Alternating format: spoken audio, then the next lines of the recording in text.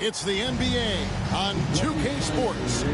This is Kevin Harlan alongside Greg Anthony as well as Brent Barry. And we'll be catching up a bit from the sideline with David Aldridge. We've already seen some great plays from this year's rookie class, and there will surely be more to follow as we move through the month of November.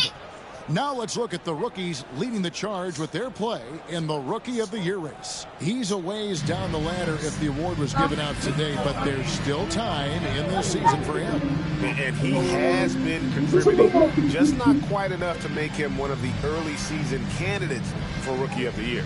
Yeah, but I do like the build-up right now. He's getting up to speed. He's getting used to his role on the team, the minutes that he's going to play. And we'll see how he progresses as the season moves along. So let's take a look at the Toronto Raptors starting lineup. Here we go. The guard set is Quickly and Barrett. Barnes and Pirtle make up the inside pair.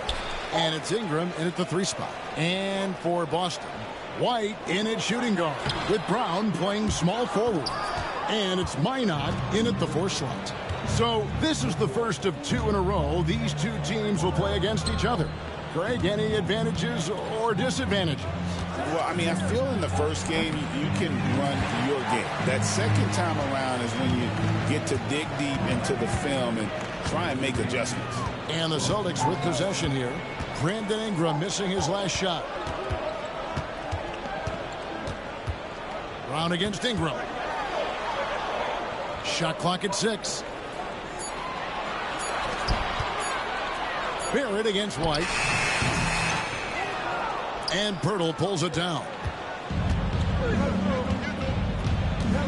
Barnes looking around. Quickly the pass to Pirtle. Barnes dishes to Ingram. Barnes against Brown. Shot, high post. Second chance effort. Nice shot by Pirtle. Man, Pirtle's reach sure comes in handy on the glass. He gets to that ball and attacks right away. Brown kicks to White. Pass to Pritchard. Driving in. It's good. He makes his first shot of the game. One of the more skilled offensive players that is on the floor here tonight. Not an easy fella to hold in check. Quickly the pass to Pirtle. Onside Barrett. Now Quickly. Played in with a nice touch off the glass. Quickly didn't hold back there, taking some contact inside if he has to. Here's Pritchard, quickly covering. Brown outside. Here's Pritchard. Last game we saw him score 13. To the inside. And he throws it down hard with one hand. Clearly, he's one of the best there is in the business when it comes to making that lead pass. The Raptors have gone 2 for 4 from the field so far today. Barnes outside. He's looking for Pirtle and finds him. Pirtle's so reliable and solid in these pick and rolls. He knows exactly where to be. Boston trailing. And so Joe Mazzulla calls for the timeout. And coach has decided they need a moment to talk things over.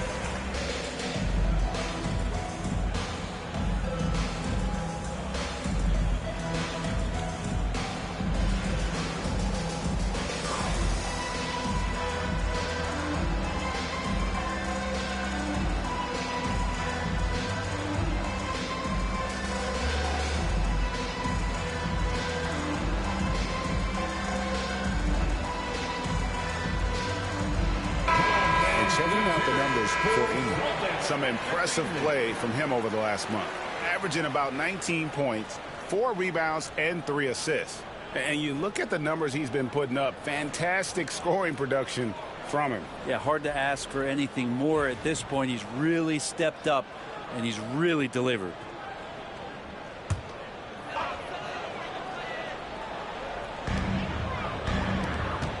Here's Brown. And he gets the whistle. 2 free throws coming up. And Greg, we were talking Jaylen Brown making the 2023 All-NBA second team. That was big for him, wasn't it? Yeah, Kevin, it made Jaylen eligible for the Supermax, signing for that 5-year extension in July of 23. At the time, the largest contract in NBA history.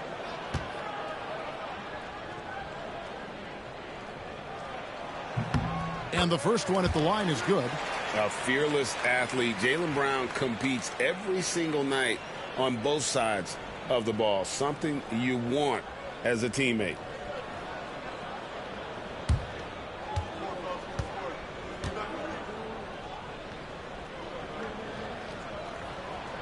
So he gets them both. And here in the first, about 3 minutes in. Onside, Barrett. Quickly, a screen on White. Barrett inside the three-point line. The rebound by Caden. Oh, can't punish the defense for leaving him open that time. That's a frustrating miss for a really steady jump shooter. Back to White. Pass to Brown. Barrett against White. 5 on the clock. Hurdle with the steal. Now here's Ingram. Not a lot of room. For 3, Barrett. Rebounded by the Celtics. Coming off that loss against Philadelphia. Well, in that one, you could pretty much see the writing on the wall. Their performance was lackluster at best. Yeah, and they didn't get, like, blown out in that game, but it felt deflating, and it felt like they got crushed. They could not get anything going, no matter who they had out on the court. First team foul. And let's quickly check out the scoring breakdown here for the Raptors. And right from the jump, they've been working hard to establish themselves inside, using agility and power to get shots in the paint. Well, not only that, but you love how unselfish they've been to start this game. That's going to get all the guys in a great flow and feeling good. So moving that ball around and scoring off assists, that's a nice way to play. Well, it was Toronto winning their last game against the Heat. Pass to Minot. And White kicks to Brown. Buries the long-range jumper. Brown's got 5 points so far. That's a smart pass. Get it to Brown and just let Jaylen cook. And with an update from the sidelines, let's check in with David Aldridge. Hey, Kevin, briefly spoke with Joe Mazzulla. Their focus on defense, Brandon Ingram. Coach told me Brandon presents unique problems. It's a skill and size combination. You just don't see it too often. Anytime Ingram touches the ball, everyone will be focused on stopping him. Should be a good one tonight, guys. Thank you, David. Here's Minot, following the score by Jakob Poeltl. Pass to Pritchard. Nice ball movement by Boston. Just 4 to shoot. Here's White. He takes it in. That one's in. His first bucket of the game. He's 1 for 2. And boy, did he ever sell the pump fake. Worked to absolute perfection. Onside, Barrett. Got a piece of it. Here's Pritchard. Defended by Poeltl. So they take the lead. Pritchard's got his second basket of the game. And you see the ability to rise and fire from mid-range, even against that length. I don't think he sees any kind of defense when he's at that range. It doesn't matter who's guarding him. And Darko Rajakovic calls timeout. He's ready to talk things through with the team.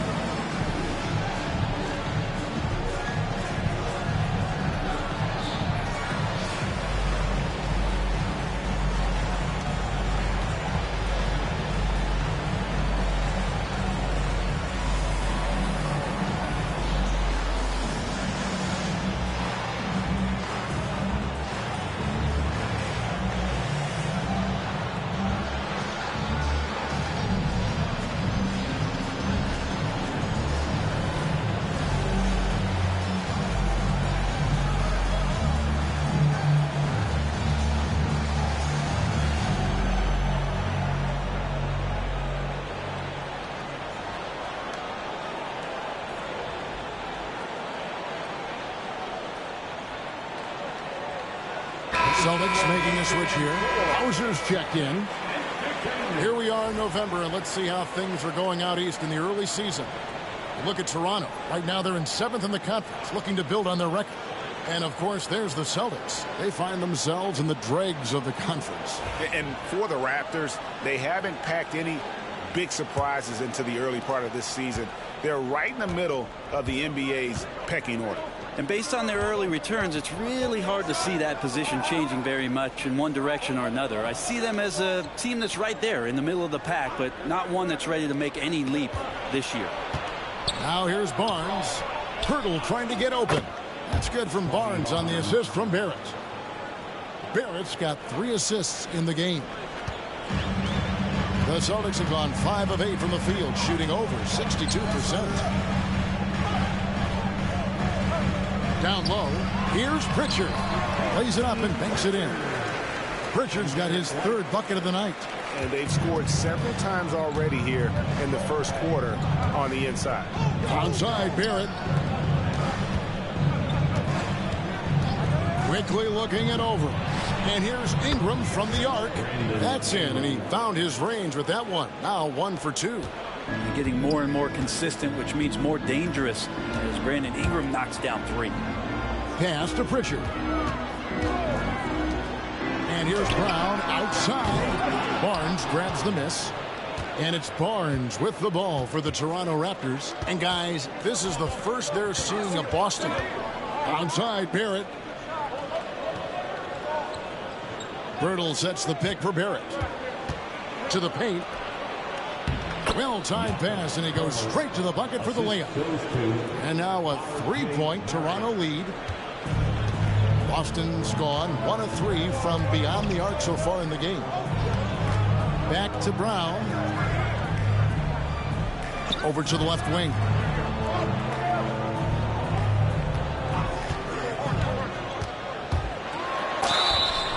We have a chance now to look at the teams that have created the most points off turnovers this season. 3rd spot, the Celtics. They're so aware defensively. I mean, an opportunistic group in terms of forcing miscues and getting out in transition. And boy, do they do a great job of taking advantage.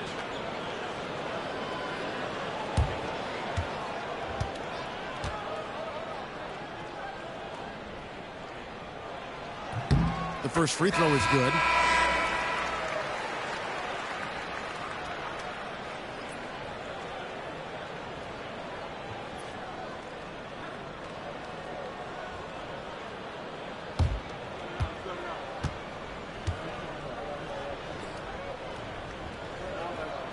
And so he hits both.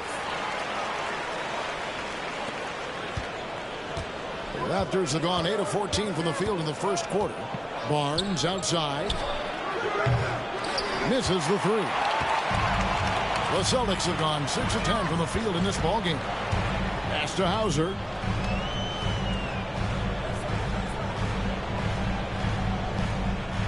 Brown outside.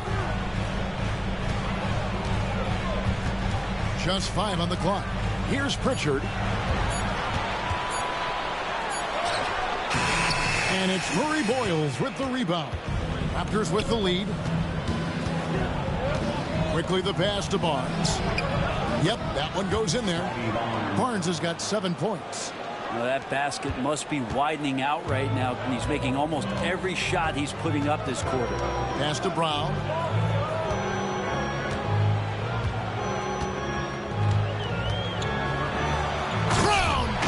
It in. A supremely athletic player. Brown really stuck it to them there. And Darko Rajakovic calls timeout. Looking for a breather and maybe just 1 or 2 things to talk about.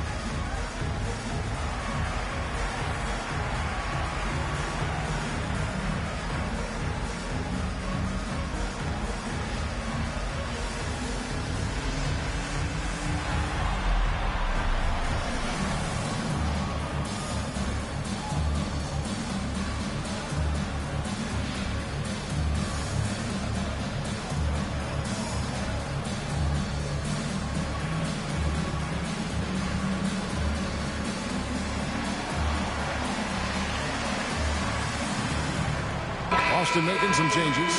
Mars is checked in, and Chris Boucher's subbed in for Brown.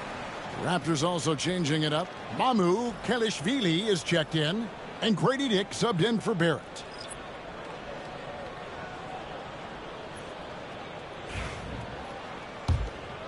Here's Shed. He gives a bit of a scoring lift to the team, averaging 8 points a game. Here's Mamu Kelishvili. Here's Dick. No good. Shot missing. White with the defensive effort. Here's Hauser. 11-point game his last outing. Celtics passing it around. White left side. A kick out to Simons. No one near Boucher as he lets it go. A miss that time would have put him up. Toronto's gone 1 of 3 from beyond the arc so far in the game. Here's Barnes, and the officials calling for a 3-second violation. And a chance here to check out some stats for Derek White. How his last 10 games have gone. He's around 10 points per game, 4 assists, and 3 rebounds. And very few players in the league can go out and produce like he has. Just a great stretch for him. He keeps playing like this, and you know in arenas, especially at home, when a star player is playing this well, those MVP chants come raining down. Simons kicks to White. Buries it from 3-point range. White's got 5 now. Great decision by Simons. He's got the reputation of a score-first guard. He can dish it. The drive by Barnes. There he goes! You don't want to be jumping on a play like that. No. Wow, he was up there, Kevin. A little bit of showtime there from Scotty B. And each season, GA, it seems like Anthony Simons is given more and more responsibility. And you can understand why. He's proven to be a versatile scorer. And now we are seeing him take the next step with his playmaking. Here's Murray Boyle. Following the three-pointer by Boston. There's a good screen. A 3 from Barnes. And it's White with the rebound. Boston leading by 3. 2 minutes remaining in the first. 2 minutes. Pass to Boucher. Poked away and stolen by Barnes. Shoots over Simons. Mamu Kelishvili passes to Barnes. And the shot is good. He's got 11.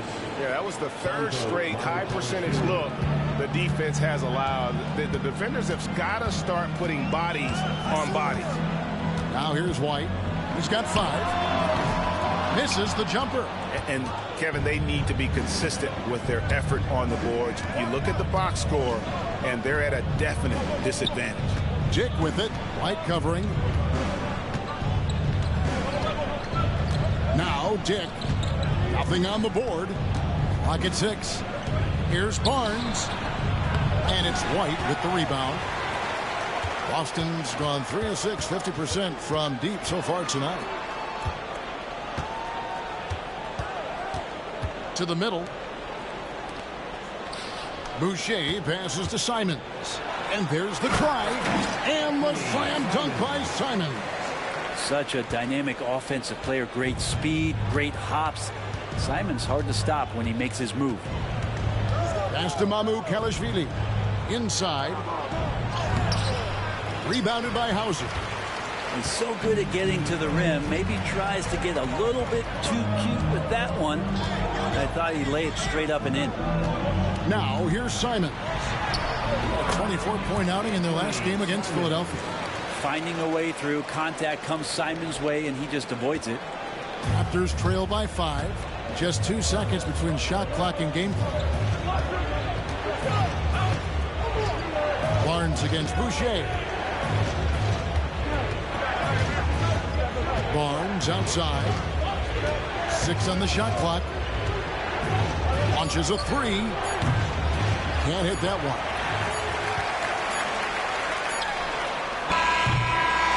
Jaylen Brown has been leading the charge for the Boston Celtics. He finishes with 9 points in the quarter. The D is having all sorts of problems with him. And we've got more M2K Sports coming your way after this break.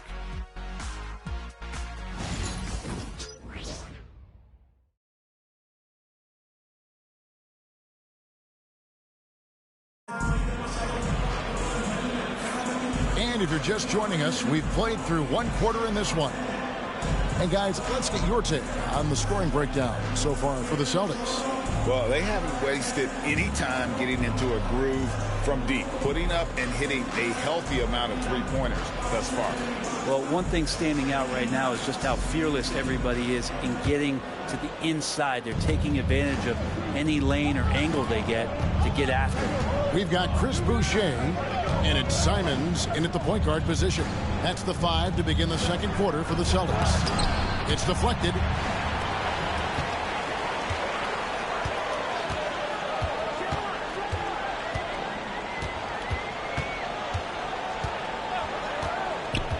From outside the arc, offensive rebound, and the layup is good. And the Celtics lead by 7. And defensively, they are on their heels every time the ball comes inside. Pass to Murray Boyle.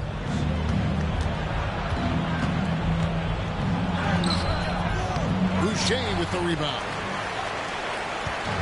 And Simons has got the ball here for Boston.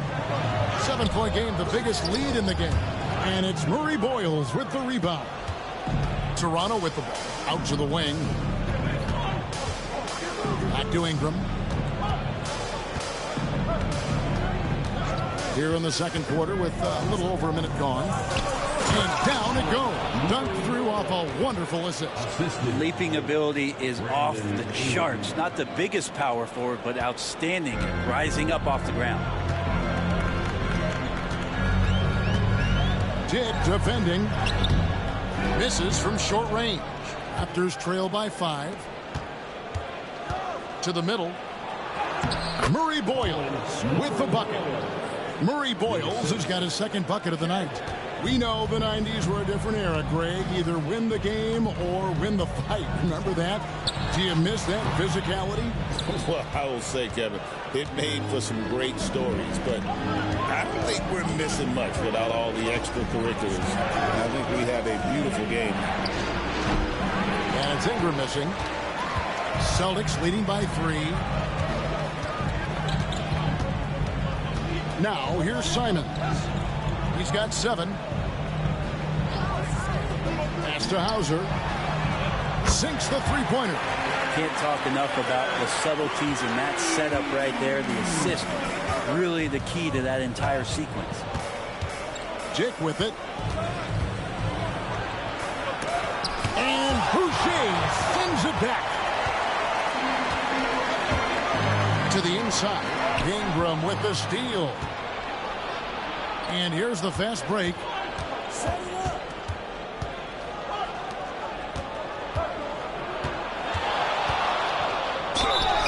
Shooting foul as the whistle blows. He'll shoot 2 free throws. There aren't too many players with a skill set as diverse as Brandon Ingram. Yes, Kevin, you got to appreciate the tools that Brandon Ingram possesses. That comes with a lot of hard work. But this guy can score over smaller defenders. He's creative enough to draw contact against bigger guys and use that quickness.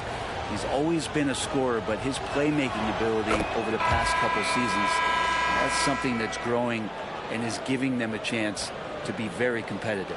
I think Brandon Ingram, not only a great story in his own right, starting to find out just how capable he is as a talent in this league, but also for executives about being patient and letting that talent develop. Gonzalez, he's checked in for the Celtics. And that's another area where he is just a superb player. Excellent at the free throw line. And we've got a timeout from Joe Mazzulla. Wants to talk some things over. Might be seeing some things to adjust.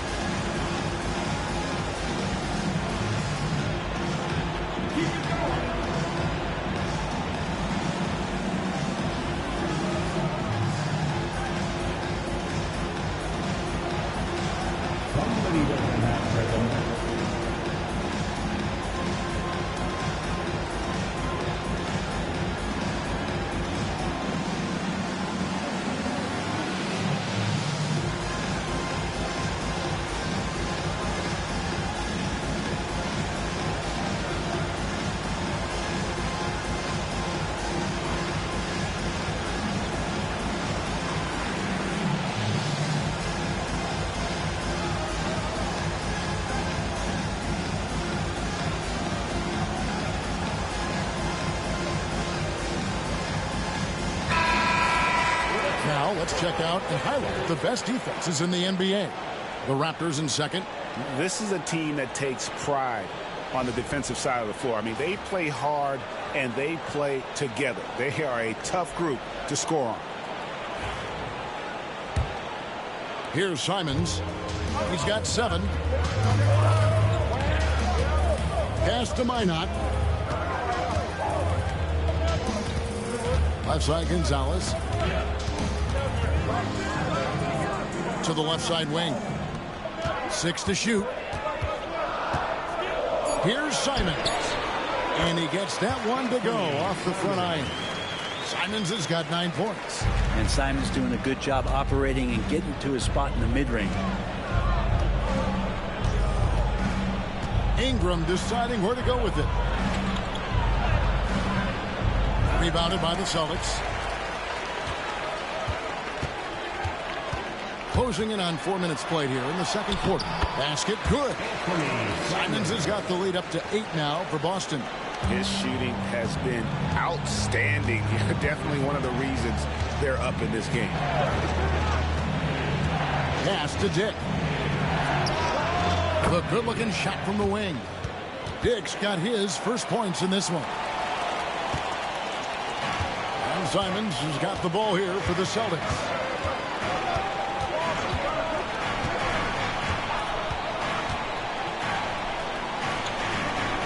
To the left wing.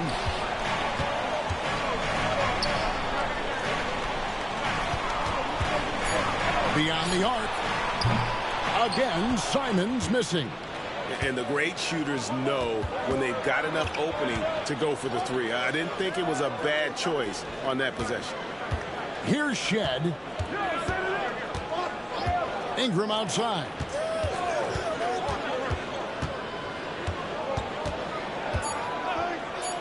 With the shot. Minot pulls it in. Minot's got 4 rebounds now tonight. Outside Gonzalez. Simons on the wing.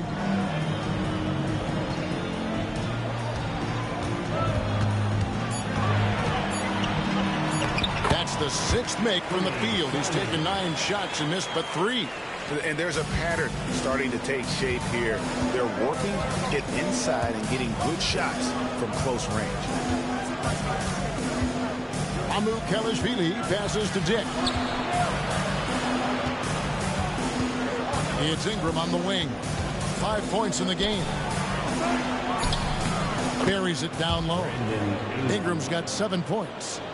Ingram and that body and that maturation showing off in plays just like that.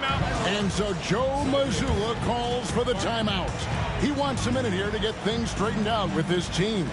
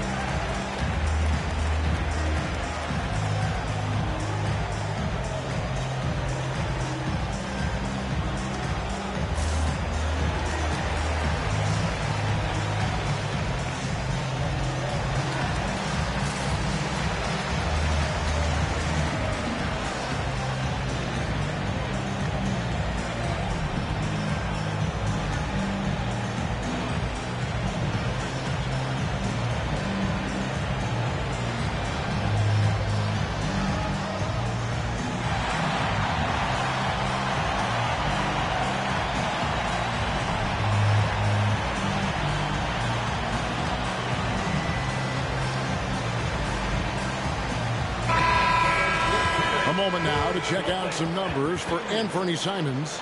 And the biggest takeaway when you look at his numbers is how good his 3-point shooting has been. the past 5 games. He's finding the open spots on the perimeter, and when he's getting good looks, boy, he is not missing.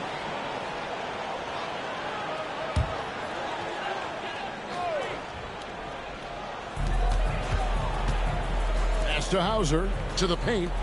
And too much time in the lane. They get called for the 3-second violation. A moment here to see the numbers for Scotty Barnes. He's one of the standouts over the last month, averaging 13 points per game, 6 rebounds, and 4 assists. And he really anchors them defensively with that tenacious play on that side of the ball. He loves to get up into the uniform of his opposition and make you work for everything that you get offensively. Now, here's Quickly. He's been a reliable scorer for him as he's averaging up over 13 points a game. And battling hard on the glass, they hold the advantage here so far. Yeah, he couldn't connect on anything from outside in the first quarter, but now he's hit 2 threes in the second quarter, and he looks much better. Here's Quickly. And the call on the shot that sends him to the line. That one on Simon. Really known as a microwave scorer, Quickly's fearlessness is what allows him to really get cooking. Quickly taking 2 shots.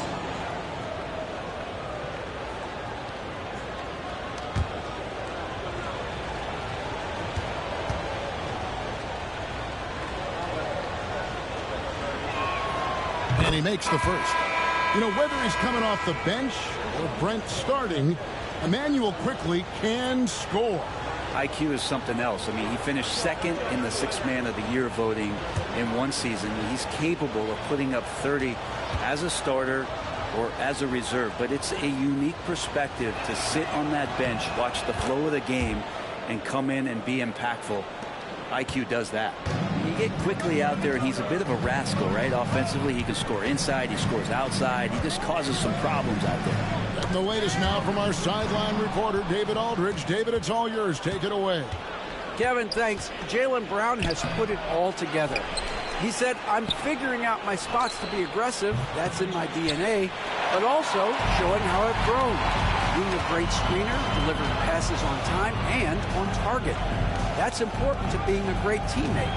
I'm focused on being a better basketball player. Kevin? Yeah, and he's a smart one too, right, David? He is something else. Outstanding stuff, DA, as always. Raptors trail by 7. Pass to Ingram. Gets that one to drop. That's his 3rd field goal in 8 tries. And this is why you just don't want Ingram to establish that kind of deep position on the interior. Down low and stolen by Barnes.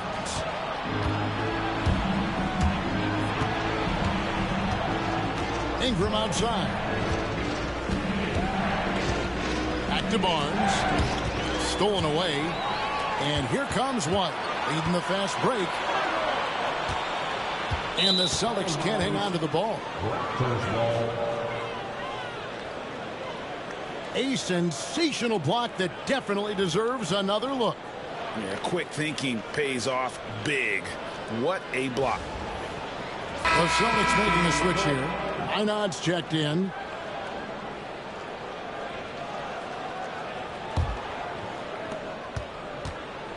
And so Quickly will bring it up for Toronto.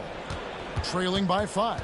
They come in fresh off a win against the Heat. Yeah, and with most of the arena against them, they just banded together and trusted one another to make the right play. Yeah, and in that game, it turned into a massive scoring night. It wasn't so much about the game plan as it was establishing early confidence to get that win.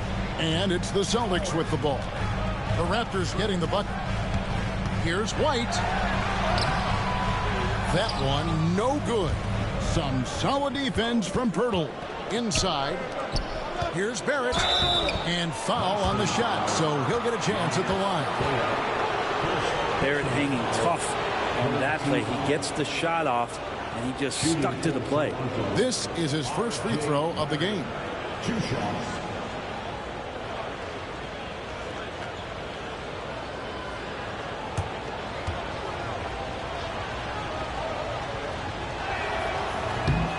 And that one misses. Yeah, in this quarter, they've had the right approach, driving and drawing, initiating contact, create opportunities, get to the line.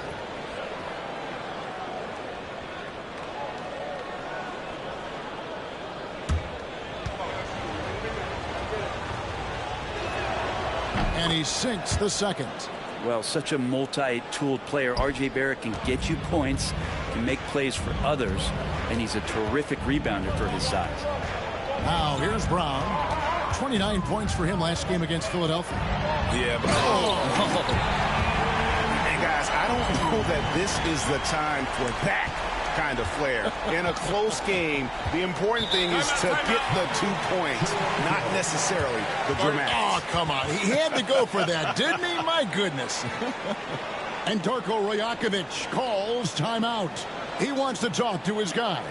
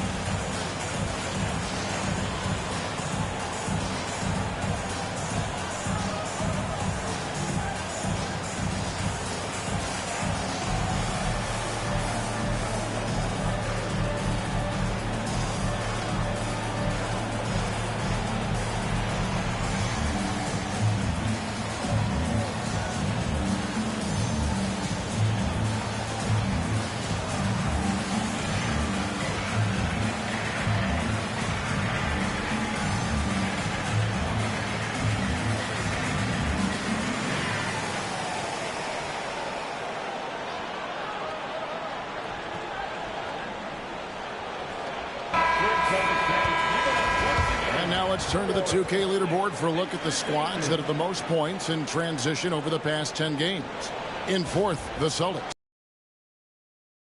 This kind of pace over an entire season, but let me tell you, they are really running right now.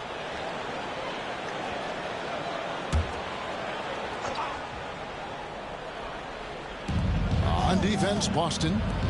Their biggest lead of the game was 9. Back to Barnes. Birtle sets the pick for Barnes. Three-pointer. Birtle kicks to quickly. Out of bounds, Boston takes possession. Boston ball.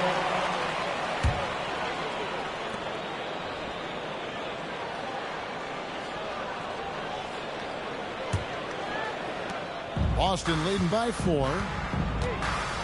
Pass to Pritchard. Back to White. Brown outside. Toronto grabs the miss. Murray Boyles has got his 5th rebound right now in the game. To the paint. And that's good off the glass that time. Murray Boyles has got 6 points.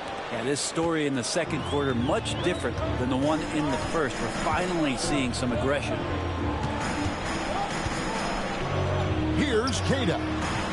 It's rebounded by Barrett. And we haven't seen them be quite as aggressive driving the basketball, settling far too much for jumpers. Every year, Scotty Barnes looking increasingly comfortable shooting from the perimeter. Boston's gotten a lot of looks from outside tonight. 5 of 12. Brown outside. Nice ball movement by Boston. Minot, and they wasted no time getting those 3 points back. Minot's got his first bucket of the game, and he's on the board for 3. Pass to Pirtle.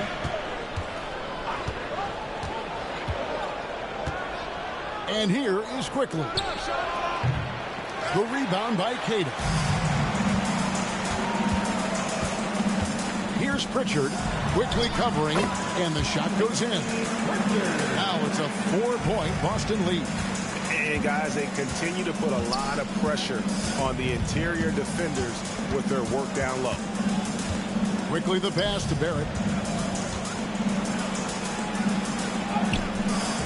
And it's White with the rebound. White's got 4 rebounds in this game. Yeah, this has been a night where you can look at his shooting and his performance, and it's affected the team. That's the bottom line. Here's Pritchard, quickly covering. 4 on the clock. Fires the 3. They get it again. Why not? And that's out of bounds. Boston will retain possession. And here are the numbers for Brown. He's been fantastic over the last 10 games or so, averaging about 27 points a game, 6 rebounds and 4 assists. And you look at the numbers he's been putting up, fantastic scoring production from him. Yeah, hard to ask for anything more at this point. He's really stepped up, and he's really delivered. Grady Dix checked in for the Raptors.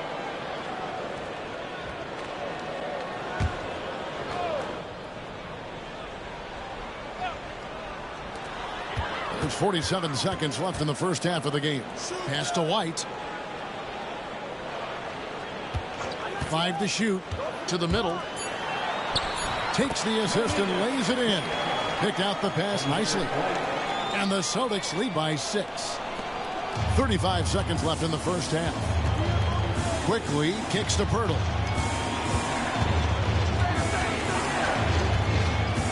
Now Dick. And here's Quickly for 3. And he's good on the 3 ball. Quickly's got 7 now in this quarter. Since going in the 2020 first round, Quickly has gotten a lot more selective with his shot taking and shot making. Sign of maturity. Brown feeling it out a bit.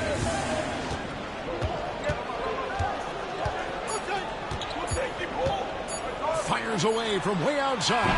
And that one released in time, but no good. And some good action through the first 2 quarters as we reach halftime. Boston on top, leading by 3. And don't go away. After the break, we'll see you right back here for the start of the third quarter.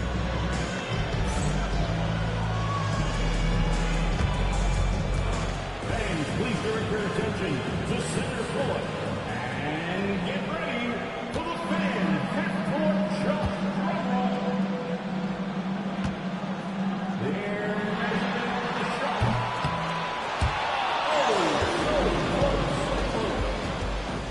One more time, a round of applause for our contestant.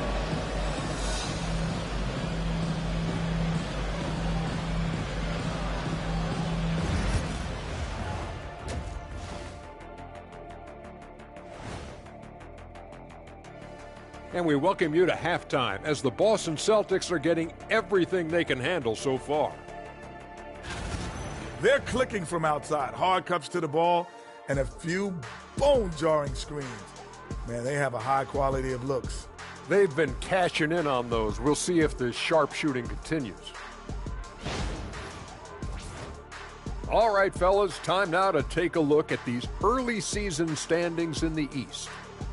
You look at the Celtics. They knew it was going to be a tough year, and I got to say it's been hard to watch them fight, looking through all these challenges. We hope they're learning something out there. Challenging times for the franchise. That is more than enough of us. Let's send you back to the game. Kevin Harlan and crew with the second half.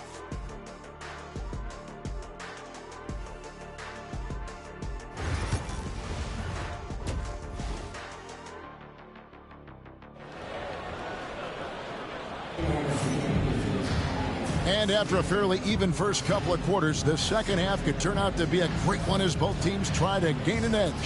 You look at Scotty Barnes, what a contribution.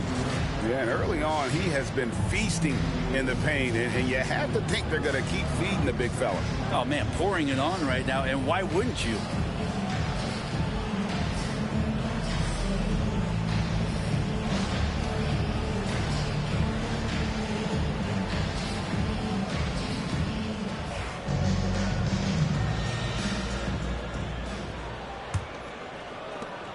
Raptors trail by 3. And checking out the group for Darko Rajakovic to start the second half. Barnes and Pirtle make up the inside pair. The guard set is Quickly and Barrett. And it's Ingram and it's small forward. And those are the kinds of mistakes that are magnified when we're talking about a game down the stretch.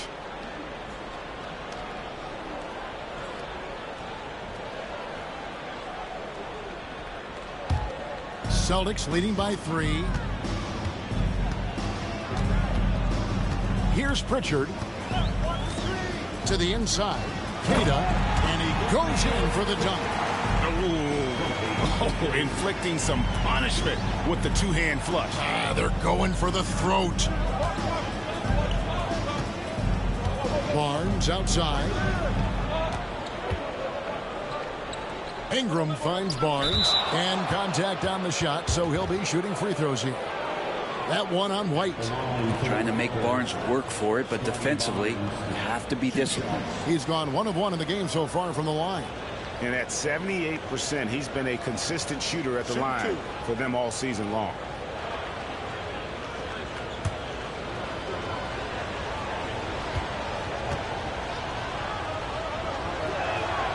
That's good from Barnes. Now, something I think everyone notices about Scotty Barnes is that infectious enthusiasm. Guy celebrates every big play for him or his teammates.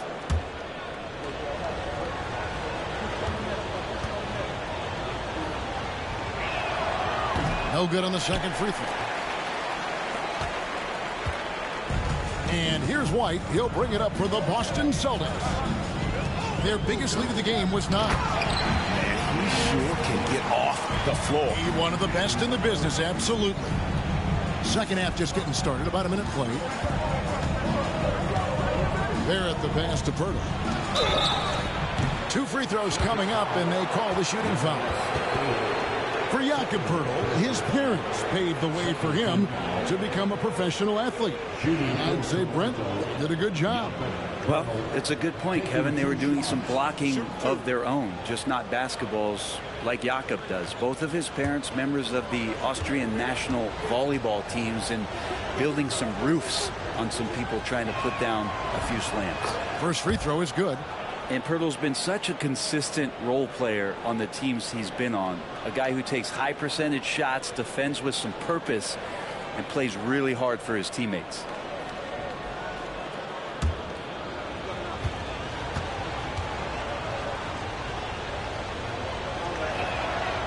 Both free throws good from Pirtle.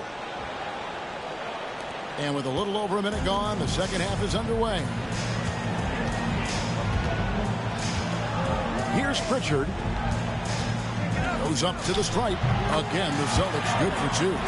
How about that? Coming out to start the half, a perfect 3 of 3. Pass to Quickly. Back to Barrett. Ingram outside. Now, here's Barrett. Pirtle with a screen on White. Inside. And the dunk by Pirtle. I mean, for Pirtle, the rim is right there. He just hops up to put it down. Celtics leading by 4. Here's Pritchard. Quickly covering. This one for 3. A shot by Pritchard, no good. And after burying 3 straight shot opportunities, finally a miss there. Still feeling the momentum, though. Here's Barnes, and the Raptors tack on 2 more. Got to have touch from there. Clearly, Scotty's got it. For Boston, they've gone 3 of 4 so far in the third quarter from the field. Pretty good start to the half. Here's Queta, defended by Pirtle, and that one drops for him. Queta's got 6 points in the quarter. And it's coming easy for them right now. 5 baskets in a row in the paint. And it's out of bounds. The Celtics will take it the other way. And a look here at the most accurate shooting guards in the NBA this season. Third is R.J. Barrett. You know, in tight or outside, these are all very reliable and consistent shooters. It's a safe option to put the ball in their hands and let them create something for themselves. Well, the array of moves that each of those players has is just about unlimited. Whether it's in tight or outside, they know how to free themselves up and find the best shot possible. It's reflected in their shooting percentage. A shot by Pritchard, no good. And he didn't punish them for the weak coverage there, but they can't count on him to continue missing. Quickly kicks to Pirtle. Pass to Barnes. From 7. Boston grabs the miss. He has to make those shots, guys. If not, a lot of pressure is shifted to the perimeter shooters to hit everything. Here's Pritchard.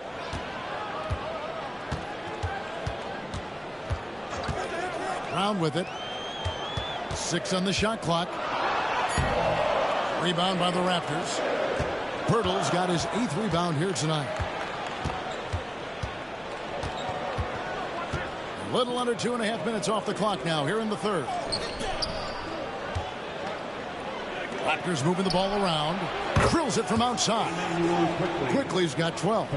And the D has to guard the perimeter just a little bit better, especially when Quickly is hovering around that arc. Ingram against Brown. From the arc. Barnes grabs the miss. Teammates right now covering up for the type of off performance he's having. In terms of scoring, this has not been his best night. Knocks down the 3 ball. Yeah, the D with very little pressure on their perimeter shooters. 3 of the last 5 baskets they've allowed. It's another just bad decision on a night full of those. His shot selection tonight has been questionable at best. The ball movement on this run has been fantastic and is a big part of why they've been able to get these good looks. Here's Pritchard, quickly covering.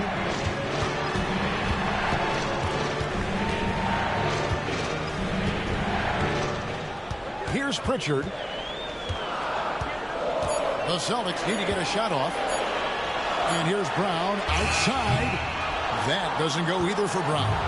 Well, if he's going to keep shooting, they've got to run some plays for him. Screens, pick and rolls, anything they can do to get him started. Pass to Ingram.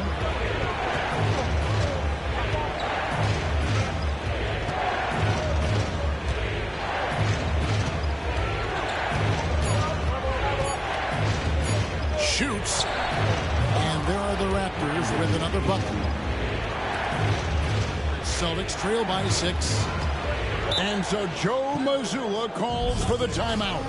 This will give him a chance to discuss some potential alterations.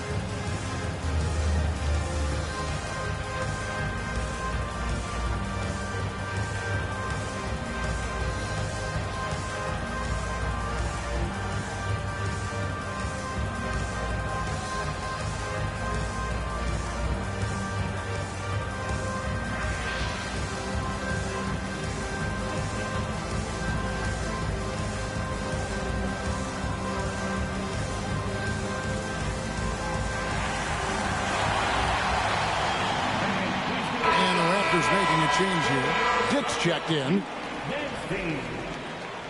Raptors substitution number 1, Grady Dick.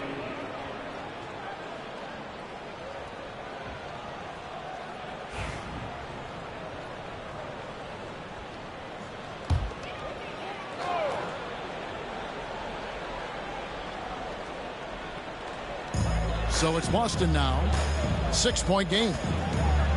Pass to Pritchard. Over quickly.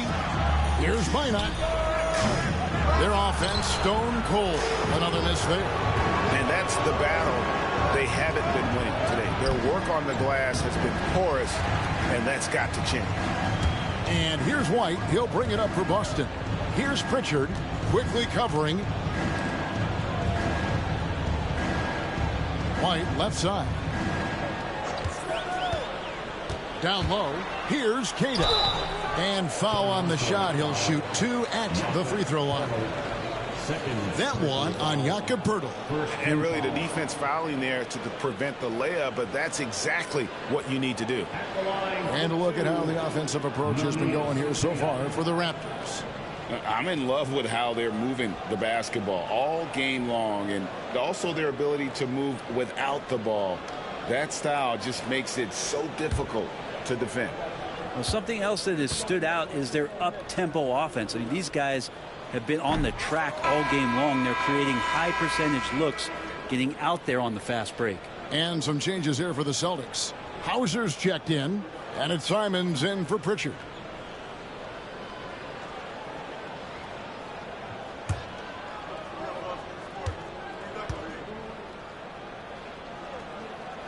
He hits the second from the line. Raptors leading by 5. Quickly the pass to Poeltl. Good ball movement here by the Raptors. Barnes sets a screen for Quickly. Hands it from downtown.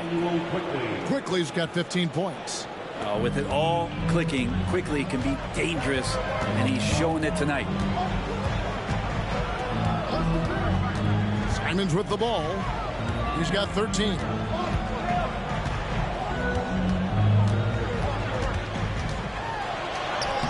And he drops in the layup off the glass. 15 points in the game. Love the combination of skill and athleticism. Anthony Simons exploding off. You're a knockdown shooter like you were with the kind of athleticism that Anthony Simons possesses. Right, you're in rarefied air.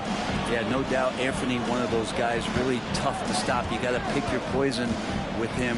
That quickness and his ability to get to the rim, though, that can impact what they do offensively.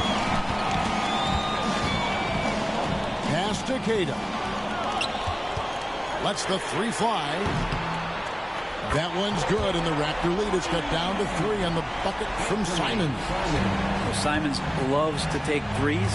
He's dependable from there. Barnes with it. He's picked up by White. Quickly the pass to Dick. Trying to come right back with the 3 of his own. It's no good. They've been able to have some team success in this game despite what's been an awful shooting night for them. And you make it easy on Simons when you leave someone that wide open. He's always looking to make the extra pass. And that'll be 2 free throws coming up. Officials on the call with the foul. He'll take his 3rd and 4th free throw shots at the game right here. In their last contest, guys, he was unconscious from the foul line. Line for 2. Take a break. Take a break. 2 shots.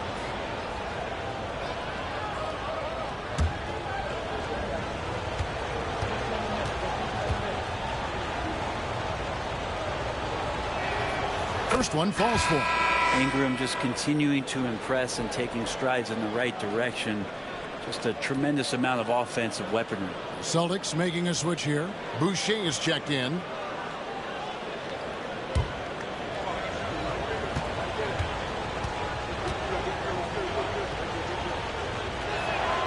Both free throws good for Ingram. Here's Hauser. 6 points for him. Boucher up top. Outside, White.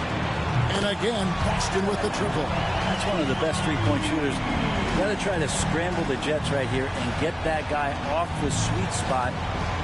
Toronto, they've gone 7 of 11, a lucky field goal percentage here in the 3rd. And the timeout called by Darko Rajakovic. He wants to make some adjustments to the game plan, clearly.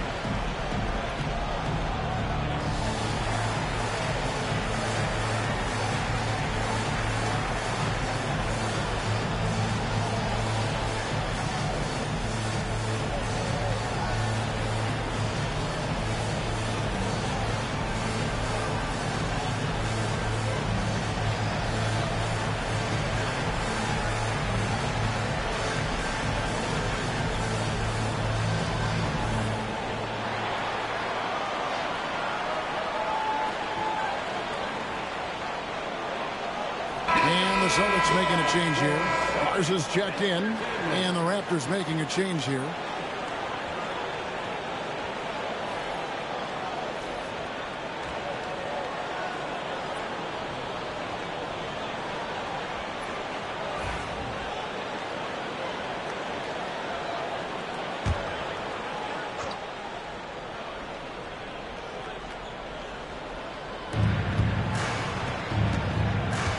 And here is Quickly.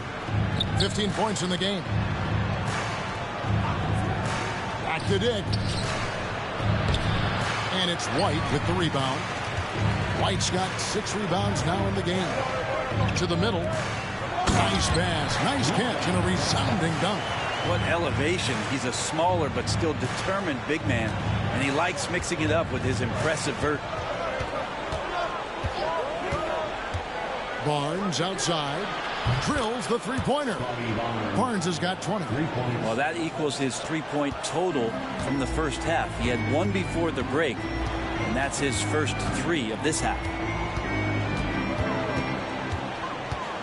Simons against Quickly, and it's Simons missing. Shot didn't fall, but that play worked well to get a good look at the basket. Yeah, an efficient offensive possession. They found the look that they wanted, just didn't go in. Right, the pass to Garza.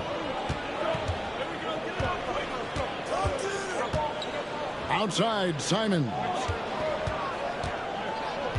Pass to Boucher. 4 on the shot clock. Here's White. That 3 off target. Had some space there after the little pump fake. Dick passes to Quickly. Here's Murray Boyle. The 3. Offensive rebound. The kick out to Barnes. Gets it to go from beyond the arc. Barnes has got 9 points now in the quarter.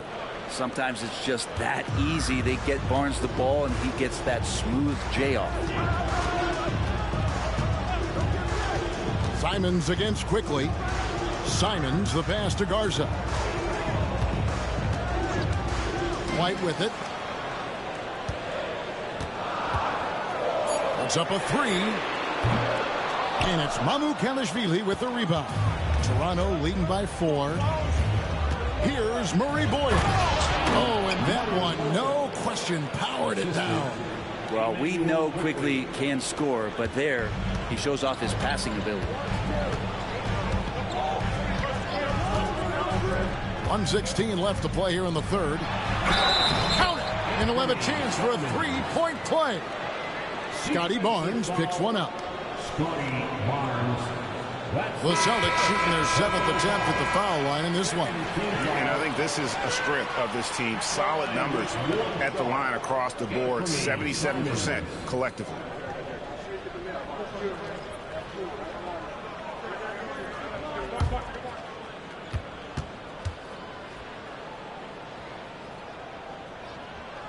Free throw good. Simons.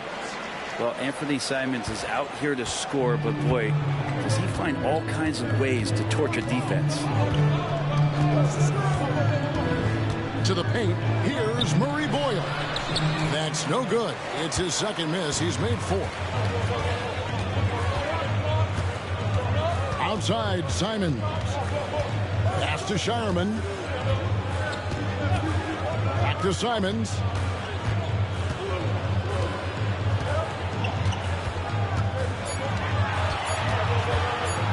For the tie.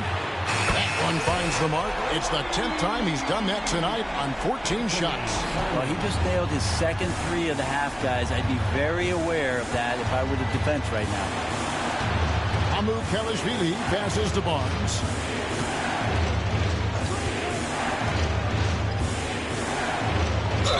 And a little bit of length and a little bit of strength. That pays off for Scotty Barnes. He's got free throw attempts number 4 and 5 here. The line for the Raptors. Scotty Barnes. 2 shots. Shoot 2.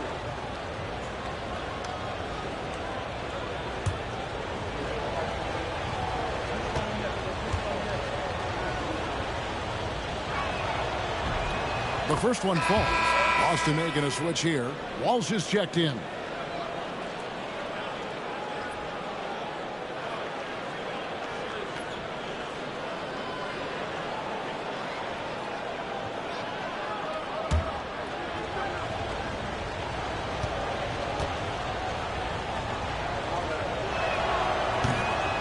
Barnes hits them both. And Simons has got the ball here for the Boston Celtics.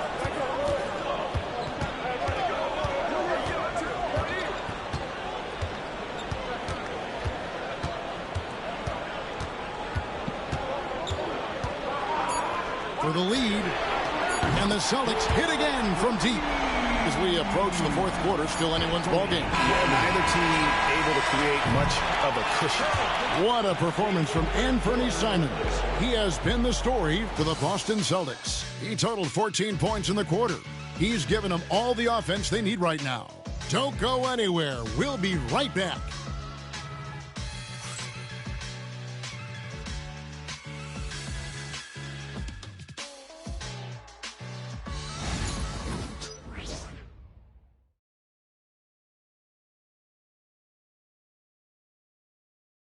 And let's take now this moment to bring up our State Farm assist of the game. And he sliced the D wide open with his feet. They had no chance to prevent that basket. That's what great passing will do for you right there, dissecting the defense with that play.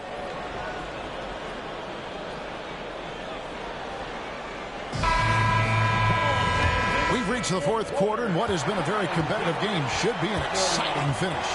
We've got Chris Boucher, and it's Simons in at the 1. That's the Boston 5. Dick defending. Just 5 to shoot. Hauser. And the Celtics another 3. Their third three-pointer in a row. Raptors trail by 4. Now Ingram. And the layup's good off the glass. Well, when Ingram gets the ball on the inside, his length can really help him out to create shot opportunities. Pass to Simons. And foul on the shot, so he'll get a chance at the line. I mean, even from over here, you can see that one pretty clearly. And let's quickly check out the scoring breakdown here for the Celtics. They bullied the defense here in the paint. Look at all of those buckets inside. Just hard to defend in the paint. And it seemed like throughout this game, right after the jump ball, they've just been feeling it from distance, getting all the looks they want and continuing to take advantage of that three-point line. Gonzalez, he's checked in for Boston.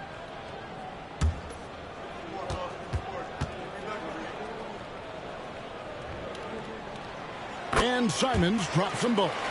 Simons really settling in to what he is in this league, and that is a microwave scorer that can come in and get buckets. Here's Ingram. And Boston with the rebound. Simons has got his 4th rebound in this one. Gonzalez down low. Dick defending. Gonzalez's shot is off. Ingram wide open. Hits it from 3-point range. Ingram's got 9 points now in just the second half. Ingram might want the straight on shot, but if it's available in the corner, he can knock it down. Pass to Garza. Here's Simons. And the slam dunk by Simons. And sometimes as a point guard, you got to take things into your own hands. Yeah, right. It's okay to be selfish when you have a chance like that.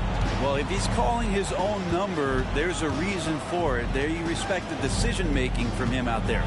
Here's Ingram. And the shot goes in. Ingram's got 20. Yeah, right now, Brandon Ingram is just taking command of the entire game. Here's Hauser. He's covered by Ingram. Now, here's Simons. Pass to Boucher. Whistle blows. Basket is good. So a chance here for a 3-point play. Simons has a great change of pace when he comes off of those screens. So it might not look like he's going fast, but he might take an extra step. Guys just can't keep up with that. Manuel quickly. He's checked in for the Raptors.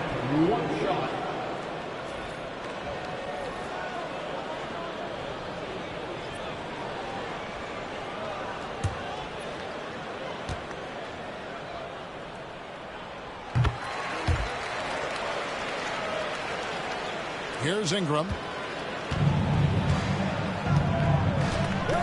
Just a little under 2.5 minutes have passed now here in the fourth. Raptors moving the ball around. Here's Murray Boyle. Rebounded by Hauser. Hauser's got 4 rebounds now tonight. The shot's good from Simons. Simons has got 6 in the quarter.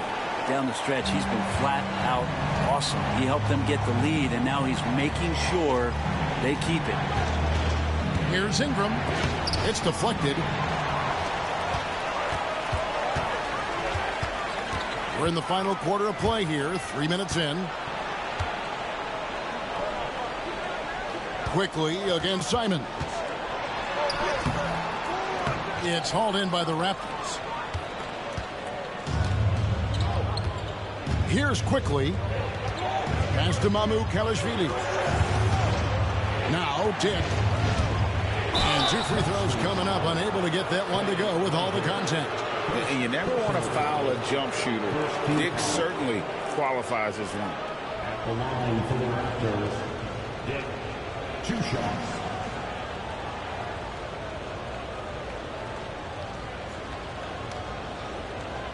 Shoot 2.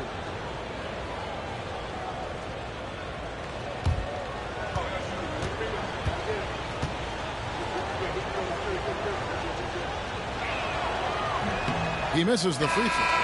And you look at Grady Dick's physical gifts, and you see it's all there. Size, length, careful training, and hard work could make him into something special. Brown is checked in for the Celtics.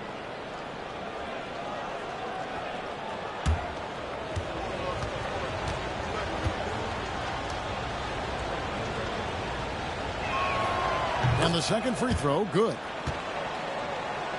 A bit under 3.5 minutes have passed here in the fourth. Simons with the ball. Brown outside.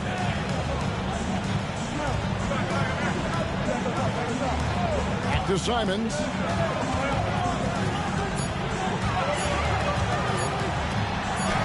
And it's good. The time running down in the shot clock. Simons has got 8 here in the quarter. And I like how Simons didn't get rattled. Clock winding down. Still a good rhythm on that shot. Dick passes to Mamu Kalashvili. Back to Dick. And the dunk by Dick.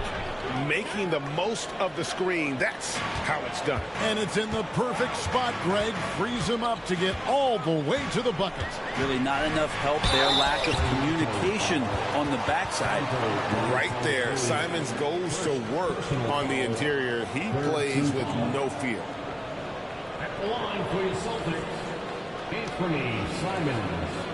At the line for 2 shots.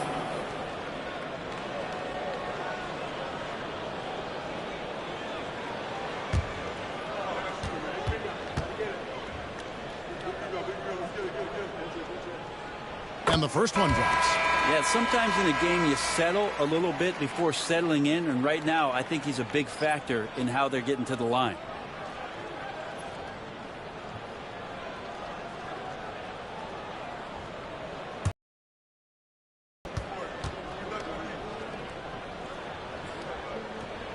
He's perfect from the line this time.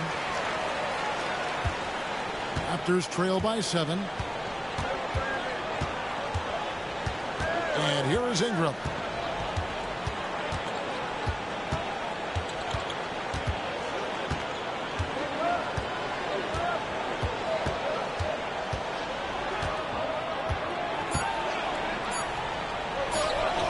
It's good. That's 8 baskets for him now. 8 for 15 shooting.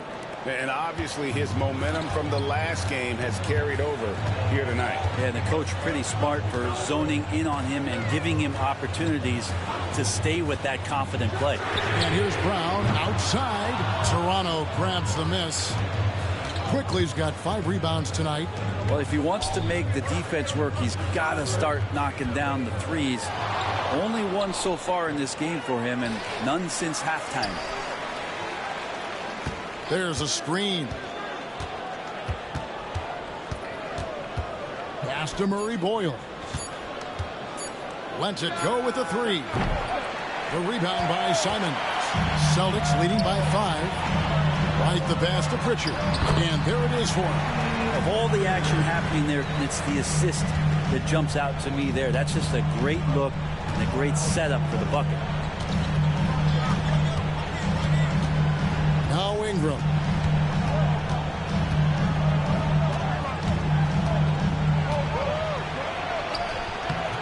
White with the defensive effort. For Boston, they've gone 6 of 9 on their field goal attempts since the start of the fourth quarter. Brown the pass to Simons. The shot's good. Brown making the play. Brown's got 3 assists in the game. This quarter belongs to him, and that's how you do it when you're out in front. Don't play it safe. Keep that momentum going. Pass to Dick. Out left to the wing. Toronto working the ball around now. And here's Ingram from the arc. Ingram can't get that one to fall. Close to making the defense pay for the lax coverage that time. That's a 2 from Simons. And he can't extend the lead to double digits.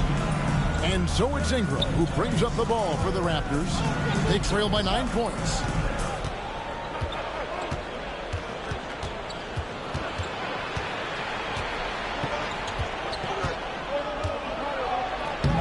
And good that time. Ingram's got 15 points here in the second half. This is a one-man show right now. He's on a mission to get him out of this hole. White against Ingram. White the pass to Keita. And here is Simons. His 3-pointer's off the mark. Deflects the pass. Here's White. Pass to Simons. Count the bucket coming off a perfectly placed assist.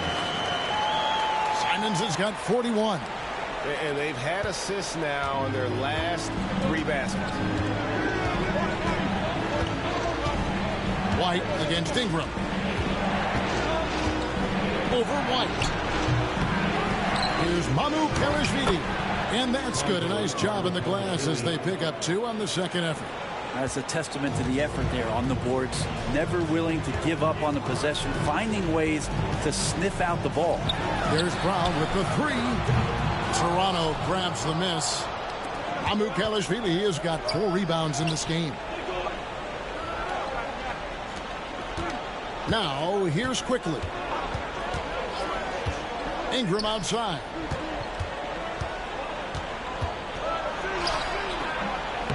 White with the defensive effort. Boston leading by 7. To the middle. Here's Brown. And he banks in the layup. The chemistry has been terrific. Really impressed with their offensive execution. Toronto's gone 1 of 3 from outside the arc since we've reached the fourth quarter. They set the pick. Inside. And a beautiful feed leads to a monster jam. He has the right partner, Ingram, creating the offense in the pick and roll. And that's a nice read.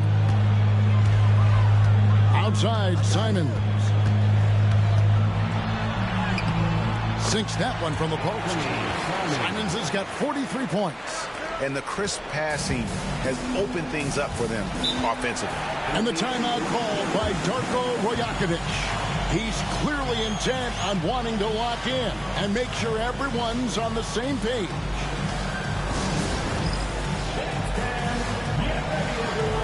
You see yourself on the screen and you show us your best move. Let's go!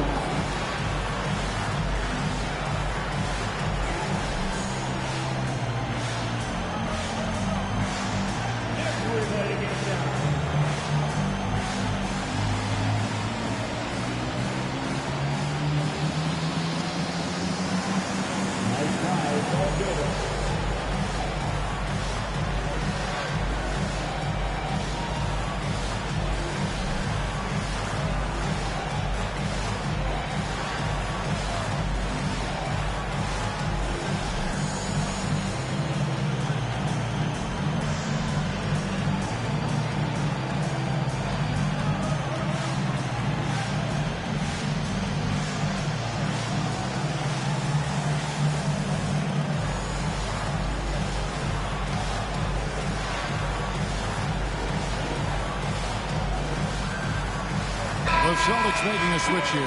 Einod's checked in. It's time now to hear from our Hall of Fame reporter, David Aldrich. What's the latest, David? Thanks, guys. Got a chance to listen in on Darko Rajakovic during the huddle. Now, he was vocal in the huddle. He told his guys, don't quit on each other. We're still in this game, guys, but I need each one of you to up your energy level. Let's make a run now. Back to you guys. Thank you, David. Here's Barrett looking for Ingram. He gets it in there. That one doesn't go. Some solid defense from Brown. No doubt it's been a bit of a struggle for him here in this quarter in terms of scoring. Celtics passing it around. Outside, Simons. Off target with the open look. I know it's about defending the post and the three-point line these days, but still got to be active in the mid-range area, and the defense gets away with one there. Yeah, but the hand in the face, it's critical that you contest his shots every time down the floor. Hurdle, a very skilled defender using that size and length to send that one back. Shooting foul as the whistle blows. He'll shoot 2 free throws. Yeah, the defender all over. The line for the Raptors, R.J. Barrett, taking 2 shots. Shoot 2.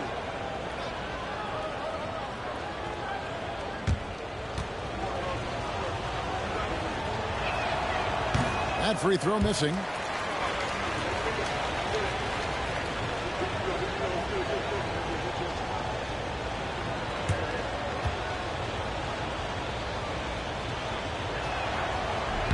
Good on the second free throw. Here's Simons. 2 minutes remaining in the game. 2 minutes. 1:56 left in the fourth quarter.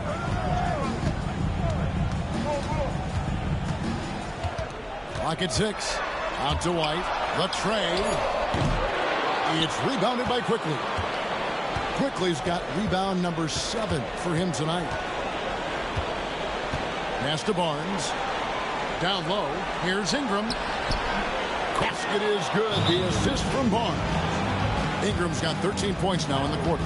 And we've got a timeout from Joe Mazzulla. He's not taking any chances and wants to huddle him up right away.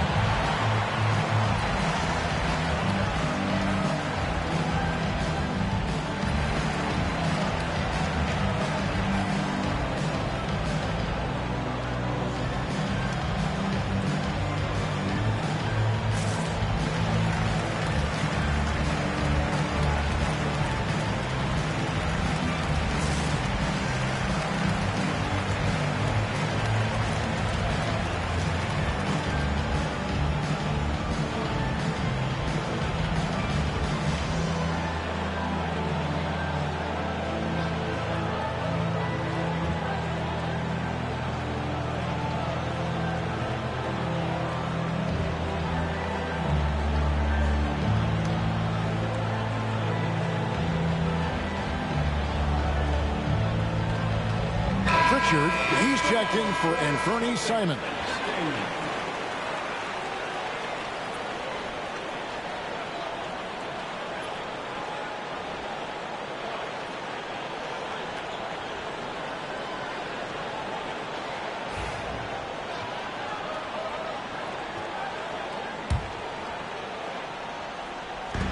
.132 left in the fourth quarter. Queta, the pass to Pritchard. There's the screen.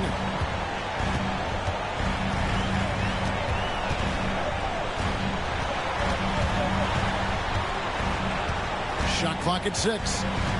Over in the corner, Brown. Shoots over Ingram. Busted. No good that time either. Raptors trail by 6. This is a do-or-die possession. They have got to get points. Well, you can't make any mistakes right here if you want to keep hope alive. Their execution has to be precise.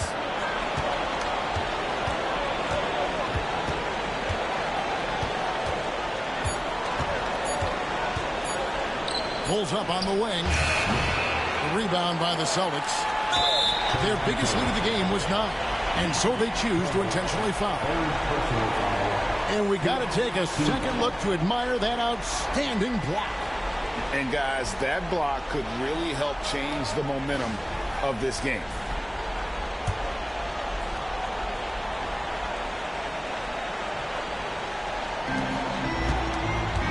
Barrett brings the double team. Here's the Celtics with the ball. 6-point lead. Traps in the tray. They brought the double team to force the ball out of his hands, but failed to rotate off the pass. Guys, let's just go ahead and call this one. It's over. You want to keep expending energy, or do you want to start thinking about the next one? Here's Ingram. The shot's good. 20 seconds left in the fourth quarter. Diversified scoring in this one for him.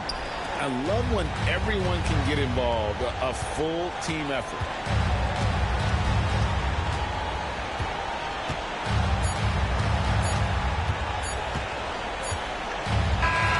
So it's the Celtics picking up the win.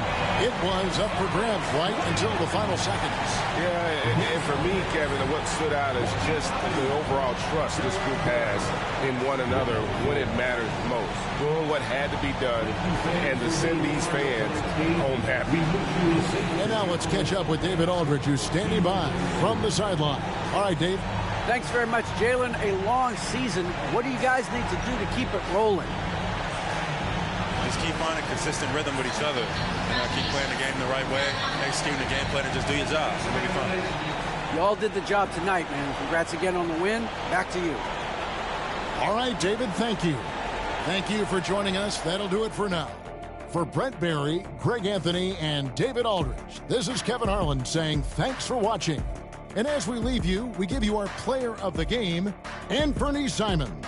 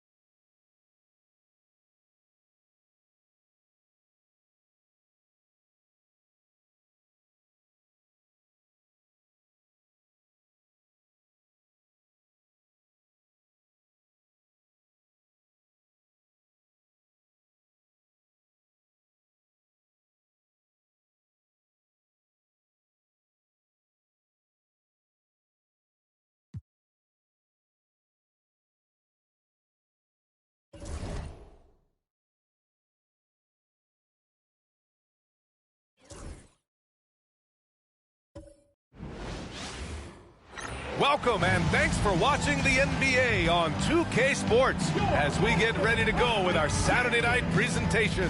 Here with Grant Hill and Richard Jeffrey. Allie LaForce. We are now into November, so let's check in on the standings in the Western Conference. You look at the Mavericks, they're in 6th place, but still time to make a move in the standings. And of course, Memphis, 6 games behind. Right now for the Grizzlies, when you look at their roster, they're talented enough to turn this thing around. But so far, the season has not come together for them the way people predicted. Yeah, I'm not sure this can be written off just as a slow start. I think this might be the team that they are. The starters for the Memphis Grizzlies. Ja Morant is out there with Kentavious Caldwell-Pope. Then it's Jaren Jackson. Then it's Brandon Clark. And for Dallas, Derek Lively is out there with Davis. Then it's D'Angelo Russell. Then it's Thompson. With a new season underway, what are some ifs against Jackson? Thompson passes to Russell. Thompson scanning the floor. That falls. Nice assist by Russell. And this is Thompson's shot, one of the most gifted outside shooters the NBA, the world has ever seen. Pass to Jackson. And here's Clark. Over Lively. Clark, no good. Outside Russell. Here's Davis. And finished off by Davis. That's exactly what you want to see from AD, using that length and that athleticism to cause problems. Outside, Caldwell-Pope.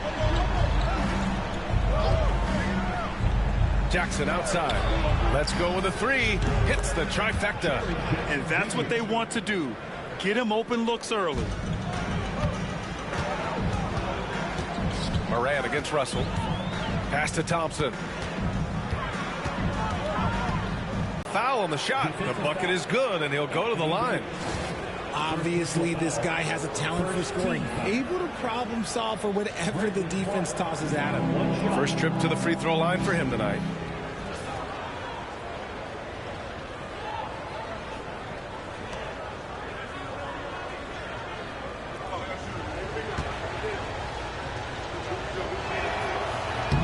Richard, for years, the Grizzlies team motto was grit and grind. You think that shifted? They're a little bit flashier now, but they still have that underdog spirit. Clark, the pass to Morant. Jackson with a screen on Russell. 6 to shoot. Back to Clark. 3-pointer. His shot that time not on target. Yeah, no, he usually makes you pay from that range. Davis drawing the double team. Pass to Thompson. Russell with the ball. Davis down low. Taking command on offense when they need it. Putting up 21 a game. The muscle from Davis, so confident and powerful inside. Thompson against Caldwell-Pope. To the wing on the left. 3-pointer. Davis with a rebound. Dallas has gone 1 for 3 from beyond the arc. Pass to Russell.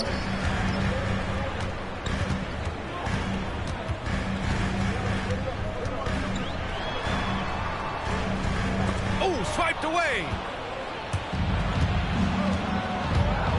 Caldwell-Pope against Russell. Jackson outside. Now Clark. Charity stripe shot. Oh, he missed that one. 1 for 3 in this one so far. Gives us a chance to catch up with Allie LaForce. Earlier, I spoke with Jason Kidd. He said Ja Morant is so good and so entertaining that some guys on both teams just stand around and watch him. He told his players, if you let him get to the rim and do something spectacular, you're not only giving up points, you're energizing the guys around him. Coach wants to prevent the highlight reel kind of plays. All right, appreciate it, Allie. It's his first trip to the line. D'Angelo Russell taking 2 shots. Shoot 2.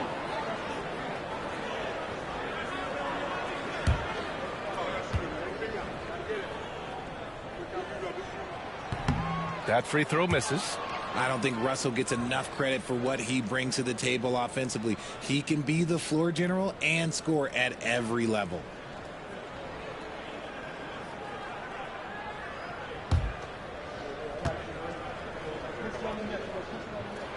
And the second free throw is good. The Grizzlies have gone 2 of 6 to open up this game.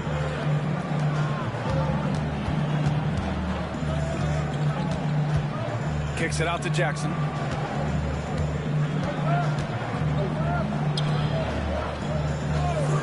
Five on the clock. Memphis needs to get off a shot. Clark, no good. His consistency just hasn't been there this quarter in terms of his shooting. And he drops in the layup off the glass. And they may have talked about shot selection coming into this. And so it's Morant who brings up the ball for Memphis. 4-point game. Last time they met was in Memphis. And last time against this team, they struggled with foul trouble. It led to an ugly loss. They had to rely on their bench a lot in that game, and maybe it instilled some confidence in those guys. He's covered by Caldwell Pope. Pass to Thompson.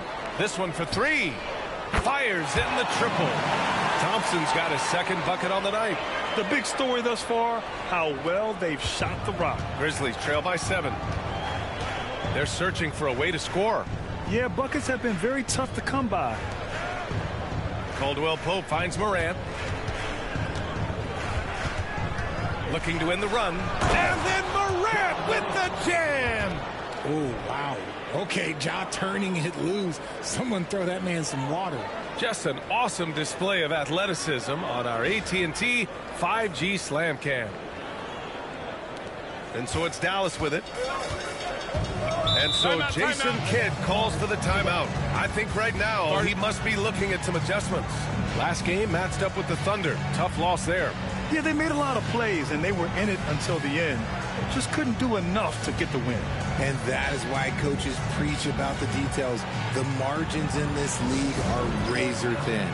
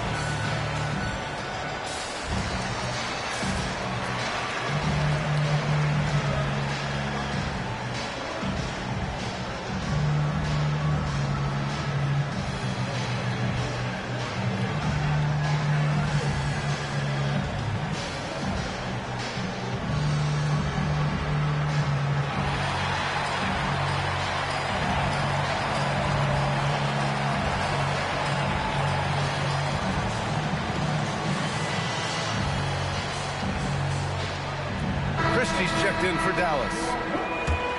And a quick look at the teams who repeatedly get the job done from the line. Dallas, 4th. And this is a team that knocks down their free throws at an elite rate. Whoever they go up against should always try to avoid fouling them at all costs.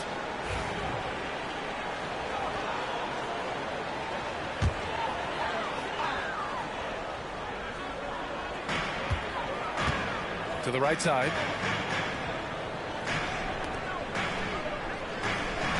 Pass to Davis. Fires from deep. They get the rebound. And a slam dunk by Lively. And I just love how he's making the effort plays that everyone around him appreciates. It is certainly making an impact tonight. Offensive rebounding is about hustle and determination. Huge putback, making a statement there. Here's Morant following the score by Dallas. Clark with a screen on Russell. Morant, he's open with nobody on him. He buries that jumper. That play is Morant's ball handling talents pretty much in a nutshell. Fast, smooth, and very effective. And you think about the fearlessness of Ja Morant and how he attacks, even as a smaller player. RJ, you got any comparisons? I would say AI, but AI was more of a two-guard, even though he was a couple inches shorter. But definitely similarities of how they attack the paint with fearlessness. Does anybody else think it's just too easy for AD sometimes? Just an easy board in football. Jack's up a three. Count it. And that shot gets him in the books. He's 1 for 3. When he gets a quality look like this at the perimeter, he can almost be automatic. And stolen by Jackson. Here's Clark. Mavericks with a rebound. Okay, so if I were to say this was a disaster of a period for him, it would be an understatement. But hey, sometimes you got to shoot your way out of the slump, even for him. Now here's Russell, doing some damage on the offensive end, putting up a little over 14 points a game. Clark grabs the board. Grizzlies trail by 4. Caldwell Pope with a drive. Pass to Jackson. Excellent D there from Davis. It's one thing to prevent the layup. It's another to do it without fouling. Just terrific defense. Christie passes to Russell. Jackson against Davis. Clock at 6.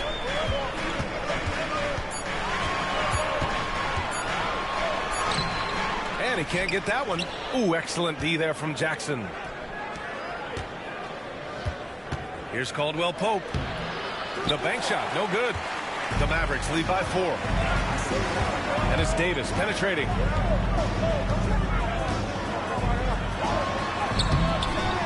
Clark grabs the board. Had enough room to finish, and that's one he'll usually make. Pass to Morant.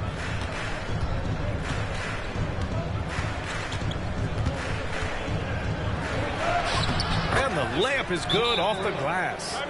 Morant's got 6. Oh, one thing about Ja, he's determined. And we've got a timeout from Jason Kidd. We might see him looking to make some tweaks to the strategy here.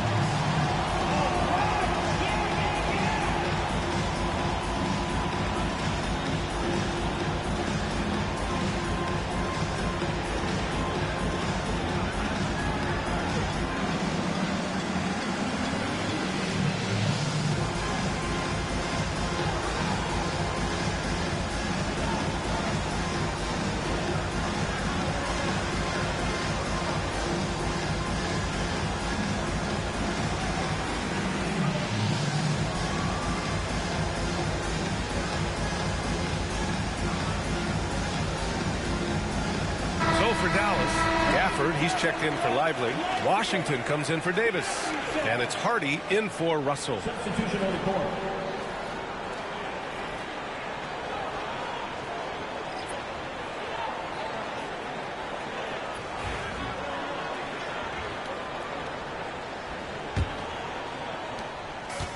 Dallas has gone just 2 for 6 from the arc here in the first.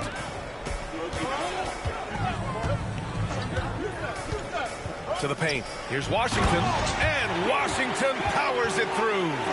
He just rises up and throws it down hard with one hand. That is such a go-to move for him. He holds nothing back on those.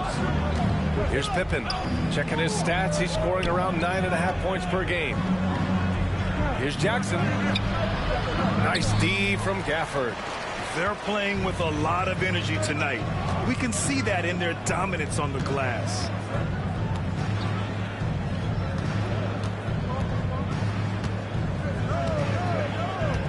Down low. From 6 feet away.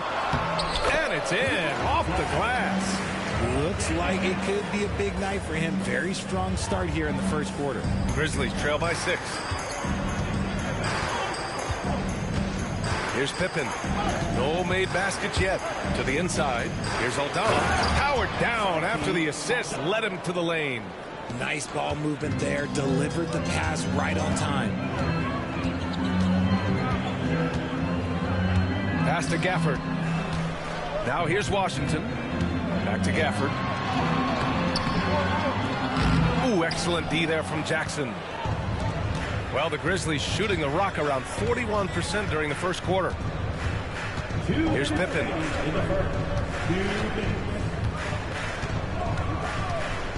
Shoots over Hardy. Pippen, no good. Dallas leading by 4. Pass to Hardy. Washington with the ball.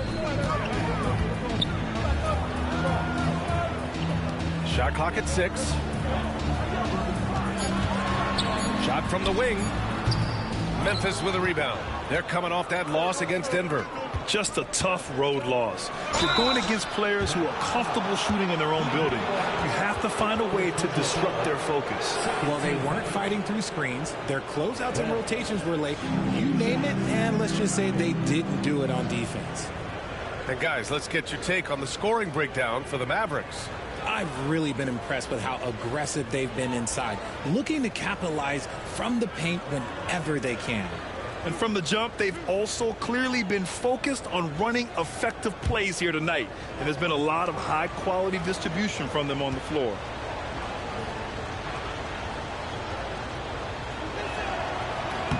And he makes the first. Marshall, he's checked in for Dallas. Thompson comes in for Hardy. Landale's checked in for Memphis. Morant comes in for Pippen.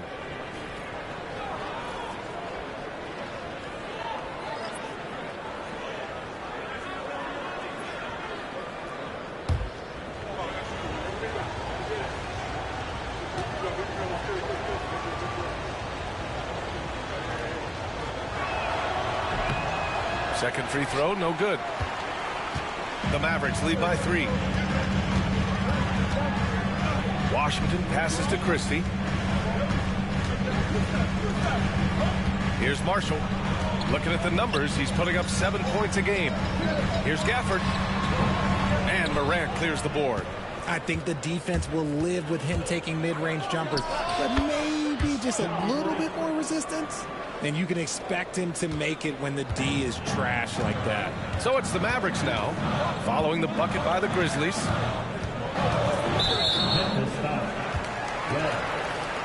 First personal foul. Second team foul.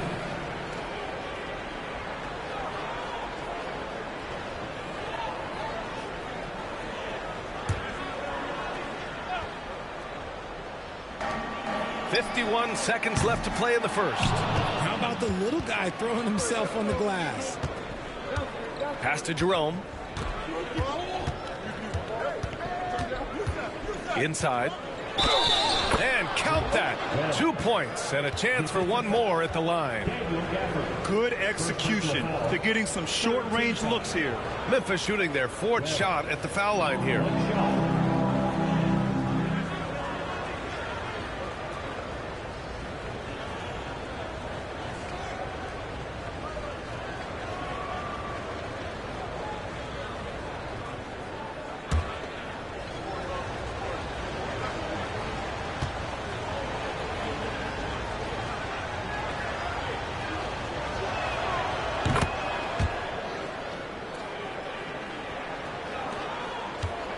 Mavericks trailing. There's 31 seconds left now in the first quarter. Thompson against Morant. Thompson passes to Washington. Clock at 4. Now Thompson. Shoots over Morant. And it's Thompson that time on the assist by Washington. Thompson's got 8. His accuracy is on another level this quarter. Really high-quality shooting. Morant looking for an opening. Takes it inside. Thompson with some nice D. And so it's Klay Thompson making highlights for Dallas. 8 points in the quarter, showing how effective he can be. We'll be right back after this word.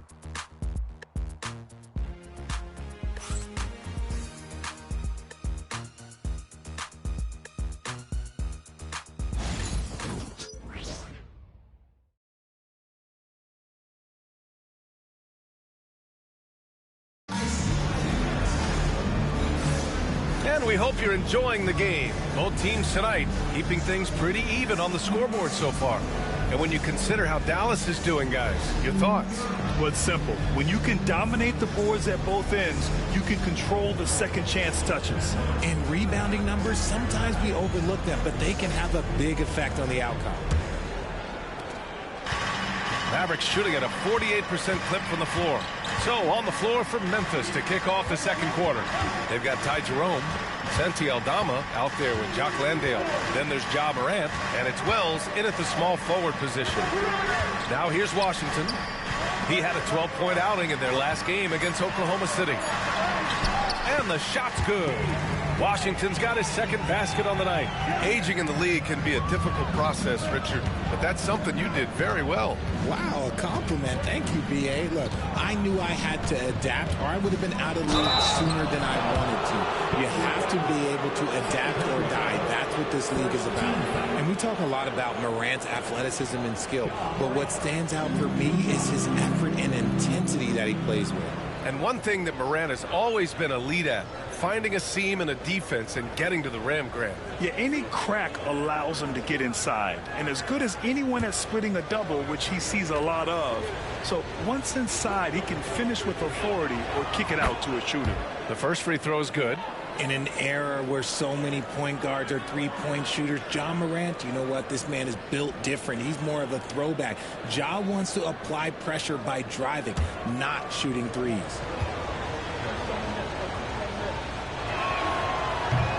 And he makes the first, but misses the second. You gotta love how they've been crashing the boards, fighting hard for every miss. Marshall passes to Christie.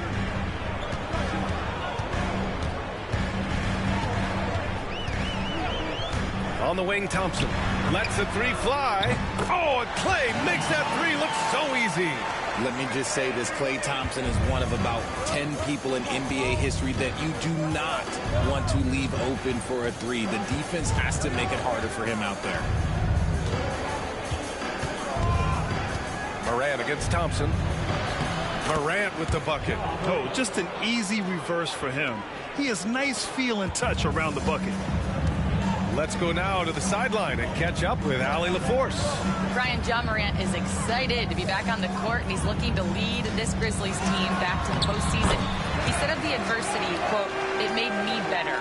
I'm just grateful and thankful for the position I'm in." Brian, it's great to have him back in action. Yeah, everyone loves a comeback story, Allie. Thanks. Here's Morant after the basket by Dallas.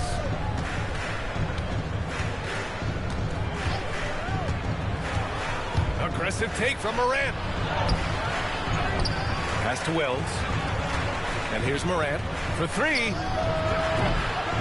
Christie with a rebound.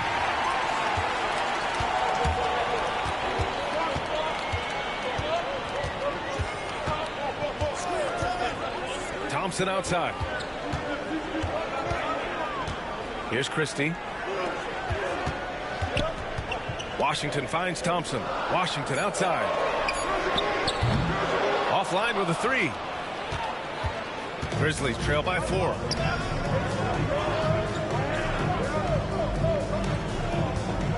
Here's Morant. And the rebound goes to Dallas. They're off to battle the Trailblazers after this one, as they'll be playing at Moda Center. It's a quick turnaround on the road. Just one game. Christie passes to Gafford. To the middle. Oh, and he got fouled on his way up. He'll head to the line to shoot 2. I like that. I mean, some physical play inside. He's not about to give up any easy baskets. Dallas shooting their 3rd and 4th free throw shots of the night. Take a break. Take a break. 2 shots.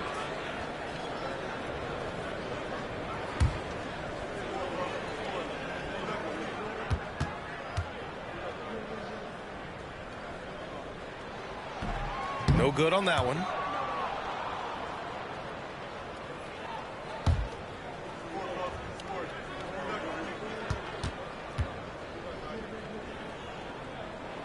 He hits the second from the line. And now about 3 minutes gone in the second quarter here. And he lobs it up to the rim. Oh, there's Morant with the slam. And this is what John Morant does best. When he finds his rhythm on offense, he is almost impossible to guard. And we've got a timeout from Jason Kidd. A moment to rest and confer on the game plan.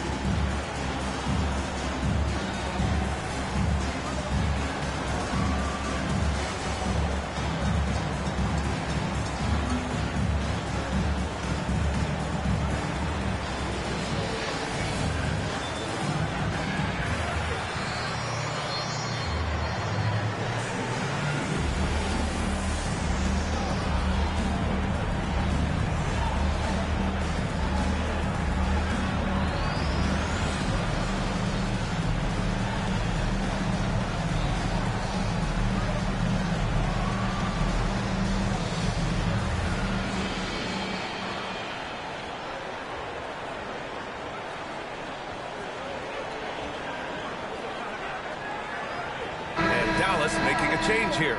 Williams is checked in. And now we get a second to view the top scoring teams in the league.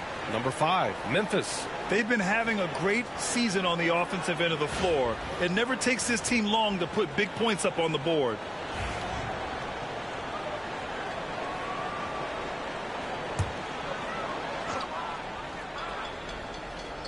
Here's Marshall, still without a bucket. Pass to Christie. Washington, a screen on Morant. To the paint. And it's Washington missing. Grizzlies trail by 3. And just over 3.5 minutes played here in the second quarter. Here's Jerome. Back to Clark. Over Gafford. Clark, no good. And the shooter had very little space on that attempt. I'm sure they'll think twice about shooting against him next time. Here's Williams. Count it. 1 for 1 to start the game. They're punishing those late defensive rotations, getting good looks inside throughout the half. They need something good to happen here. Yeah, they've gone way too long without a score. Now here's Morant. He's coming off a 25-point game against the Nuggets in Denver. And you have to mention his impact on the defensive end. Came up with 3 timely steals in that one as well. Gotta fight harder to get over those screens. Yeah, as soon as these guys feel contact, they are just disappearing like they're not even there. You gotta show some fire and keep defending. Offensive board. Gafford. Nice work on the boards, paying off with a basket. Gafford's got his second bucket of the night. We've seen that more than once today. An effortless basket inside. Caldwell Pope. The pass to Aldama. Oh, there's the alley. Clark, no good. They're losing because he is struggling so bad, and he has not looked comfortable all game. To the inside. Here's Williams. Pass to Washington. Here's Christie. And he was fouled while in the act of shooting, so he'll take 2 free throws. It's going to go on Santi Aldama. Dallas shooting their 5th and 6th free throws of the game. Christie, 2 shots. Take a break. Take a break. 2 shots.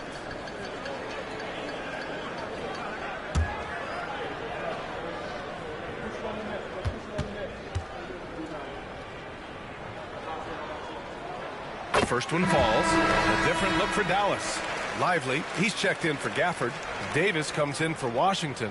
And it's Nembhard in for Williams.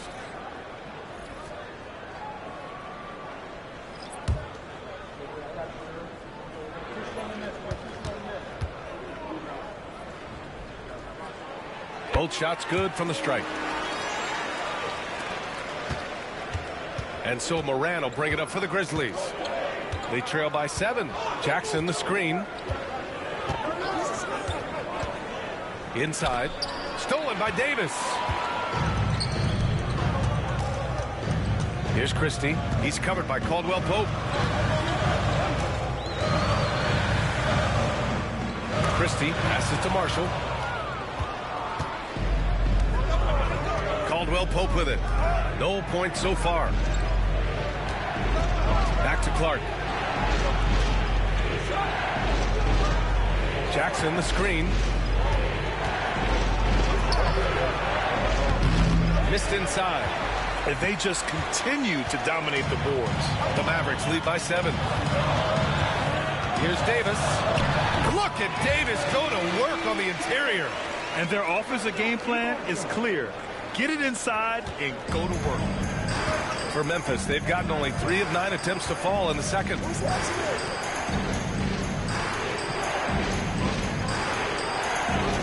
Back to Morant. And it's blocked. Here we go, one-on-one.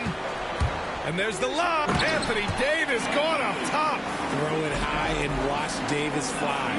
Wow. Grizzlies trail by 11. Memphis calls timeout. And the players take this opportunity to get some Gatorade. Getting some fluids in you is so important during these timeouts. Get fresh, keep those batteries charged.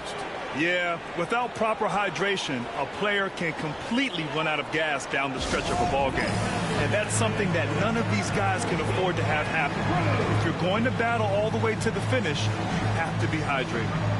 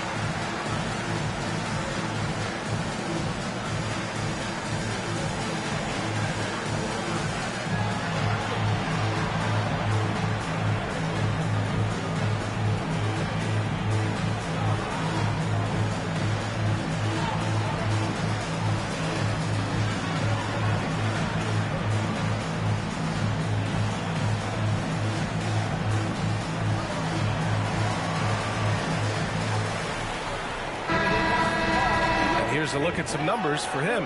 And for an idea of where his offense is right now, take a look at his true shooting percentage decreasing over the last 5 games. He desperately needs to find his stroke tonight.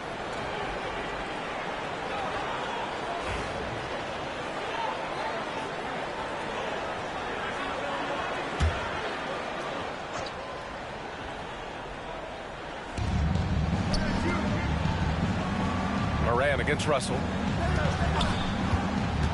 Down low. Stolen by Davis. Here's Marshall. Still no points. Pass to Russell. Here's Marshall. Clark covers. 6 on the shot clock. Here's Davis. Again, the Mavericks good for 2 more. He drops yet another dime, just facilitating this offense like a maestro. Grizzlies trail by 13. Well, Richard, we know how decorated AD was early on in his career.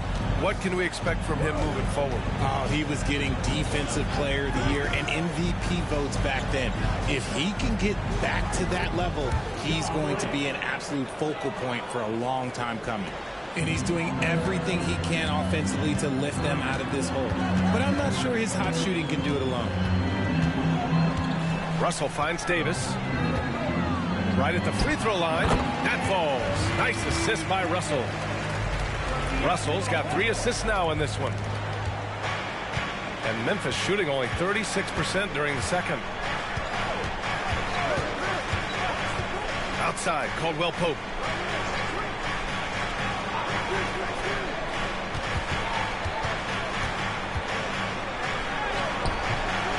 Another missed shot. He's 1 of 5, looking shaky out there.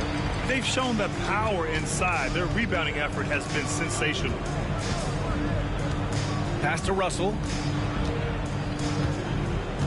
And here's Davis, defended by Jackson. Fades back. The Grizzlies pull it in. And he felt like he needed a little bit more space with the fade to get off his shot, but that might have been what threw him off and made him miss. Oh, and there's the whistle on the shot. So 2 free throws for him coming up. He's so good at staying in attack mode. When Morant is going at defenses, he forces them to foul him. And this is his 2nd trip to the line tonight. He did a lot of damage at the free throw line in their last game.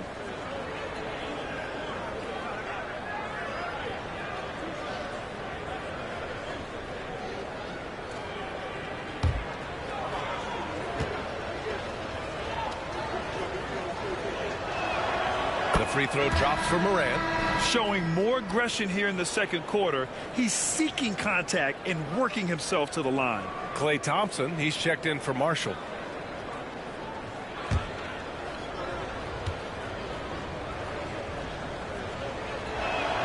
And Morant drops them both. Dallas leading by 11. And here's Russell to the middle. Here's Thompson. And he's going to the line for 2. The official saw contact while he was going up. It's on Contavious Caldwell-Pope.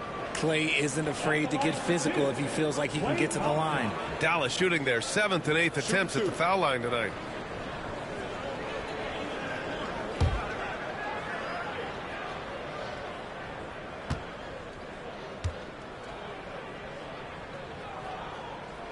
And he knocks down the first one. I love it. In attack mode, drawing foul calls this quarter and getting to the free throw line. Jerome's checked in for Memphis.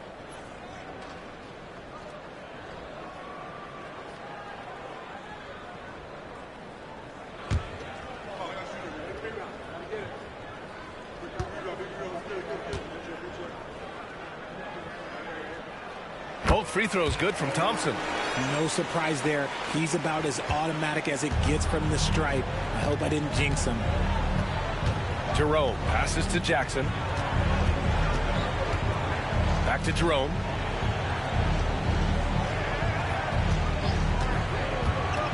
To the inside. Clark. Oh, Clark with the slam. With the explosive leaping ability, he's able to play center despite being undersized. Russell to pass to Lively.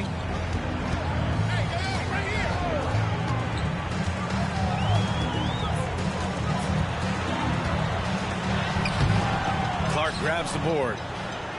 Clark's got his 4th rebound in this one. Outside, Caldwell-Pope.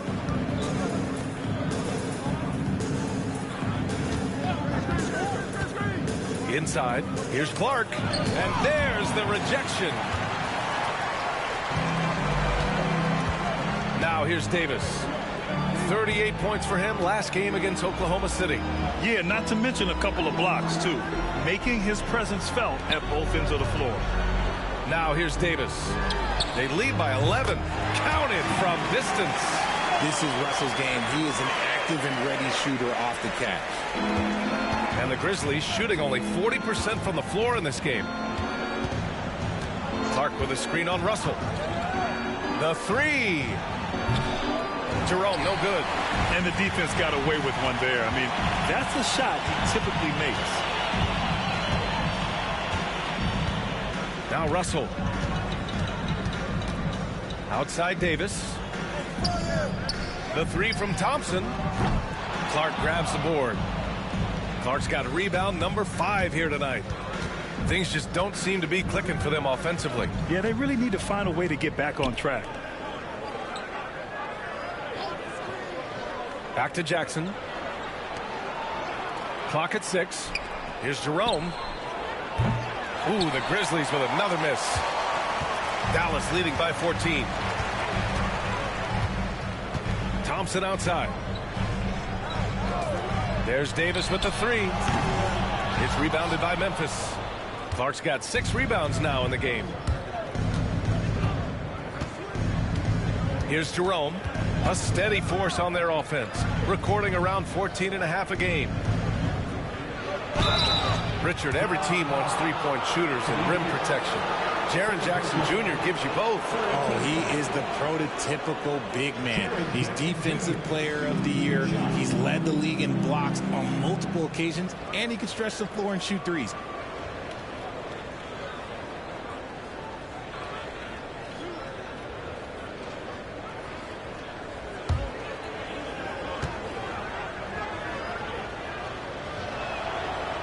First one falls for him. He's become a dependable scorer. This man, Jaren Jackson Jr., well, look, he's averaged double digits over the course of his early career.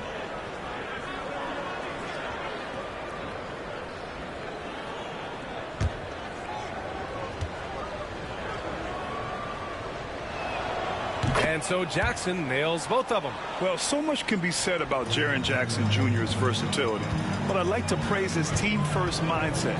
If the dirty work needs doing, he's got it, as long as it helps his team get the win. Now here's Davis. He's got 14. And he got the whistle on the way up, so he'll be headed to the line for a pair. And with Davis, you know what you're getting, a nightly double-double threat and a versatile defender. He's got his first free throws of the night right here. 2 shots.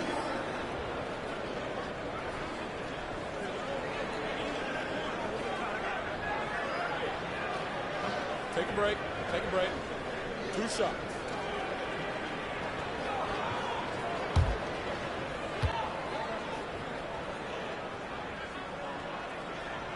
That free throw no good. And Davis remains a dominant presence on both ends of the floor.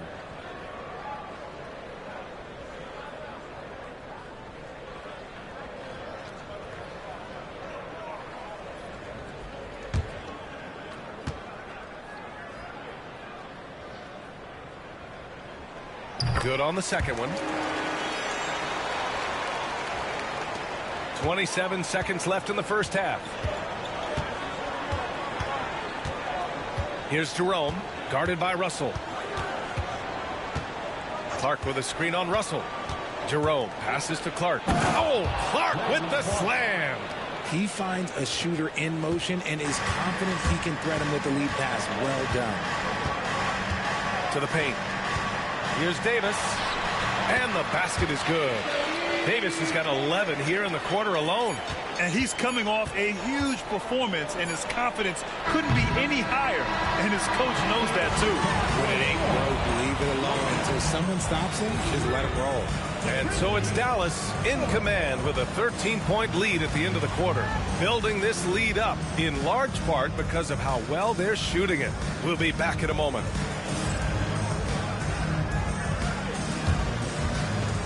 Hey, please direct your attention to center court. And get ready for the fan half-court shot. Drum roll, please. Ooh, measuring that shot.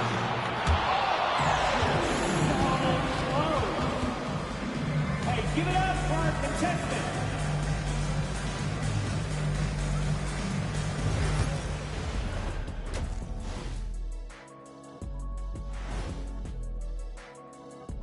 Good evening, everybody. Can you guess what we're starting the show with?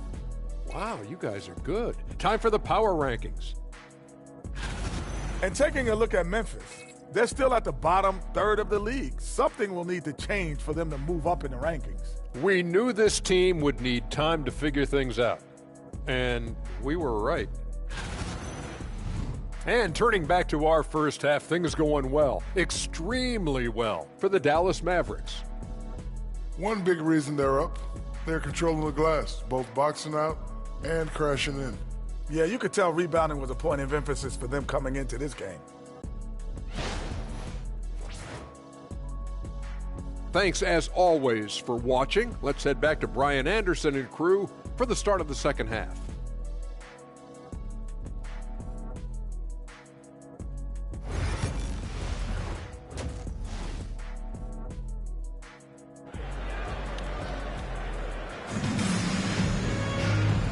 And with a big gap on the scoreboard, the second half begins with very different goals for these teams. One side trying to mount a comeback, one side trying to protect their lead. A fantastic game from Anthony Davis in this one. Yeah, they've done an amazing job of creating room to operate for him. And then, of course, executing. I like how they came into this one with a game plan, and they're just going out and executing it. Terrific job.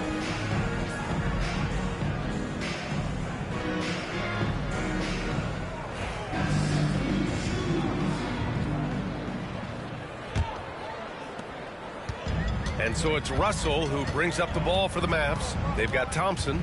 Derek Lively is out there with Davis. Then it's D'Angelo Russell. That's Jason Kidd's 5 as we get into the second half. Nails it from beyond the arc. And that's what you can expect from one of the greatest shooters of all time. He's just got unlimited range. Outside, Caldwell Pope.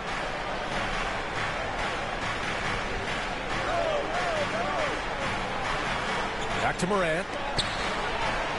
Morant with the close range bucket. I just love when teams make it work down low. The Mavericks lead by 14. Russell to pass to Lively. And he's going for the oop here.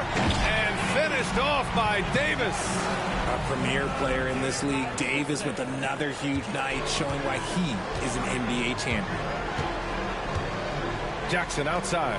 Back to Morant. And here in the second half of play, we're just over a minute in. It's tipped. Thompson with it. Pass to Davis. Over Jackson. That one a little long. Grizzlies trail by 16. And here's Caldwell Pope. And it's Morant. Oh, big finish! Wow. Okay, I see you. Any trip that ends with Morant going to the hoop, it's great for his team. And that was our AT&T 5G Slam Cam, bringing you the sauce. The Mavericks have got 2 of 3 from the floor in this third quarter. Russell finds Lively. Now here's Davis.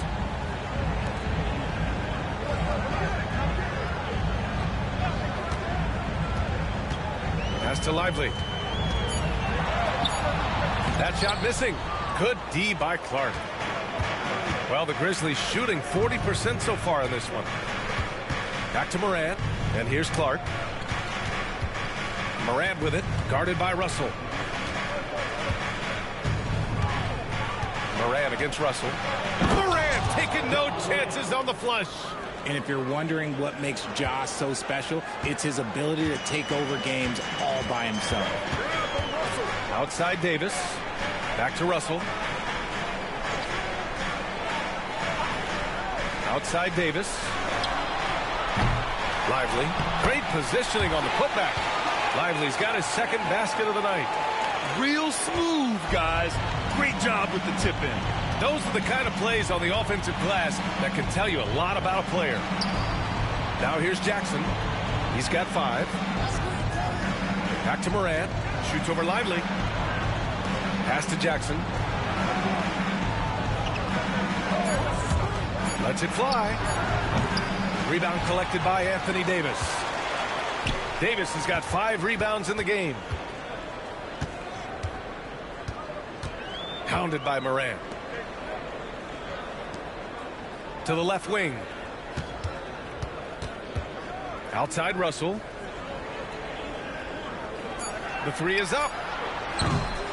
It's hauled in by Ja Morant. Grizzlies trail by 14. We've gone about 3.5 minutes here into the third.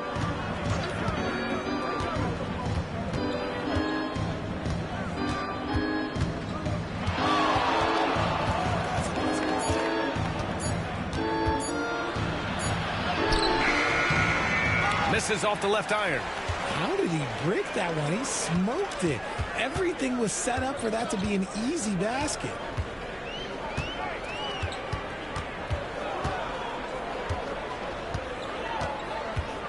Pass to Davis.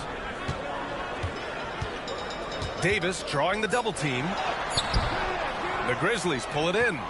Clark's got his 8th rebound here tonight. The Grizzlies have gotten 3 of 6 shots to fall so far in the third. Here's Morant. And the rebound goes to Dallas. Lively's got 9 rebounds in the game. Boy, he's getting it done. Here's Russell, hounded by Morant. Russell to pass to Thompson. To the inside. Here's Lively. And that one goes in as he's fouled. It'll be 3 points if he converts the free throw.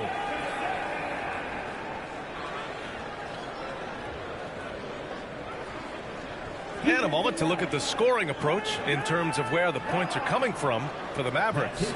Their offense has been a well-oiled machine. They're moving the ball around, playing for one another, and just piling up assists. Another thing they're doing well tonight is shooting from long distance. All game long, they've been finding openings at the perimeter.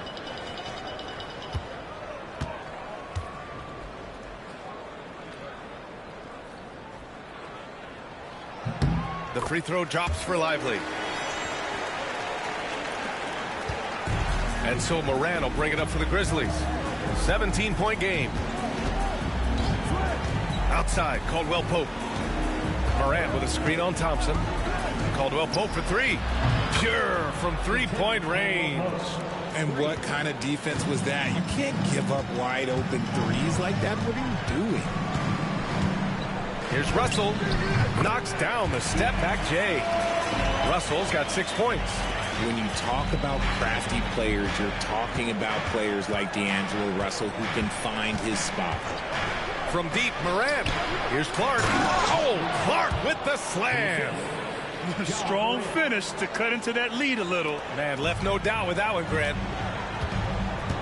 And we've got a timeout from Jason Kidd. He wants to give him a breather and talk things over.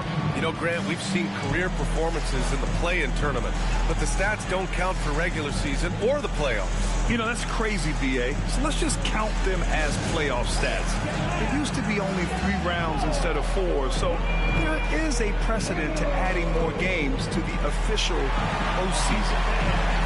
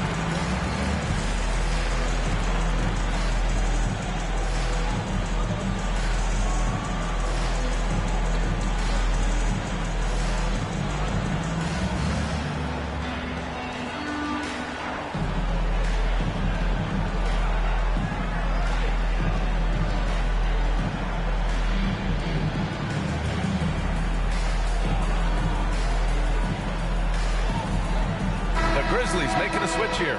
Jerome's checked in. With this pause, let's update you on the best rebounding teams in the NBA over the previous 10 games. The Mavericks, #1. And over the last 10 games, this team has brought it to the glass. Everyone is getting involved and trying to help one another secure boards.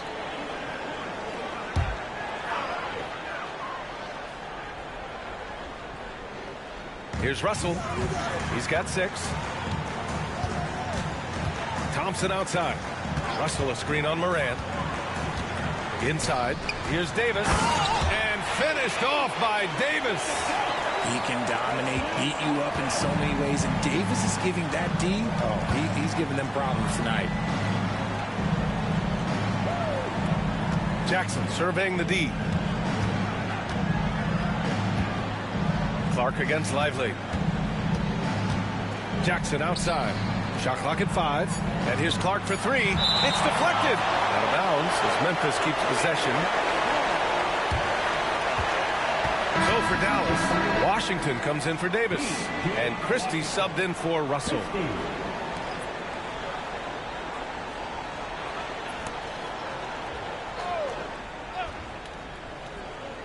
Here's Morant.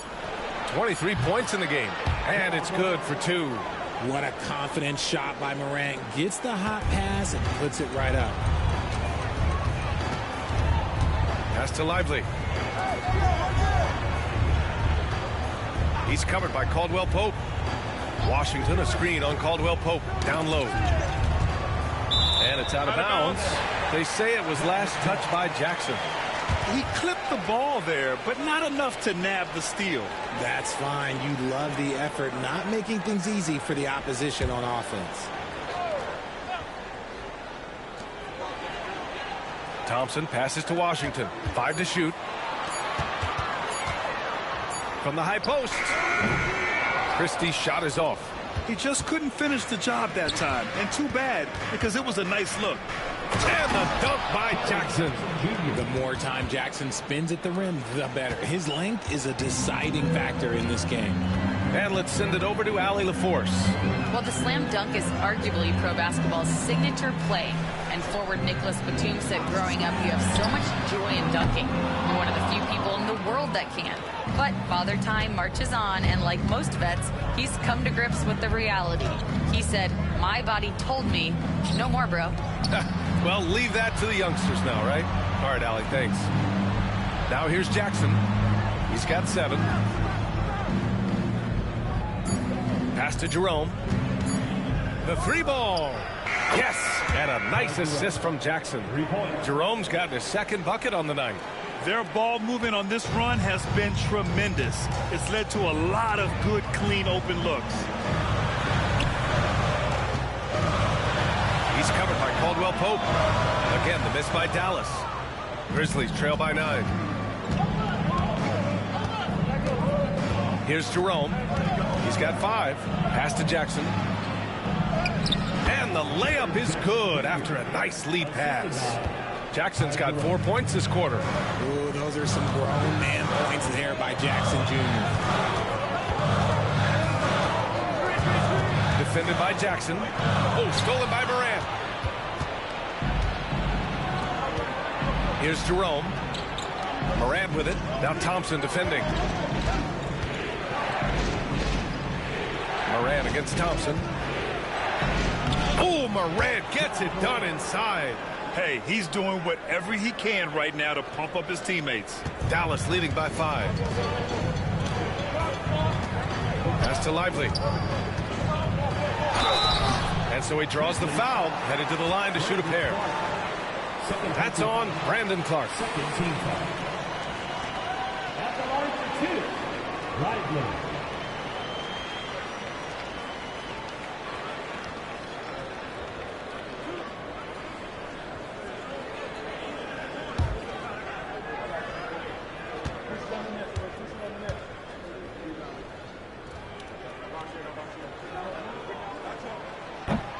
First free throw is good. Marshall, he's checked in for the Mavericks.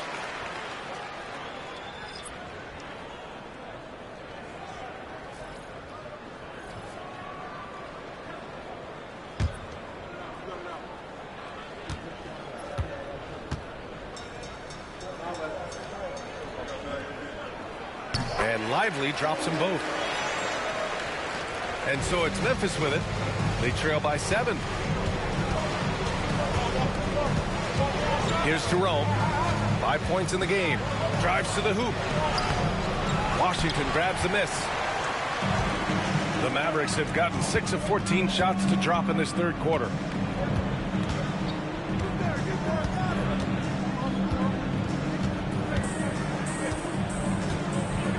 Pass to Lively. Washington a screen. Down to 5 on the shot clock. And the lead increases on a crazy offensive sequence. Man, the dunk alone would have been incredible, let alone the fact that it came off a pinpoint pass. Caldwell Pope, the pass to Jerome. Jackson, the screen to the middle. It's picked off. And a fast break now. The Mavericks on the run. And that's what happens when you don't take care of the ball. Hey, that makes the turnover hurt even more. We know mistakes lead to breaks. That's just textbook right there. Here's Jerome. Pass to Aldama. Back to Jerome. Just 5 on the clock. There's the three. Lively grabs the miss. Lively's got rebound number 10 tonight with that last one. Okay, now I think he's starting to get in his own head right now. Maybe he's overthinking things a little bit, and as a result, he's just been off. Washington a screen. On target from range. 9 points in the game. All game long, he's been getting to his spots, and the defense has yet to adjust. We've got 1:28 left in the third quarter. To stop the run. And Caldwell Pope gets it to go. Caldwell Pope's got 5. Used the pick to perfection and got all the way to the rim. Pass to Marshall. Well-timed pass, and he goes straight to the bucket for the layup. They've toned down their three-point attack in the second half, looking to protect the lead with higher percentage shots. There's 53 seconds left in the third. Jerome passes to Caldwell Pope. Inside, here's Jackson. And a foul called on the way up. So he'll take 2 from the free throw line. Oh, a tricky move by Jackson Jr. Use a little pump fake to get the defender off balance. He's gone 2 for 2 at the line so far.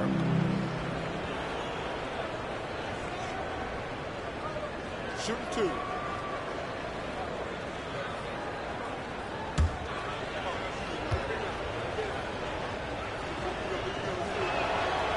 He misses the free throw.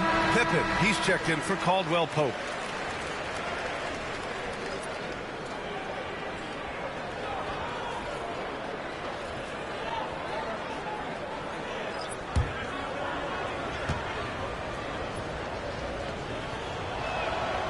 And no luck at the stripe this time. Second one won't fall.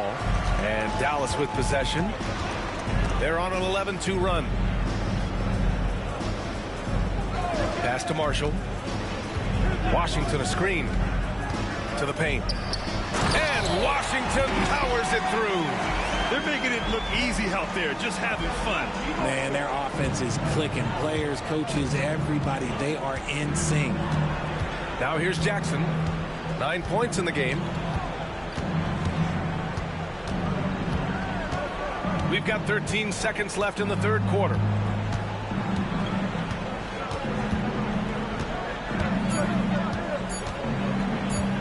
Shot from 16. Tried to bank it in, but it misses. And so it's Dallas in control with a 16-point advantage heading into the break. How about the way they've attacked the paint? This throwback approach is paying off. Back after this.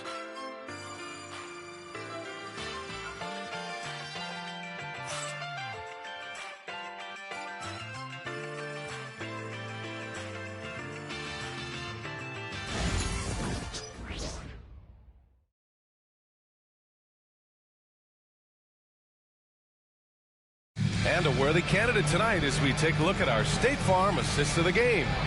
You know, I'm kind of stoked that this was a choice because I love this pass. A remarkable find. He put his court vision on full display. That wasn't a better pass in the game, almost like he had a sixth sense. Well, there may not be a lot of drama down the stretch as we head into the fourth quarter, but stranger things have happened. On the court for Memphis to start the fourth. They've got Jock Landale. Ja Morant is out there with Ty Jerome. Then there's Santi Aldama, and it's Wells in at the 3. Here's Christie. And the dunk by Gafford. Everyone loves the alley-oop play, B.A. Yep, one of the prettiest in basketball. Aldama outside. The 3 is up. They get it back.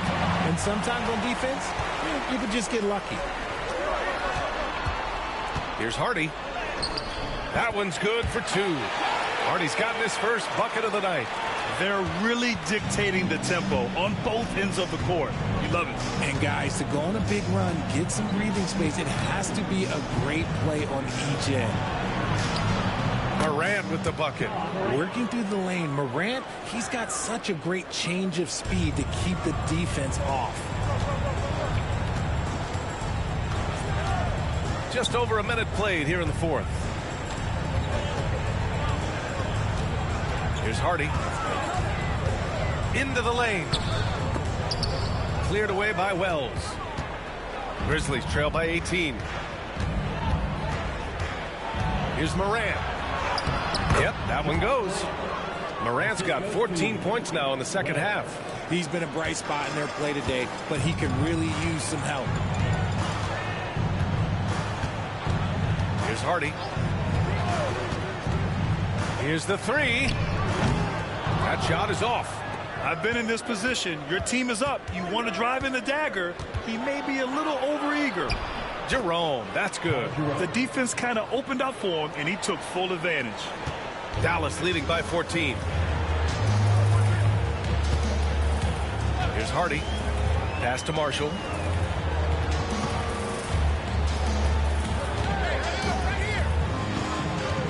From downtown. Dallas no good that time either. And it's Morant with the ball for the Memphis Grizzlies. We're in the fourth quarter here. Just under 2.5 minutes gone by. Landale with a screen.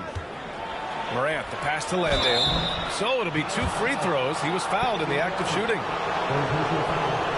A chance to check out Dallas's upcoming schedule. Monday, they'll be matching up with Damian Lillard and the Portland Trailblazers. Then on Wednesday, they'll be facing Kevin Durant and the Houston Rockets. And looking at the Utah matchup, on paper, they should be expected to come away with a win. However, this might be one of those trap games if they aren't fully engaged. And the first one at the line is good. The Mavericks making a switch here. Williams is checked in. Caldwell Pope's checked in for Memphis.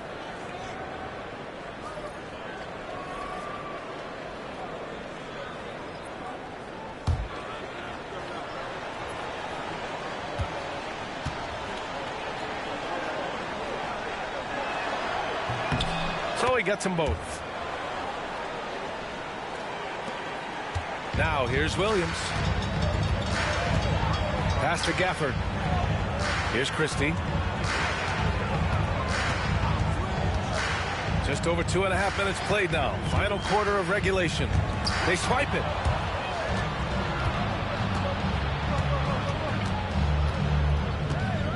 Caldwell Pope. The pass to Jerome.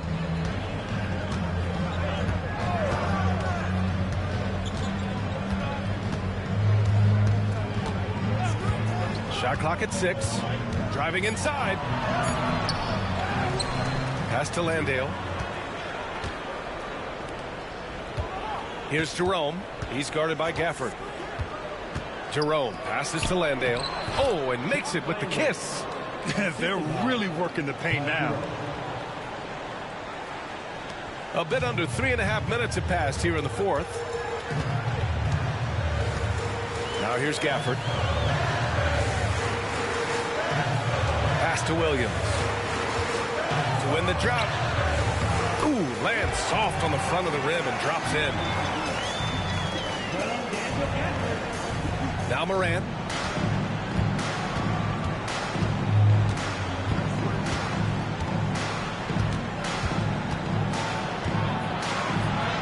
With contact, Ja Morant. The D hasn't been quick enough to react to the ball inside. That's helped cause this run. Pass to Marshall. Williams, a screen on Caldwell Pope. Back to Williams. 6 to shoot. Washington a screen. From the arc. Memphis with a rebound. Outside Morant. Aldama with it. No good there. That would have cut it to single digits. Here's Christie. Pounded by Morant. Pass to Williams. Here's Marshall. He's covered by Caldwell Pope. Washington outside. Takes a 3. Drops in the 3. And the Mavericks lead by 13. Whoa, that man is laser focused. Now, that's bad defense for a team that has a long way to go to catch up. Effort like this makes at least show a little heart out here. For Dallas, they've got 4 of 8 shots to drop here in this final quarter. Outside, Williams. The shot, no good. And here's Memphis. They're on a 14-5 run. Right side, Caldwell Pope. Pass to Moran. Fires the 3. The three-pointer is down, Ja Morant. He's delivering for his team when it matters most. Dallas leading by 8. Outside, Williams. Washington with the ball. Looking on Aldama. Here's Marshall. Pass to Christie. Clock at 6. With some arc. And the bucket is good. Grizzlies trail by 10. And he lobs it up. Stolen by Gafford. Here's Williams. Goes up and lays it in. Nice and easy. Great teamwork on that drive. Punctuated by a strong finish. Yeah, that's nice execution. Running with purpose and creating an easy scoring opportunity off the break. Timeout, Grizzlies.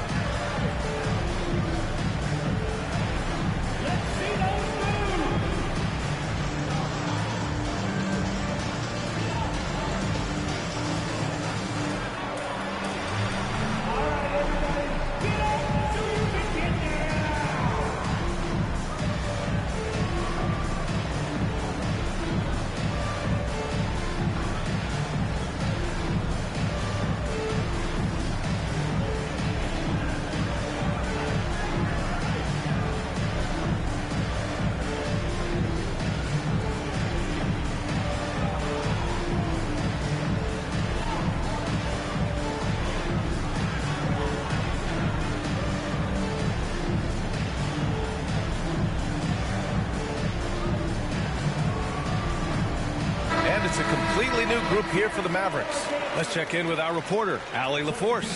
Thanks, guys. Head coach of the Grizzlies had some words for his team over the break. He told them, quote, if we'd worked harder on the glass, we'd probably be up right now. Show some heart. Show some pride. It was a very direct message. Back to you guys. All right, Allie, thanks once again. Grizzlies trail by 12. Morant with it. Puts up a deep 3. Davis with a rebound. Davis has got 6 rebounds now in the game. You have to credit their effort. I mean, they've done an amazing job on the glass. Lively with the bucket. And the Mavericks lead by 14. Looks like we're starting to see a pattern here. Not afraid to get in the paint and get wet.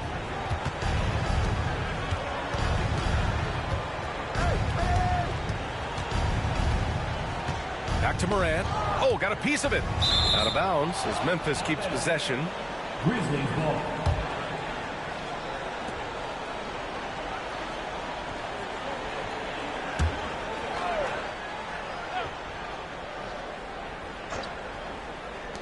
From the inbound. Yep, it finally drops after rolling around the rim. Morant's got 38 points. They've made things hard on themselves, going cold in the first half, but they've been warming up since. Davis with a screen on Morant. Russell deciding where to go with it. Just 5 to shoot.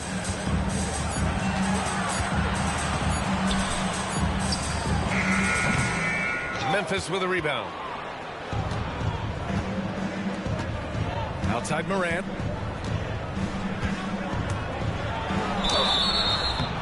Oh, and he got fouled on his way up. He'll head to the line to shoot 2. That's on Derek Lively. from his first day in the league. Opponents are going to make him earn it at the line. And look, Morant, he'll give him an easy look.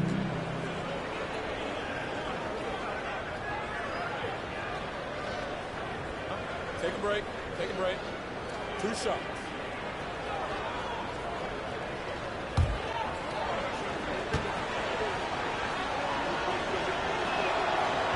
And he drops the first.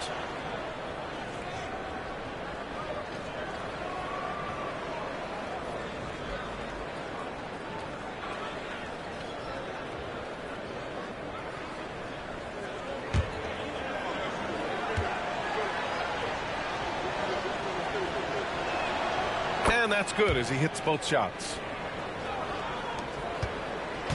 And so it's Russell with it. He brings it up for the Mavs. Thompson outside. That shot's good. Russell making the play. Thompson's got 19 points. I just love how fast Thompson gets his shot off. It makes him so much more lethal. Clark outside. And they come right back with their own three-pointer. That gives him a double-double in this one. Man, this is just fun. These teams are trading threes back and forth. This is today's NBA. Hey, we see this kind of exchange more often than not. And that one's good. Thompson. We have seen Klay Thompson with some of the most impressive shooting performances in NBA history. His team and him both know you better feed that hot hand because he's got it going on. Now here's Morant. Banked it in off the glass. Morant's got 42 in the game. He's doing everything he can. If they want to win, others have to step up and provide some scoring. Thompson right side from behind the arc. And no good. And this is exactly who you want taking that shot. He just missed it. Pass to Morant. And with that one, the deficit trimmed to single digits. Morant's got 44. Even if this game doesn't go their way, he has to be proud of his performance tonight. And we've got a timeout from Jason Kidd. He is not messing around, calling them into the huddle.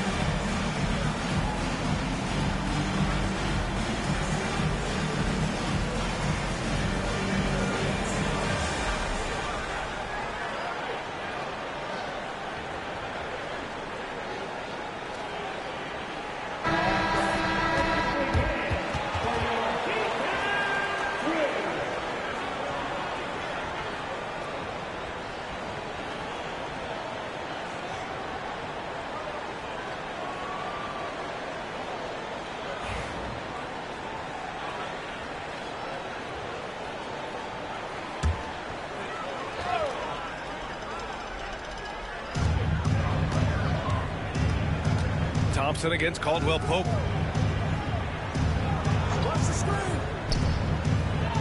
Thompson outside. Back to Davis. 4 on the clock. Shoots over Jackson. Davis can't hit. Grizzlies trail by 8. The drive by Morant. Jackson can't get it to go. Dallas has gone 2 of 6 so far in the fourth. Pass to Lively. Now Russell, pounded by Morant. Morant against Russell. To the inside. It's tipped. And it's out of bounds. They say it was last touched by Jackson.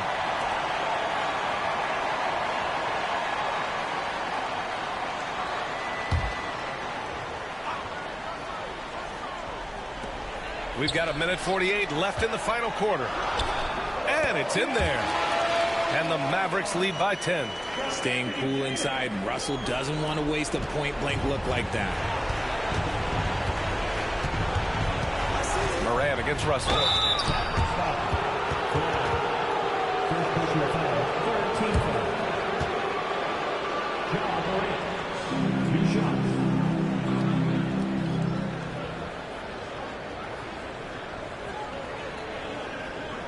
Shooting 2.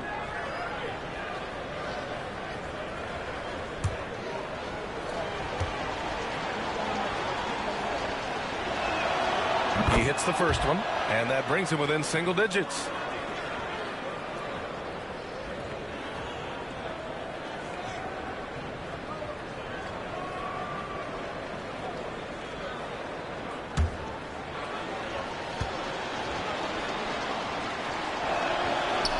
And Morant drops them both. 1:37 left to play in the fourth quarter. Pass to Lively. Caldwell Pope against Thompson. Davis with a screen on Caldwell Pope. Down low. Stolen by Jackson. And the Grizzlies pushing it up now. Pushing it up now. With the 7-footer. And he tries it off the glass, but it's no good. Oh, wow. This close, you gotta finish stronger. You can't give yourself room for a mistake like that. And he's going to the line for 2. The official saw contact while he was going up. You never want to foul Russell. He's pretty much automatic at the line. D'Angelo Russell taking 2 shots.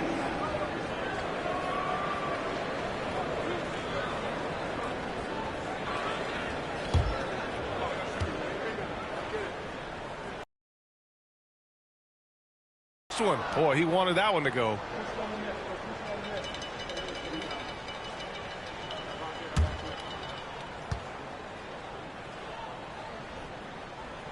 And the second of 2 is good. And that'll put him up by 9. And so it's Morant who brings up the ball for the Grizzlies. Not watching the line there. That'll be a backcourt violation. We've seen more than a few miscues from them tonight. And if they want to come back in this game, look, they got to clean up those mistakes.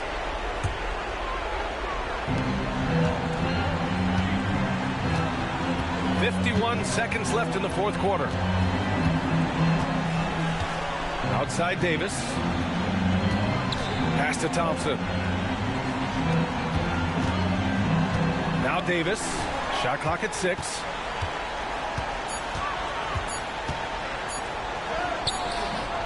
Rebound by Jackson.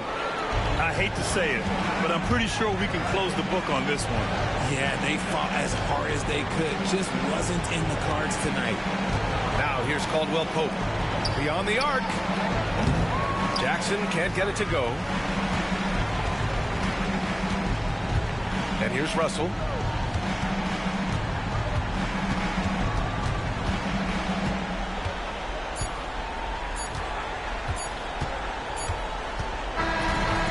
So it's Dallas winning this one. A clean win, and one where they clearly showed better energy. Yes, so true. They put on a show here at home, and I really think they had that extra swagger and confidence, too. Well, now we have some time to check in with Allie LaForce. Allie. I'm here now with Klay Thompson. And Klay, congratulations on the win. How satisfying is it winning games in front of this devoted crowd? Well, we always want to put on a show for our fans. They deserve it. They show up every single night. And it's just fun to protect home court. It's one of the best places to play in the league, no doubt. Thanks, Klay. All right, Allie, good stuff there. Thanks for that. And that about wraps it up. For Richard Jefferson, Grant Hill, and Allie LaForce, this is Brian Anderson saying thanks for watching. And we present the player of the game. Anthony Davis.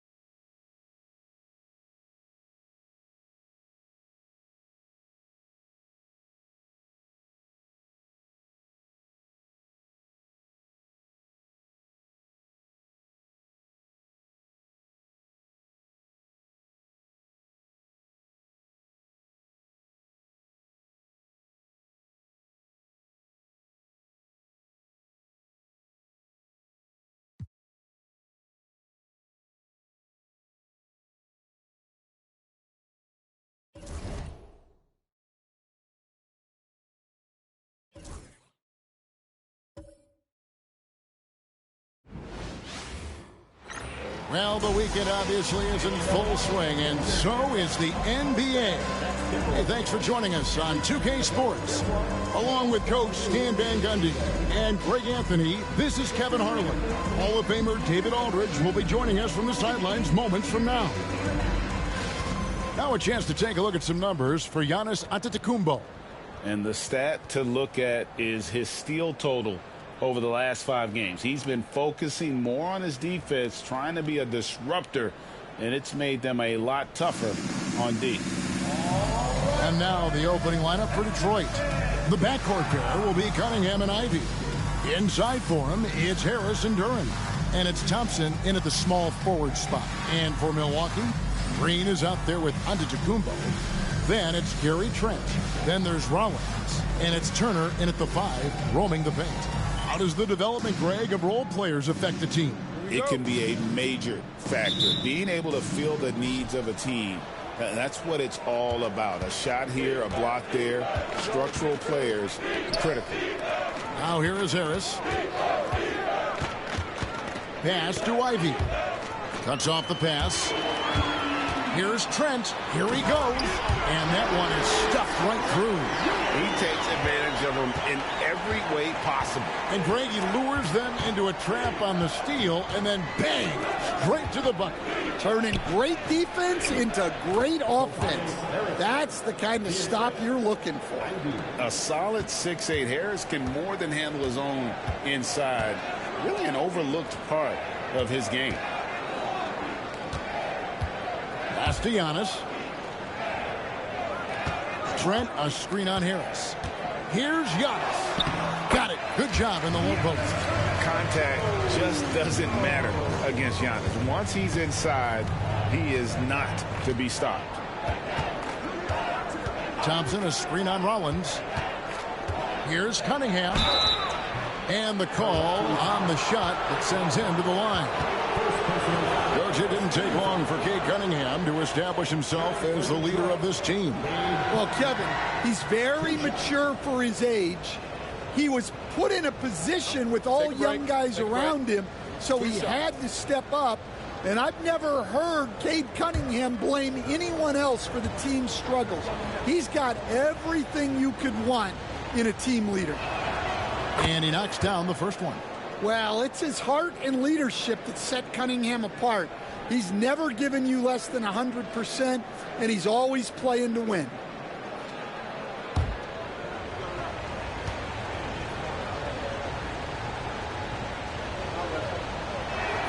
And so he makes both from the line.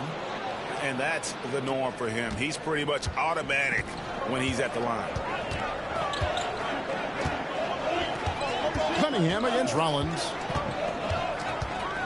Pass to Giannis. From past the arc. The rebound by Ivy. Here is Cunningham. And here in the first, closing in on 2 minutes play.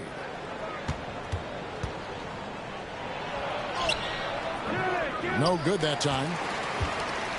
For Milwaukee, they've gone 2 of 3 here to start out the game. Lays it up and in off the pretty assist. And he is a load inside. Turner can back anybody down to get to his sweet spot. And Duren slams it in. For a center, he's maybe undersized, but his ability to get in the air to make a play balances that out. Now here's Turner. He puts up decent numbers on a nightly basis, averaging about 10 points a game. Here's Antetokounmpo, and Antetokounmpo slams it in. So strong. Giannis has really added some bulk since entering the league. Helps him absorb the contact. Trent against Ivy. Pass to Cunningham. Score the basket. Nice shot after missing his first attempt. And a nice job here early of establishing an inside presence. Rollins against Cunningham. Rollins the pass to Green. Duren pulls it in. That's a defender doing just enough to cause a miss on the layup. It's thrown by Antetokounmpo.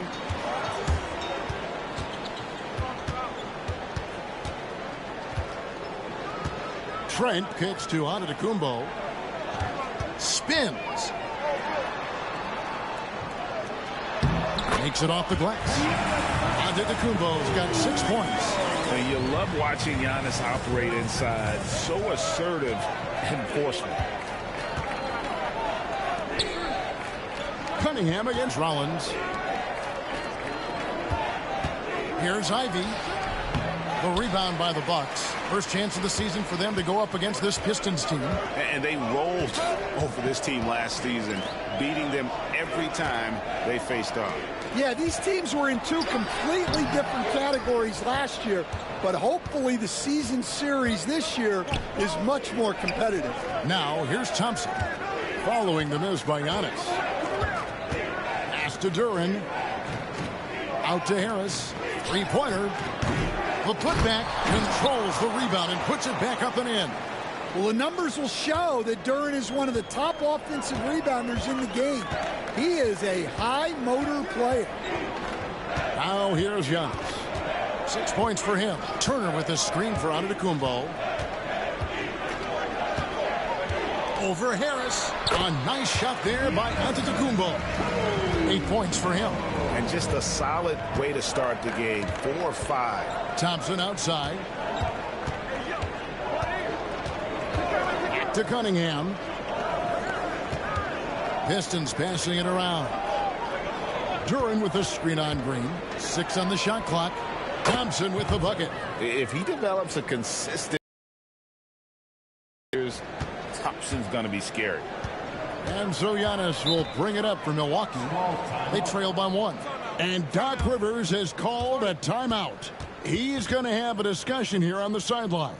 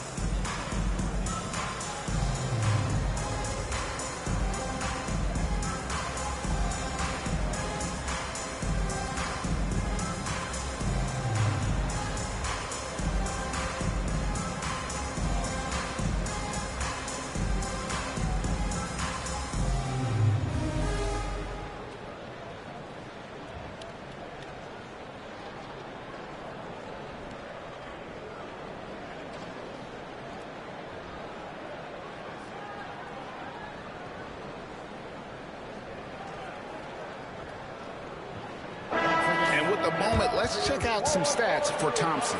How his last 10 games have gone. And he provides that deterrent around the rim, ranking among the top 15 league-wide in blocks per game. And it's his lightning-quick hands that have put him in the top 3 in steals. Also his tremendous anticipation. He's constantly all over the basketball.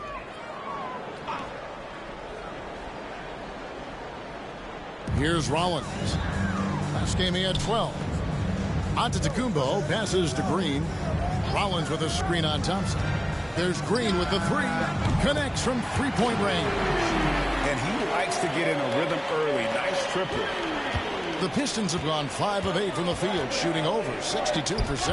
Now, Greg, it took 40 years, but the Bucks finally won their second NBA title back in 2021. Yeah, and Kareem leading that 71 squad. Giannis was the man in 2021, averaging 35 and 13 during the finals, closing out the Suns with that 50-piece in Game 6.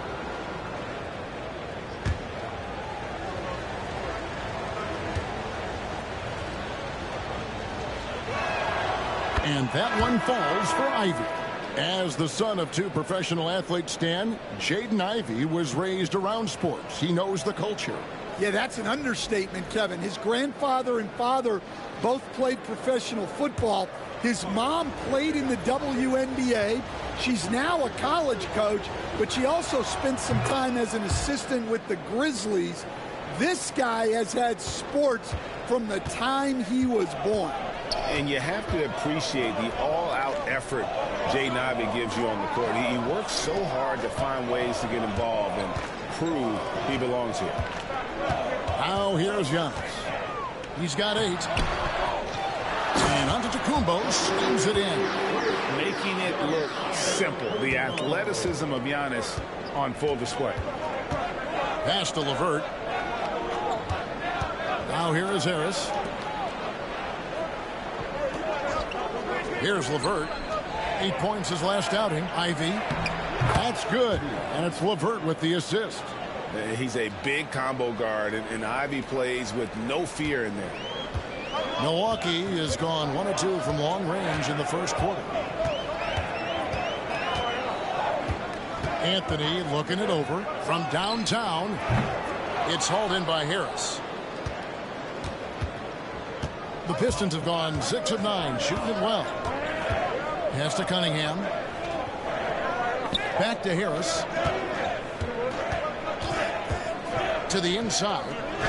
A nice shot by LeVert. And got to push LeVert out of that area because he's very comfortable looking to score from there. The Bucks trail. Outside Turner.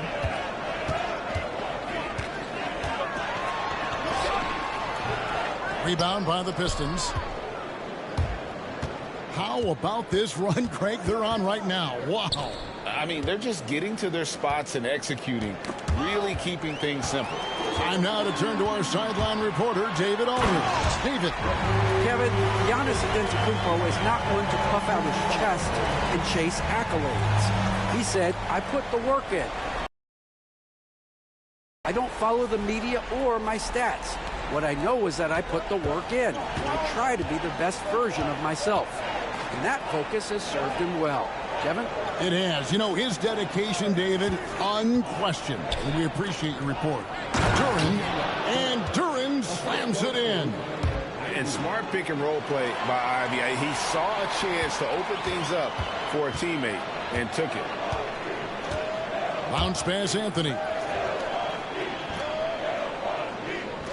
On the wing, Giannis. Guarded by Harris.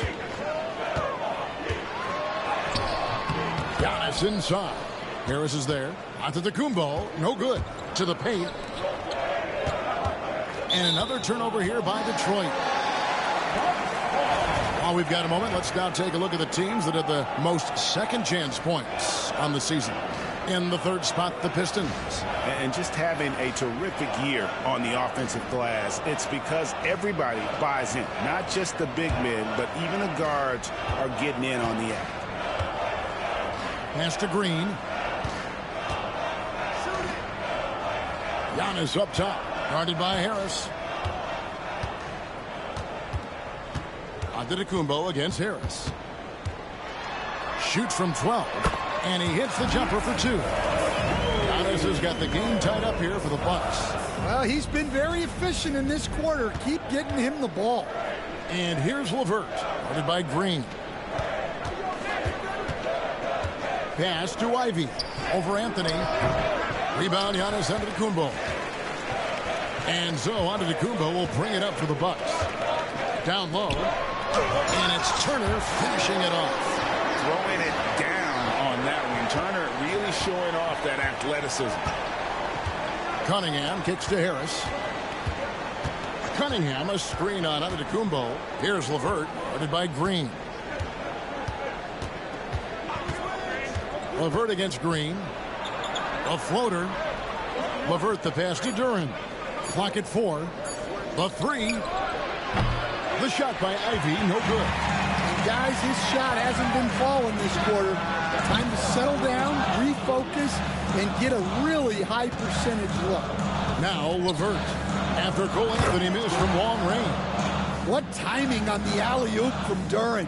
That speaks to the chemistry and connection he has with his guy.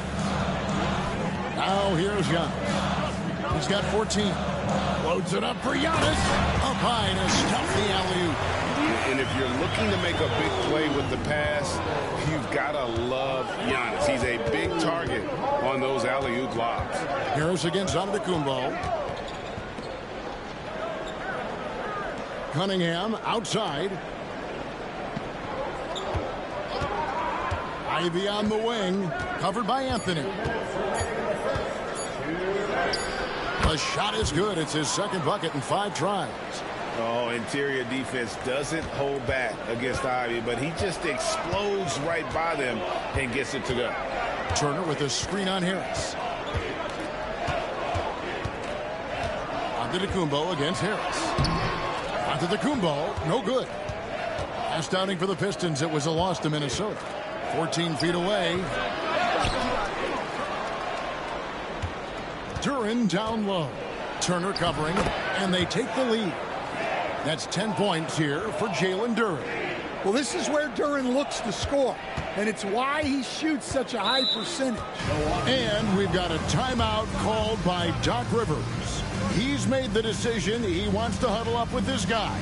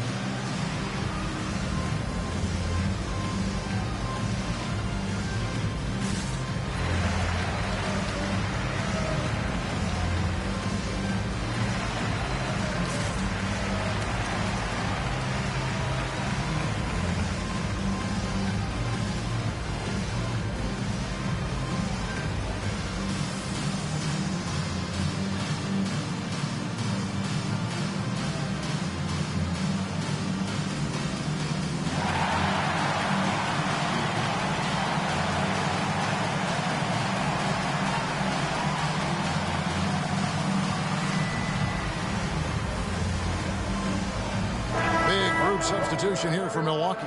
Bobby Portis is checked in for Turner. Kyle Kuzma comes in for Giannis Antetokounmpo. Trent's checked in for Green, and Porter subbed in for Rollins. So Detroit going with an almost entire new group here. Stewart's checked in for Duren. Holland comes in for Tobias Harris. Thompson, he's checked in for Ivy. And Marcus Sasser subbed in for Cade Cunningham. Now here's Trent, and stolen by Thompson. Drives to the hoop, and he uses the glass on the layup. Thompson's got 5 points so far. So fast of foot on the run, Sear, tough to catch. Outside Anthony. And he gets the whistle. 2 free throws coming up. So, Stan, we have a second-generation player in front of us, and next to us is Dad, Cole Anthony. He has his dad's gift, don't you think, for passing the ball? Yeah, Kevin, and a lot more scoring gift than his dad had. You know, and the thing I love about what Cole has done, though, I respect so much, is he's accepted that role coming off the bench, and he's been such a great weapon for them. And the first one drops. Well, we all know Cole Anthony can score the ball, but he deserves more credit for his defense. He's a high-energy player who likes to make things difficult for opposing guards.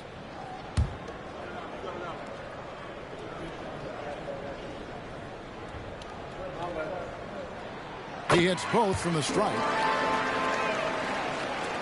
54 seconds left here in the first quarter. Porter against LeVert. The screen from Thompson. Now LeVert. He's certainly been a consistent piece of their offense, averaging about 14.5 points a game. And when he lets the athleticism take over, Thompson can do almost anything. Now here's Anthony, trailing by 4.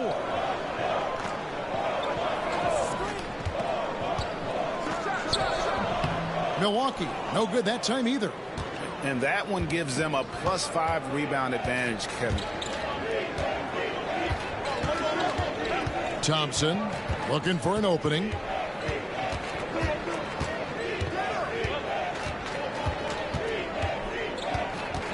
Down to 5 on the shot clock. Fires the 3. Here's Stewart. No good on the last second attempt there. Jalen Duren has been leading the charge for Detroit. Between his points and his rebounds, he was a star for him in that quarter. And don't go away. We'll be right back.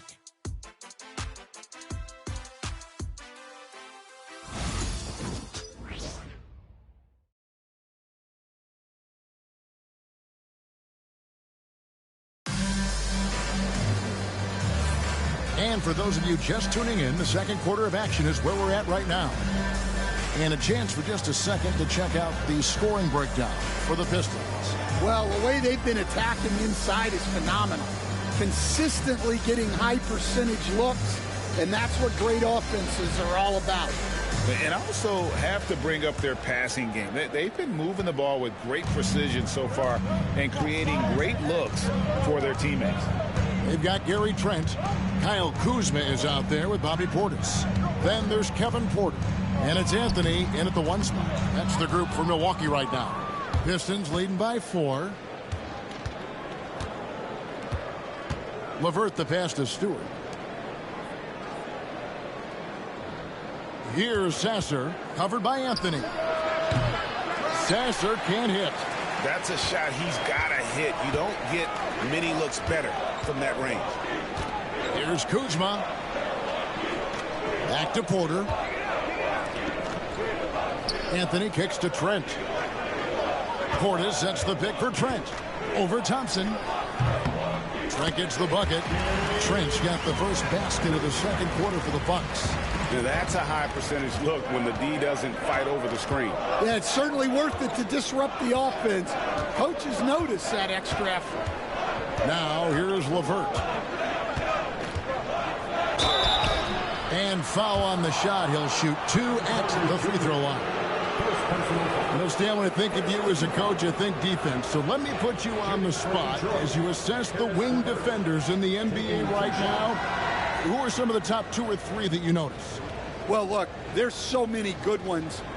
My favorite right now is Lou Dort because he's so strong, he's so disciplined, and he has an amazing ability to use his body even against guys that are a lot taller.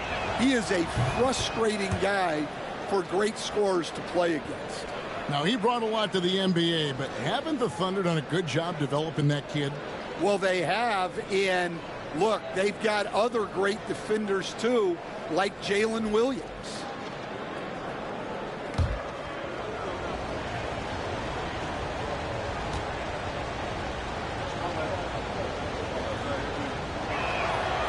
That one misses, so he goes 1 for 2. Bucks trail by 3. To the middle, here's Kuzma. Good, and a nice assist from Porter. Kuzma's got his first basket. And how about that display of athletic ability? Kuzma can contort his body when converting on those difficult shots. Now here's LeVert. Thompson outside. Stewart with the screen on Trent.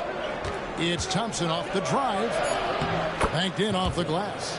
Thompson's got 9 points. Well, we've seen that movie a few times, haven't we? An easy bucket in the paint. Now here's Anthony. He's covered by Sasser. Kuzma outside. The shot goes down and he gets this game back to even. He's got 5. And proving once again that he has the touch from beyond. Kuzma effective at cashing in there. Thompson, a screen on Porter. LeVert against Porter. 2 free throws coming up, and they call the shooting foul. A moment now to see how the schedule is looking for the Bucks. On Monday, they'll tip off a road trip in Charlotte where they'll take on the Hornets. Then on Wednesday, they'll go up against LeBron James and the Los Angeles Lakers. And for their matchup with Cleveland, it's a chance for them to come out and knock off the top dog in the league. A win there could be a big step forward for this team. First one falls for him.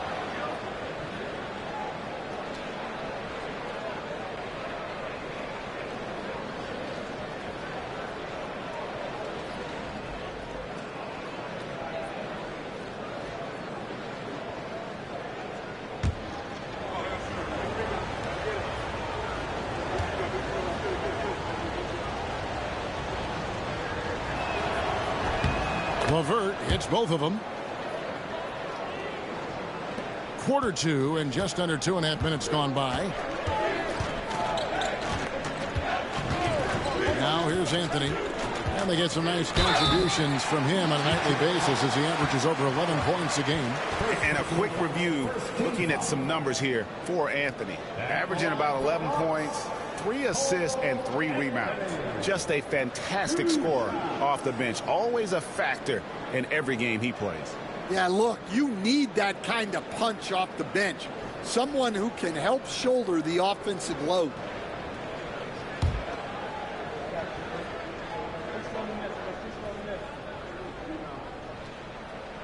First free throw is good.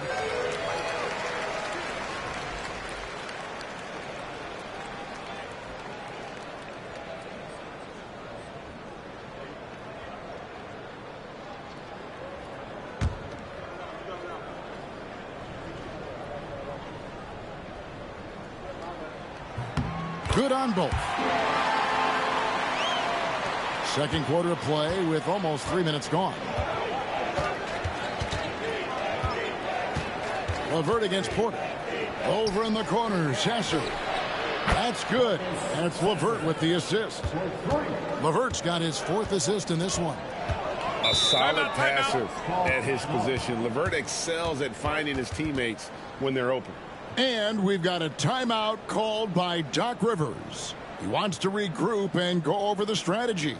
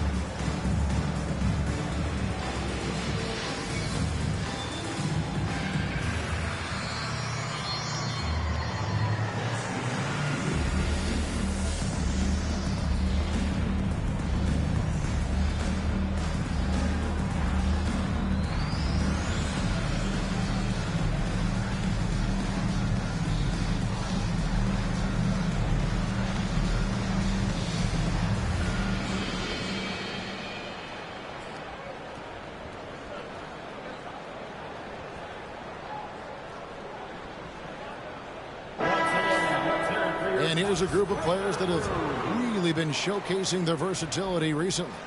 The leading three-point shooters among centers and power forwards over the last 10 games. Third is Bobby Portis. And, you know, there was a time in the league when you wouldn't see a group of big guys like this, but the game has evolved. Versatility now is why we see so many bigs that can just flat out shoot it from anywhere. Yeah, it's truly impressive how far their range extends and how lethal they are from downtown. This group of bigs is really special. And a big part of perimeter defense, Greg, avoiding screens. What are some of the tricks of the trade in that regard? Well, sometimes you have to get skinny. I mean, other times it's using your strength. A lot goes into it. Also, you know, getting a cadence for the screener. It's one of the more challenging aspects of NBA defense.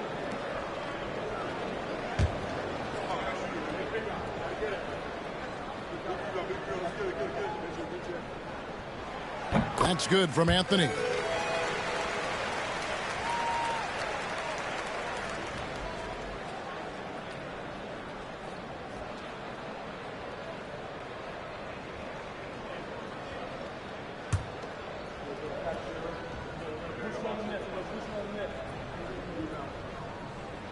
Both shots good from the stripe.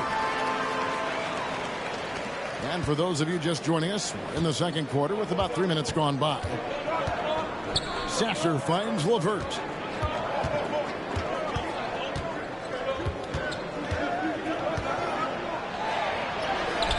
His second shot goes in, off to a good start, 2 for 2.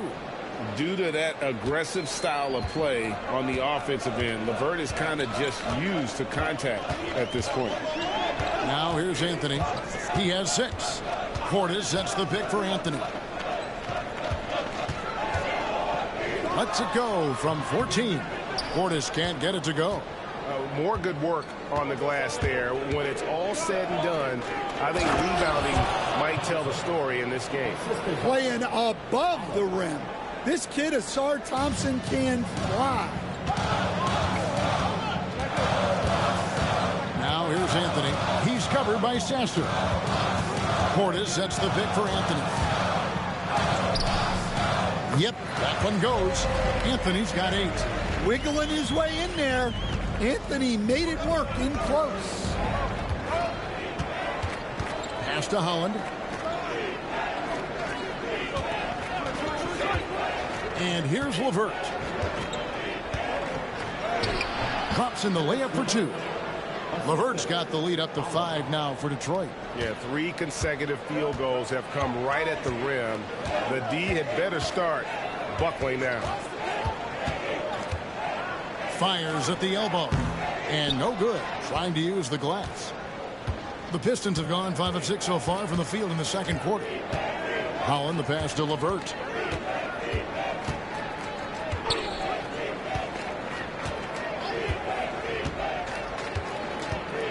Lock at 6. Thompson sets the pick for LeVert. No good from outside. And it's Kuzma with the ball for Milwaukee. It's a 5-point game. And we know Kuzma's always been a terrific scorer. But great, he's developed as a passer over time.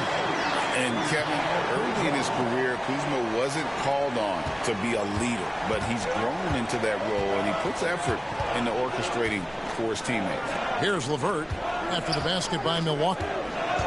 And there's the foul. It's on Bobby Portis. That is his first foul of the game. And the next one puts him in the bonus. Taurean Prince, he's checked in for Trent. Detroit making a switch here.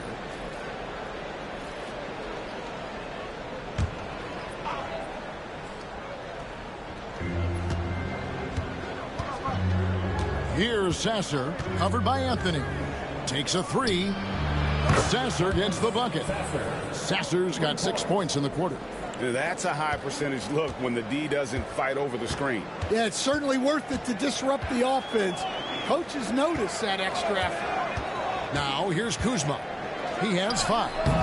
Can't connect from 13 feet out. And they continue to control the glass. And now the Pistons fast break. He's going to put that one in his scrapbook. Insane dunk. And now they're starting to rub it in. Build up a lead, and here we go, baby. It is showtime. Portis, the pass to Kuzma. Portis against Stewart. Portis sets the pick for Anthony. And he's fouled pretty hard on that shot, but he's got the chance to pick up the points at the line. And working, Kevin, themselves to the line here in the second. A nice way to get your offense going. The Bucks shooting their 7th and 8th attempts at the foul line tonight.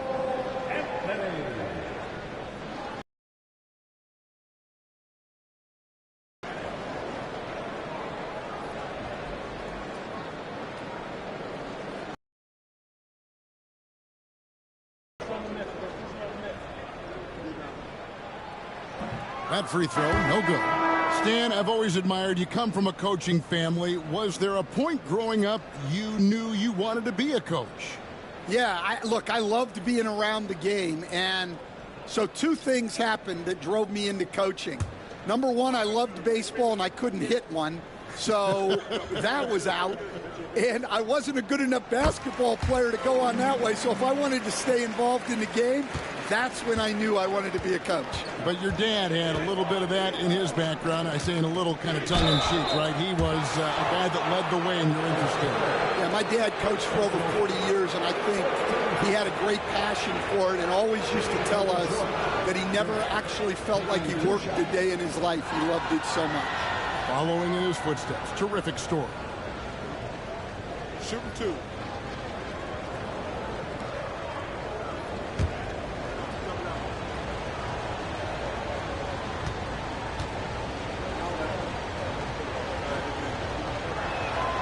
And the first one at the line is good. And when you take a look at Jalen Duren, a big man, Greg, who seems to get better each and every season. Well, you know, he averaged a double-double in his second season. I especially like how hard he goes after rebounds. This guy has a bright future in this league. Quarters checked in for Milwaukee.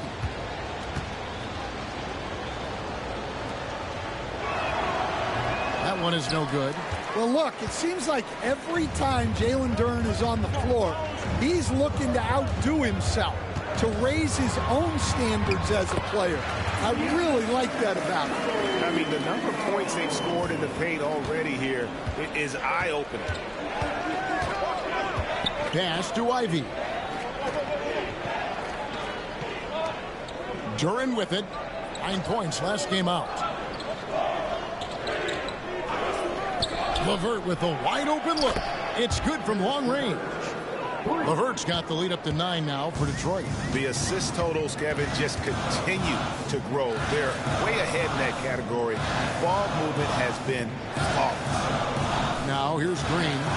Taking a look at his numbers, he averages about 7 points a game. And we see this often now from Giannis. His offensive repertoire has become so versatile.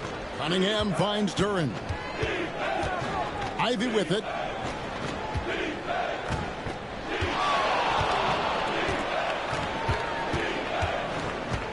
The 8-footer.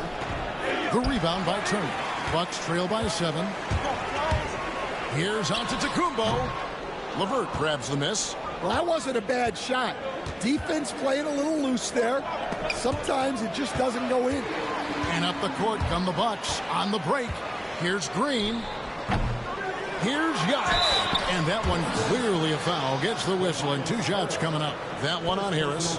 I think what makes Giannis special is how uncomplicated he is. The man is just an incredible, pure athlete who simply loves the game of basketball. That's all there is to it.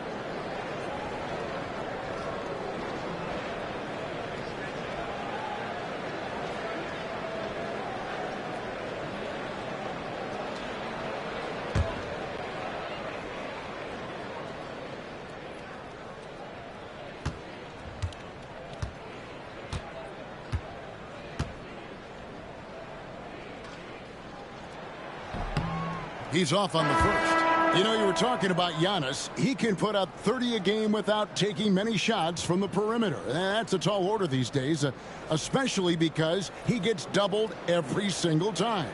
The Bucks making a switch here. Trent's checked in, and a switch here also for Detroit. Thompson's checked in.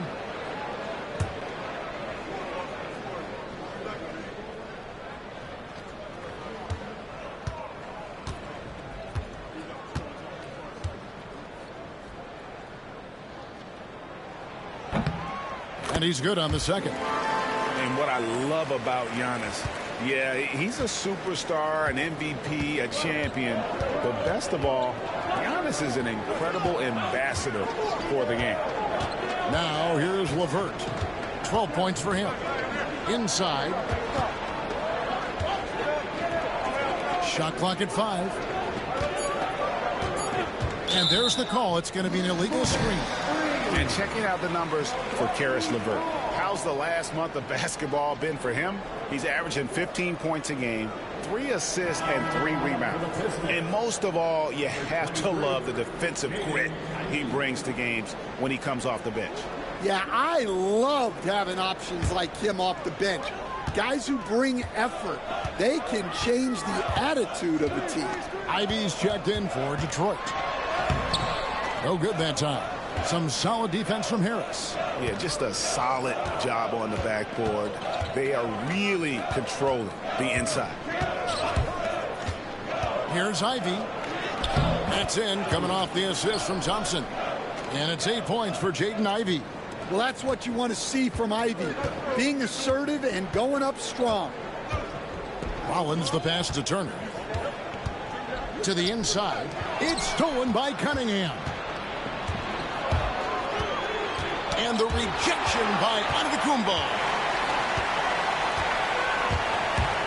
Over in the corner, Green.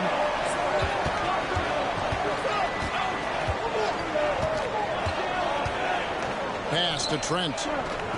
Here's Rollins. Bucks passing it around. Here's Giannis. Down low, inside. Giannis drops it in. Yeah, he makes it look so easy out there. The game comes naturally to him. Cunningham passes to Duren. And oh boy, a lot of contact there, but he gets the call and will shoot two. Well, we get a look here now at the small forwards with the fastest hands in the league and generating the most steals per game. Asar Thompson on top. He is a pest out there on the wing. One slip of concentration, one careless pass, and he'll be going the other way.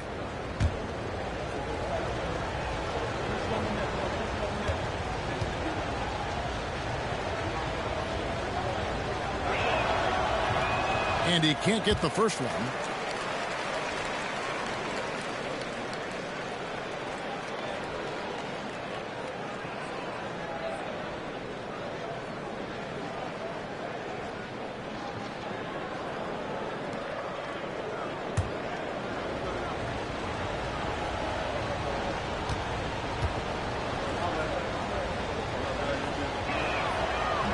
And he ends up missing both free throws.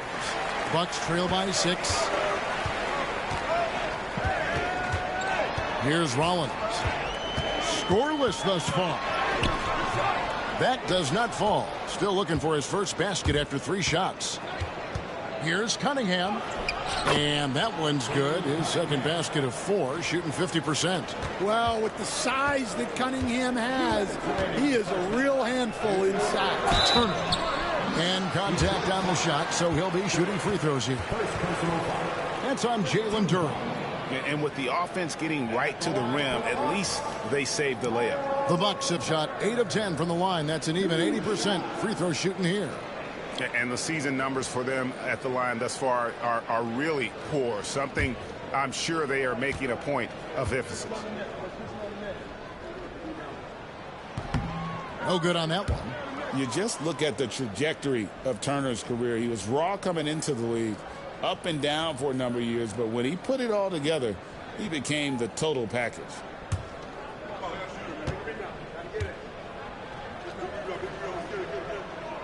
And he sinks the second. 1:58 left to play here in the second quarter. Pass to Ivy. Back to Cunningham. Duren with the screen on Rollins. That's a 2 from Cunningham. It's hauled in by Giannis. Antetokounmpo's got his 7th rebound here tonight. Over Ivy. Antetokounmpo with the finish. Just hard to match up with Antetokounmpo's speed, especially in the open floor. Cunningham looking it over. There's 1:17 left here in the second. And then Cunningham with the dunk. Yeah, I mean, maybe could have tried for a more memorable dunk than that one. And we know he's capable of those memorable ones. Rollins against Cunningham. Pass to Antetokounmpo.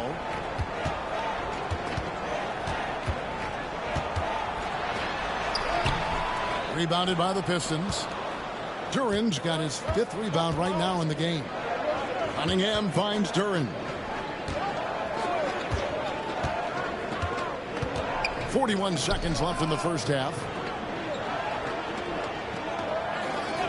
And here's Ivy. Coming in off a 10-point performance last game out. Shots good by Duren. And they're beginning to just flat out fall apart defensively right now, especially on the interior. Bucks trail by 9. Rollins the pass to Turner. Now Trent. Ivy defending. 6-second difference between the shot and game clock. Right block shot. And Giannis with the basket on the assist by Green. Green's got his 3rd assist on the night. Now Ivy. Here's Cunningham. Thompson for the triple. And no good on the last second attempt this time. And so it's the Detroit Pistons headed to the bench with a 7-point lead as we wrap up the quarter. And they've done a phenomenal job down low. So many of their points coming right at the rim. It's time now to go courtside as we send you over to David Aldridge from the sideline. David, take it away. Thanks very much, Doc. A high-scoring affair in the first half. Did you think coming in that it would be this kind of shootout?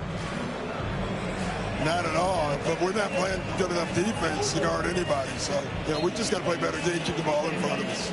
Doc, thanks for your time. Back to you guys. Thanks so much, Dave, for the great interview. Don't go away, folks. We'll be back for the second half of basketball right after this.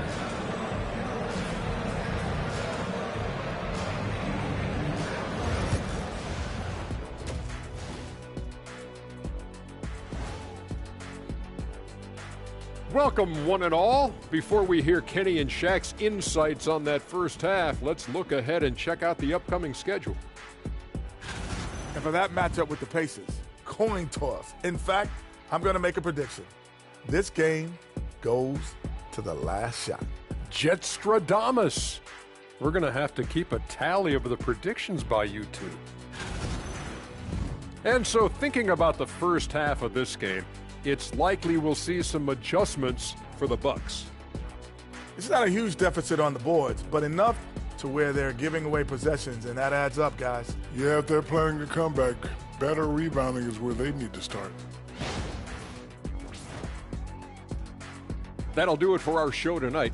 Thanks for joining us, and we'll send you back to Kevin Harlan for more Hoops action.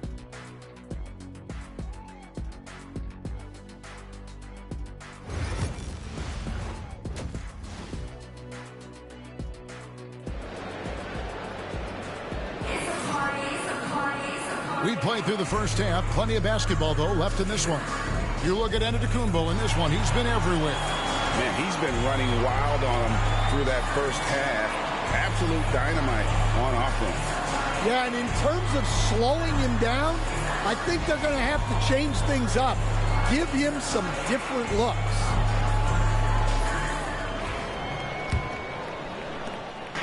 And here's Giannis. He'll bring it up for the Milwaukee Bucks. They trail by 7. It's off to Charlotte for them after this game as they take on the Hornets. That will be a getaway game for them, a one-game road trip. And Detroit, looking at who they've got. Thompson and Harris are their forwards. The backcourt pair will be Cunningham and Ivy. And it's Duren in at the center. It may be the most bankable play in this offense. Antetokounmpo on the roll with the finish. Ivy with it, and it's Trent picking him up. Pass to Harris. Now Cunningham. 6 to shoot. Basket is good. The assist from Harris. Harris has got his 3rd assist on the night. Yeah, they need Cunningham to be effective from that mid-range area. Now here's Trent. Rollins with a screen on Ivy. Here's Trent. Turner trying to free himself up. That one's good, and the Piston lead is cut to just 5 points on the basket from Trent. Well, we know what kind of scorer he is, but he could use a little help. Down low. And Duren slams it in. Well, give credit to Duren's teammates. They know he's got the hot hand, and they're feeding him the ball. Pass to Rollins. Antetokounmpo against Harris. And it's Giannis missing. Pistons leading by 7. Cunningham passes to Ivy. Great pass to set up the lay-in. Ivy's got 10 points in the game. Again and again, they're dissecting the defense and creating those high percentage looks from inside. Pass to Rollins. Outside, Green. Rollins with a screen on Thompson. Giannis outside. Shoots. Connects. The jumper drops. Giannis has got 4 points this quarter. That's 3 of 4 here to start the half. Thompson outside.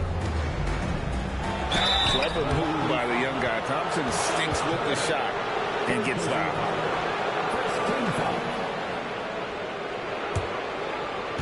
First trip to the line for him here. Thompson, 2 shots.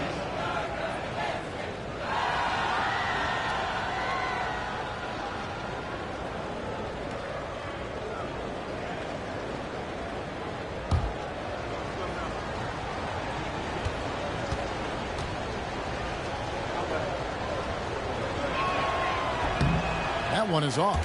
Well, in terms of pure talent, Asar Thompson has loads of it. I don't know if he has a ceiling.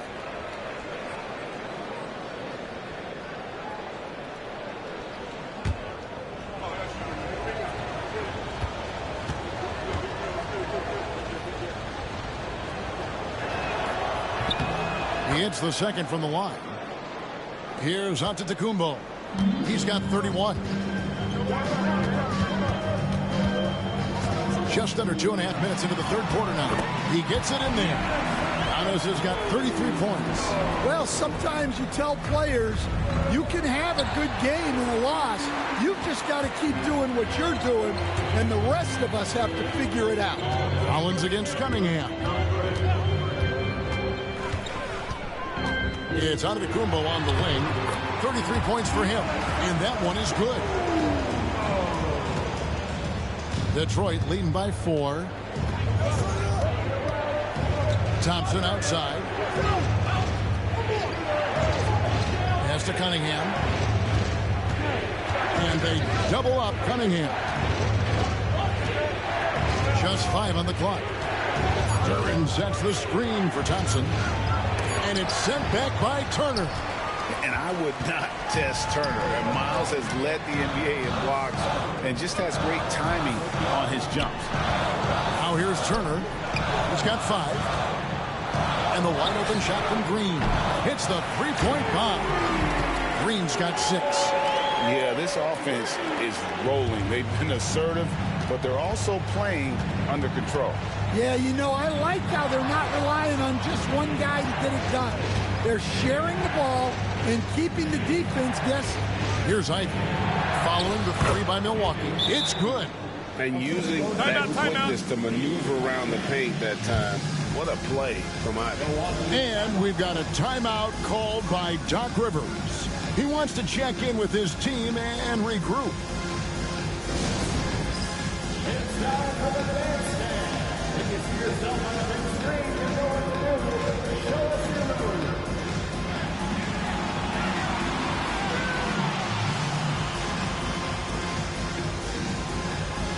Show us your move.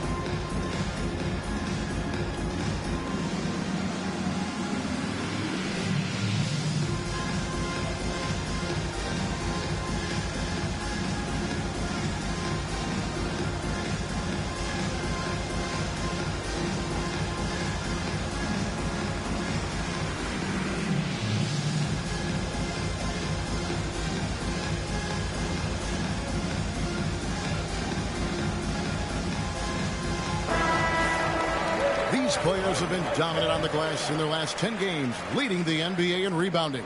Jalen Duran, 3rd. When it comes to rebounding, it's been a stupendous stretch for him. He's been using his body and strength so effectively. Bucks trail by 3. Collins the pass to Green. Trent with it. Bucks passing it around. Pass to Antetokounmpo for the tie. The rebound by Ivy. Detroit's gotten fewer than half of their three-pointers to go down tonight. They're 4 for 9. Harris kicks to Thompson. Now here's Duran. Guarded by Green. They double him with Green. Here's Ivy. Back to Duran. A rebound by the Bucks. Antetokounmpo's got rebound number 8 now on the night. And here's Trent outside. Rebound by the Pistons. Next game, they'll take on the Pacers in Indianapolis at Gainbridge Fieldhouse. And that game will be game 2 of 3 straight on the road. Now, here's Thompson. He's got 12. Ivy a screen on Turner. And it's sent back by Turner. And it goes out of bounds. That one off Turner. And that kind of stifling effort on defense needs another look. And guys, that is lockdown defense at its finest. Going right at the shot and then able to knock it away.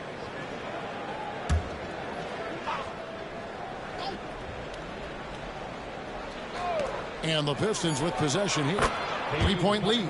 Count that one. Assisted by Tobias Harris. And so Giannis will bring it up for Milwaukee. Giannis slashing. Lays it up off the glass.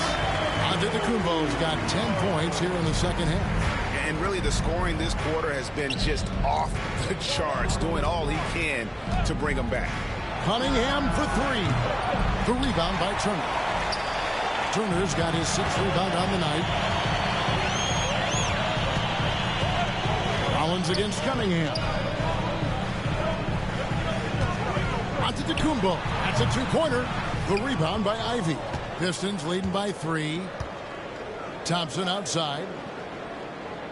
Back to Ivy. Cunningham sets a screen for Ivy. Out to Harris. 6 on the shot clock. Duran with the screen on Trent.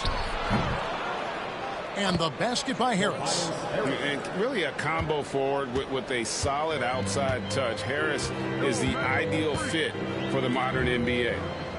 Now here's Turner. He's got 5. And the jam by Antetokounmpo. An amazing athlete. The length, speed, Giannis is borderline impossible to guard when he is playing downhill. And that's life above the rim. Courtesy of our AT&T 5G Slam Cam. Detroit with the ball. Following the bucket by the Bucks. Back to Thompson. Pass to Duran. To the paint. The shot by Ivy, no good. Bucks trail by 4. Now here's Green. He has 6. Going inside.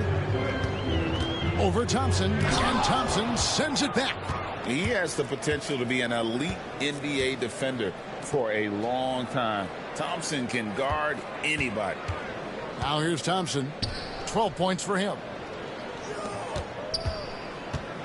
Cunningham passes to Duran. Detroit needs to get off a shot.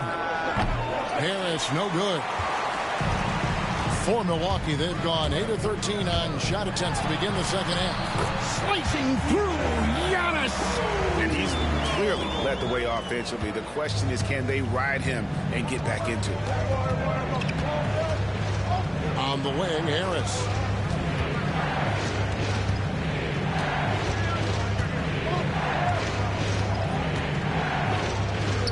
To Cunningham.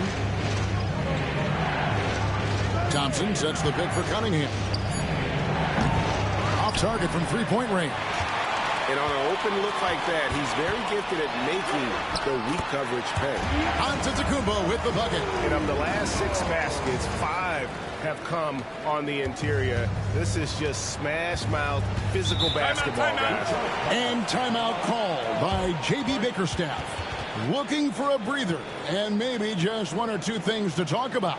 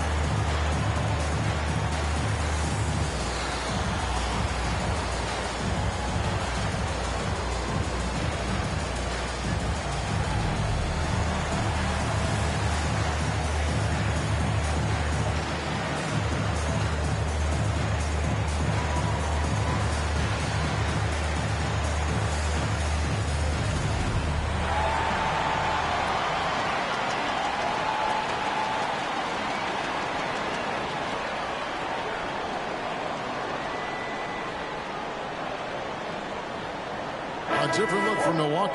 Kyle Kuzma's checked in for Green. Porter comes in for Gary Trent. And Anthony subbed in for Rollins. So Detroit going with an almost entire new group here. Stewart checked in for Tobias Harris. Holland comes in for Thompson. Karis LeVert's checked in for Jaden Ivey. And Marcus Sasser subbed in for Cade Cunningham.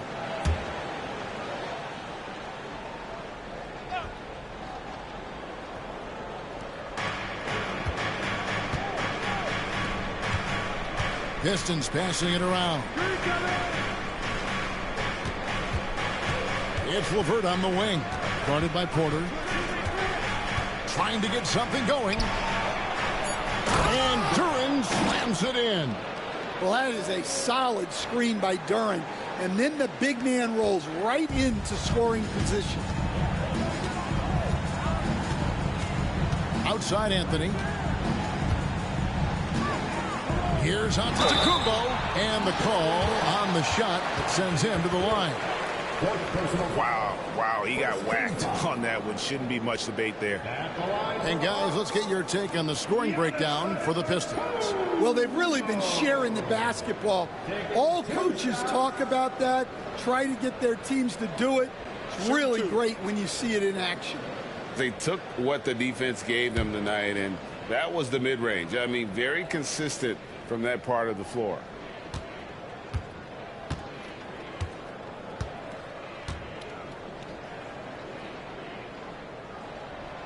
And he makes the first.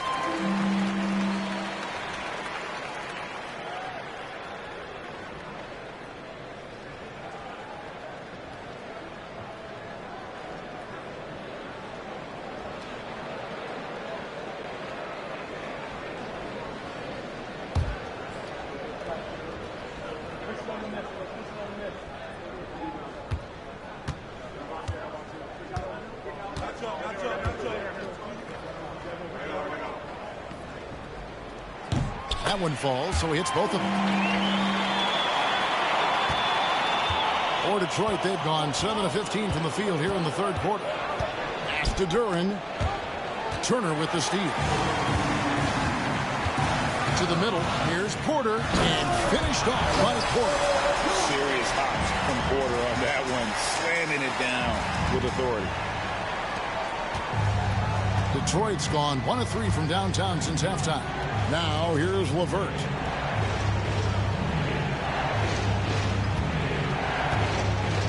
Duren with the screen on Porter. Pass to Duren. Shot clock at 6. To the inside. And Duren slams it in. Physical play by Duren at the rim, which doesn't allow much room for interference.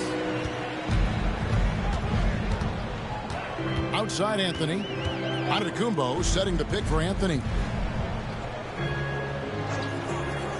Kuzma outside. It's Antetokounmpo on the wing.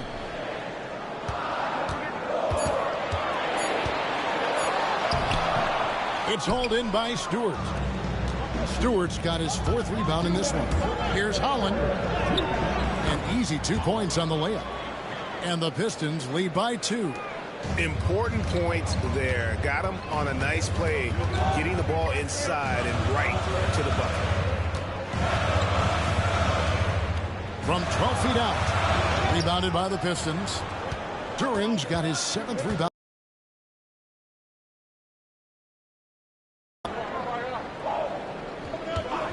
Down low. Here's LeVert. It counts. And the foul. Kyle Kuzma picks one up. What a great touch on that shot from LeVert. Even the foul can't interrupt the rhythm of his mechanics. This is his 3rd trip to the free throw line. A different look for Milwaukee. Bobby Portis comes in for Turner. And it's Taurean Prince in for Giannis Antetokounmpo. And Detroit with a change here, too. Jones checked in for Jalen Duren.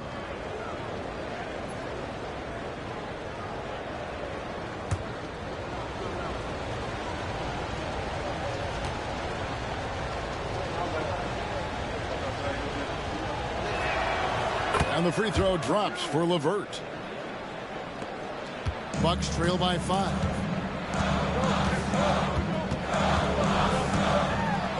2:24 left in the third quarter. Let's take a look here at the numbers for Porter. His last 10 games, he's putting up about 8 points a game, 2 assists, and 2 rebounds. And to have a knockdown shooter like that coming off the bench, a great asset for any coach. Absolutely. I wish I had 2 or 3 like him coming off the bench when I was coaching. If I did, I probably wouldn't be sitting here with you guys. The first one falls. Javonte Green, he's checked in for the Pistons.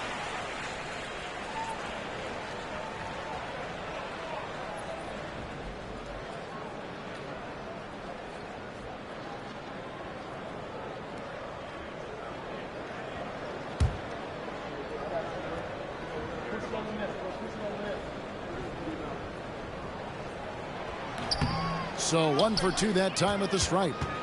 Detroit leading by 4.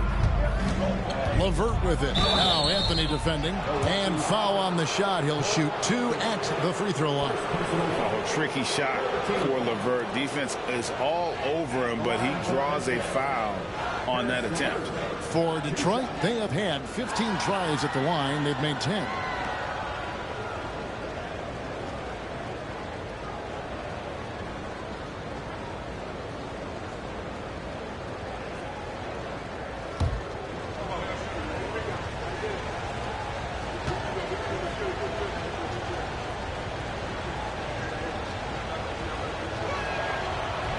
That free throw, no good.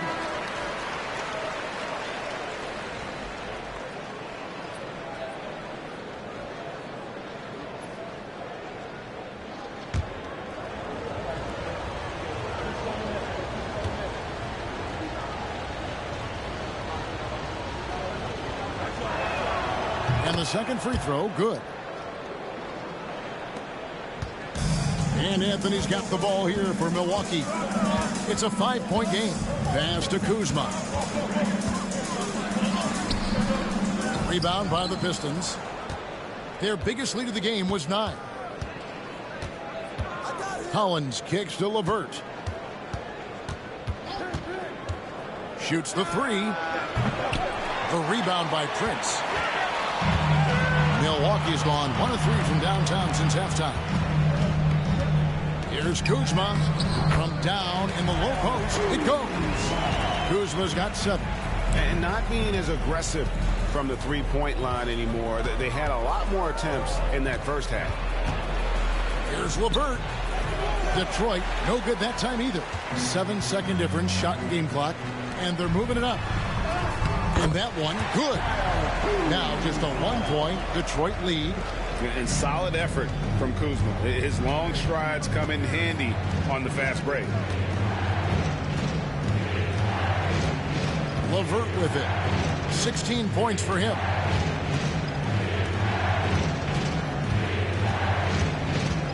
Just 5 to shoot. Pass to Sasser. That's good. And it's LeVert with the assist. LeVert's got assist number 7 for him tonight. The third quarter comes to a close. Pistons lead by 4. And after a quick break, we're going to come right back with the start of the fourth quarter.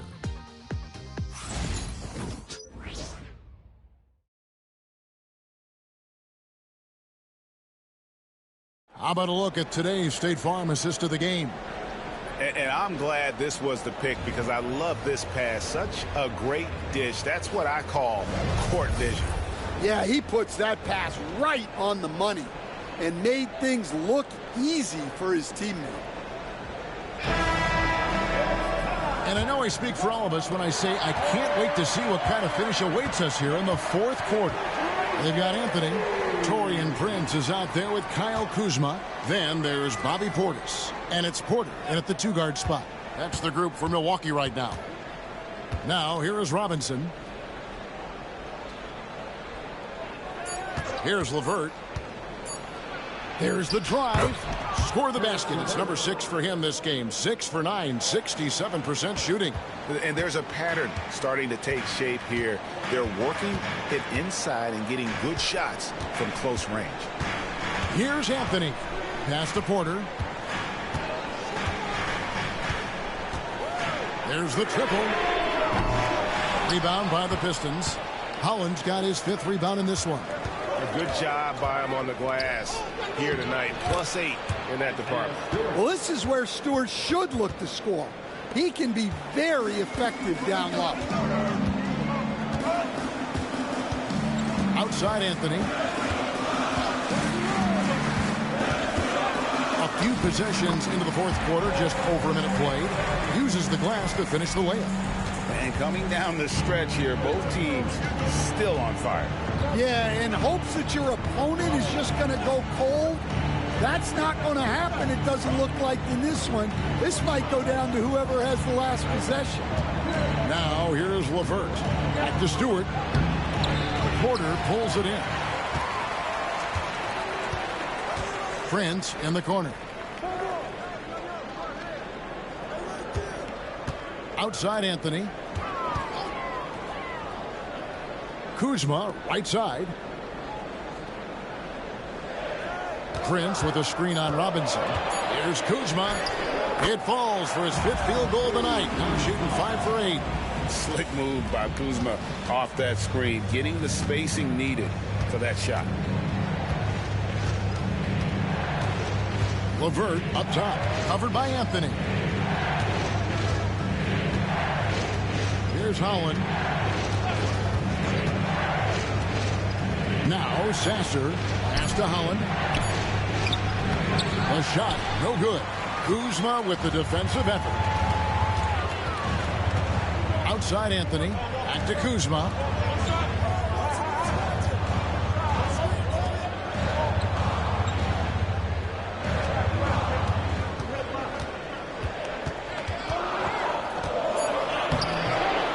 There's Portis.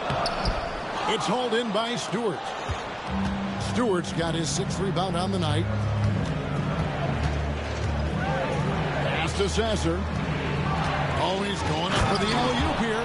I tell you what, he's showing some real courage going to the reverse in that situation. You know, I don't think he knows you're not supposed to do that in traffic. Outside Anthony. To the wing on the left. Portis against Stewart. Portis in the post. And the rebound goes to the Pistons. Stewart's got his 7th rebound here tonight. 4th quarter of play, and over 3.5 minutes have gone by. Holland, the pass to LeVert. And he uses the glass on the layup. And now it's an 8-point Detroit lead. And LeVert is playing with such passion on offense. He's just not afraid to play a big role on that end. Portis sets the pick for Kuzma. And Portis throws it down. And way to finish and cut into that lead a little bit. And but look at the basket guy still shaking. Pass to Holland. And here's LeVert. There's the pick. There's the 3. It's rebounded by Portis. Portis has got his 5th rebound right now in the game. Well, and after making just 1 triple going into the break, he's still looking for his first make from distance here in the 2nd half. And the D not really doing its job there. A little slow to react to the ball getting into the paint. 3-pointer, LeVert. Basket number 8 is all good. He's attempted 12 shots. A good look there, and he didn't waste it. His 2nd 3 of the game. Anthony kicks to Kuzma.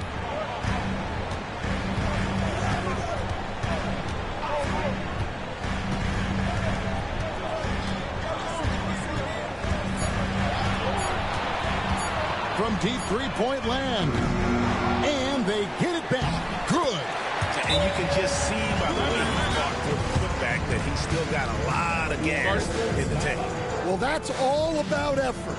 He knows how much each bucket means right now, and he's clearly willing to fight for it. And J.B. Bickerstaff has called a timeout. And clearly an important juncture. He's going to have some choice words with his team.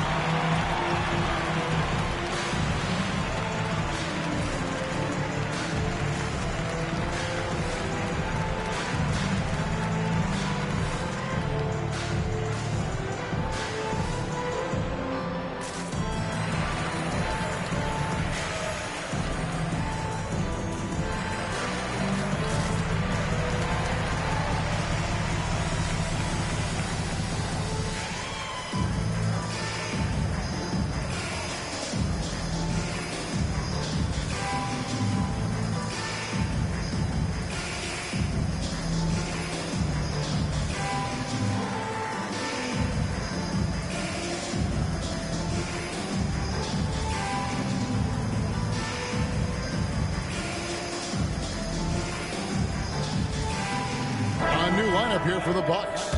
So Detroit going with an almost entire new group here. Duran, he's checked in for Stewart. Tobias Harris comes in for Holland.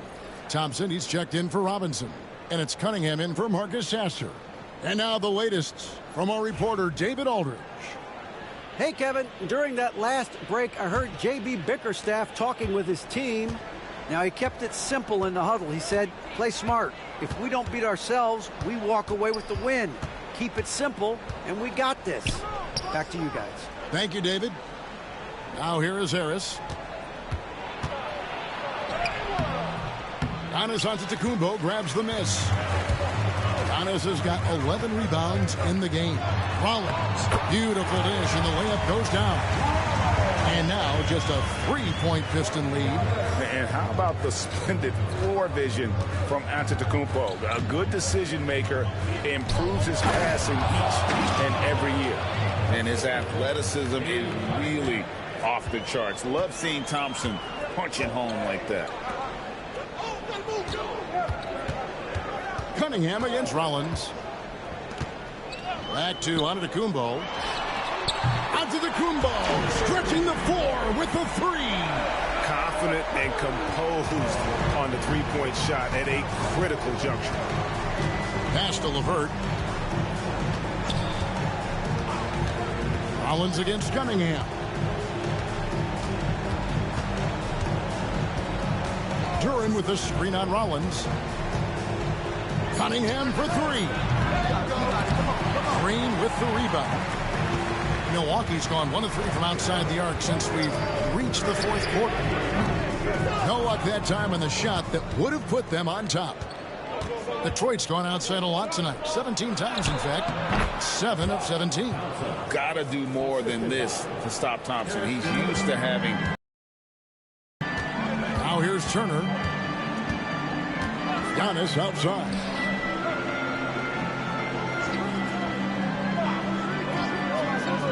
Turner with the screen for Antetokounmpo.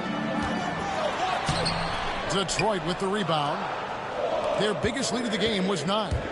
It's LeVert with the drive. The kick out to Cunningham. That's in, coming off the assist from Thompson. Thompson's got 3 assists in the game. Bucks trail by 7. Outside Turner. Outside Green. Trent outside. Here's the 3. Duran pulls it in. Detroit's gotten off 4 3-pointers in the final quarter, and 2 of them have fallen.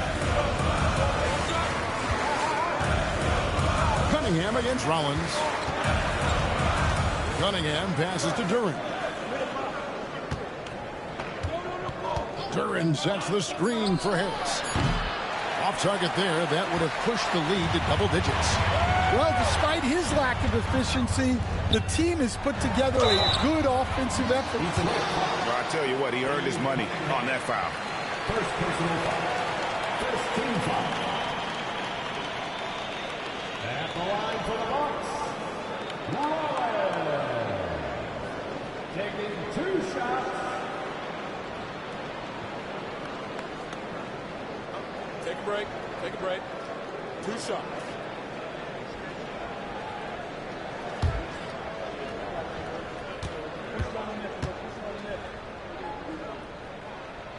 First free throw is good, and the Pistons making a change here.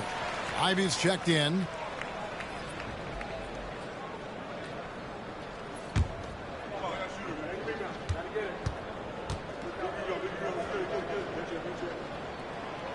And he can't hit the second. Pistons leading by 6. Over in the corner, Cunningham. That's in, coming off the assist from Thompson. Thompson's got 4 assists now tonight. Not shy from outside. There's no doubt about that. Spreading the floor and getting them up. Now, here's Green. Here's Rollins. Shooting foul as the whistle blows. He'll shoot 2 free throws. Second personal foul. It's going to be on Cade Cunningham.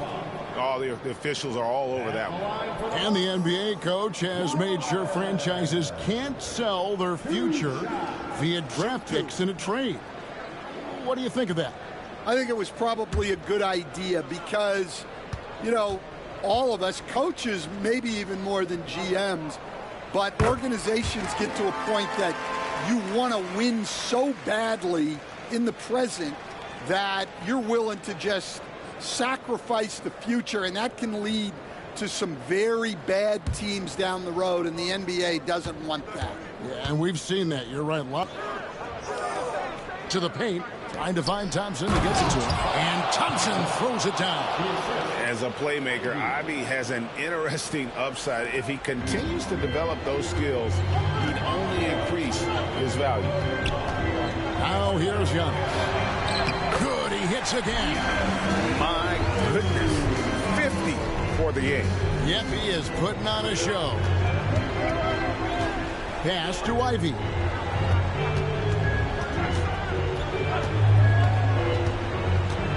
Back to Cunningham. In the corner, it's Harris.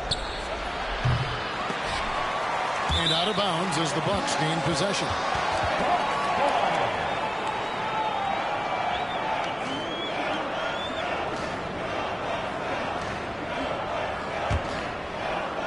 Bucks trail by 7.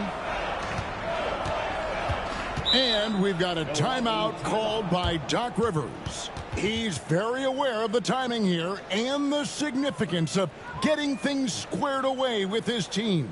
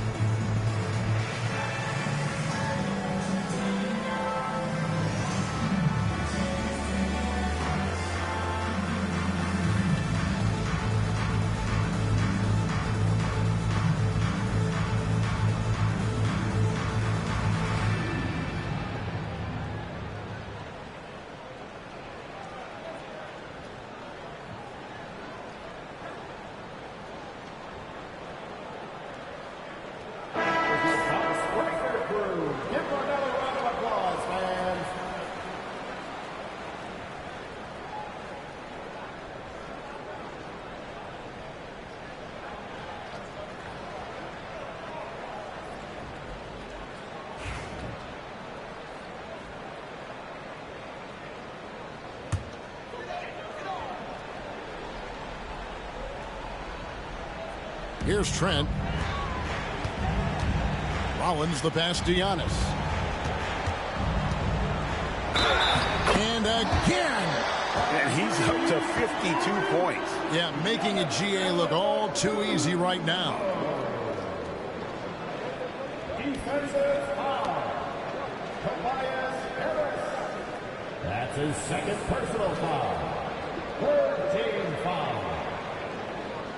At the line for the Bucks. One shot. Giannis Antetokounmpo. One shot.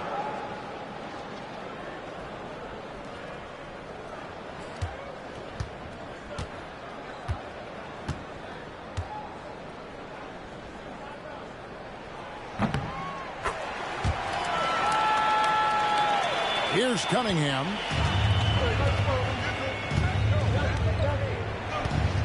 On the wing, Harris.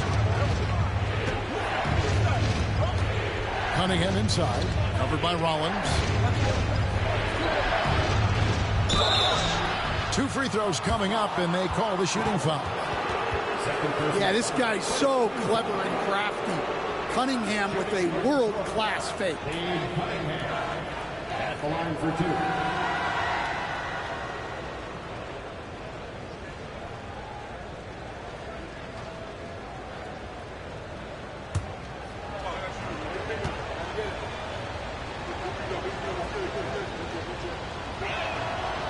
good from Cunningham. And it's easy to see why so many.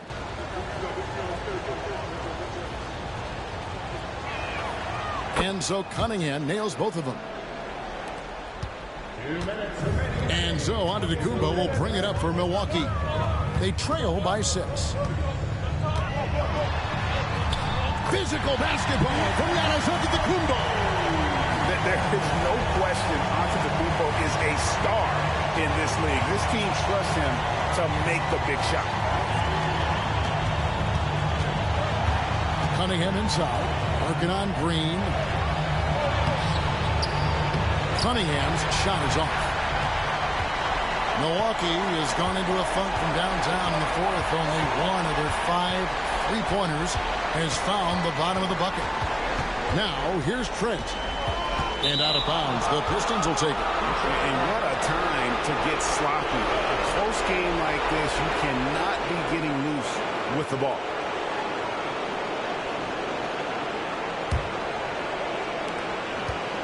Pistons leading by 4. Cunningham outside. Ivy on the wing. And again, it's the Pistons missing. The Bucks shooting in the fourth quarter has been efficient at 56%. Antetokounmpo can't get it to go. From beyond the arc, a key part of their initiative this entire fourth quarter. Yeah, it's always a little risky to lean this hard on the three-point shot. But when you're knocking him down, you might as well keep riding. From deep, Trent. Duran pulls it in. Well, he's got a great stroke. That one almost dropped. Antetokounmpo grabs the miss. Just too big a deficit to come back from at this point.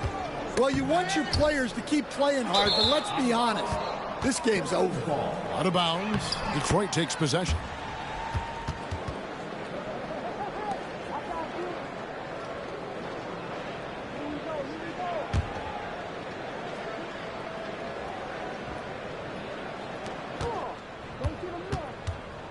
And you have to like how they're moving the ball right now. Snappy passes to ready shooters. It's basketball 101, but boy, is it working.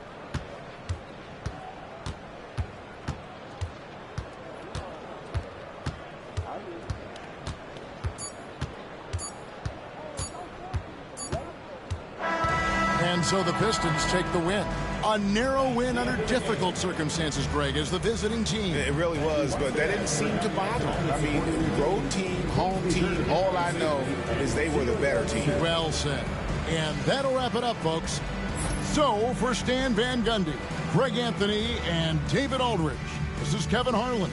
Thank you for watching the NBA, presented by 2K Sports. But first, let's reveal our player of the game, Jalen Duran.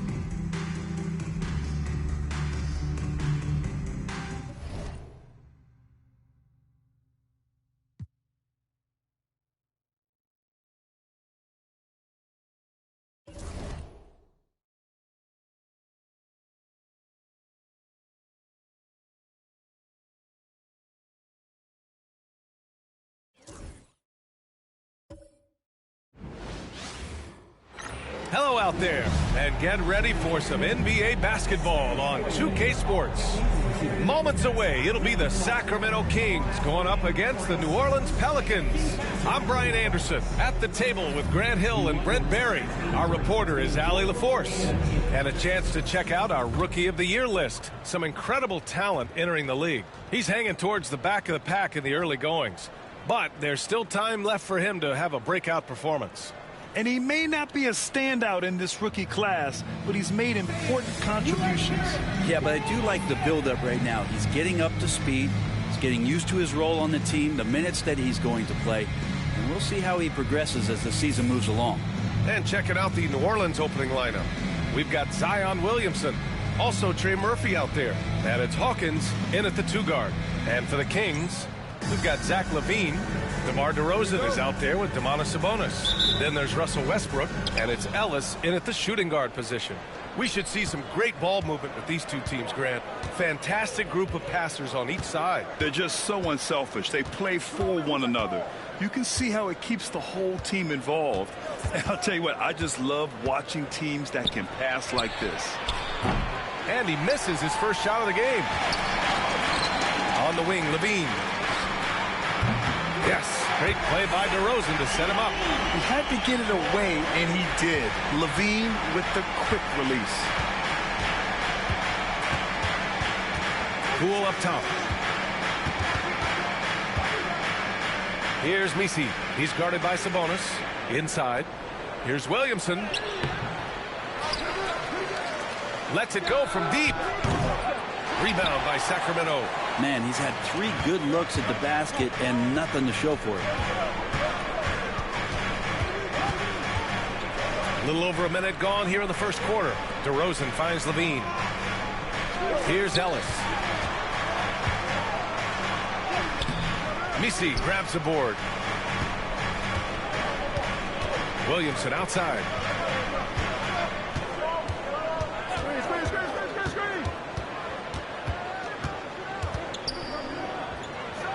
After missing his first attempt, now 1 for 2. Yeah, here's a list of things I don't want to do, and right at the top is guard that guy.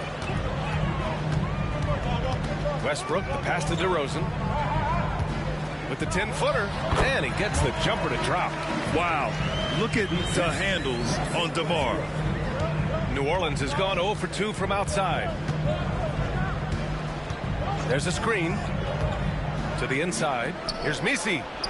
Up and in on the layup. The defensive effort was lacking a bit, but hey, give him credit for finding a weakness there. Just really smart basketball and exploiting whatever holes that he's seeing right now in the defensive squad. Here's Westbrook. After the Pelicans picking up a basket a moment ago, Ellis good.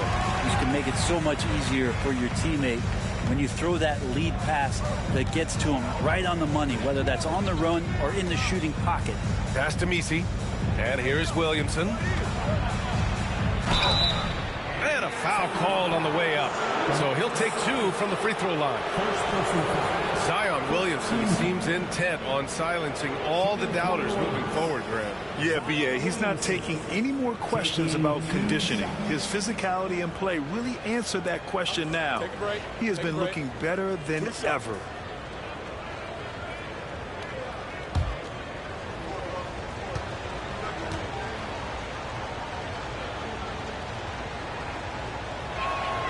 The first free throw is good.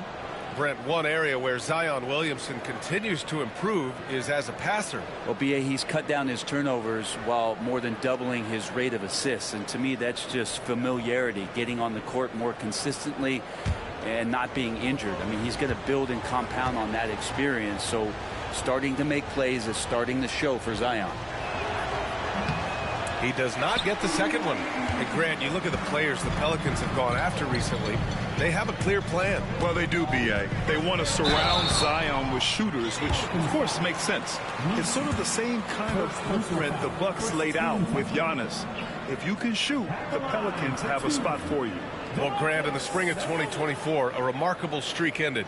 Domantas Sabonis had recorded 61 consecutive double-doubles. Yeah, it was the longest streak since the merger back in 1976. Now, Sabonis has led the NBA in rebounding multiple years. Plus, he has averaged 8 assists in a season, so that is big-time production. He's off on the first. And Brent, the Kings have the pieces to compete and finally creating some stability. Yeah, after that 16-year playoff absence, just being a factor in the West has Sacramento and their fans really, really exciting. Again, the pieces are there. Will they push it this year to get back in the mix? And you look at the Kings, Brent. They've had several name changes over the years of their franchise.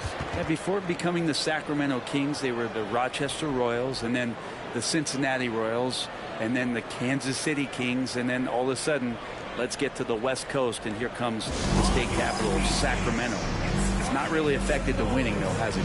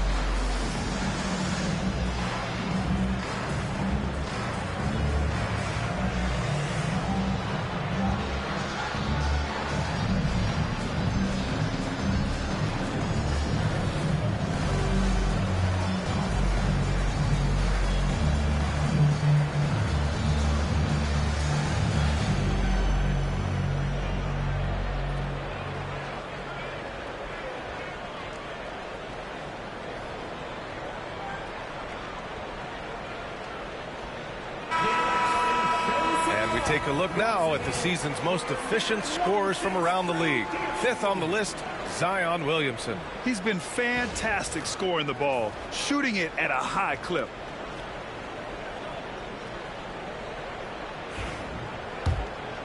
Here's Poole. Last game out, 36 points for him. Pass to Messi. Williamson against DeRozan.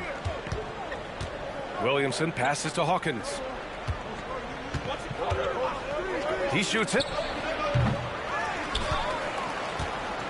Here's Messi. He's guarded by Sabonis. Tries again.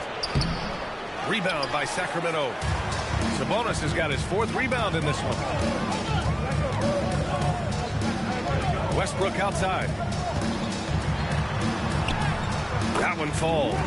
Don't say this much about guards, but big boy strength there as Westbrook does not give in to the aggressive defense.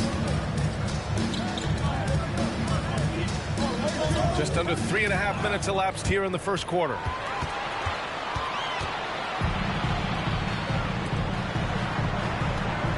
DeRozan outside. Pass to Levine. There's the triple. Messi grabs the board.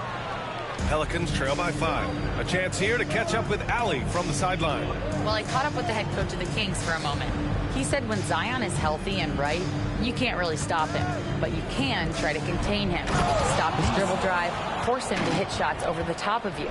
Sounds like they're going to try to make him a jump shooter tonight. As always, Allie, we thank you. And how about our AT&T 5G Slam Cam? Couldn't have captured that play any better. The Kings lead by 3. DeRozan right side. Spins. Pass to Westbrook. Back to DeRozan. Takes the 3. That's good. And so Westbrook with the assist. Westbrook's got 3 assists tonight. Yeah, out of the corner, DeRozan finding the open space on the floor. Now here's Williamson. We saw him with 39 points last game. To the paint. Snatched away. Here we go. Ball's going up the court.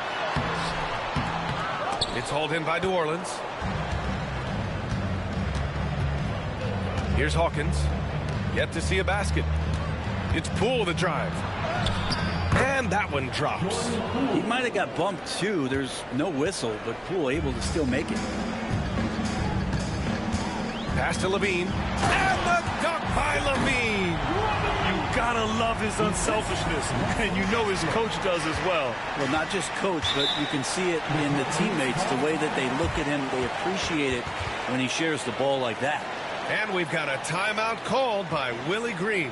He wants to make sure everybody's on the same page.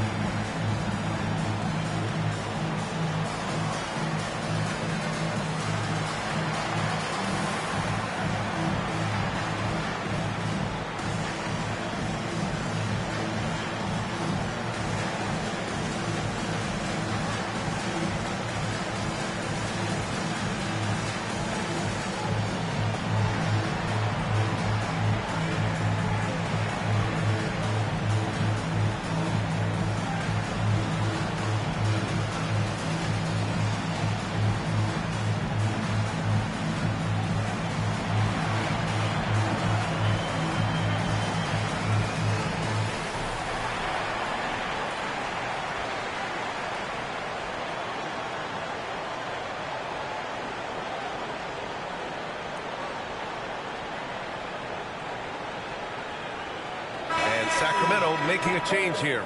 Schroeder's checked in. Jones, he's checked in for New Orleans.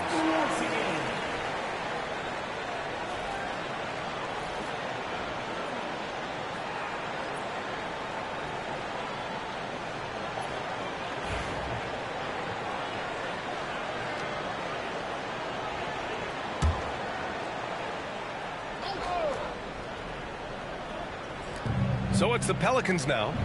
They trail by 6.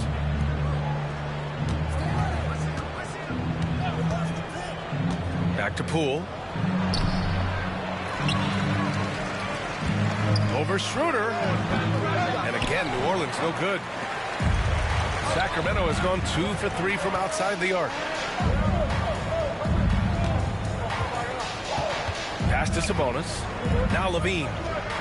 Here's Ellis. Covered by Williamson. DeRozan outside. 6 on the shot clock.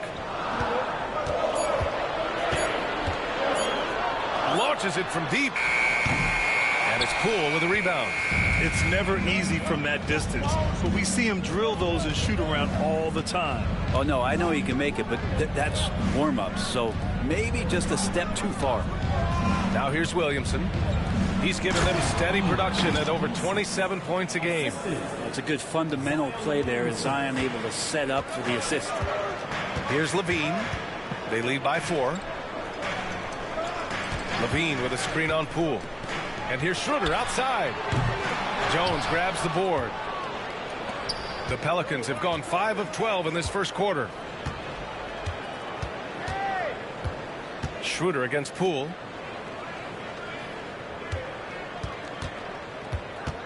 Pass to Jones. Poole outside. Shoots over Schroeder. Again, the miss by Poole. The Kings lead by 4. On the attack, Schroeder. And it's good. Fought through contact. Hit the shot and will go to the line. And guys, let's get your take on the scoring breakdown for the Kings. They've done a great job establishing an inside presence. Now that'll open up more options offensively throughout the remainder of the game. Let's make sure that that selfish nerve doesn't get tapped, because right now there's great ball movement. They're setting each other up. Let's see if that maintains. Free throw good. Schroeder. Well, Grant, this is the time of year when these teams are starting to know what they have. Yeah, B.A., sometimes it takes a while with personnel changes or coaching changes, too. But now you have a good chunk of games under your belt, and the camaraderie has grown. And that one's good. Poole. And Poole knocks that one down without worry. For Sacramento, they've gotten 7 of their first 12 shots to go. Pass to Ellis. They set a pick. Back to Schroeder. Now here's DeRozan. Fires the 3. Rebounded by New Orleans. Misi's got 5 rebounds tonight. Jones finds Poole.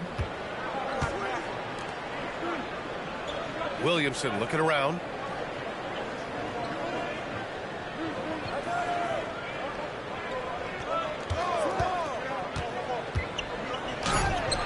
The 15-footer is good. Williamson's got 5. Intelligent basketball. Keep feeding the hot hand. Schroeder against Poole. Pass to Ellis. Picked by Sabonis. Here's Ellis. Right now averaging 5.5 a game. Late clock here. The Kings need to get one up. Schroeder. It's hauled in by New Orleans. Misi's got 6 rebounds now in the game. Jones drives in. Oh, a big finish with a one-handed jam. Looking pretty nimble on that drive. The slender Herbert Jones is good at understanding when to go in strong. Back to Levine.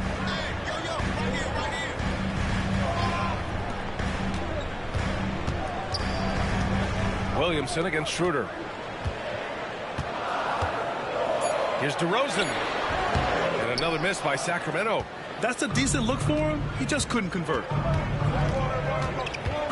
Jones, the pass to Williamson. That gives him the lead.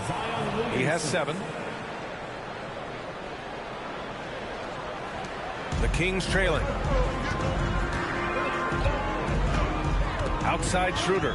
Pass to Sabonis. Outside Schroeder. Sabonis right side. To stop the drought. And slammed it home. And a foul. A chance at another point at the line. Herb Jones picks one up. Yeah, Sabonis just taking that hit and finding a way to finish. He's made one and missed one so far at the line. Keegan Murray's checked in for Sacramento. Monk comes in for Ellis. For Sacramento, Sabonis. One shot.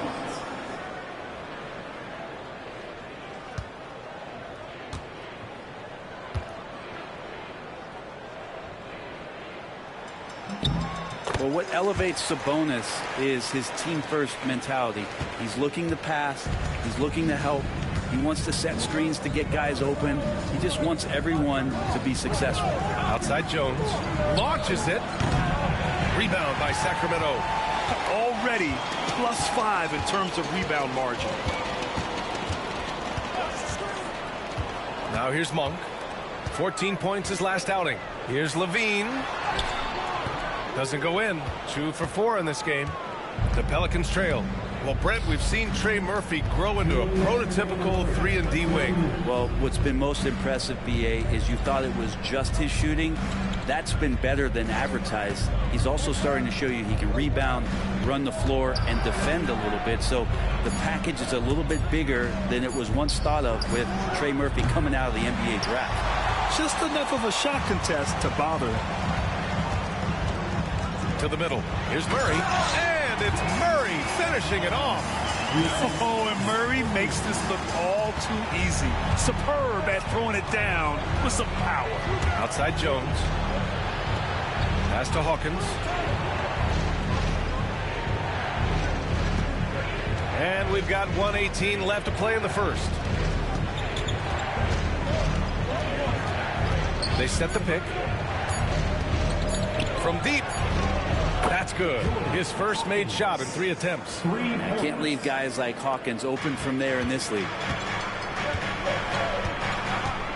And he's going for the lob. And it's Murray finishing it off. Yeah, he gets off the floor in a flash. Murray can elevate off 1 foot or 2. It's easy for him to convert on lobs. Now here's Alvarado. Hasn't gotten one to fall yet. Launches a 3. And the Pelicans hit again from deep. Back-to-back threes, making their defense work on the perimeter a bit. To the inside. And Levine throws it down. So good at getting elevated. Levine rises up and hammers it down. To the wing, right side. Back to Alvarado. Down low. The jump hook. It's rebounded by Sabonis. Sabonis has got rebound number 8 now. So far, rebounding has been a focal point for them. Outside Levine.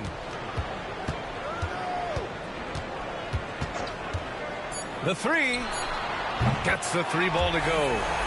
And it's a 5-point Kings lead.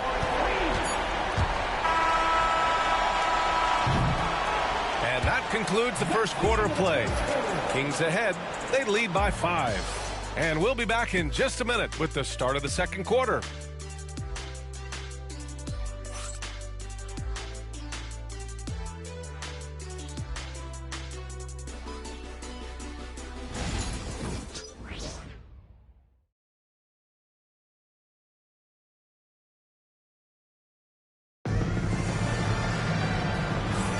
Hope you've enjoyed the broadcast so far. Halfway through the first half in this one. And what do you think about the Kings here, guys? We all know good ball movement is what most coaches harp on, and their passing's been excellent so far. Well, everybody just feeling the energy of the basketball as they moved it around, and lots of hands were touching it.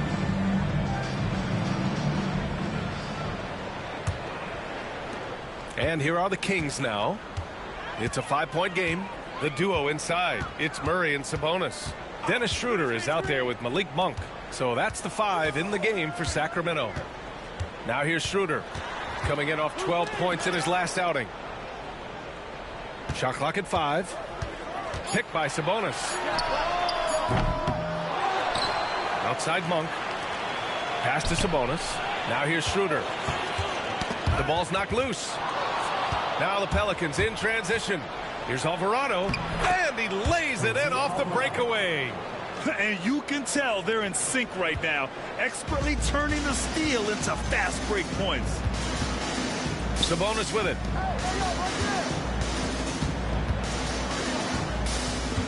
Outside Monk. Sabonis right side from the right block. Clock is at 3. And here's Schroeder outside. Pelicans cleared away.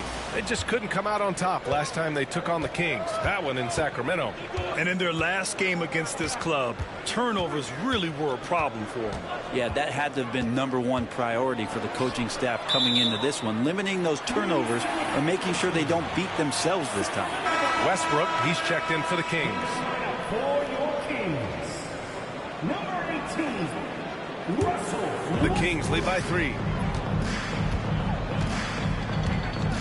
Right side Schroeder. Here's Murray. And it's Murray finishing it off. Yeah, and that was a big-time flush. I love whenever Murray takes flight like this. Bay outside.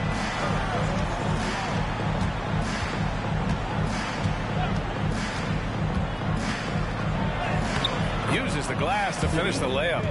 Bay's got his first points of the night. That's been the story of their offense so far, getting a number of looks from point-blank range. Outside Schroeder. Picked by Sabonis. Now here's Schroeder. Alvarado defending. Schroeder passes to Sabonis.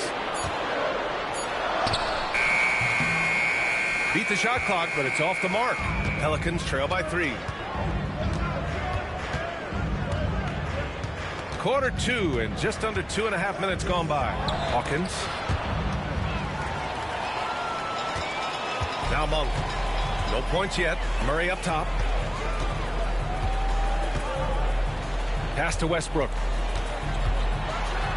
And it goes as the official calls the foul. Count it, and he'll shoot one more at the line. Grant, there are such intense rivalries at the college level. Do any of those carry over to the NBA? Oh, BA, they sure do. I was part of some serious college rivalries. There was a lot of trash talk with the guys on the other side. It didn't stop that much after we got to the NBA.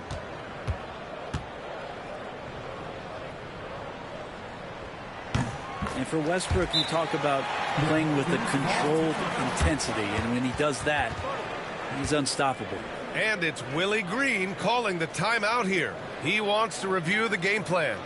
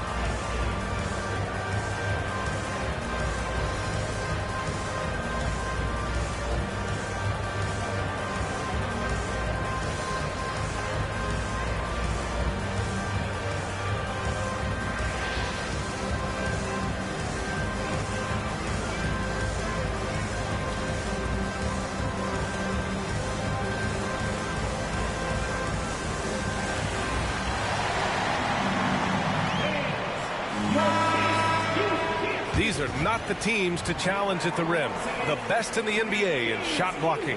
5th best, the Pelicans. They're quick to help each other, and they have some tremendous athletes with a nose for the ball.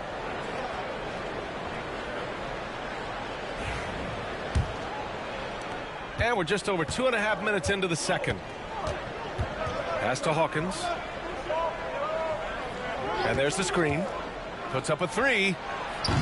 Rebound by Sacramento. They're coming off that loss against Portland. They just weren't careful with the rock. The passing was loose. The ball handling was lackluster.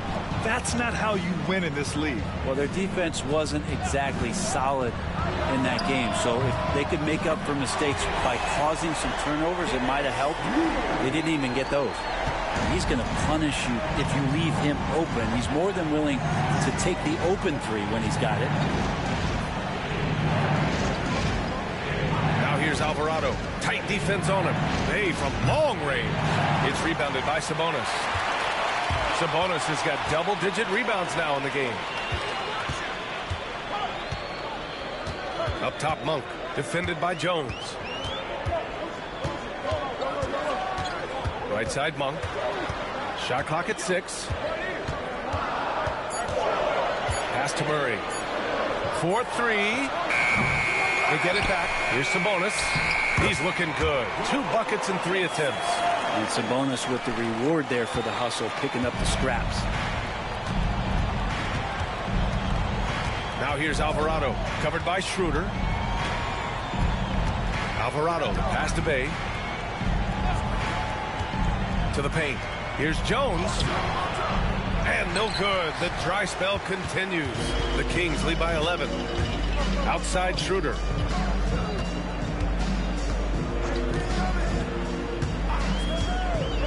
Inside. And Sabonis slams it in. And how about Sabonis getting up there and rising up to slam down? New Orleans has gone 0 for 2 from outside in the second quarter. Pass to Hawkins.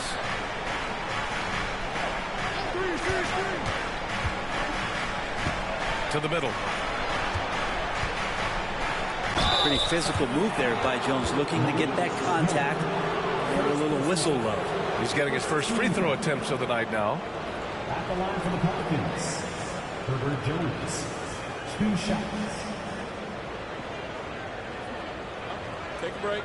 Take a break. 2 shots.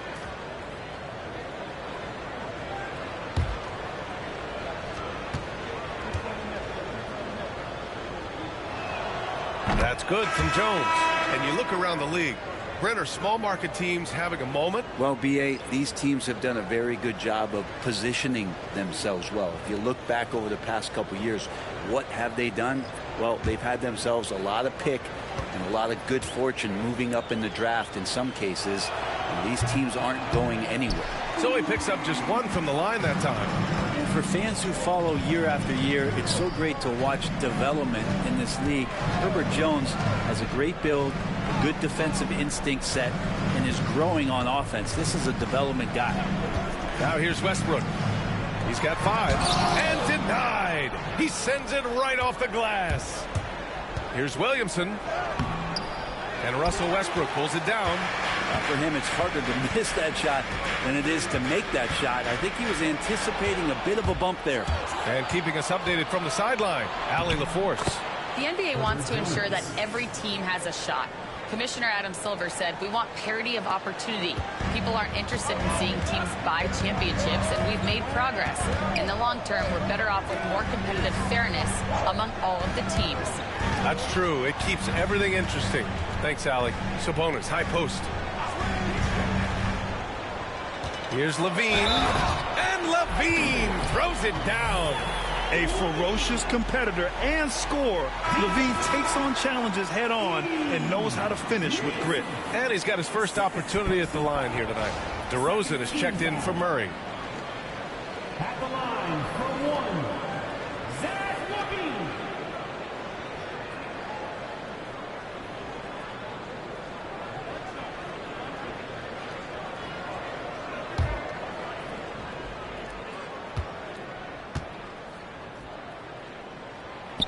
That free throw good from Levine. You know, Zach Levine is so energetic out there on the floor. You gotta love a guy who consistently plays at a very high effort level like that. Now here's Alvarado. Looking at his stats, he's putting up about 7.5 per game. Williamson with it.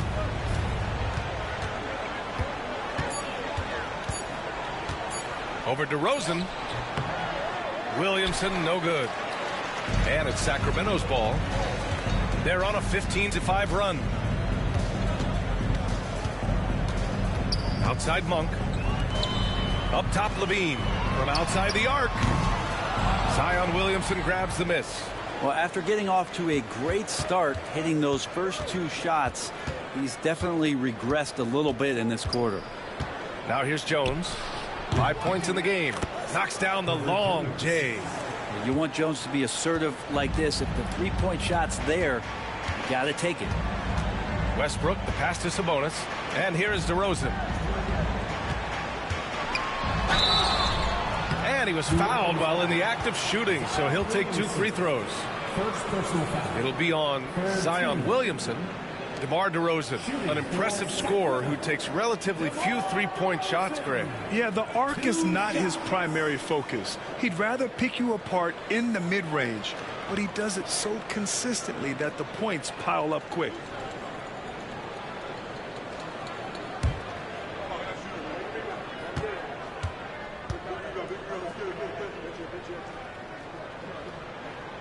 That free throw, no good. Yeah, numbers from the free throw line for DeRozan have only improved as his career has gone on. So the Kings making a change here. Murray's checked in.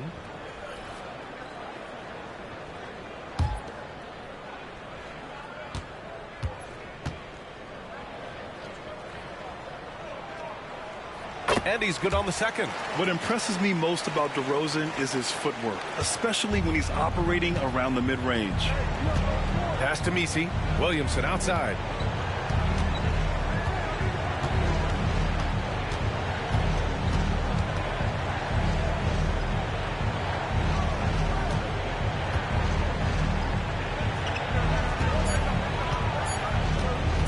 Top of the key. They get it again. Messi's shot is good. Well, he seems to be in the right place at the right time more often than anybody that's on the court here tonight. You see that pay off. DeRozan outside. And here's Levine. He had an 18-point outing in their last game against Portland. It's hauled in by Zion Williamson. Well, that's the only way to take him out of his comfort zone from that range. Get right up in the jersey, force him off the spot.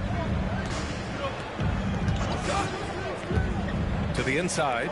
Ooh, stolen by Murray. On the wing, Levine. Over Jones. And Levine gets it to go on the assist by Murray. Levine's got 15 points. The assist numbers certainly stand out. They've really emphasized ball movement here today. Williamson against DeRozan.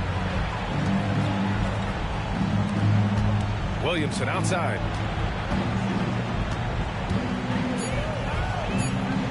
New Orleans needs to hurry. Late clock. And at the pool party, sometimes you get dunked. And here's Westbrook. He'll bring it up for Sacramento.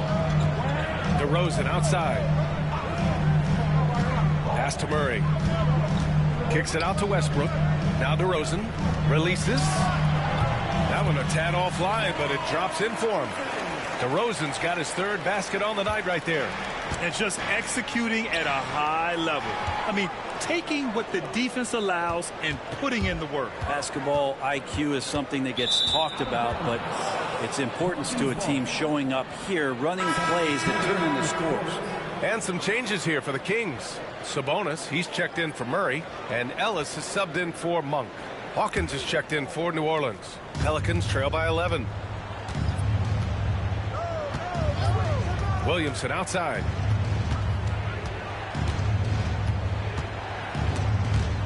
Levine with a steal.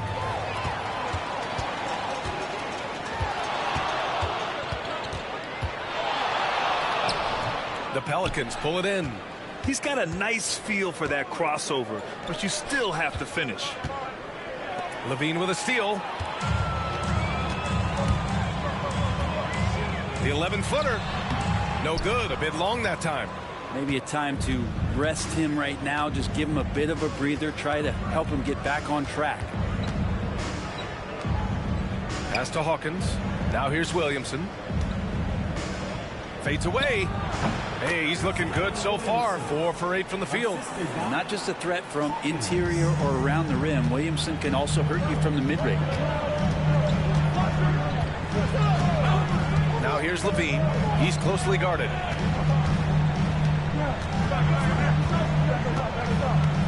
The 17-footer. Rebounded by New Orleans. Williamson's got 5 rebounds tonight. Pass to Poole. Picked by Williamson. Here's Hawkins. Fires for 3. Gets the 3 to fall. Hawkins has got 6 points. With a quick release on the Hawkins jumper. The ball was in his hands for just a moment. Now Sabonis. Outside Levine. Westbrook outside. Pass to Sabonis. 6 to shoot.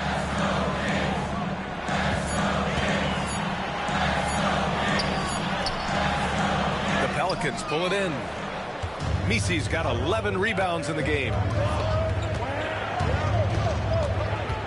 Williamson against DeRozan. To the paint. And he dunks it down. And he's now got the double-double. How many times are we going to hear Zion's passing is underrated? Add this one to the list. Down low. Levine surveys the D. Pass to Ellis. Outside Levine. Battles for the finish. Zach Levine. Yeah, and this is Levine's role. I mean, he's out there to score as often as possible. DeRozan against Williamson.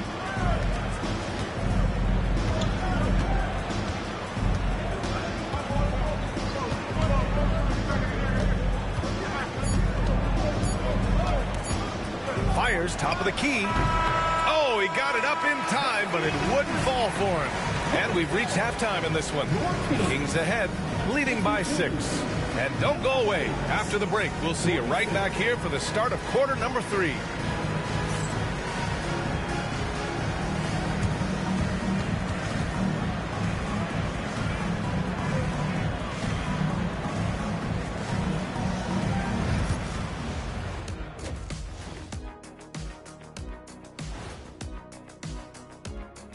Welcome to this early season edition of the NBA on 2K Sports.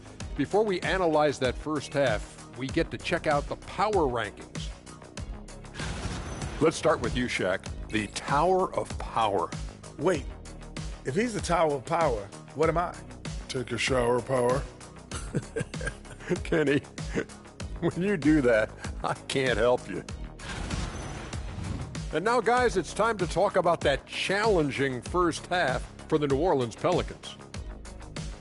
I like their approach on the boards. Get in there, establish position. Aggressively go after the ball, Ernie. If they come out on top tonight, Shaq, that's how they're going to do it. By being more active and more physical than the other team.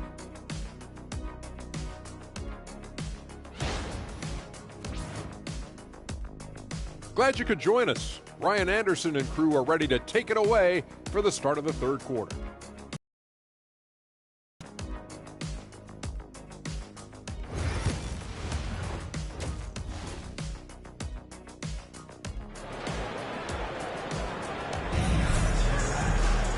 We've got second half action for you, and if the next couple of quarters are similar to the first, this one could go down to the last possession.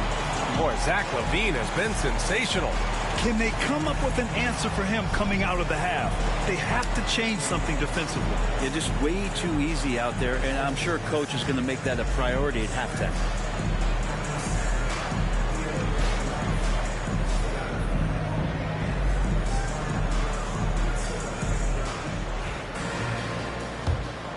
Here's Westbrook. Second half underway. Here's who Willie Green's got on the floor. Zion Williamson out there with Trey Murphy. Then it's Jordan Poole, and it's Misi in at the center position. Shot by Levine. Here's Poole. Putting on the Jets, Jordan Poole. It's rebounded by Sabonis. Sabonis has got 13 rebounds in the game. Glass eating.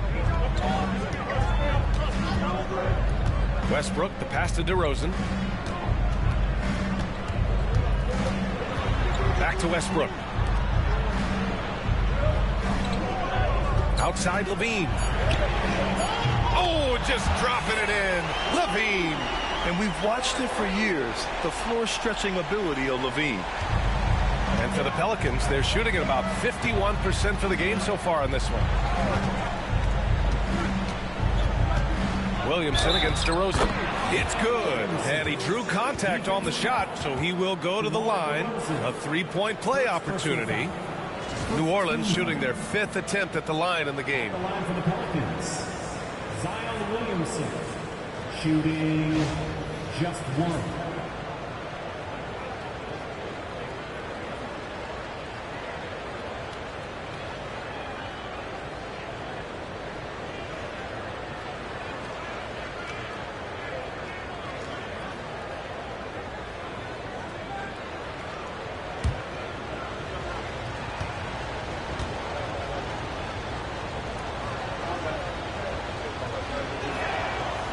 Look around the league, how many guys would love to have half of Zion's talent? Those natural gifts are undeniable. Now here's Levine. Give him 20. DeRozan passes to Levine. Oh, and there's the whistle on the shot. So 2 free throws for him coming up. First personal foul. First team foul. And this is his 2nd and 3rd free throws tonight. Zach Levine taking 2 shots. Shooting 2.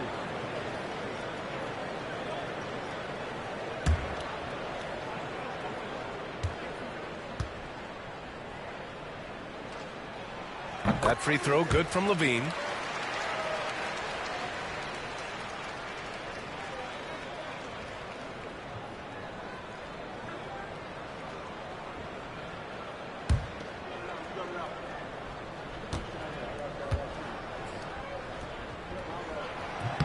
Both free throws good from Levine. And we're about a minute and a half in the second half. Pass to Messi. And here's Williamson. Poole from long range. Tries again. And Domas Sabonis pulls it down. Sabonis has got 14 rebounds tonight, going after it. Westbrook, the pass to Ellis. Picked by Sabonis. Pulls it. Kept alive. And Sabonis slams it in. And that's a double-double for him now. Sabonis is an elite rebounder, and that's definitely high up on the scouting report. Pass to Williamson. There's a screen to the paint. And he says right back at you with a big dunk of his own. He's not the reason that they're trailing in this one. He's been on his game. It's a few of the other guys that need to pick it up. Westbrook, the pass to Sabonis. Westbrook with it.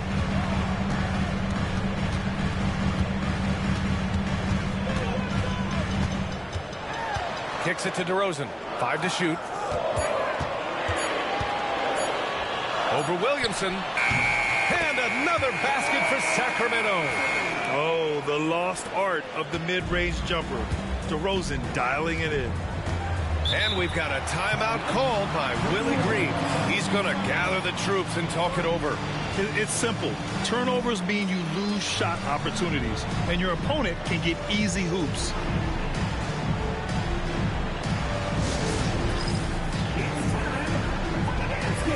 If you see yourself up on that big screen, then you know what to do.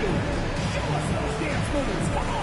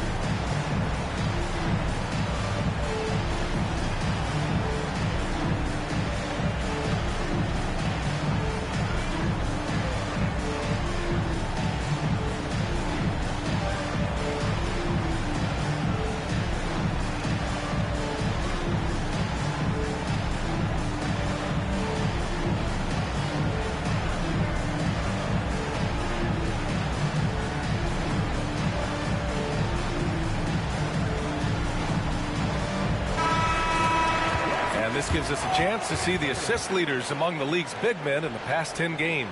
Second is Domantas Sabonis. And you have to credit the high basketball IQ of these bigs. They see the floor so well, and that's whether they're facing up or dishing out of the post. Well, an offense that's unpredictable can be tough to guard. The ball doesn't go into the low post and never come out. It keeps moving thanks to their passing ability and playing unselfish basketball. Now here's Poole. He has 6.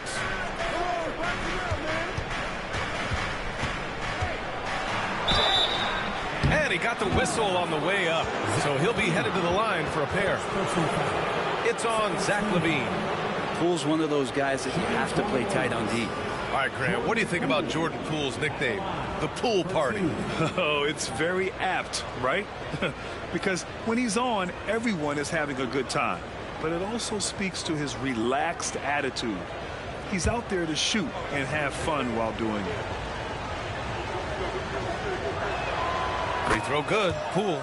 Well, whenever Jordan Poole is out there, Brent, you expect some highlight reel moments. Well, there's no doubt that Jordan Poole's the kind of player that's going to take some chances. And sometimes it doesn't go so well. But when the times pay off, B.A., it is spectacular. And both free throws good for Poole. Productive trip to the line. He doesn't like to leave points on the table.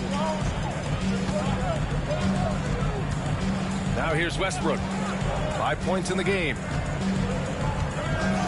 Throws it up high and finished off by Westbrook.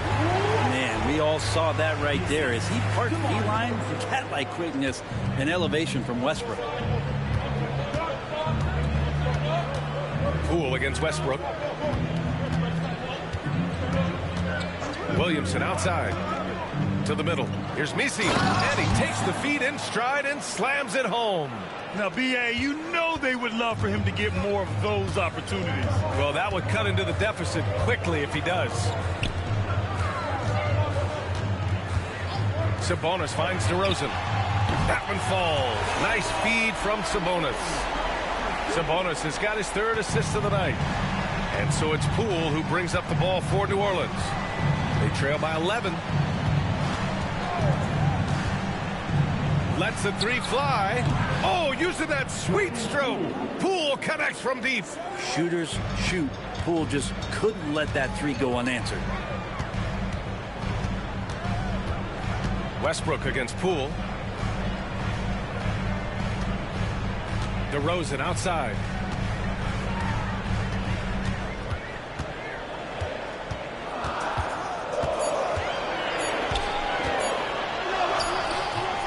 Great D that time from Williamson. Pelicans trail by 8. Poole for 3. Rebounded by Russell Westbrook.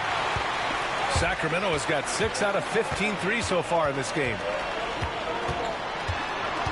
Kicks it to DeRozan.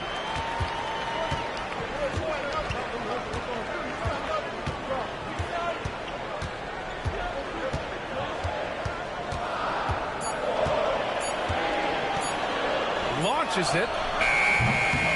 Misi grabs the board.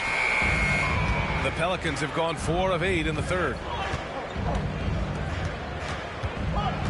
Westbrook against Williamson.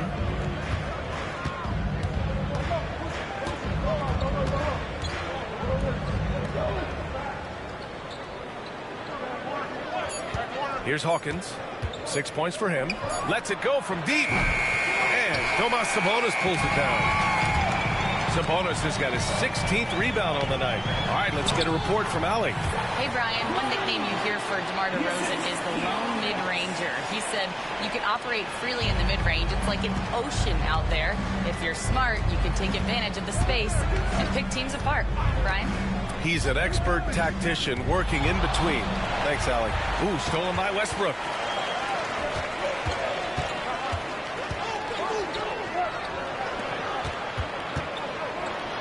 He's got a piece of it.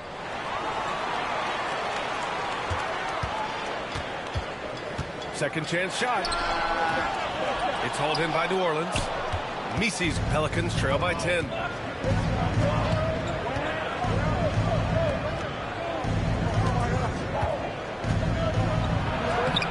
for that basket. His 8th out of 9 shots here today.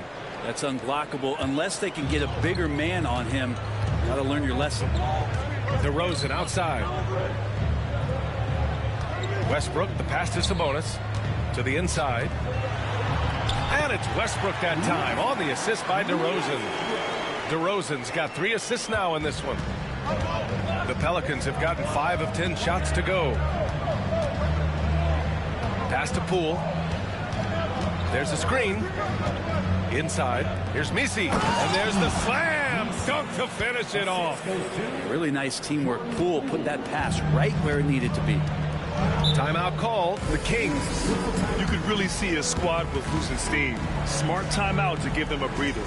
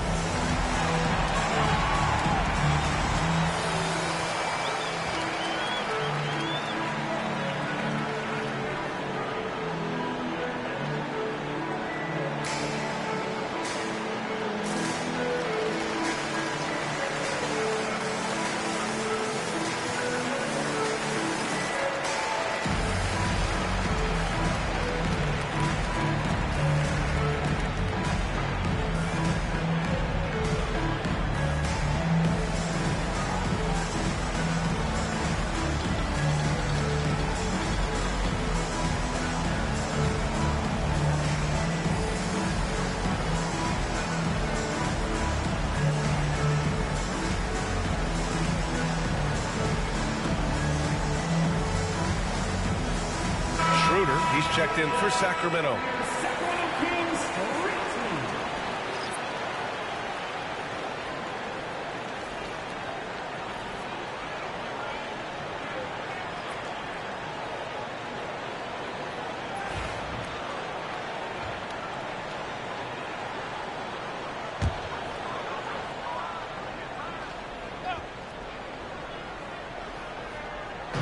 And so here's Sacramento.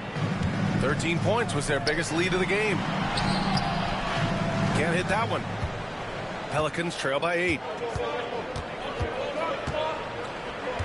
Alvarado outside.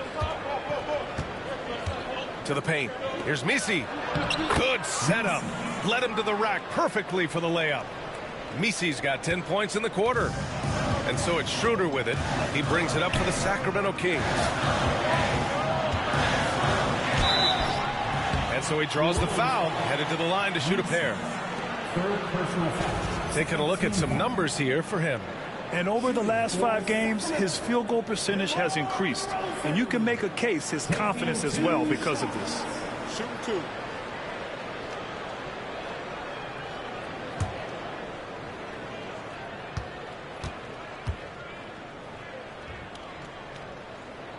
First one falls for him.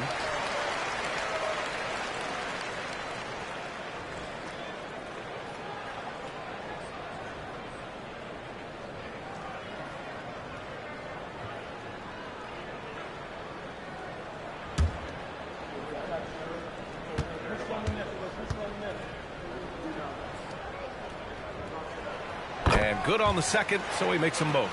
And man, looking good from the line so far this half.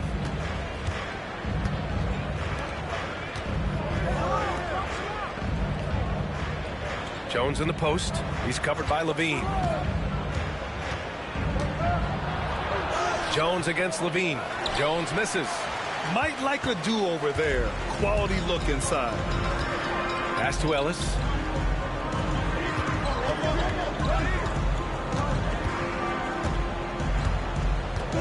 Now here's Schroeder. Clock at 6. DeRozan passes to Sabonis. Here's Ellis. Sacramento again missing. Pelicans trail by 8. Up top, Alvarado. Covered by Schroeder. Jones against Levine. Down low. Here's Misi. That's in. Coming off an assist from Jones. Misi's got 12 points here in the second half. In a tight game, they wanted to make sure of that possession. Schroeder passes to DeRozan. Back to Schroeder. DeRozan outside.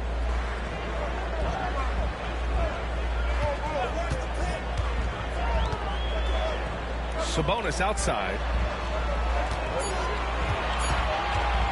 Levine against Jones. Levine can't hit. For New Orleans, they've gotten 8 of 14 attempts to go in the second half so far.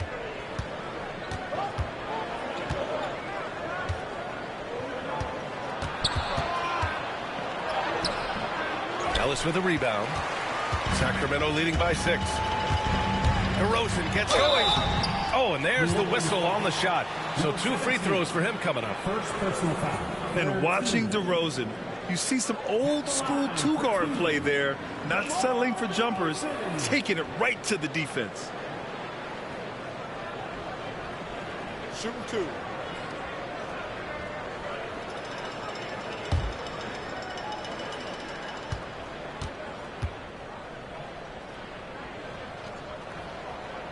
That's good from DeRozan. Keegan Murray's checked in for the Kings. Malik Monk comes in for Ellis. And the Pelicans also making a change. Bay's checked in.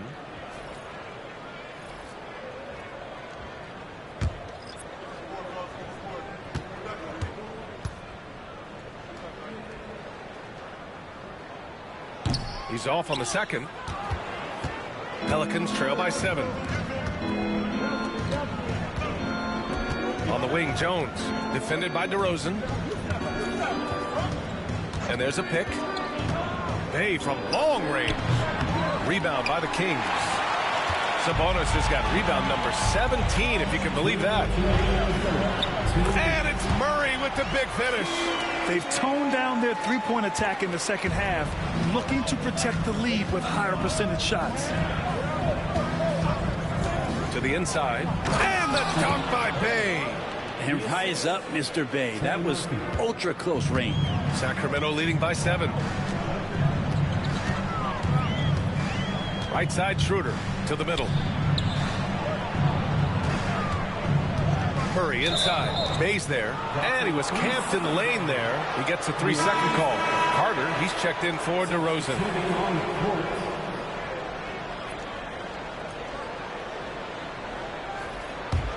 Pelicans trail by 7. Back to Alvarado.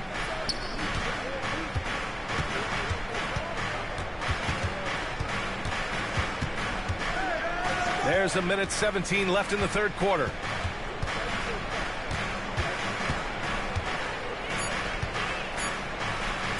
Nice move. The rebound by Murray. Well, he finds some space in that in-between gap there. Too bad he can't release that one on target. Now Carter. Monk for 3. Connects from downtown. Monk's got himself on the board with a 3 there. Well, Monk effective at spacing the floor, and he can fill it up. Alvarado outside. There's 39 seconds left in the third quarter.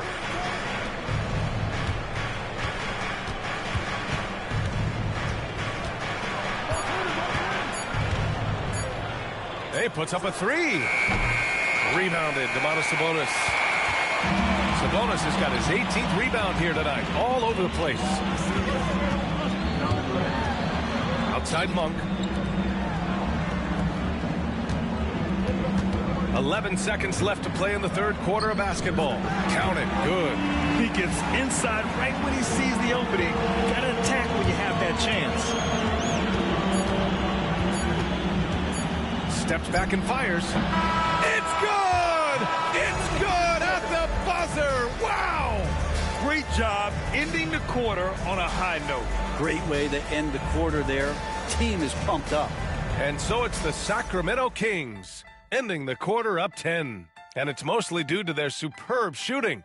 They've wasted very few possessions. Time for a quick break, then back to the action.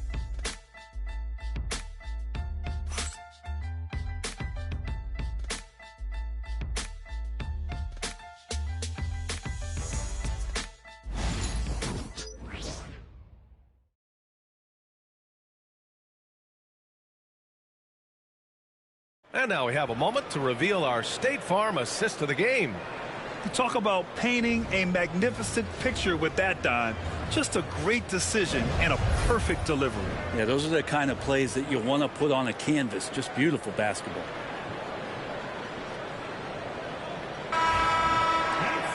The fourth quarter has arrived. So good to have you with us.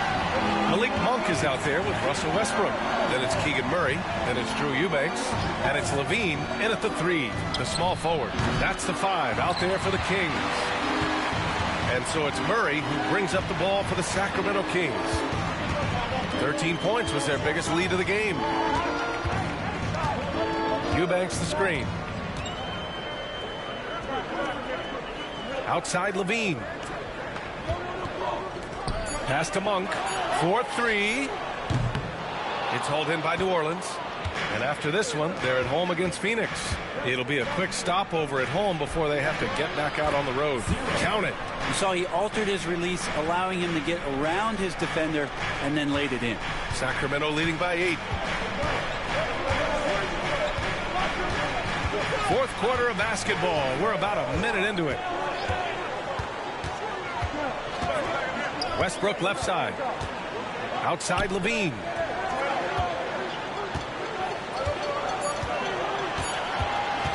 From deep three-point land. Jones with some nice D. Pelicans trail by 8. Alvarado outside.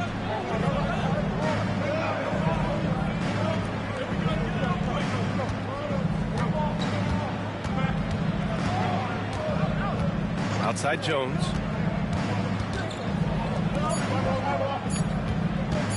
From the top of the key. It's rebounded by Levine. Well, if you believe in the numbers, that mid-range shot is not a high-value shot, even with little or no defense on you. And the lead increases on a crazy offensive sequence. Man, the dunk alone would have been incredible, let alone the fact that it came off a 10-point pass. Levine with a steal. Now the Kings in transition. And it's Monk missing. For New Orleans, they've gotten just one shot to fall out of 3 attempts in the fourth. Alvarado into the lane. Ooh, plenty of contact on that shot. Officials call the foul, and he'll take 2 free throws now. And a moment to look at the scoring approach in terms of where the points are coming from here for the Kings. I mean, they've played some beautiful basketball all game. The passing has been impressive, and it's opened up things with their ball movement. And I feel like there's been an old school aspect to what they've done tonight, and that is pounding the ball inside, getting it down low, getting those looks in close. That's been effective. And he makes the first. And they've done well from the free throw line this half. No misses yet.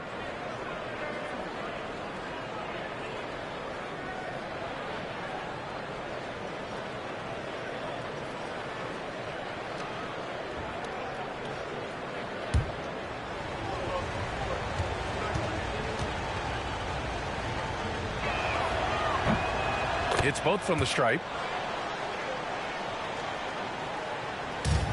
Sacramento leading by 8. Westbrook taking his time here. Pass to Murray. Yeah, good commitment from Murray. He stays with his shot and gets the contact. First team foul. At the line for your Kings, Murray taking 2 shots. Shoot 2.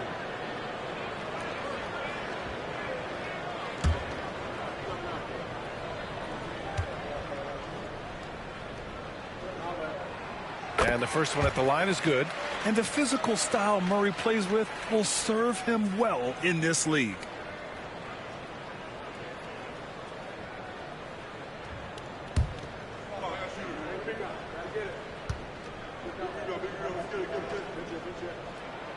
And Murray drops them both. And collectively, as the game has progressed, they've been shooting really well from the charity stripe. To the paint. Played it in with a nice touch off the window. That is all timing right there. Just led him perfectly. The Kings lead by 8. Monk with it. Pass to Murray. Outside Levine. Now Westbrook fires from deep. He buries it from 3. Westbrook's got 5 points now this quarter. Very consistent tonight at the offensive end. Right there, he helps. Here's Bay.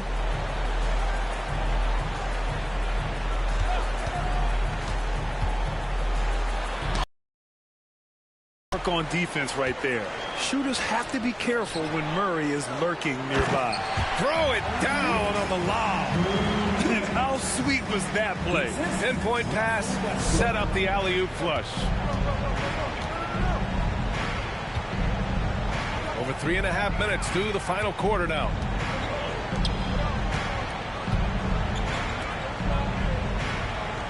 Jones sets a screen. He shoots a 3. Knocks down the triple. Yeah, this period, they're letting him go to work, and it's paying off. And it's Levine with the ball for Sacramento.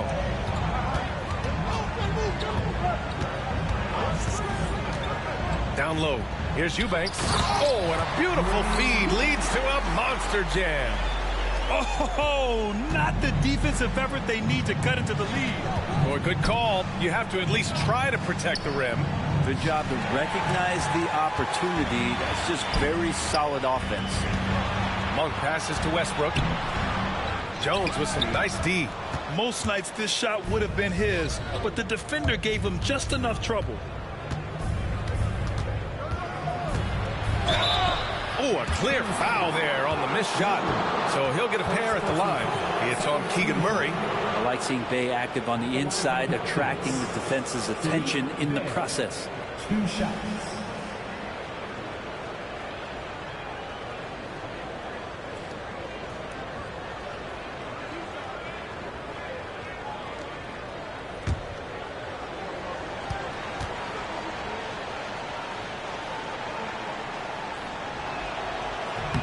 No good on the free throw. Utility guys like Sadiq Bey can be very valuable assets. He really makes the effort to give you a little bit of everything out there and try to make a difference.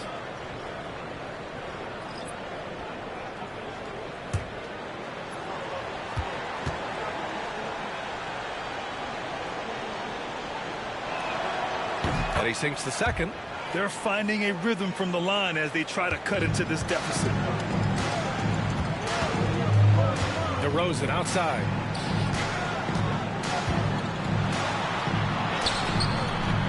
Misi grabs the board. Misi's got 15 rebounds here tonight. Williamson with it. He's picked up by Westbrook. Oh, the dunk by Williamson. And some pinball action out there as defenders just bouncing off of Williamson on that play. Sabonis left side. Back to DeRozan. Over Bay. And that one's good. DeRozan. And the Kings lead by 11. New Orleans has gone 1 of 2 from deep in this quarter. Pass to Misi. Inside. Here's Poole. Poole work in the interior. Poole cashing in from the shallow end. Sacramento leading by 9. DeRozan with the ball. Over Bay. And Sacramento again with the bucket. That's the guy they're going to keep going to, as they should. The lead's only going up if they keep feeding him. Bay with a screen on Murray. Murray against Williamson. 6 to shoot. Fast break. Here we go. Here's Westbrook. It's good. And the assist goes to Murray. Murray's got his 4th assist in this one. Pelicans trail by 13. Poole outside. Williamson outside. And here's Poole. Beyond the arc. Rebound by Sacramento. Sabonis has got rebound number 19 now. Incredible board work. Yeah, some stiff defense and fouls. Not going to slow down Russell Westbrook. He stays tough. Still gets that shot off. At the line for your Kings, Russell Westbrook. 2 shots.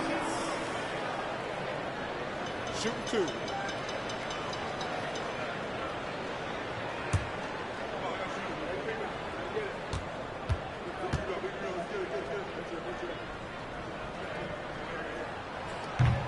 And that one falls for Westbrook. They're doing great work at the free throw line this half. That bodes well for their chances to close out this game. And Sacramento making a change here. Levine's checked in. And the Pelicans also making a change. Hawkins is checked in.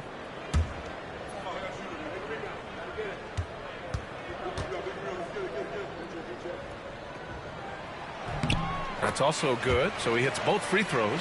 And when Westbrook comes into a game, he really provides a jolt of energy. He's really embraced that role, and it's infectious for the rest of the team.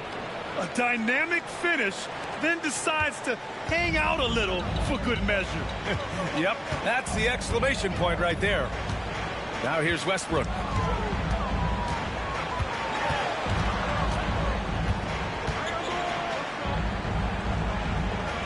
Pass to Sabonis. And Sabonis slams it in. Oh, the guy is a monster around the rim. Now, if Sabonis isn't close, he's going right for it. And here's Williamson.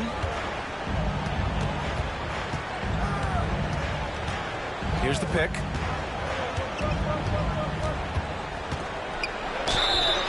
And a foul called on the way up. So he'll take 2 from the free throw line. That'll belong to Domantas Sabonis. From a physical standpoint, you just can't match up with Williamson's power down low. Taking 2 shots.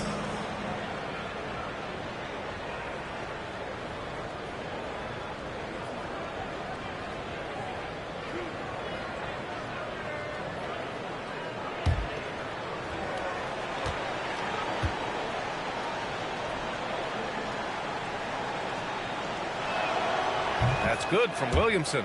Yeah, the physical abilities of Zion are truly next level.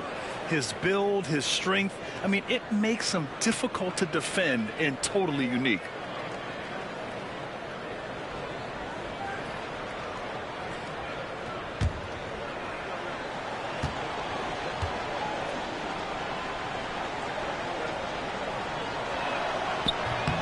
Williamson hits them both. And so it's Westbrook who will bring it up for Sacramento.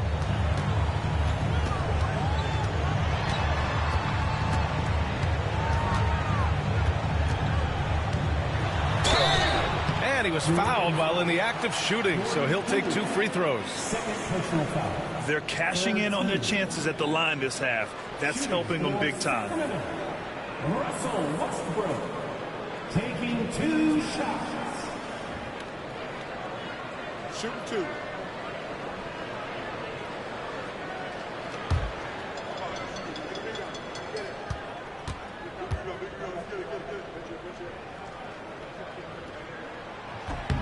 And he knocks down the first one.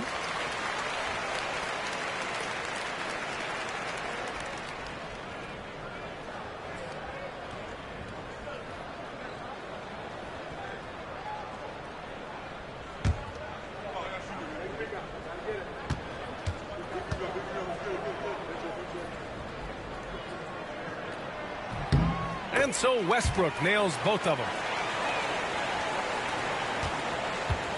Now here's Poole. And if they're going to make a move, this is a good time to start. And there's still plenty of time, but they definitely don't want to let this game get too far out of hand. Now here's Williamson. Fires the 3. And there's Poole on the assist by Williamson.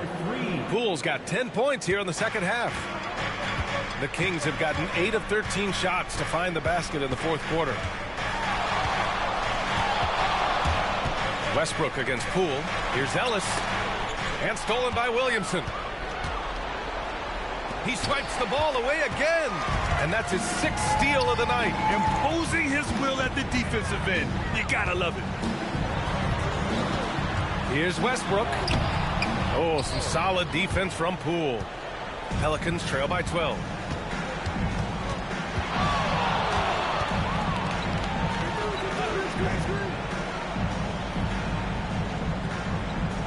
right wing.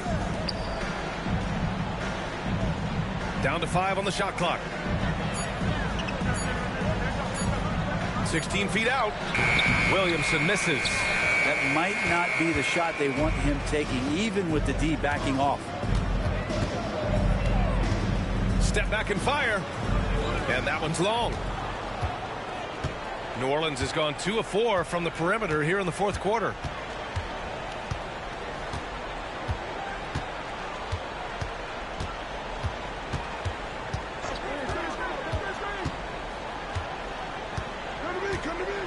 And he goes right over DeMar DeRozan and slams it down. Yeah, it looks like Zion's got the stage all to himself there, just tearing down the rim. Oh, doing damage above the rim. That was our AT&T 5G slam cam. Sacramento leading by 10. Westbrook, the pass to Sabonis. And that one comes off the assist by Westbrook. And he was dominant in their last outing. And the same thing here tonight. He is in a terrific groove right now. Seems to be nobody standing in his way. No roadblocks for him to get to his spot, capitalize, and continue to be aggressive. And the Pelicans with possession here. Sacramento getting their last shot to go. Williamson passes to Poole. Oh, what an effort by Poole. Yeah, and Poole does have some tricks up his sleeve. It helps him get around that contact inside. Sacramento has gone only 1 of 4 from the perimeter here in this fourth quarter. Here's DeRozan. Oh, it's blocked. It deflects off the backboard. Pass to Poole.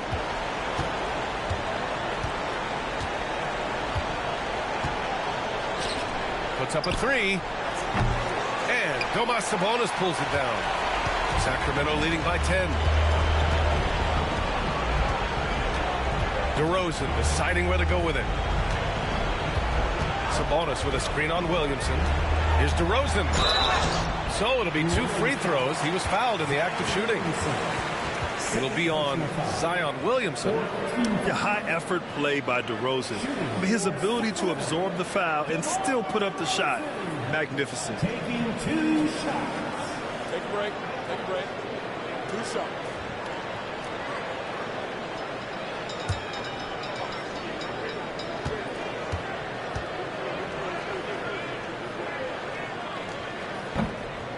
And that hurts as he doesn't get the first one to fall. Trying to focus now for the second.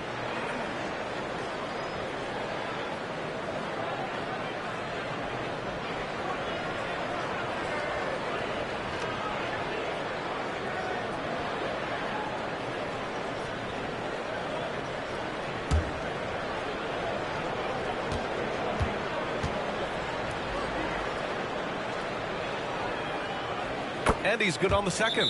And we've got a timeout called by Willie Green. He clearly wants to talk it over and make sure everyone is focused.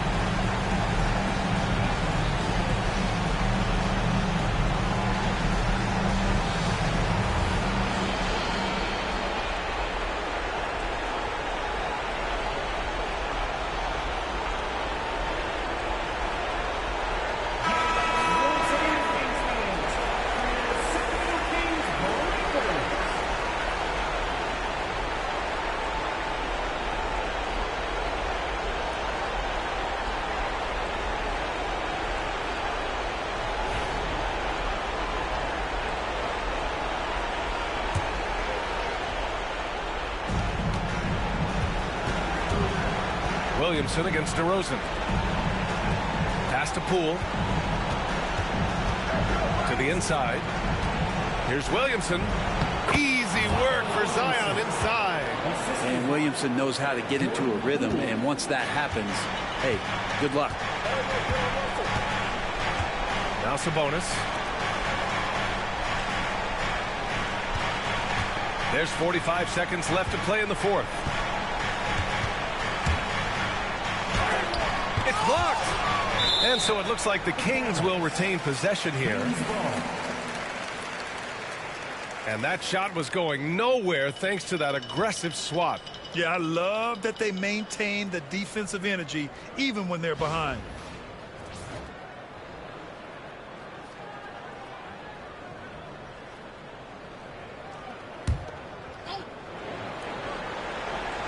Just 4 to shoot. Here's Westbrook.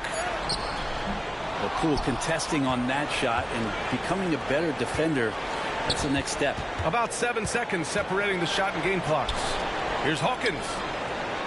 Off the mark there with a 3. And here's Sabonis. He'll bring it up for the Kings. The biggest lead of the game, 15 points.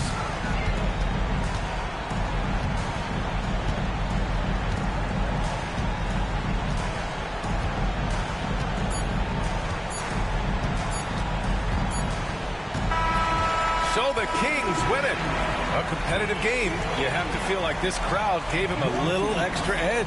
Yeah, they really fed off the energy. You saw their activity level go up. Just a tremendous performance. All right, let's send it down to Allie LaForce, who's with our player of the game. Thanks a lot. All right, Zach, a great win against a tough opponent. What enabled you guys to come out on top? You know, they're a big-time team in the West. We got to just play consistently, and we're as good as any team out there. We're going to continue to push, and, you know, I think we can play with anybody.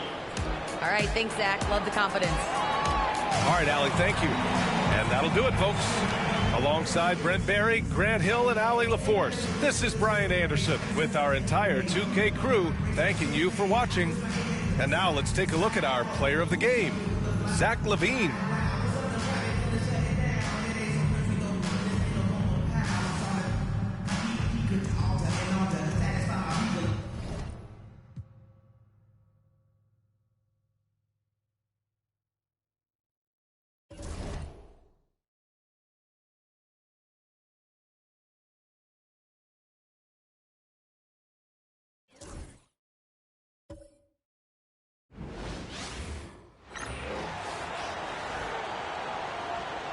See the starting lineup of the visiting Minnesota Timberwolves. At point guard, Mike Conley.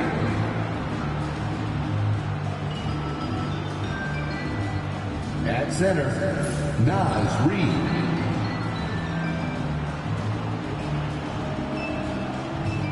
At forward, Jaden McDaniels.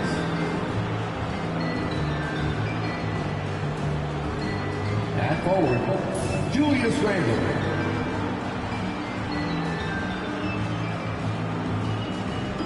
At guard, Anthony Edwards. The head coach of the visiting team is Chris Finch.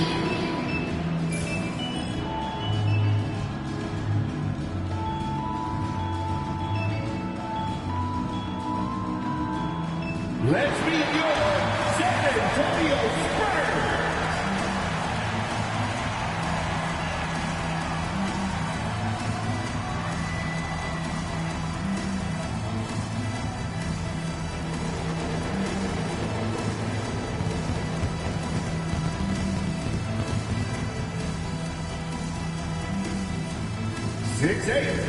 At forward, number 10, Jeremy Sohan.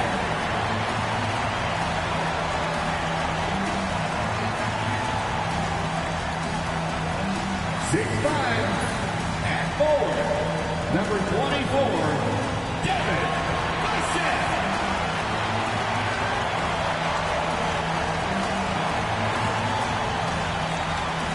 6'3". Point, number 4, De'Aaron Fox.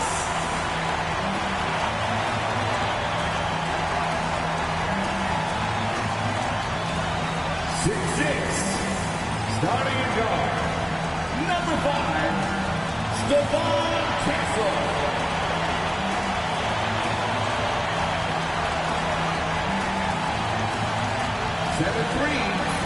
in the middle, number 1, Victor Wembanyama.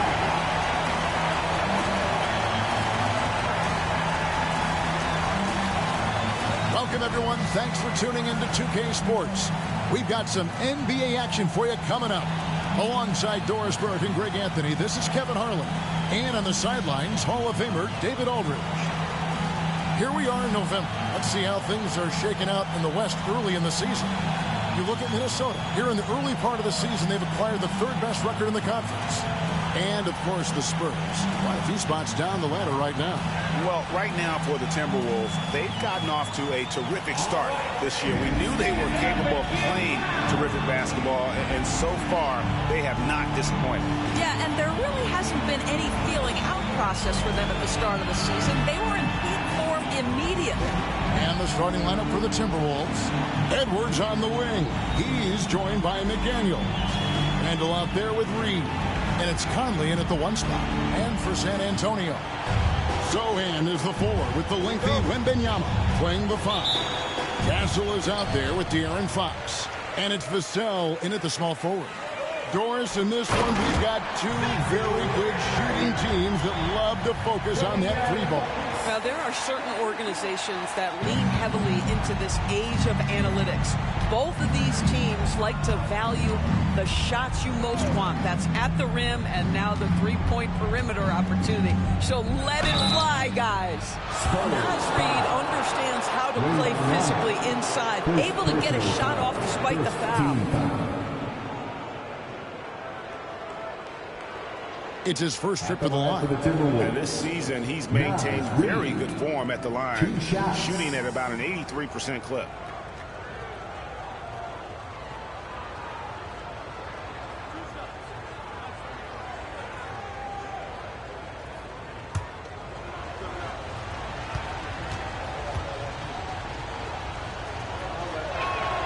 First free throw is good.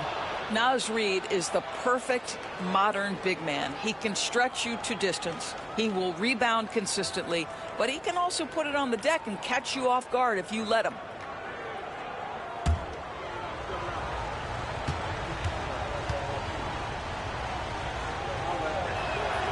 And that's good as he hits both of his shots. And it's Fox with the ball for the Spurs. They are coming off that win against Atlanta. And guys, they walked into the arena with a certain kind of swagger, and we really saw it play out on the offensive end. And what surprised me was how easy they made it look. It seemed like they got something out of every possession. And once he got to the 10, I think he was surprised to find himself that wide open. And I think defensively, that is not the way you want to start. Giving up high percentage looks, that doesn't typically end well. And the Timberwolves with possession here, following the bucket by the Spurs. Randall no good. Boy, 9 times out of 10, that's going in. I'm sure he surprised himself with the miss. Sohan, the pass to Fox. Back to Sohan. Pass to Castle. The offensive rebound. Outside Fox. Wembanyama sets a screen for Fox. And off target as he starts the game 0 for 1. And for De'Aaron Fox, his 3-point shooting, Greg, has come a long way. In his rookie season, he only shot 30% on 2 attempts per game. But his volume and efficiency have both gone way up. And it's made him much more dangerous offensively. I'll tell you, that vertical ability he has puts him in select company in NBA power forwards. May not have great size, but boy, he plays bigger than it. Now, here's McDaniel. Looking at his point production, he averages almost 8 points a game. 3-pointer, Randall. And the 3-ball is good. Well, so often the guy who sets the screen. In that instance, Julius Randle with the ball in his hands and the pick and Conley against Fox. From 15 feet away, hits some rim on the way in, and the bucket's good. And hitting the mid-range jumper here early gives the defense just another thing to think about. They're basically saying you're going to have to guard us at every point on the floor tonight if you're going to have any chance. And so Chris Finch calls for the timeout. He wants a minute here to get things straightened out with his team.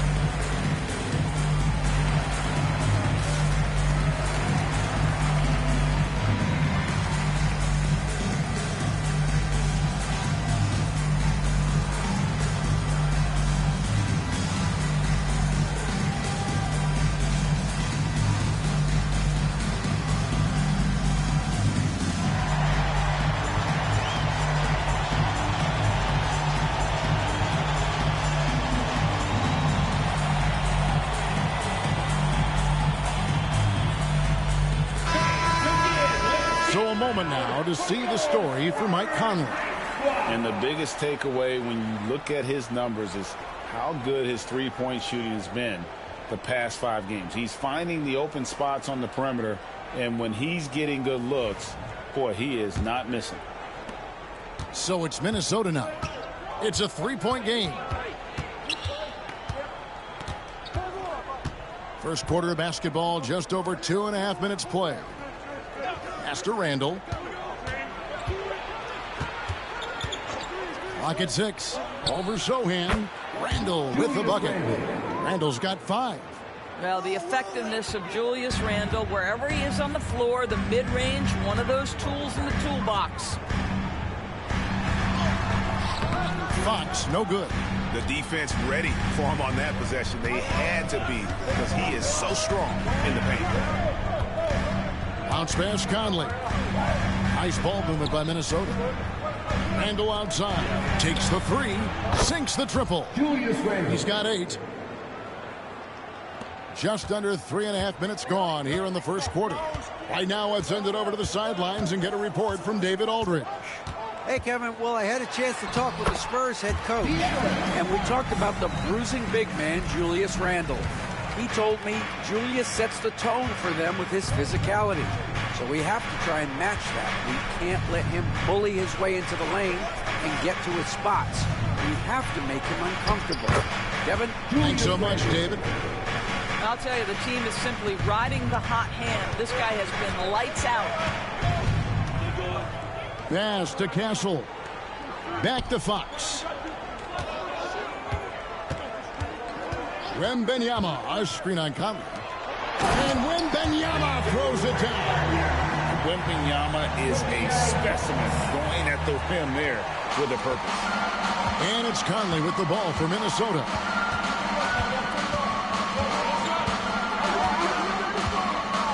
Pass to Reed. And here's Randall, defended by Sohan. Randall down low. Sohan's there. Randall with the bucket. He is getting it done on the offensive end. 5 buckets through 7 shots. Fox against Conley. Vassell outside. Fox deciding where to go with it. Got it. And he's now 3 for 5 from the field. Boy, it seems like every shot he puts up, it's going in. This guy is hot, hot. Randall outside. Back to Conley. That's in, coming off an assist from Randall. And he's been a terrific point guard in this league for a long time. Mike Conley just knows how to play. Pass to Castle. Back to Fox. Over Conley. Rebounded by the Timberwolves. Outside Edwards. Fox against Conley. Randall, a screen on Fox. Outside Conley. Fires for three. The rebound by Victor Wembanyama. The Spurs have gone 7 of 11 from the field to begin the game. Here's Sohan. That's in, and he's now 3 for 3 and looking sharp. And this game already taking shape as an offensive battle.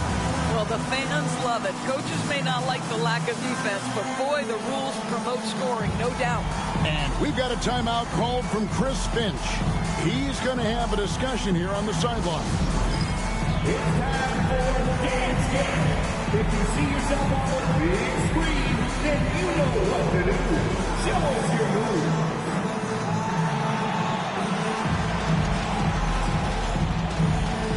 Let's go.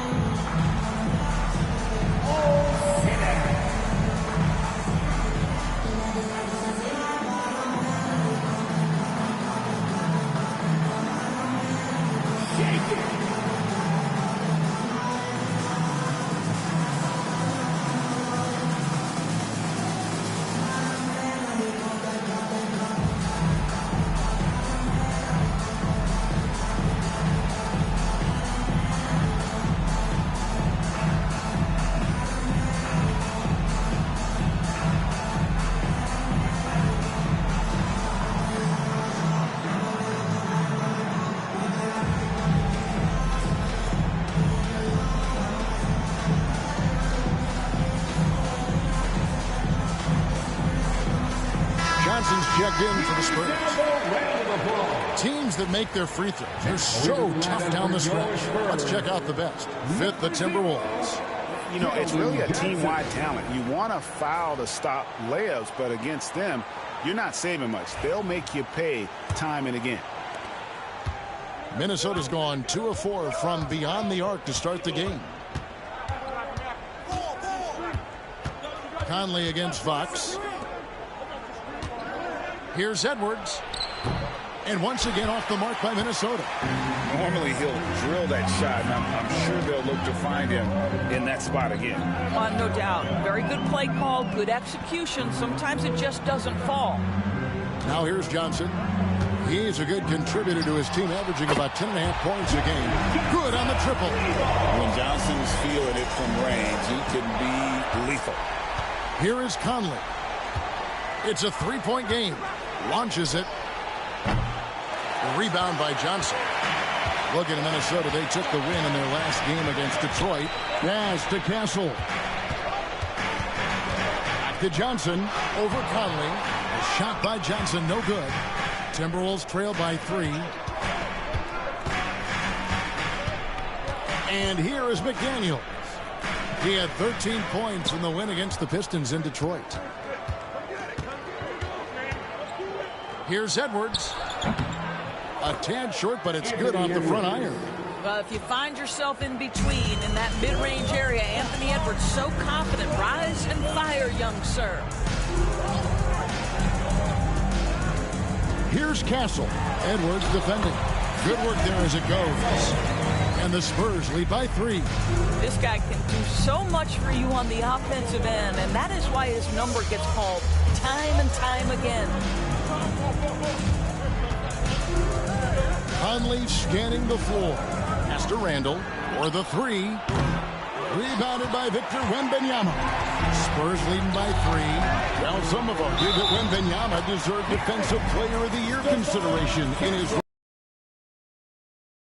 Coming from it, his team went from a bottom 5 defense to a top 5 defense when he was on the floor. His impact is amazing. Castle shooting 1.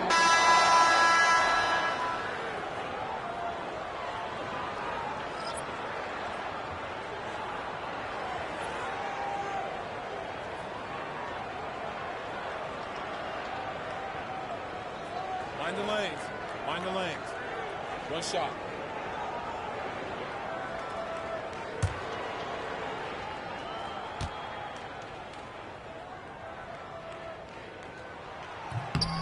In this early bit of the season, Greg, how important are team goals?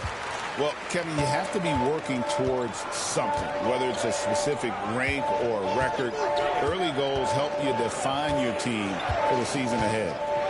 Now, here's DiVincenzo. He's been a reliable scorer for him as he's averaging up over 13 points a game. And he takes that one up and powers it through. Well, known for being a terrific passer, he shows you right there. Case in point. Here's Castle, defended by DiVincenzo. Got a hand on it. Pass to Dillingham.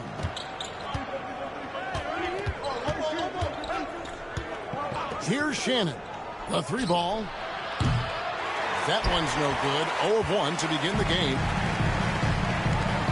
Here's Johnson. Outside for Wembanyama.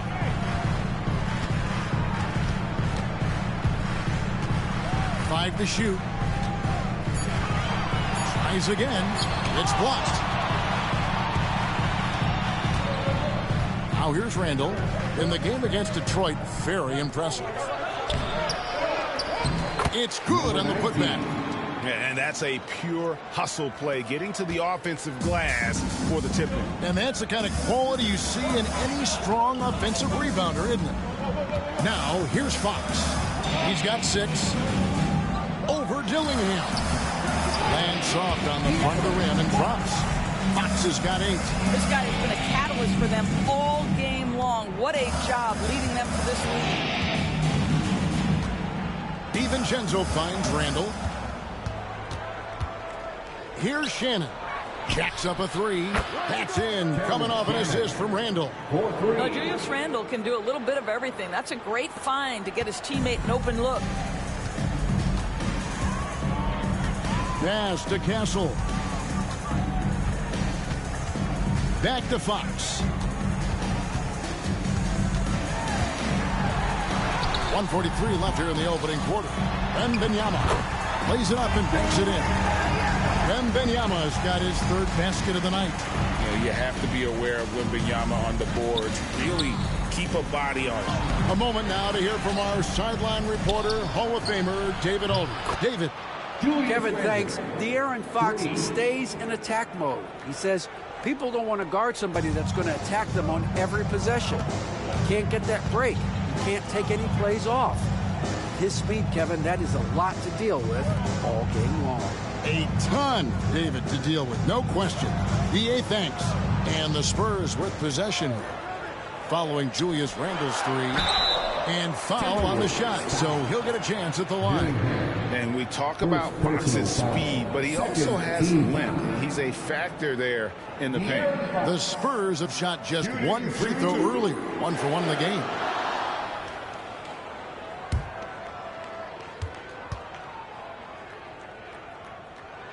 First one falls for him. And I really love Fox's game. He's got a ton of room to grow, but boy, does he play with intensity. Luke Cornett, he's checked in for San Antonio. Barnes comes in for Sohan.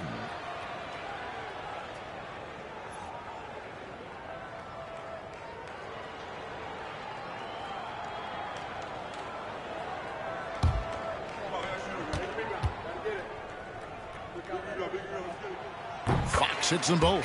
With so many great point guards in this league, sometimes a guy like De'Aaron Fox can be overlooked, but when he's on, no one can stay in front of that man. Now here. Oh, give me a little sauce. Anthony Edwards rise high and finish over the defender. And on the AT&T 5G Slam Cam, you can see how impressive that move was. San Antonio's gone 1 of 2 from long range in the first quarter.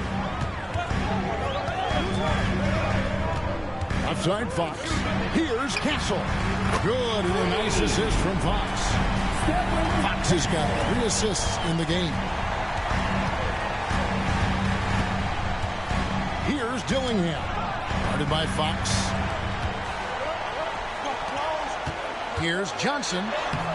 Solid play in the low block, and that one's good. Now it's a 5-point San Antonio lead.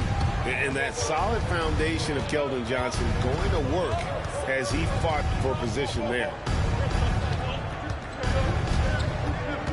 Up top, Edwards. Covered by Johnson. And Edwards slams it in. Ooh, just powered it down with both hands.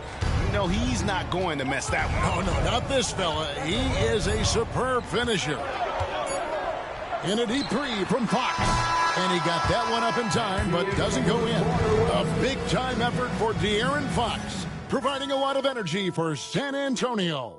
He got into double digits for the quarter with 10 points total. We'll get you back to the action after this break.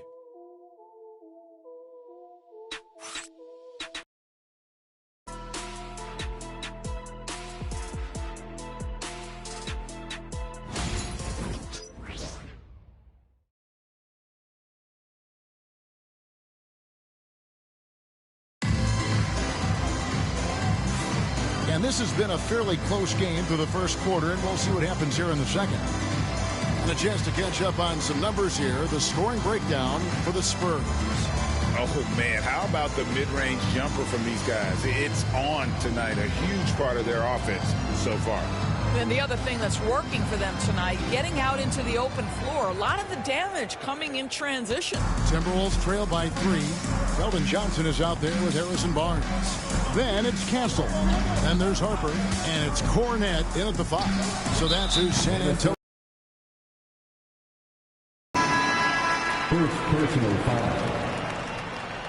Timberwolves substitution. Freeman. Miller. San Antonio leading by 3. Outside Harper. Good for the basket. Starting off 1 for 1 with that shot. Minnesota's gotten fewer than half of their three-pointers to go down tonight. They're 4 for 9. Miller sets a screen for Dillingham. Offline with his 3.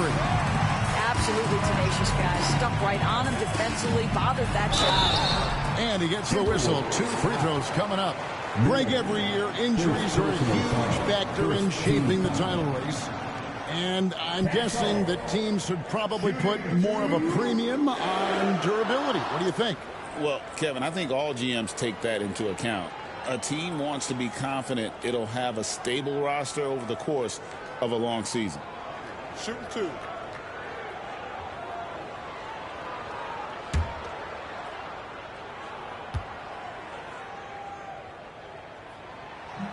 And the first one drops.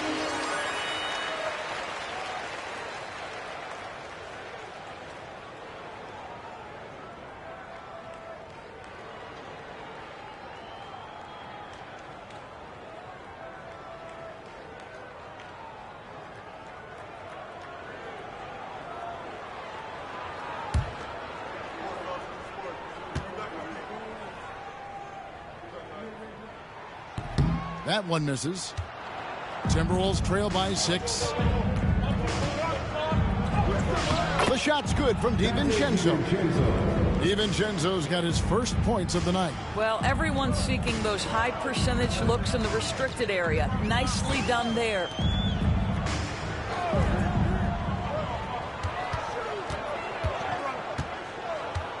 Here's Castle, defended by DiVincenzo. And the basket by Castle. Quarter number 2 with just over a minute gone. Here's Dillingham. 11 points for him in that last game against Detroit. Miller, the pass to Edwards. Back to Miller. 6 on the shot clock. DiVincenzo kicks to Miller. And the 3 off target. Spurs leading by 6. And the basket by Castle. Castle's got 13 points. And obviously his momentum from the last game has carried over here tonight. No, I think that's the one thing every player is searching for. Consistency. They're giving this guy a chance to carry the offense once again. And the officials will call the illegal screen right there. Second personal And a look now at San Antonio's upcoming schedule. On Monday and then on Friday, They'll go up against Kristaps Porzingis and the Atlanta Hawks. And Kevin, I think you have to look at this as an opportunity to take a step forward. Sometimes tough road trips can bring the best out of a team and bring you closer together. Spurs making a switch here. Vassell's checked in. Inside. Banked in off the glass. Vassell's got the lead up to 10 now for the Spurs. No, not shy about bringing it inside. Vassell is comfortable around the hoop. Pass to Edwards. Shoots over Vassell. Edwards, good. 8 points for him. And a little under 2.5 minutes gone by here in the second quarter. And Greg, it didn't take long for Anthony Edwards to prove himself in the NBA. There's so much to like about his game. As outstanding as his offense is, his defense cannot be overlooked. He is a lockdown presence when he needs to. The knee just kind of stepping aside and letting him get to the rim. There's a reason, GA, the lead is what it is right now. I tell you, you can't get stops if you're unwilling to put in the work. And so Chris Finch calls for the timeout. He's ready to talk things through with the team.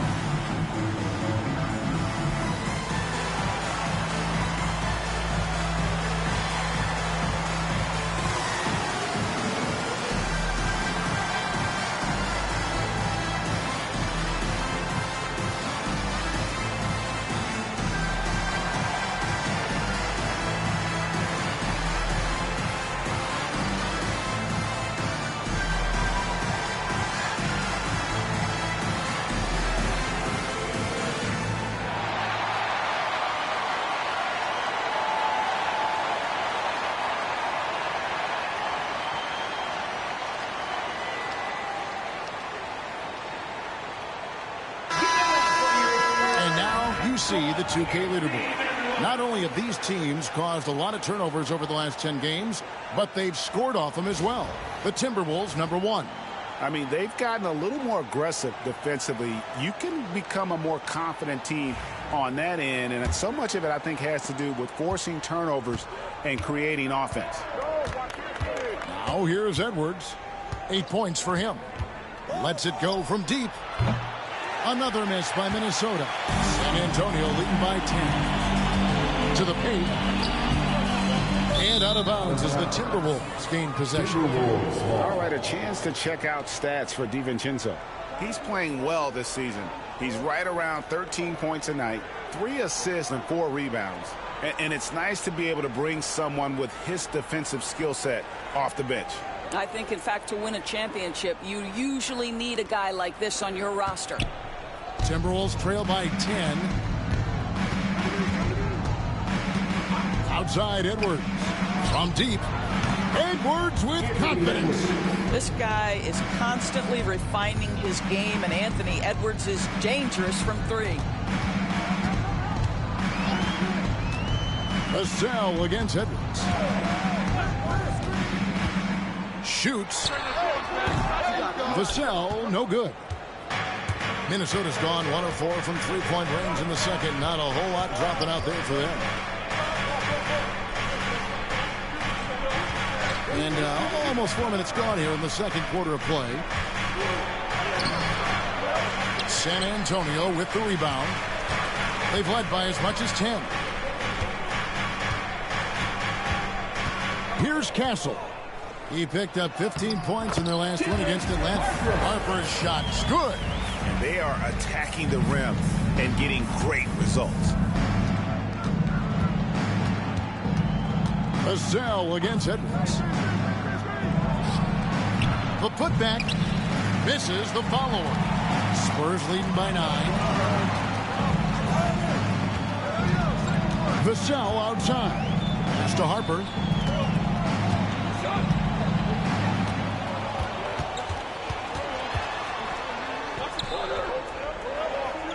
Now, here's Johnson. It's hauled in by Shannon. Timberwolves trail by 9. to the inside. Really the right play defensively. If you can't block, force them to the line. The Timberwolves shooting their third and fourth free throw shots of the night. And when you got a team percentage of about 81%, you're going to be one of the elites in this league.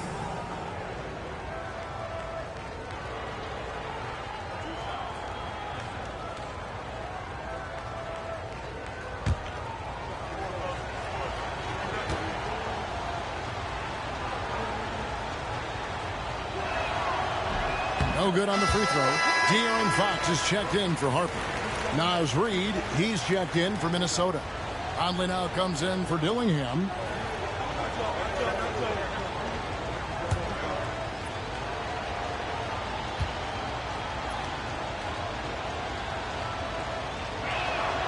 Good on the second free throw. Now Fox. Last time 14 points for him.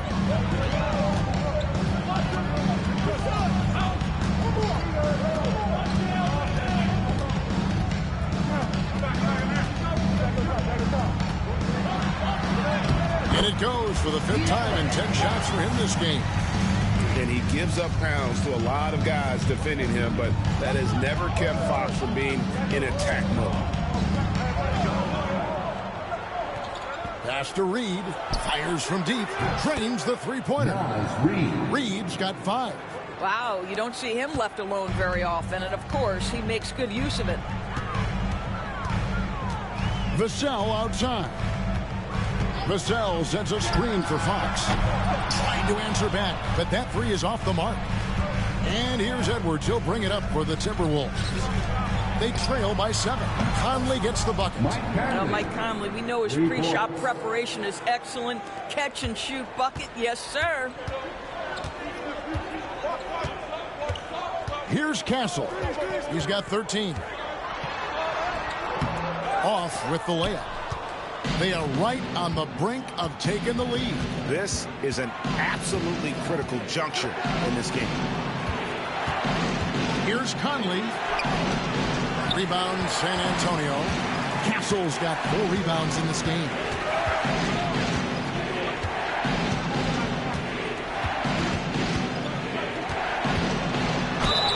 And they call the foul, so a chance at the line for one more coming up. Man, have they been effective at getting the ball inside. The Spurs have gone 4 for 5 from the charity stripe in this one up to now. And really, they haven't been able to differentiate themselves from the free throw line on the season at about 76%. Wembanyama, he's checked in for Luke Cornett. Randall's checked in for Minnesota. McDaniels comes in for Dante DiVincenzo.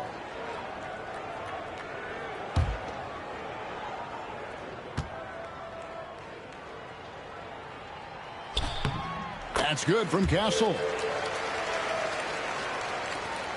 Timberwolves trail by 7. Outside Edwards.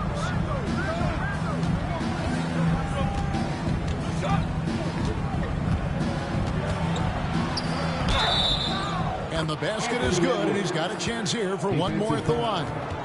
How about the body control from Anthony Edwards? Just so good at using that frame to get through the teeth of the defense. You hear, Doris, people now calling Anthony Edwards one of the faces of the NBA. And I'm assuming you'd agree. 100% agree, because the skills are extraordinary. The development in his decision-making has gone leaps and bounds from where it was. Beyond that, Kevin, he's a lockdown defender, one of the best competitors, fearless in the big moments, and one of the most charismatic young men in the league today. This guy is spectacular. Big time slam by Wembanyama. This is why you've got to push him out of the paint. Conley against Fox. Outside Edwards. Oh, good with the triple. Look at the last game for the Minnesota Timberwolves. It was a win against the Pistons in Detroit. Fox, that one falls, coming off the Johnson feed. And now an 8-point Spurs lead. They're finding lanes to the hoop now with consistency. 5 buckets in a row from the paint. Pass to McDaniels. 14 feet away. And the basket by Edwards. Edwards got 10 points now just in this quarter. Well, I'm telling you, this guy is doing everything he can to get them where they want to be. He's been on a mission in this period. The putback. Whoa, Wembanyama powers in the putback. And no way anyone's stopping that. If Wemby gets to the ball coming off iron, you know he's going to finish that one. Edwards against Harper. And finished off by Edwards. And Kevin, even though they're down, he's still looking to do the spectacular, and he did. Well, maybe this is the best time to do it. And now the first timeout called here for the Spurs.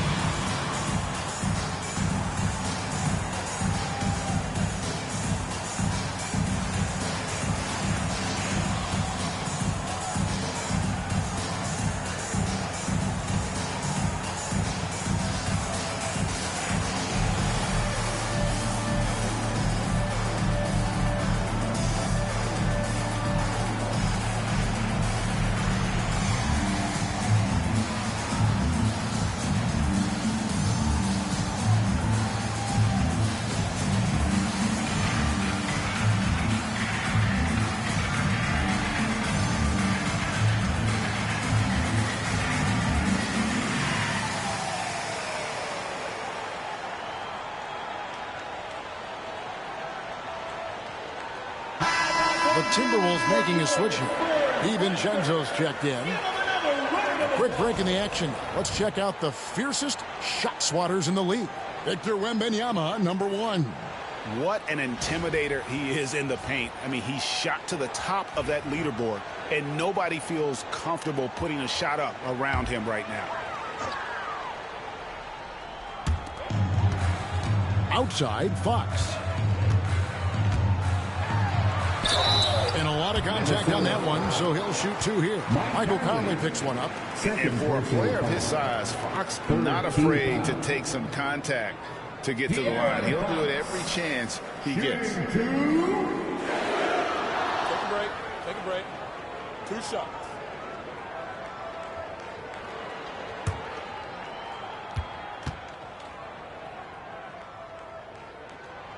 The first one falls.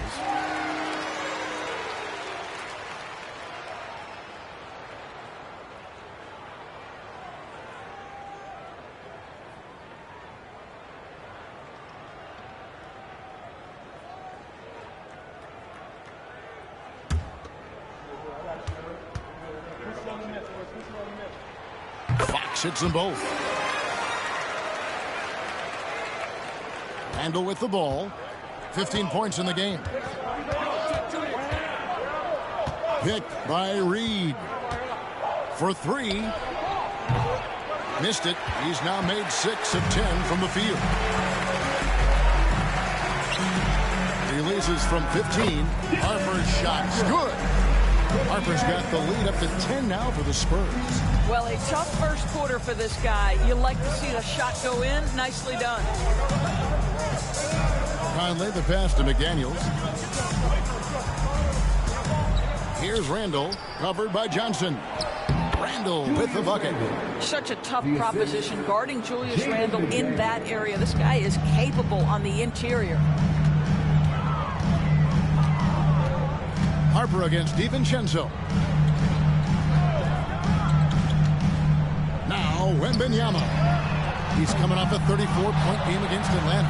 And it felt like he was literally everywhere on the defensive end. Multiple rejections, stifling all game long. Now here's McDaniels. Trailing here by 8. Pass to Reed. And here's Randall. He's got 17. Down to 5 on the shot clock. Rebound San Antonio. Wembanyama's got rebound number 8 now on the night. Reed with the rebound. Reed's got 4 rebounds in this game. Well, they have the advantage, but you still feel like this guy needs to find a way to get himself going. Randall, the second effort, and the rejection by Wembanyama.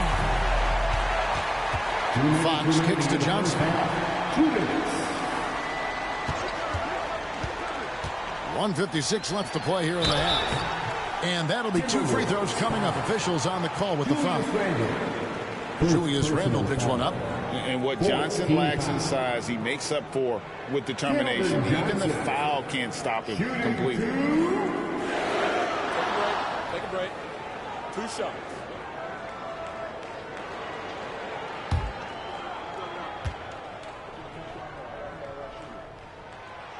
And he can't get the first one.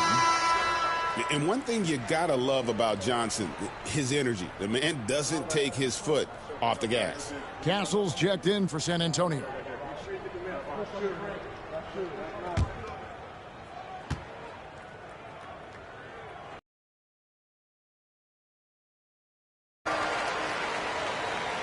Here's Conley. He's coming off a 13-point game against Detroit. He was also an excellent setup man as well. This guy was cutting the defense to shreds with incredible passing. Now here's Randall. 9-point game. 6 to shoot. Fires from 18. And he wills that one in, sinking right through off the back iron. Boy, Julius Randle is getting to his spots and starting to really cook. With a short break in the action, gives us a chance now to send it over to David Aldridge. Kevin, thank you very much. The Timberwolves have become a rough and rugged team. Swingman Jaden McDaniel said, "We don't let nobody push us around. We're always being physical defensively. I feel like we're a tough team, super tough." Kevin, they certainly have the size to hold their own. Always being physical. But, David, that's their identity. And we thank you for the report. The Spurs making a switch here. Sohan's checked in. Jeremy Sohan. And it's Conley with the ball for the Timberwolves. 7-point differential. They put up a nice win against Detroit the last time out. And sometimes it's a lot harder to get easy looks on the road, but they found ways to get their guys good looks. Well, they knew exactly how to approach that defense. They shot a fantastic percentage because they got quality looks. Here's Fox. Michael Conley making his last shot. There's 31 seconds left to play in the first half. McDaniels kicks to Conley. Off the mark there with the 3-point shot. Spurs leading by 5. Now, here's Fox. 16 points for him.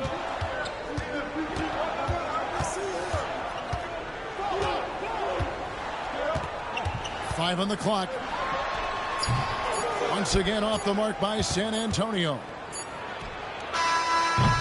So that'll be it for the first half. Fairly even battle underway in this one. It's San Antonio. They lead by 5. We'll see you back here after the break for third quarter basketball.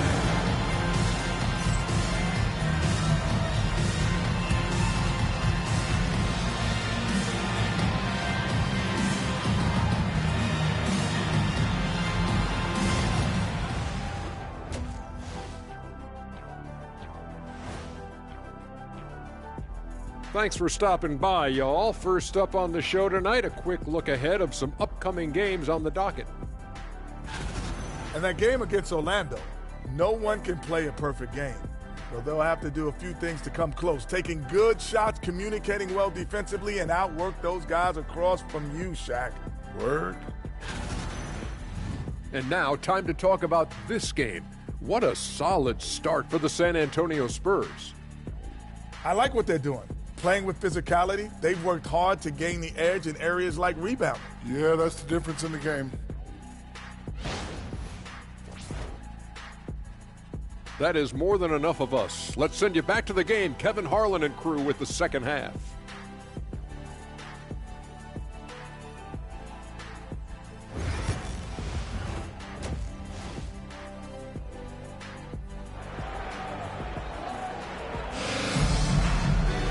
And in that first half, we saw a pretty tight battle. We'll soon find out what sort of adjustments were discussed during the half.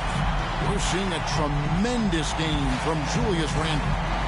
In those first 2 quarters, he was pretty much an automatic bucket getter if he got it down low on the block. Well, you can see why they would continue to play through him. He was tough to stop, super assertive down low, just great work.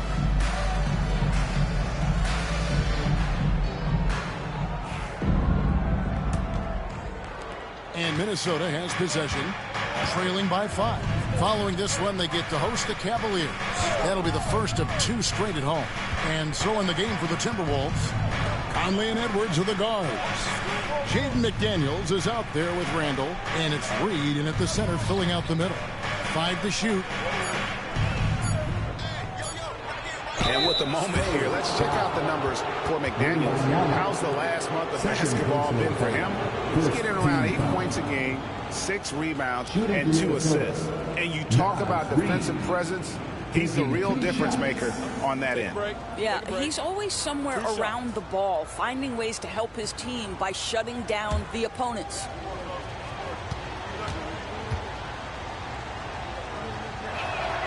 And the first one at the line is good.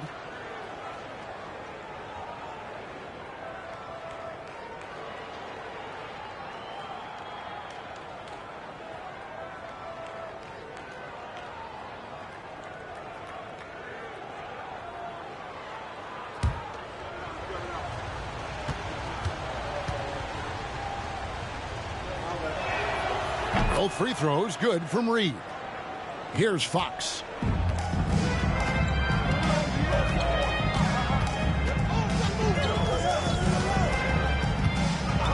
Pass to Sohan. Reed with the block. Boy, give Naz Reed credit. He perfectly timed that block. Wow.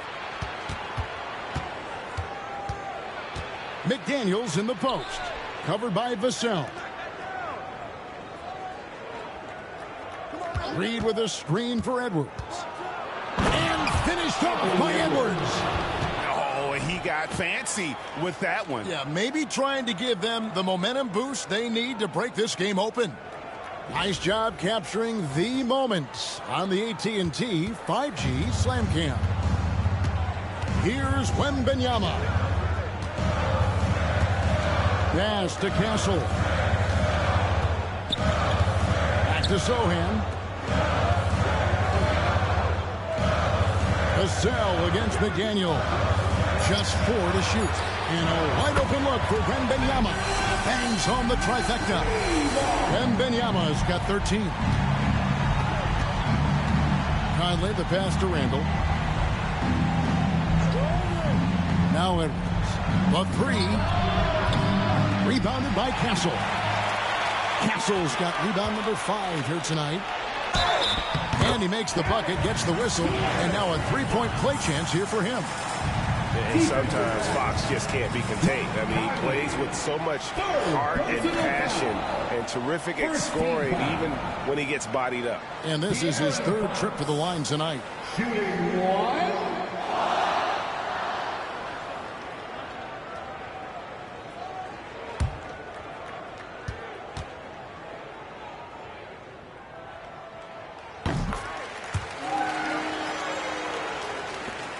So it's Minnesota now.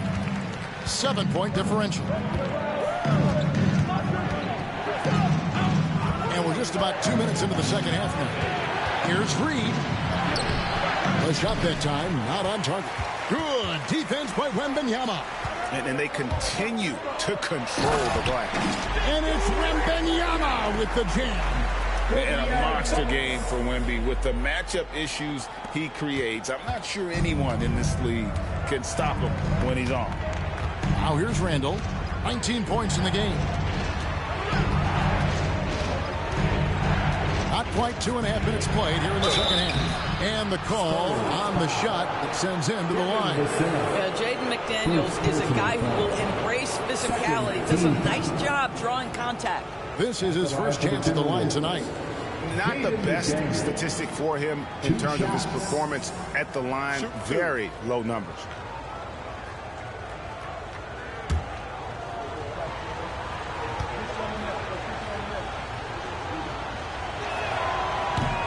The free throw drops for McDaniels. There is simply no substitute for what Jaden McDaniels gives you on the defensive end every night. This guy is elite.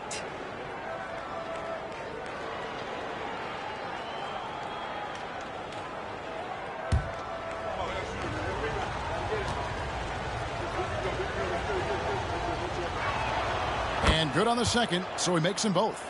This is about the last guy you want to send to the stripe right now. They keep fouling him, and he keeps making them. Down low, here's Wembanyama. How about the show Wemby's putting on here? When he gets it going, Victor is pretty much unstoppable. Timberwolves trail by 9. And we've got a timeout called from Chris Finch. And coach has decided they need a moment to talk things over.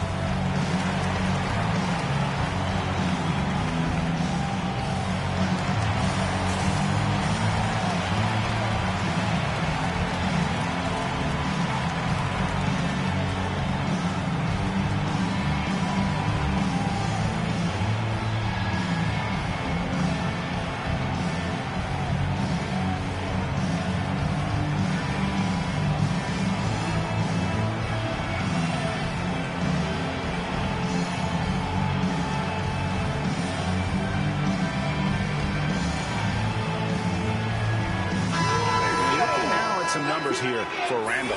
Over the last month, he has been spectacular.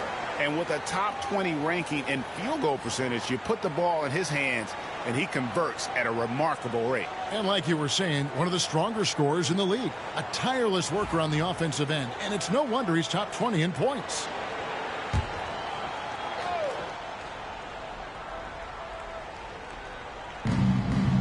Conley finds Reed. And De'Aaron Fox gets the whistle that time. That is his first foul of the game. And now only one away from being in the penalty. And we have to take another glance at that powerful rejection. And guys, they'll think twice about attempting that shot again. That was a big-time rejection.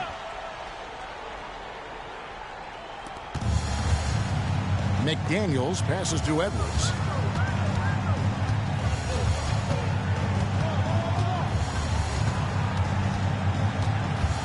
Just 5 to shoot. Outside Conley. Shoots over Fox. Boy, as slow a start as you could have. Just 1 for 4 from the field. They're struggling.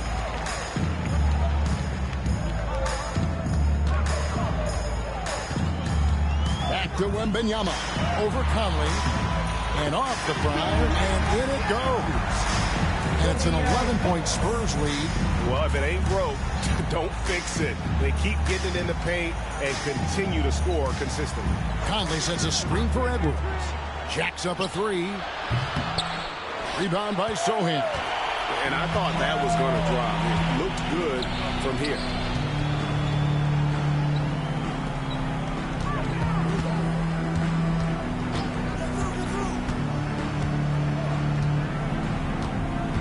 Wembanyama, a screen on McDaniel. No problem knocking that one down. Sohan's got the lead up to 14 now for the Spurs. What I like here, even with the big lead, they continue to execute their offense. And that, to me, is a sign of excellent coaching. There's an attention to detail. There is valuing of every possession. And here's Edwards from the arc.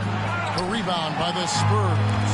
Well, after hitting 1 triple in the first half, it's been all radio silence since. Pressured that shot by getting a hand up just as good as a block. And he did it without fouling, and that's become an art, changing shots without making contact. No one near Randall as he lets it go. He hits the back iron and sinks the shot. Randall's got 21 in the game. The guys, over the years, we've seen Randall become a much more aggressive scorer. You love his tenacity. Here's Fox. The shot from the low post is good. When you allow good scorers to get uncontested shots at the rim, no wonder you're losing.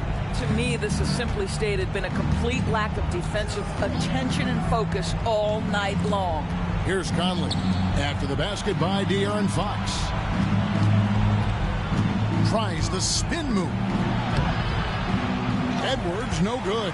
I'll tell you, a rough quarter for him, and that puts so much pressure on the guys around him. Vassell kicks to Fox. Out left to the wing. That's good from Wembanyama on the assist by Fox. Fox has got assist number 8 here in this one already. Conley against Fox. Here's Randall. Goes to the reverse layup and drops it in. Assist goes. And it's now 23 points for Julius Randle. Boy, he's been cooking, but the teammates, he's just not getting a lot of support from them. DB, ever since winning the most improved player back in 2021, Randall has stayed scoring at an incredible clip. Yeah, Kevin, what makes this guy such a difficult matchup is his size and the ability to drive it. And now what you've seen is this evolution into a legit threat from three-point territory. He is such a difficult cover. Those defenders just look a little bit gassed. I mean, they're getting pushed around on that low block. Randall outside. Pick by Randall. Conley against Fox. Conley dishes to Edwards. Oh, what a physical score from Edwards. Well, we know this about Anthony Edwards. This guy, one of the stronger guards in this game. That's a tough finish. Here's Fox. And he converts the layup. Fox has got 9 points in the quarter. And they're beginning to just flat out fall apart defensively right now, especially on the interior. Edwards with the screen for Randall. From past the arc. Good on the three-point shot. Randall's got 26 points. Credit Julius Randle. Off-season preparation trying to build the three-point range. Fox against Conley. From the stripe. Again, the Spurs good for 2. Well, they're leading in large part because of the work he's put in this quarter. This is nicely done. Randall outside. San Antonio with the rebound. Sohan's got his 7th rebound of the game with that last one. Here's Wembanyama. Wasted no time on that shot, but it's off the mark. Conley against Fox. Conley kicks to McDaniels. Now here's Edwards. He's tightly guarded.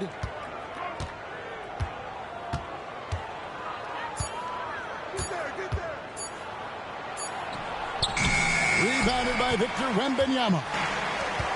Wembanyama has got rebound number 12 here already in the game. A pass to Fox. Wembanyama, a screen on Reed. And the shot goes down. Nicely done. They continue to attack inside, and that's 10 points in a row in the paint. Fox against Conley. And the rejection by Wembanyama. Good, and a nice assist from Fox. Fox has got assist number 9 now. Wow, what an effort here tonight. And now we'll get a perspective here on the hustle game. How it's been going for San Antonio. They made a point to protect the rim, challenging shots all game long, and the block total is off the chart. And you also have to love the way they've gotten out and run in transition. A ton of good chances tonight simply from being willing to run the floor. Getting it done on both ends, and it shows up in the score. Well, what I love is the energy they're bringing right now. They're ignoring the scoreboard and playing hard. A different look now for San Antonio. Johnson's checked in for Jeremy Sohan. And it's Harrison Barnes in for Vassell.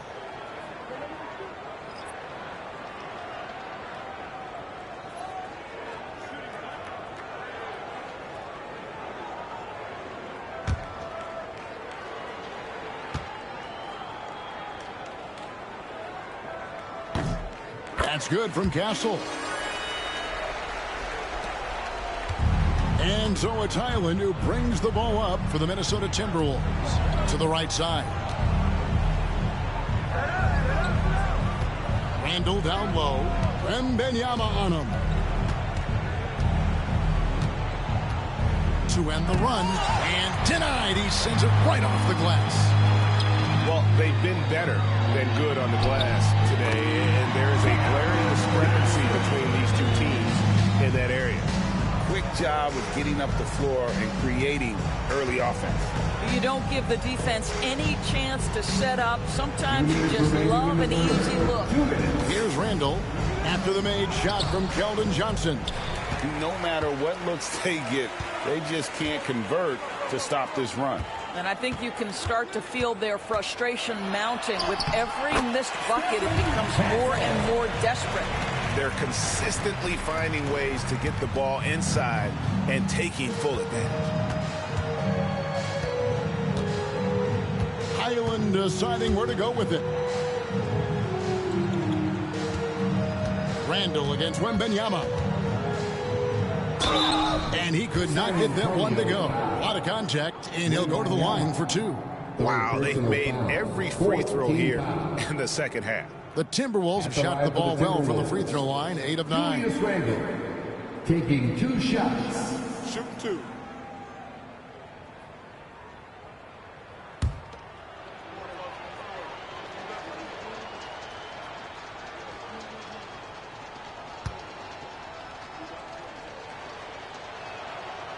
No good on that one. Guys, what you love about Julius Randle is the well-rounded nature of his game. Because he works so hard on his shooting ability, it makes his dribble drive that much more dangerous. The Spurs making a switch here. Harper's checked in.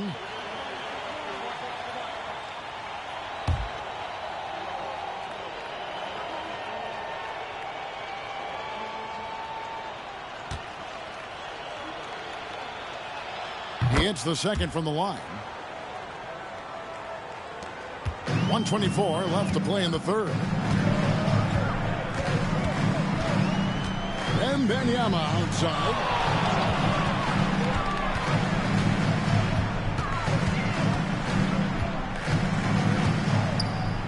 Shot clock at 6. And the Spurs scoring again. And they've worked the ball around so well tonight for those quality looks from mid-range. Pass to Dillingham. To the left wing. Randall against Wembanyama. Randall left side. Julius Randle is never going to back away from a defensive player. He knows he's got the strength to play through contact. Nice job drawing the foul. The Timberwolves have shot 9 of 11 at the free throw line. Julius Randle, 2 shots. Take a break. Take a break. 2 shots.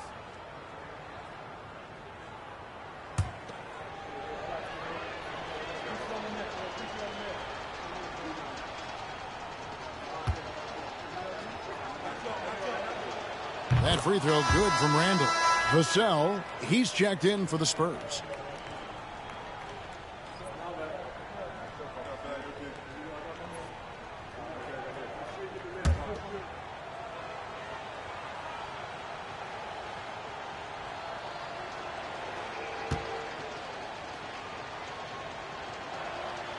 Both free throws good from Randall. And after attempting no free throws in the first half, now he's putting the defense back on its heels. Harper kicks to Johnson. Harper the pass to Vassell. Here's Wembanyama. Rebounded by the Timberwolves. Randall's got his 4th rebound with that last one here tonight. Highland against Wembanyama. Here's Highland. No scoring in this one. Here's Randall. A good finish at the rack off the slick feed. Well, there's an aggressive mentality in play. Work in close, find a way to score. And so it's San Antonio riding high with a 23-point lead heading into the break. From the field, they have been outstanding. Amazing shooting. That's what has them headed to a blowout. We've got more in store for you right after this.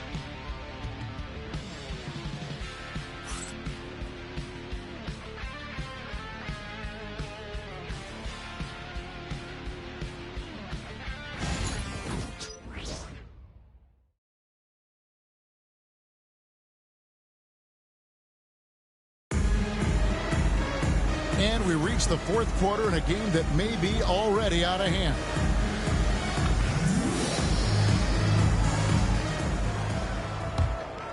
Here's Fox. We've got De'Aaron Fox. Johnson is out there with Devin Vassell.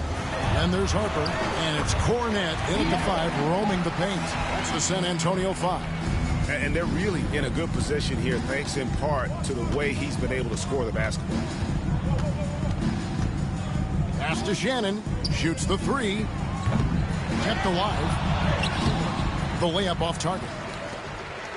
And so it's Vassell who brings up the ball for San Antonio. Johnson gets the bucket. And with the lead, I like the strategy here. Continue to get the ball to guys who can do something with it. One thing we've learned in the NBA, the game is never over. So you've got to continue to score, continue to build your lead. It's so good off the bounce. Edwards working on his shot off the catch, and it is paying off. Outside, Fox. Greg, every year we have the Best Teammate Award. What are some of those qualities that you admire in a great teammate? You know, Kevin, you want guys who make you better and who make it fun to come to work every day. In the end, teammates are like family. So trust, commitment, and just enjoying being with one another, it matters.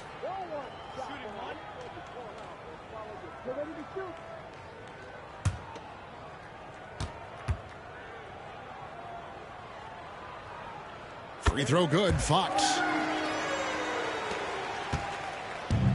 For Minnesota, they've gone 1 of 3 from the field to start the fourth quarter. They set the screen. No one near Edwards as he lets it fly. A three-pointer is right on target. Well, after netting one in the first half, that's the second deep ball to go down for this guy. Now, here's Fox. Tight defense on him. Pass to Cornette. Outside Harper. Puts up a 3. The shot, no good. Minnesota's gone 1 of 2 from three-point range here in the fourth. DiVincenzo against Harper. To the middle, Edwards. Rebounded by the Spurs. Last quarter of play, about 2 minutes in now. And Fox has it in the corner. Pass to Cornette. And here is Vassell. 4 on the shot clock. Sinks it. What range from outside. Wow. Yeah, you have to make greater effort than that defensively. You know what he can do from range. Well, to me, that's just inexcusable. You start to wonder how much they really want this basketball game. For San Antonio, they've gone an outstanding 4 of 5 from the field in the fourth quarter so far. Fox passes to Cornette. Back to Fox. Fox. Great positioning on the putback. And defensively, guys, they've been unable to shut down the middle. The Timberwolves have gone just 33% from the field in the fourth quarter so far. They are 2 of 6. Here's Edwards into the lane. And Edwards slams it in. This guy is so explosive. Anthony Edwards off the bounce. My goodness. Outside, Fox. Johnson right side. Back to Fox.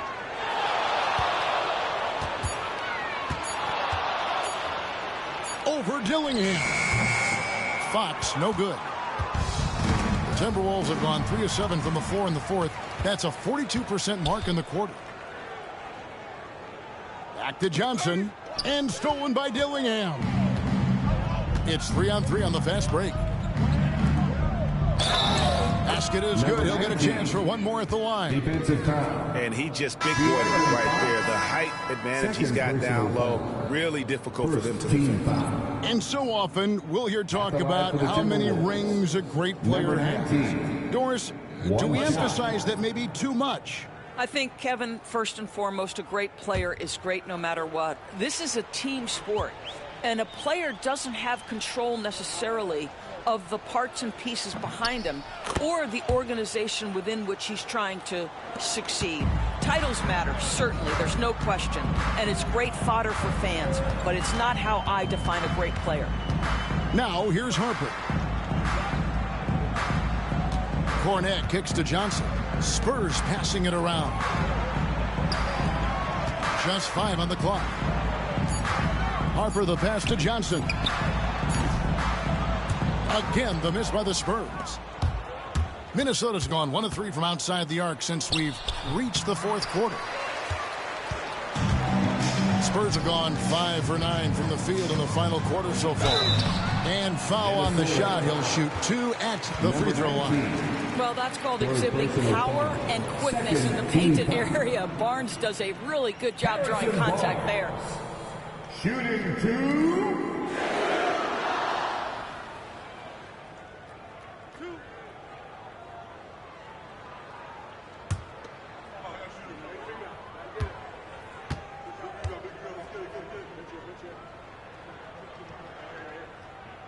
And he knocks down the first one. Impeccable from the line since halftime.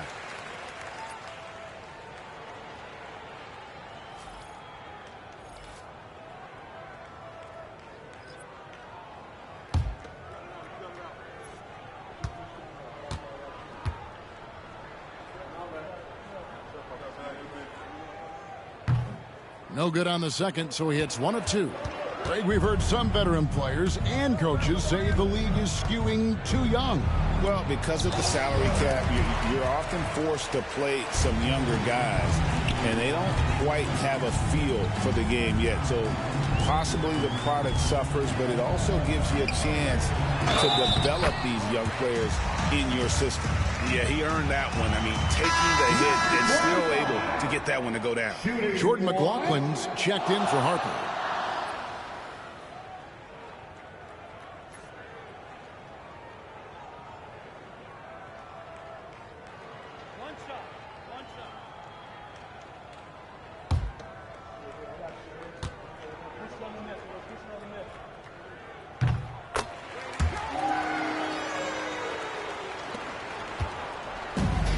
The Timberwolves have gone 4 of 10 here in the final period. Not the time to go cold. And they pick up 2. Here's McLaughlin.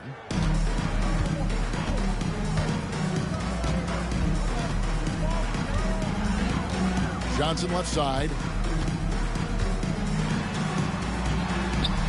He's now made half of those 10 shots in the game. It's his 5th basket. I really like the way he's playing in this half. He looks so much more aggressive and confident. Outside Conley. Pass to Edwards. Nailed from three-point land.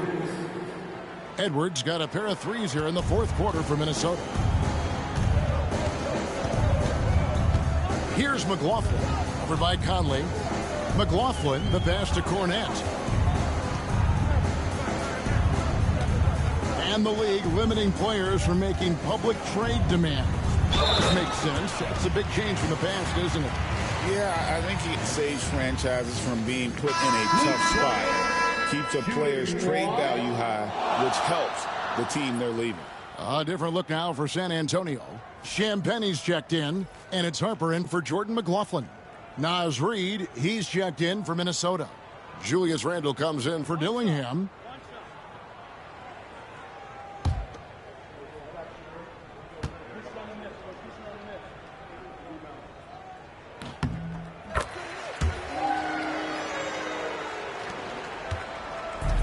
Timberwolves have gone 6 of 12 from the field here in the fourth and even 50%. Spurs foul. Harper. Spurs making a switch here. Olynyk's checked in. Second team foul. Now into the lineup for your Spurs, number 16, Kelly Olynyk. On defense, San Antonio. Reed with a screen on Olynyk. Here's Randall. And it's Harper with the rebound. Not sure what the D was doing there. Clearly a breakdown. You can ill afford to give a guy like him that good a look. Minnesota's gotten off 4 3-pointers in the final quarter, and 2 of them have fallen. Well, defenses are content to give up the mid-range, right? It's not the high percentage restricted area or the 3. You can see they're prepared to give up that shot. Now, here's Harper. Pass to Cornette. Down to 5 on the shot clock. Now, here's Johnson. Defended by DiVincenzo. Johnson can't hit. And it's Conley with the ball for the Timberwolves. Here's Randall, who's back up. The shot missing. Edwards against Barnes. Outside Harper. We've heard some players, Doris, propose that refs should be fined for missed calls, especially with the game on the line. What do you think? Kevin, I couldn't disagree more. First and foremost, the level of accountability for NBA officials is unprecedented. And keep in mind, there is discipline for high-profile mistakes and mistakes of all kinds. Every single game, every single call is evaluated, and you see their progression in terms of, yes, they'll officiate in the playoffs, or no, they won't. We are right where we need to be. Here's Harper. Anthony Edwards making his last shot. Johnson with a screen on Conley. Olynyk dishes to Harper.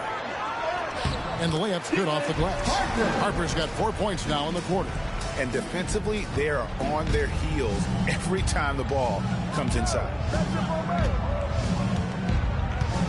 Conley, the pass to Reed. Yeah, that's the motor of Naz Reid. Really impressive drawing the contact. Second personal foul. Third team foul. Shooting for Minnesota, Naz Reid. At the line for 2. Take a break. Take a break.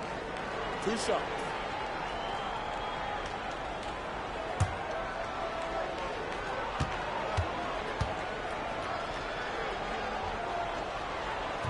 And that one misses. Daniels is checked in for Dante DiVincenzo.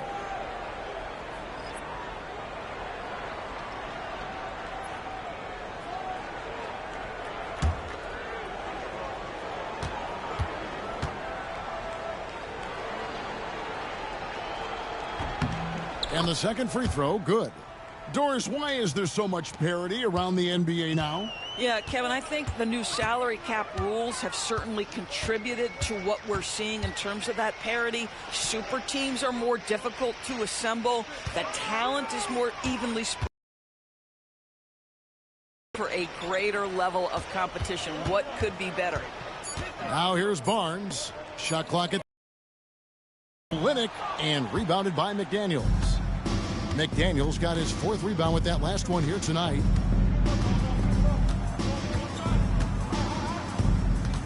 Up top, Reed. Lets it go from 11. That one goes in. Well, Naz Reid doesn't operate often in the mid-range, but if you concede it, he'll take it. Johnson surveying the floor. Pass to Harper. Doubled by Conley. And Olynyk kicks to Barnes. Olynyk, a screen on McDaniels. That's a 2 from Barnes. Reed with the rebound. Minnesota's gotten off 4 3-pointers in the final quarter, and 2 of them have fallen.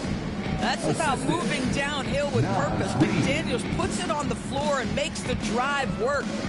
Now here's Harper. Rebound, Minnesota. Randall's got rebound number 5 here tonight. And contact on the shot, so he'll be shooting free throws here. Anthony Edwards is a 3-level scorer. He can beat you in a lot of ways, and he's extremely confident when the game is hanging in the balance. 2 shots. Take a break. Take a break. 2 shots.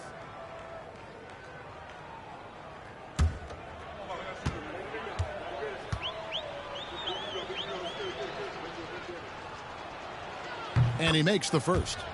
Well, a trend that we've seen over the past couple years is that the league is getting younger, Doris, than ever before.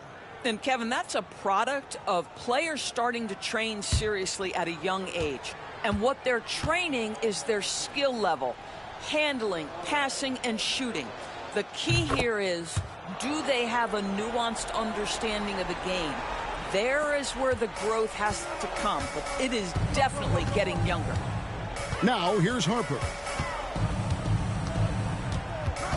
Pass to Cornette.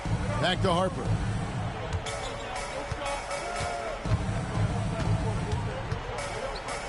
Two minutes remaining in the game. 2 minutes. He trains it as the shot clock ticks down. Oh, guys, that's an impressive spin move there. Didn't think he had a handle like that. Conley, the pass to Reed. Back to Conley. 2 free throws coming up, and they call the shooting foul. Mike Conley was drafted, Doris, back in 2007. And somehow, someway, he's gone his whole career without receiving a technical foul. Heck, you and I have received technical fouls over here, but not him on the floor. Kevin, that is an impressive feat, and it's also probably why he's won the NBA Sportsmanship Award more than anyone else in the history of the league, and why we will never win it. Boy, Mike Conley has always been such a steadying influence, a respected leader. Doesn't matter what team he's on.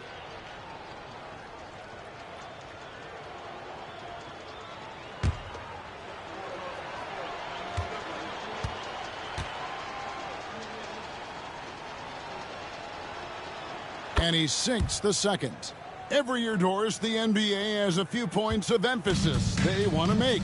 Anything you'd like to see emphasized? Yeah, I think, Kevin, one thing that has to happen is we have got to give the defense a greater chance to succeed. We've tilted the game too heavily in the offense's favor, meaning too often at the rim, there's foul shots given for marginal contact. I think the defense has got to become more involved in the outcome of games. And so it's going to end up in the record books as a blowout, a dominating performance for the Spurs. And this was one that never really was in doubt, but an all-around dominant performance. And you kind of thought that maybe even going into the game. Yeah, there was a sense of that. And man, they just pretty much blew them right out of the water. A clinic was put on display here today. And now, for the year, this is going to take him to 7 wins. Well, at least they're going to salvage a game from the season series after losing the first 2. And we watched one guy all night long, guys, and looking at the stats just confirms what a dominant game he had. What a night tonight it was for De'Aaron Fox. There wasn't much they could do to slow him down as he was converting every good chance he got. Here's Cornette. It's good. Cornette's got 5 points now in the quarter. What an excellent post-entry pass. Good things happen when you make that next look. Pass to Reed. Now here's Randall. Edwards with it. Covered by Johnson. Reed with a screen for Edwards. Down low. Picked off in midair. Harper with the ball. Here's Cornette. Johnson outside. Here's the screen to the inside. And Cornette gets it to go. Saw the opportunity to put this away and did not turn it down. Yeah, playing with great energy and great effort. And as a coach, you'd love to see this from your team every single night. Outside Edwards. Pass to Reed.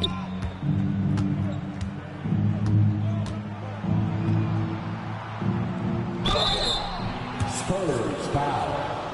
Luke Cornett, third personal foul.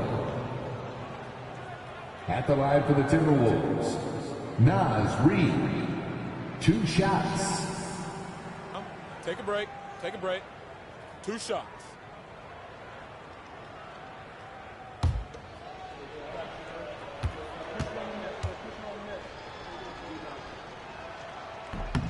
First one falls for him.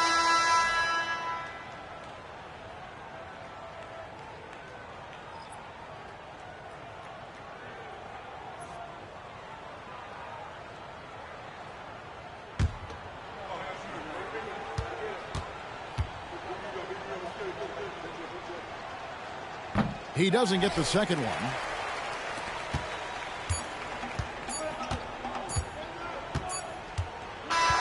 And so it's San Antonio easily taking this one.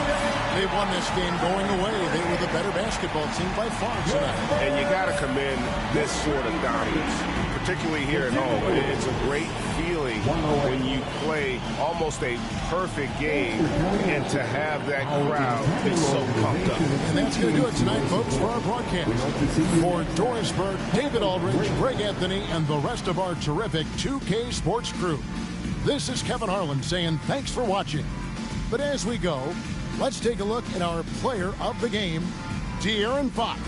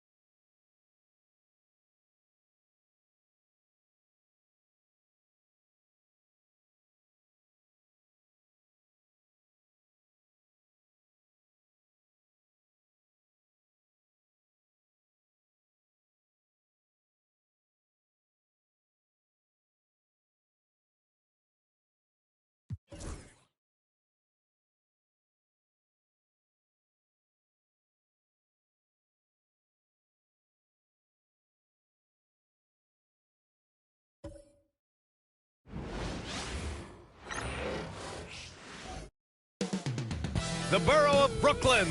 That's the location for the Thunder. A talented, versatile duo, Shai Gilgeous-Alexander and Lou Dort. They'll be bringing the energy as they prepare to Nets, the NBA on 2K Sports.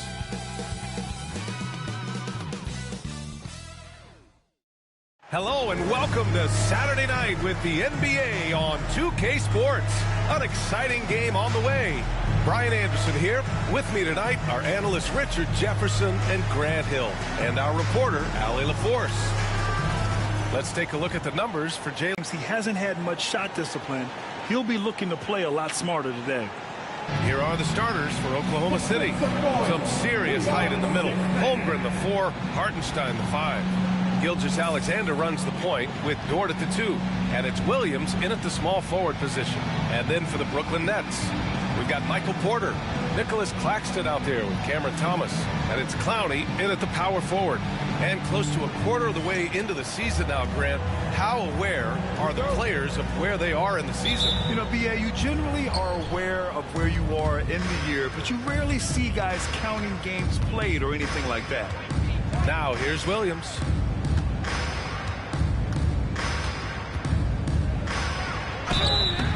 And he got the whistle on the way up, so he'll be headed to the line for a pair. It'll go on Michael Porter. The officials were right on top of that one. Oklahoma City shooting their first shots of the night from the charity stripe.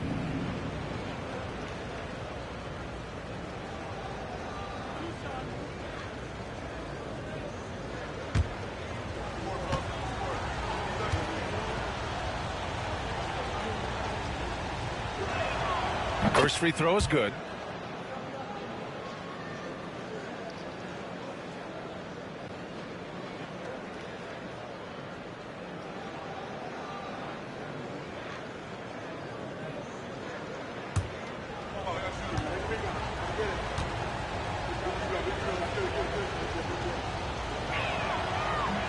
And Williams drops them both.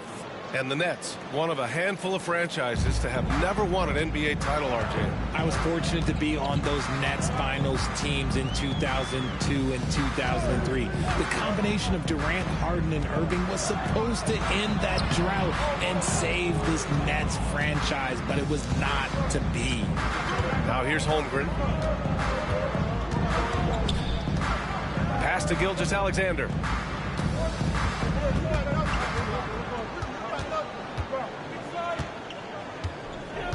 Five on the clock.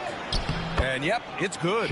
Yeah, and Gilgeous-Alexander is a fighter. Someone that challenges the defense and bullies his way through contact. Inside. Here's Claxton. It's rebounded by Oklahoma City. They're getting their first look of the season at Brooklyn in this one. Last year, they made easy work of this club, sweeping the 2-game season series. These guys are looking forward to this year now, putting last season behind them. And so it's Brooklyn with it. The Thunder making their last shot. Dort against Thomas. And Claxton throws it down. Just a textbook lead pass right there, putting it right where it needed to be. And so it's Gilgeous-Alexander with it. He brings it up for the Thunder. 4-point game. To the paint. Here's Holmgren. And that comes off the assist by Gilgeous-Alexander. And you know, as a roller, Holmgren shows great hands, and he makes nice adjustments moving downhill. Thomas outside. They set the pick. Three-pointer. That one doesn't drop. The Thunder have gone 3 of 3 so far from the floor. And he'll draw the foul. He'll head to the line for 2. And something that makes SGA so dangerous on offense is elite drive and kick ability. Yeah, you have to load towards him when he comes off a high pick. He just draws so much attention and can find another cutter or spot-up shooter. He has so much gravity to his game.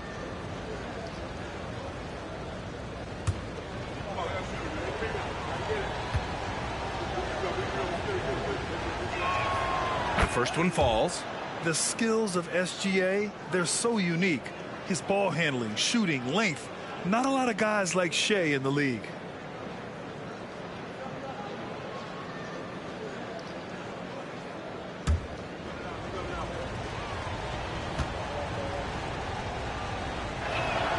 Both free throws good from Gilgeous-Alexander.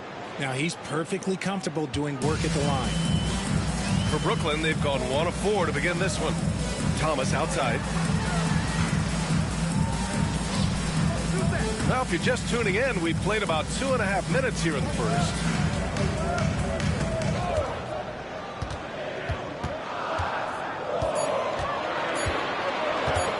Goes up from the top of the key. Count it. 1 for 1 to start the game. Thunder leading by 6. Now here's Williams. His last outing, we saw him score 13. Pass to Gilgeous-Alexander. 6 on the shot clock. Lets it go from 11. Rebound Brooklyn. And let's swing it over to the sideline and hear from Allie. Well, I had a chance to talk with head coach Jordy Fernandez. Our topic was how he'll defend Shai Gilgeous-Alexander, and coach was straightforward, saying Shai demands so much attention with the ball that he can work a defense. We'll need to stay disciplined and not get caught watching the play. We'll see how that approach works out for them, guys. Good job there, Allie. Thanks. And you watch Cam Thomas. Talk about a scorer's mindset, RJ. Yeah, he's a tough matchup. He's proficient and efficient from all 3 levels. He is as confident as they come. First trip to the free throw line for him in this one. And something I remember from their last outing, he was excellent at the charity stripe.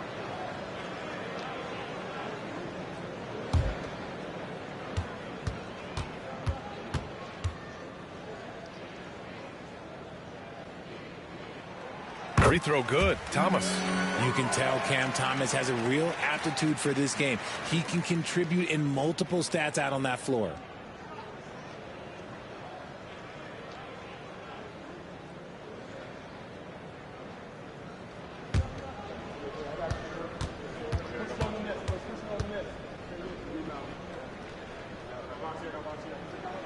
And both free throws good for Thomas. And so it's Williams with it. He brings it up for Oklahoma City. They come into this one having outplayed the Mavericks last time out. And that one, the other team could not keep up with them offensively. They were prolific. And on top of probably having the better talent, they never let up. Great effort, great win. Now here's Claxton. As far as his production, he's averaging about 8 points per game. Back to Thomas. Oh, sweet move. And that's 2 points on the layup. Muscling it home. Cam finds a way on that offensive end. Gilgeous-Alexander passes to Hartenstein.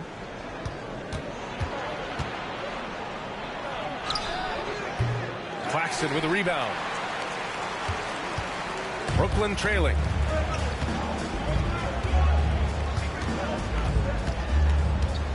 Pass to Clowney. Now Claxton.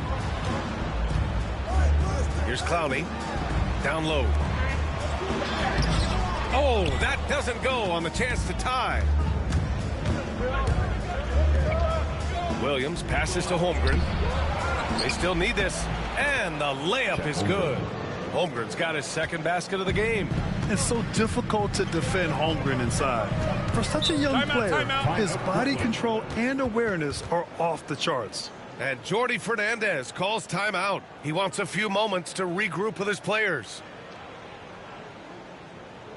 Let's hear it. Make some noise. The team home.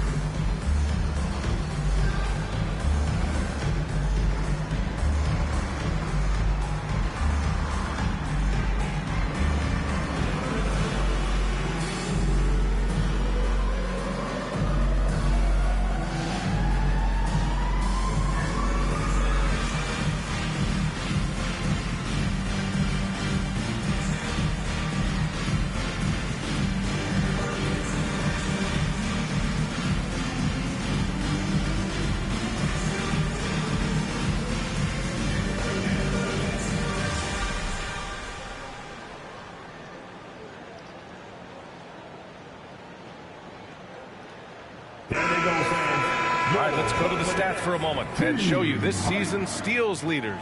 5th is Shai Gilgeous-Alexander. And he's such a plus defensively for his team. Those steal numbers scare opponents and lead to fast break buckets.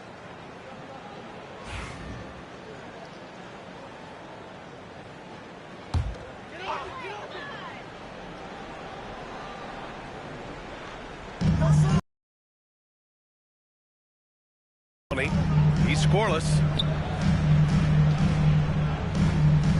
And here's Claxton. Over Hartenstein. Hartenstein pulls it in. See, what a rough quarter for him. Nothing seemingly going his way. Deflected. Thomas with the ball. He's a tough guy to check, averaging almost 28 points a game.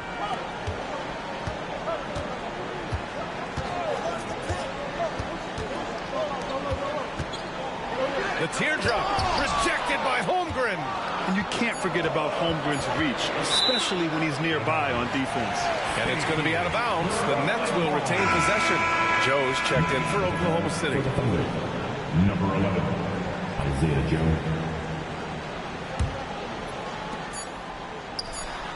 Boy, they need something to go to regain some confidence. No question. Way too many empty possessions for them. It's time to take a glance again at that superb block. Yeah, just some terrific effort there. And you know the whole team will get an energy boost off a block like that one.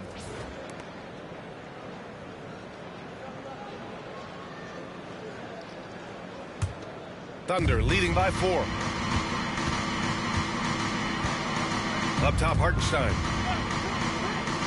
Back to Joe. Right side, Gilgeous-Alexander. Can't hit the turnaround jumper. Brooklyn has gone 0 for 2 from outside. And it's Thomas off the drive. Fires from 14. Brooklyn, no good that time either. And usually that's a bucket for him. But look, nobody's perfect in the mid-range. Here's Holmgren. And he banks in the layup. Holmgren's got 6 points. A beautiful finish through contact. That's the dog in Holmgren. Pass to Clowney.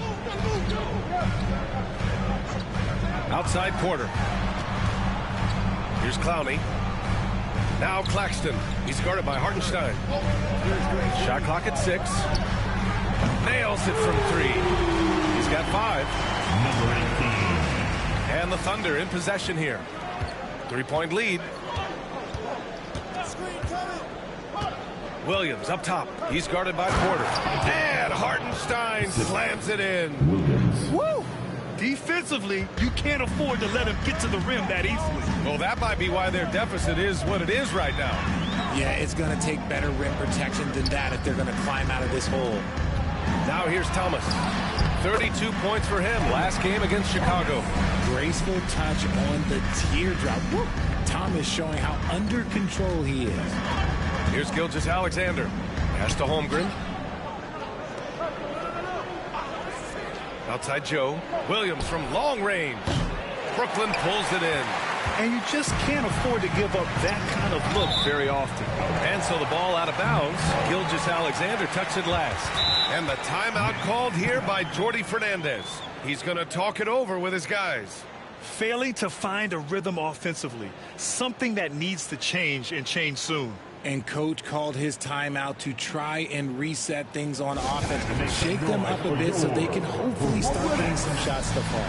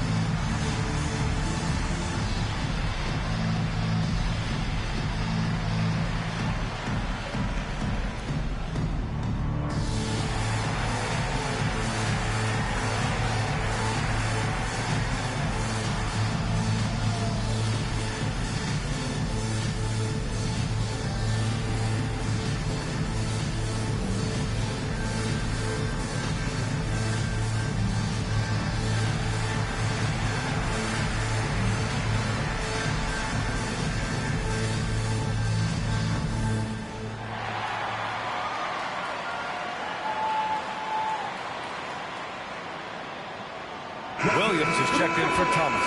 And also a switch here for Oklahoma City. Caruso, he's checked in for Holmgren.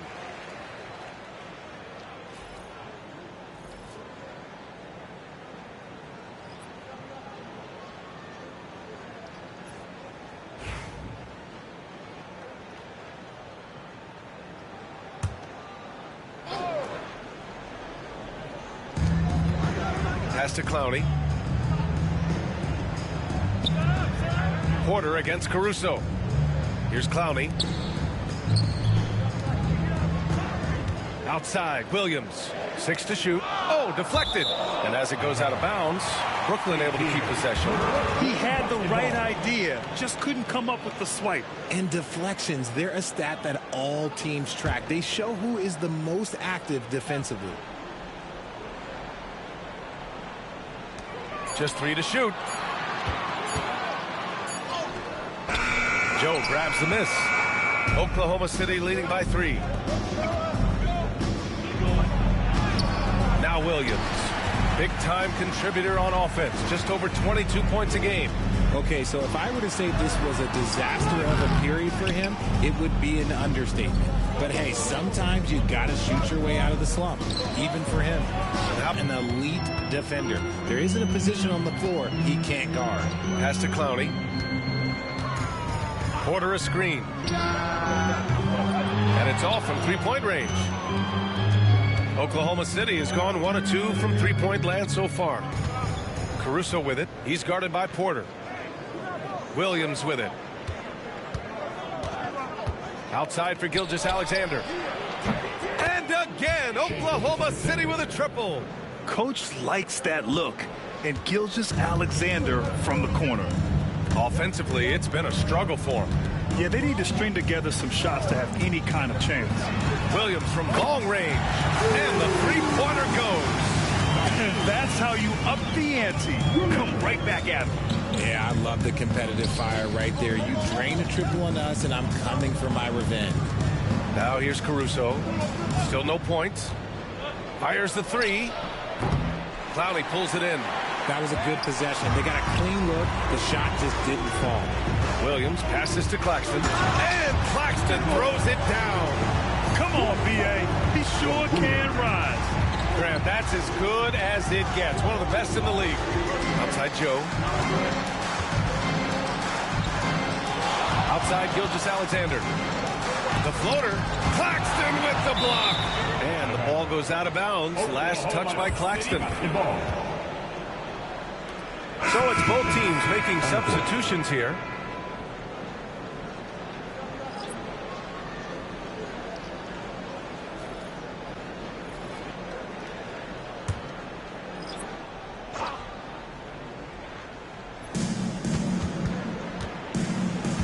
Caruso outside.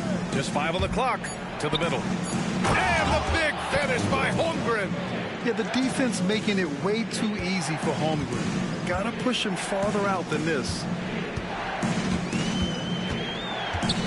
Williams against Williams. Here's Teray. Sharp passes to man.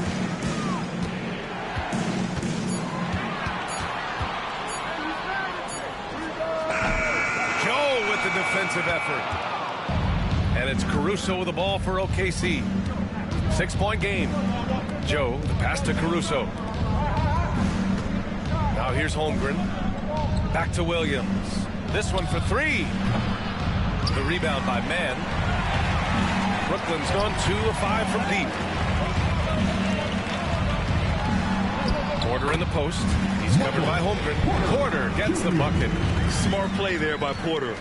Working his way inside to find a reliable, close-range look. Now here's Holmgren. Give him 8. Back to Williams. Holmgren, the pass to Williams. To the inside.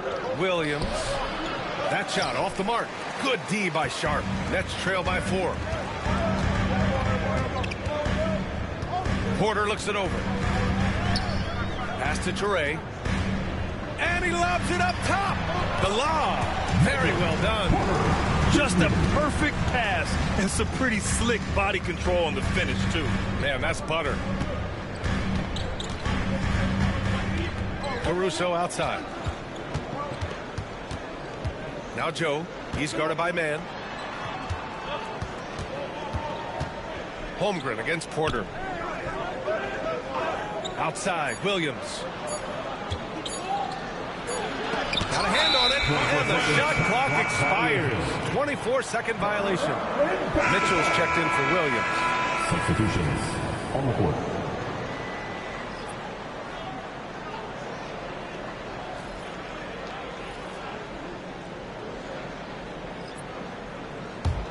Brooklyn trailing. And here's Thomas. 6 points for him. Over Mitchell. Thomas, that's good. Thomas has got 8 points. Oh, that's just a beautiful work of art. Thomas is a 3-level microwave scoring threat. Holmgren with it. And he gets that one. He's got 10. He just makes it look so easy on offense. Like, who takes pleasure in torturing defenses? He does. Well, a good close contest so far as we finish the first quarter. Oklahoma City ahead. They lead by 2. Don't go away. We'll be back with the second quarter in just a moment.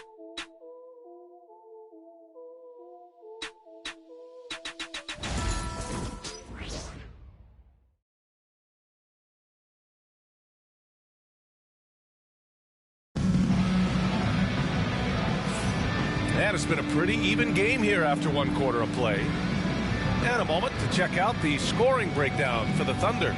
I've really been impressed with how aggressive they've been inside, looking to capitalize from the paint whenever they can. Another thing they're doing well early on is moving the ball, playing selfless basketball, and getting everybody involved on the offensive end. And the Nets shooting the ball at 43% from the field. They've got Terrence Mann. He's out there with Cam Thomas. Williams is out there with Sharp. And it's Wilson in at the 4. So that's the lineup for Brooklyn. And plays like that one can make the difference in a close game. And it definitely got the bench on their feet, too.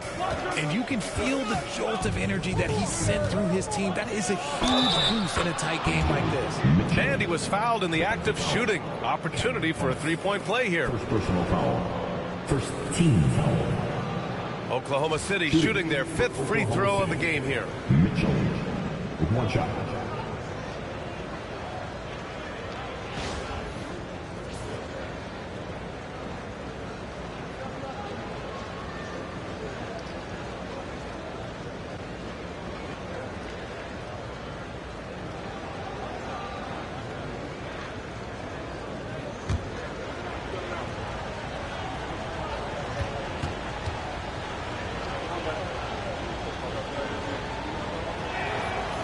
Grant, we know non-shooting big men can clog the paint, but if they know where to move off the ball, that certainly helps. Yeah, you know, big men who know those circle actions, like flashing to the open spot when their man gives help, they often end up with easy looks inside. Wilson passes to Thomas.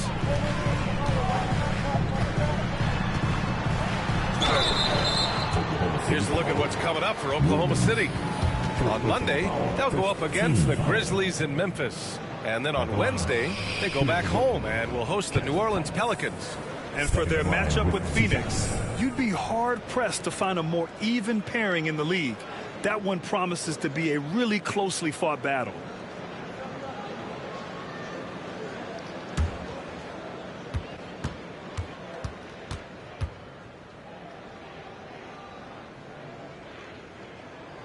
Free throw good. Thomas.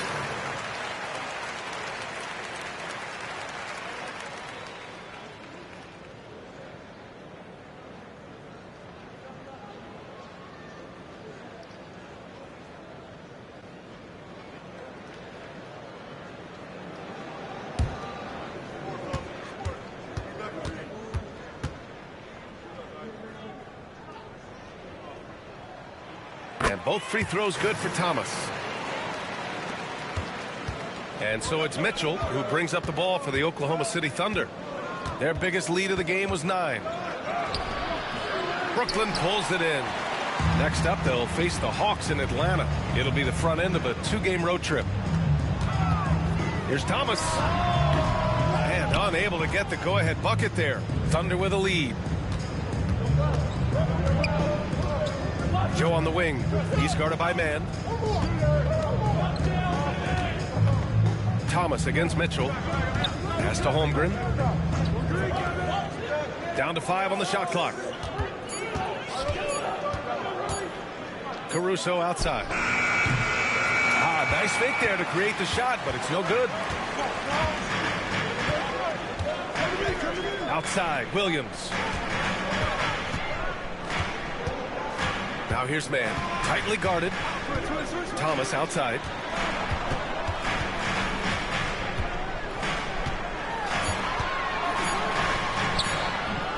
Williams grabs the board. The Thunder have gone just 1 of 3 to begin the second quarter. Caruso against Williams. Pass to Holmgren. Back to Caruso. Outside Mitchell. Lets it fly from 18. Hits the front of the rim and out. That's the shot they wanted. It just didn't fall. Tough to watch those miss. I'm sure they'll convert the next chance. Here's man. Offensive rebound.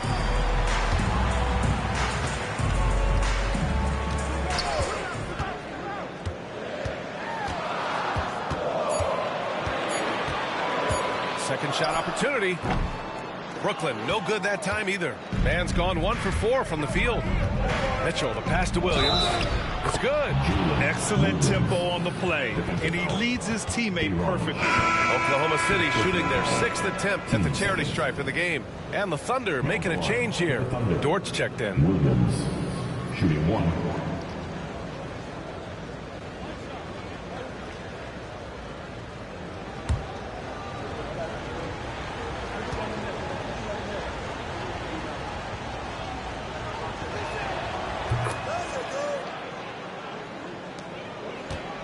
Nets trail by 4.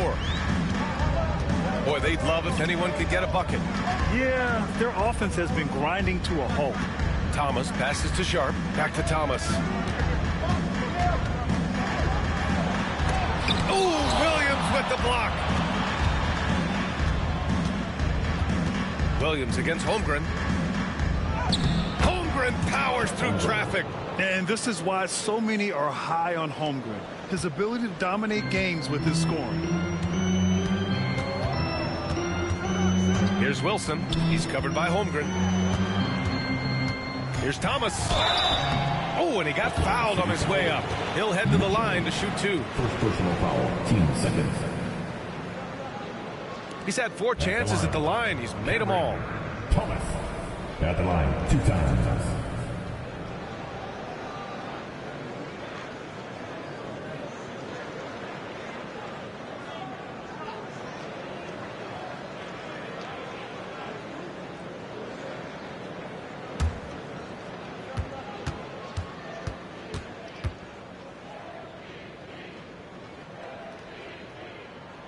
Free throw good. Thomas.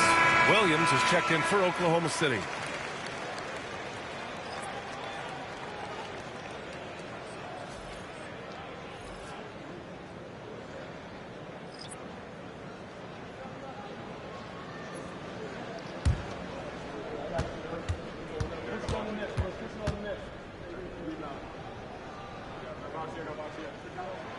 And both free throws good for Thomas. Getting themselves to the line this quarter is a good way to get their offense rolling. Williams against Williams. Pass to Holmgren. Back to Williams. On the wing, Caruso. To the paint. Here's Holmgren. Rebound Brooklyn. This game coming after a loss versus the Bulls. And the win was there for them, but they just let it get away. Just couldn't make enough plays late. They played pretty solid basketball, but a few miscues is all it takes to turn a win into a loss, especially against a good team. Oh, my goodness. How about that? Boom. He jams it straight down. Oh, wow. Dort just going off, making a big show of how athletic he can be. On the AT&T 5G Slam Cam, good looks by our terrific camera crew. Nets trail by 6. Thomas outside. Pass to Claxton. Williams against Williams. And here's Thomas. Oh, he powers right through the defender for the dunk. Draws the foul, too. And he'll go to the line. Lou Dort picks one up. And he's made all of his 6 tries at the line in this one. And at the line, one time, Cameron Thomas.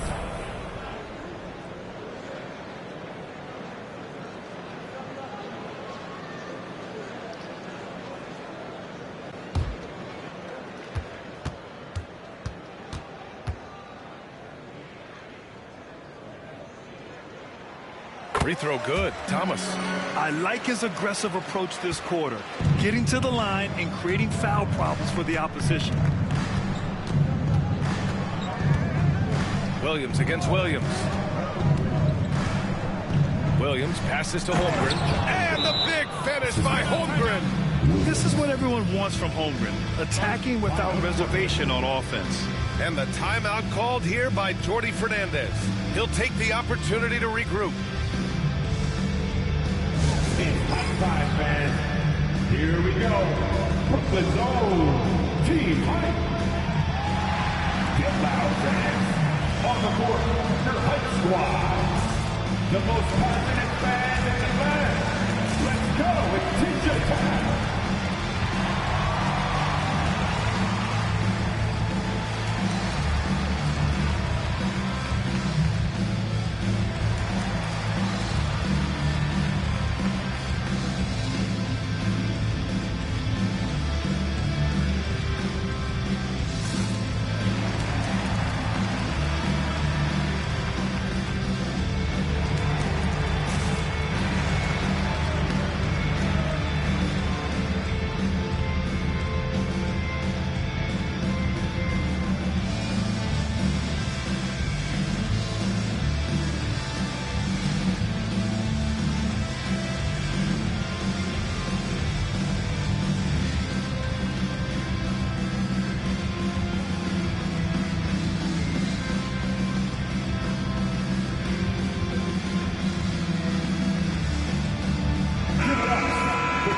Looking at the 2K leaderboard, specifically which teams have created a lot of turnovers and cashed in on the other end during the last 10 games. Number 5, Brooklyn. Well, over these last few games, they've been putting excellent pressure on the ball handlers and then turning those forced errors into easy points.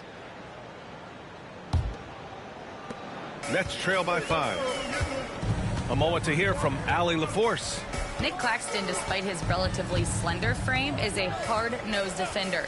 He said, "I bow down to no one. Every time I step on the court, I always have that chip on my shoulder. That's just the fiery competitor that I am. At the end of the day, I know what I'll hang my hat on, the defensive side of the ball." Brian? Okay, Allie, thanks for that. And he gets it to go.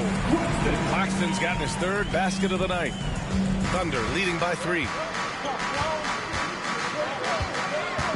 Now Williams. Dort outside. Pass to Holmgren. And again, it's Oklahoma City. He has been a key factor for them offensively, scoring with consistency. The Nets have gotten 5 of 8 attempts to drop since the second began.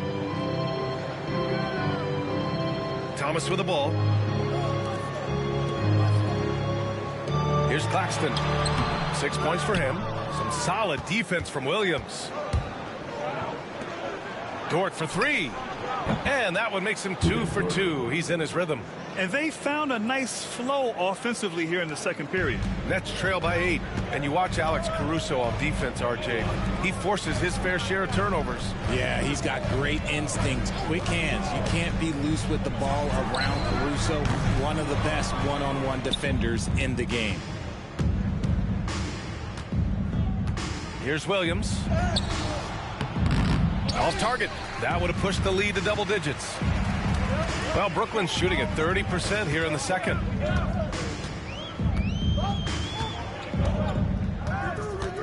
Pass to Thomas for 3. Oklahoma City grabs a miss. Williams has got 5 rebounds in the game. Outside, Williams. He's got it. That makes him 2 for 8. Hopefully he can get it going now. And he is stronger than he looks, trust me. I mean, Williams has the bulk to win those tough battles inside. They've been having major problems offensively. Definitely in a bit of a dry spell. Here's Wilson. And again, it's the Nets missing. Oklahoma City leading by 10. Now here's Caruso. Hasn't gotten one to fall yet. Holmgren with a screen on Thomas. Bam! Chet rocking the rim. And great coordination there. Holmgren is so effective in pick and roll and in pick and pop.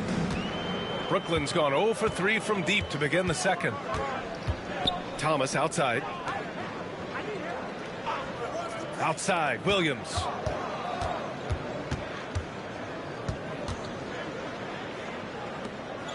Clock at 6. Williams against Thomas. Some solid defense from Williams. Yeah, just hasn't been able to find his rhythm offensively, and that's having a ripple effect. Richard, how do you think you would have fared if social media was as prevalent in your younger years as it is right now? I can tell you right now, I would not be able to sit next to you right now, B.A. That's the type of life I would have lived. Oklahoma City shooting their 7th and 8th free throw attempts of the game.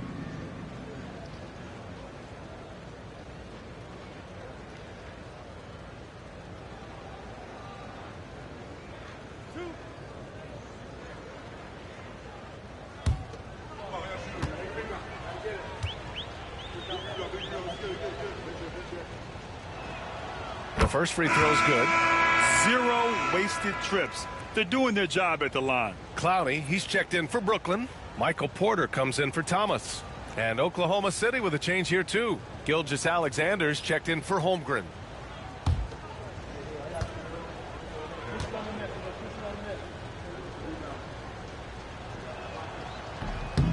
That one's no good. And even though he hasn't been himself, it hasn't affected his team too much. They've still got the lead. Porter with it. Now Gilgeous-Alexander defending. Outside Porter. Claxton a screen on Dort. Will it go?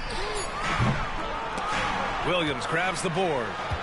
Williams has got his 7th rebound here tonight. And here's Gilgeous-Alexander. We saw him go on a scoring rampage last game. He was unstoppable. Hits the target from 18 feet. Gilgeous-Alexander's got 12 points. They're really dictating the tempo on both ends of the court. You love it. And guys, to go on a big run, get some breathing space, it has to be a great play on each end.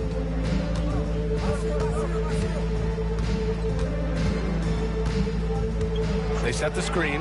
Hey, expanding his range. Williams grabs the board. It's obvious they're becoming frustrated. Nothing seems to be going their way. In a major drought, you need to find some sort of momentum. Well, part of the game plan was to neutralize the crowd. And guess what? Mission accomplished. Oh, yeah, they're doing a terrific job not giving this hostile crowd anything to cheer about. Porter against Caruso. Outside Porter. Right side, Williams. 4 on the clock. The three-pointer off the mark. Oklahoma City leading by 17.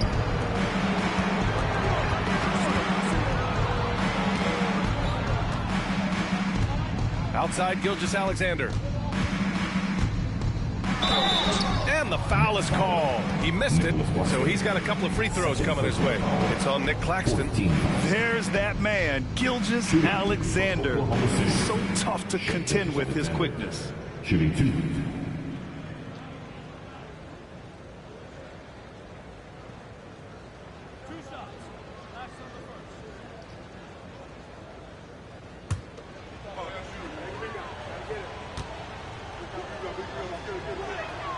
And he drops the first.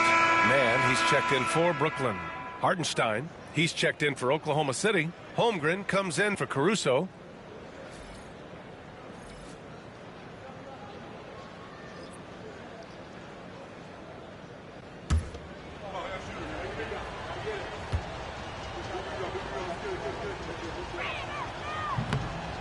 So after making the first, he goes 1 for 2. Hartenstein finds Gilgeous-Alexander. Claxton with the block to end the drought. And it's laid up and in by Porter. Porter's got 6. And nice read by Porter Jr. Surveys the floor and gets in the right spot to finish. Dort outside. Outside Gilgeous-Alexander. Shot is off. 5 for 10 now.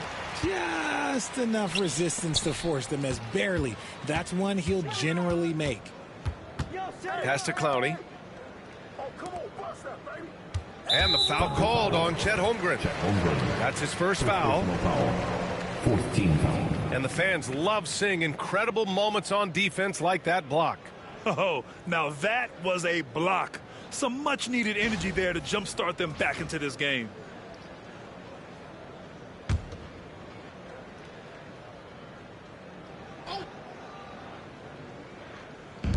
.121 left in the second period.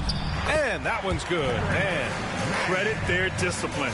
They've been working for high percentage shots. Outside Gilgeous-Alexander puts it up from 12. That's his 6th make in 11 tries. Oh, man, he's feeling it this quarter. They should be looking to get him going every trip down the floor.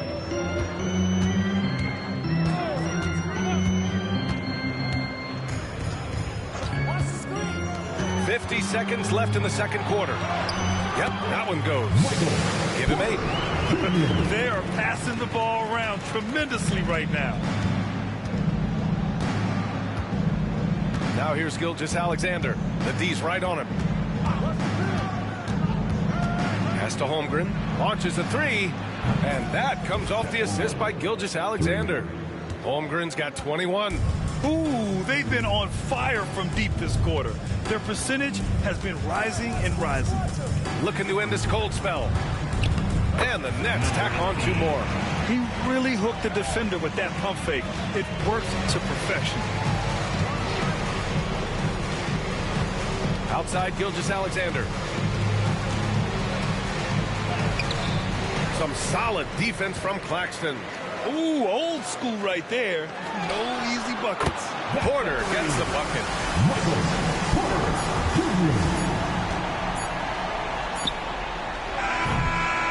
And so it's Chet Holmgren making things happen for Oklahoma City. He's been effective on offense, racking up 21 points so far in this contest. And more NBA action on 2K Sports coming your way right after this.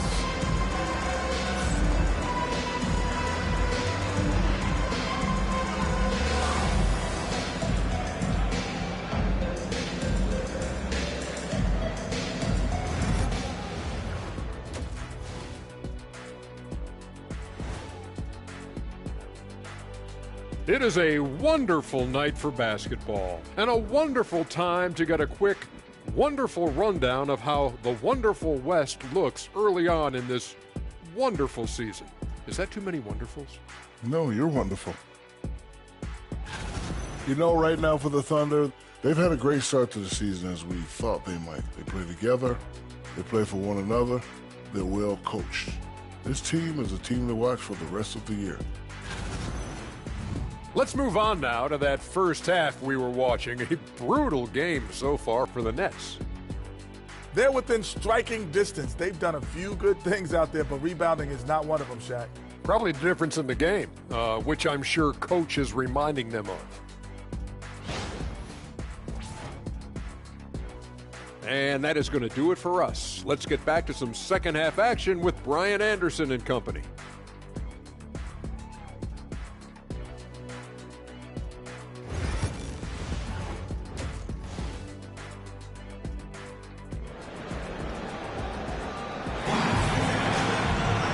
About ready for the second half here. A big comeback is needed for this game to be competitive, and it probably has to happen quickly.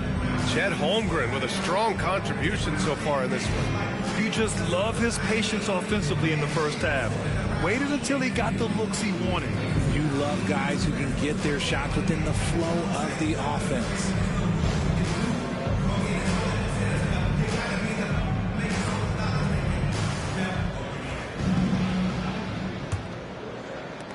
Nets trail by 12. Taking a look at the Thunder. Some serious height in the middle. Holmgren, the 4. Hartenstein, the 5. Gilgeous-Alexander runs the point with Dort at the 2. And it's Williams in at the 3.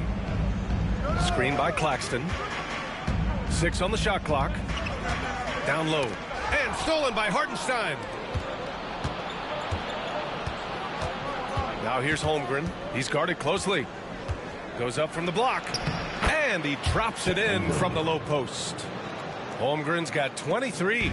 And just not letting up at all. I mean, you have to love this approach.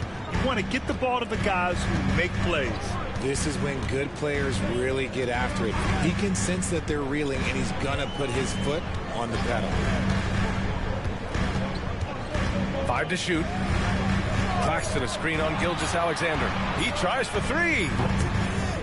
Drains the triple. 10 points for him. Second half of basketball, just over a minute played so far. Pass to Williams.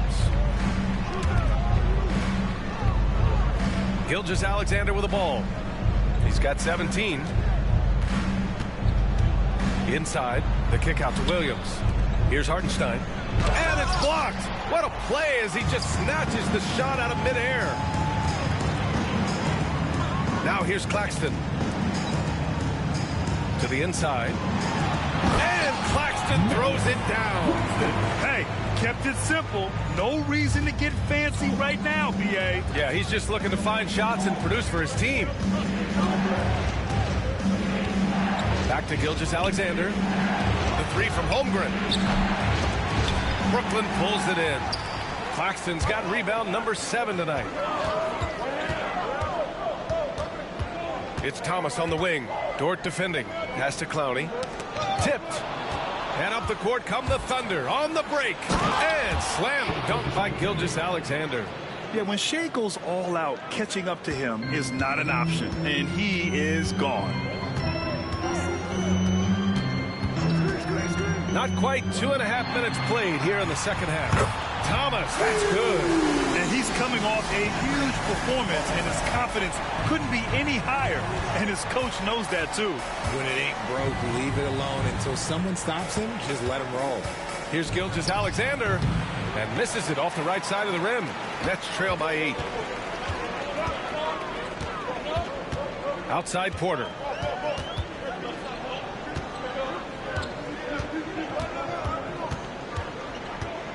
Claxton a screen on Gilgeous-Alexander. No luck on that one. Their first miss since the break. Still, I like how they've come out so far. Lets it go from 11, and the jumper falls for him. Gilgeous-Alexander's got 21. There's so many facets to SGA's game. He's equally good from all 3 levels. And Jordi Fernandez calls timeout. Coach wants to speak to his guys, maybe alter some of the game plan.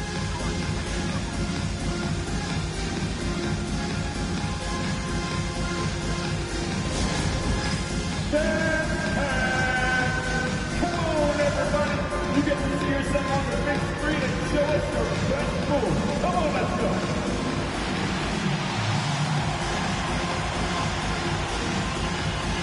Keep it going. Let's go.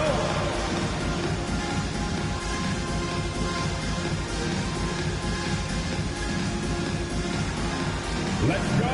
Don't be shy.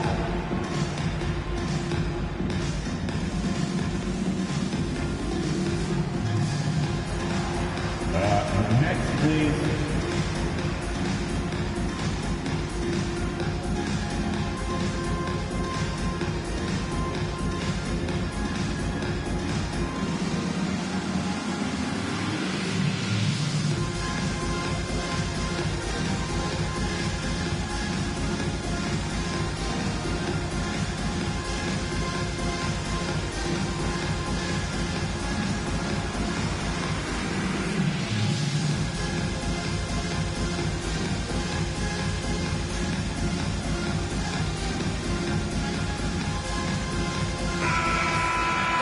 Since we have a second here, let's see which teams have dominated the offensive glass and second chance opportunities this season.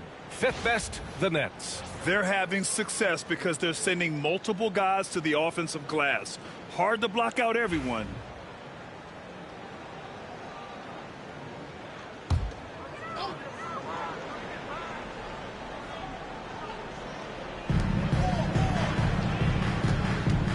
Here's Clowney. He's covered by Holmgren. Here's Claxton. Uses the glass on the layup. Claxton's gotten 4 this quarter. They're on fire right now, shooting 80% to start the second half. Oh, the determination from Gilgeous-Alexander. Yeah, making it look easy. Gilgeous-Alexander is so skilled. The ball on a string. And we see him do this time and time again. To the middle.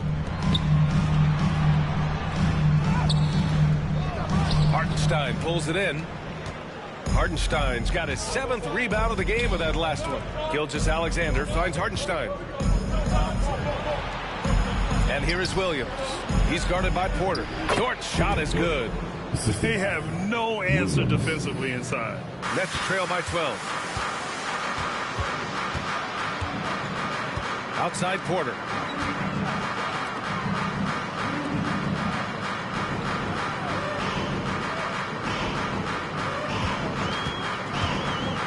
Six to shoot. Pass to Claxton. That's his 6 make and 11 try. His shot has been on point from the opening tip. He's pretty much kept them in the game. Gilgeous-Alexander passes to Holmgren. Williams from long range. Rebound Brooklyn. Claxton's got 9 rebounds in the game. Boy, he's getting it done. Here's Porter. And he's going to the line for 2. The official saw contact while he was going up.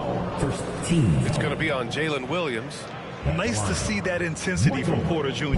Going right into the defender to collect a shooting foul.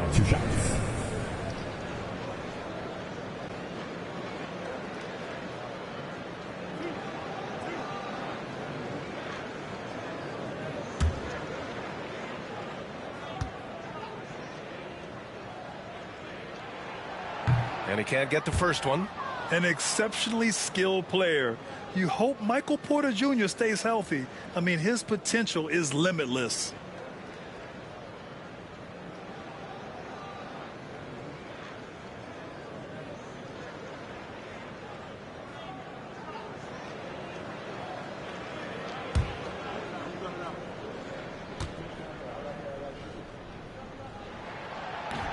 And the second free throw is good.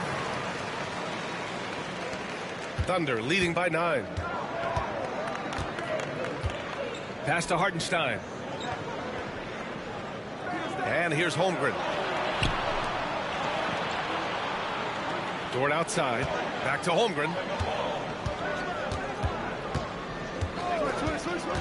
Shot clock at 3.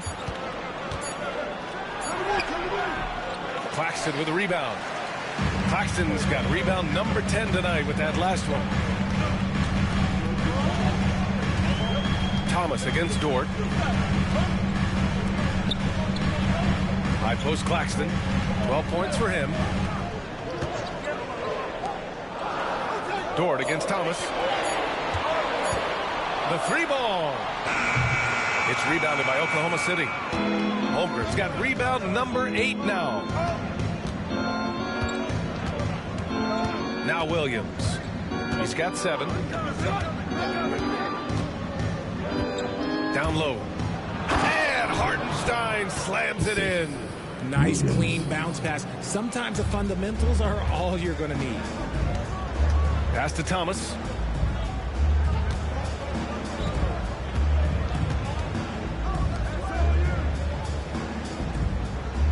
There's a screen from behind the arc. And it's Holmgren with a rebound. Oklahoma City leading by 11. Dort, the pass to Williams. And Williams punches it home. And despite the height disadvantage, oh my, he just attacks that interior. Really unfazed. Throw his height right out the window there. Claxton up top.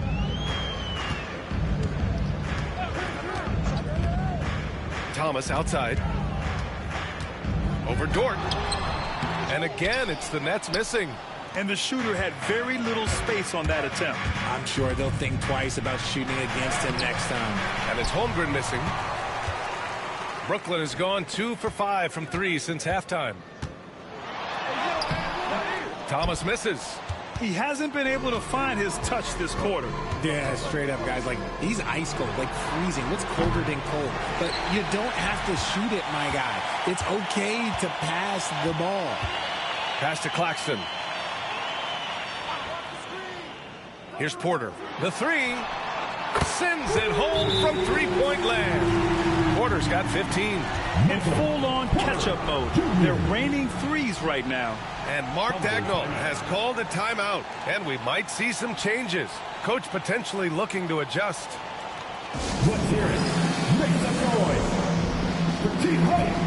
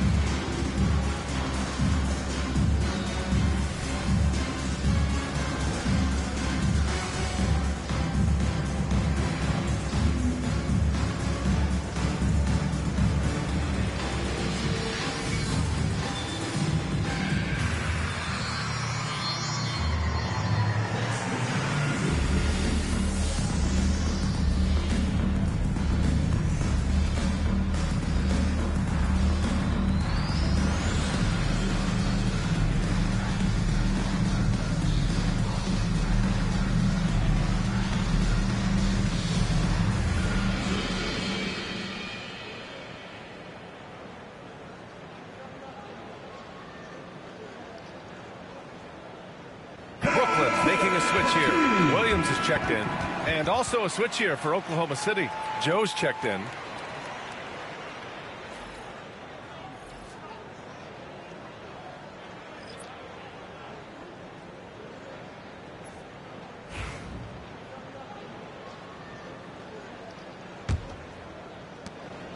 And so it's Gilgeous-Alexander with it. He brings it up for the Thunder.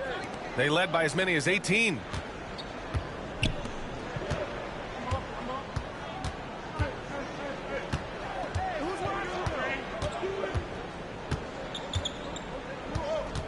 Shot clock at 5.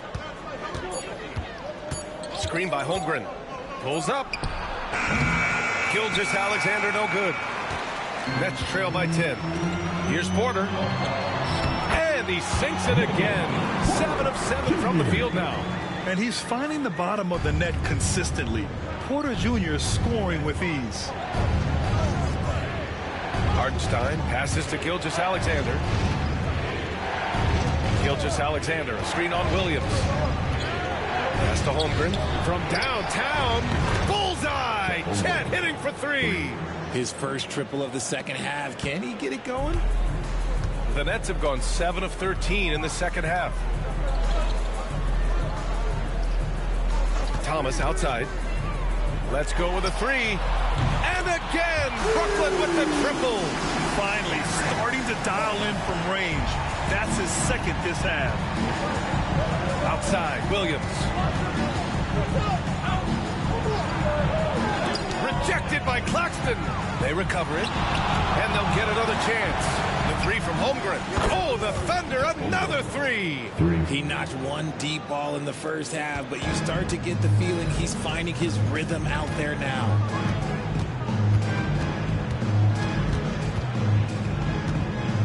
Outside for Porter. Pass to Williams. Claxton, a screen on Williams. Over Williams. Williams misses. Oklahoma City leading by 11.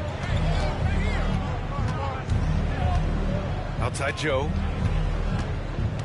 Here's Holmgren. Outside Gilgeous-Alexander.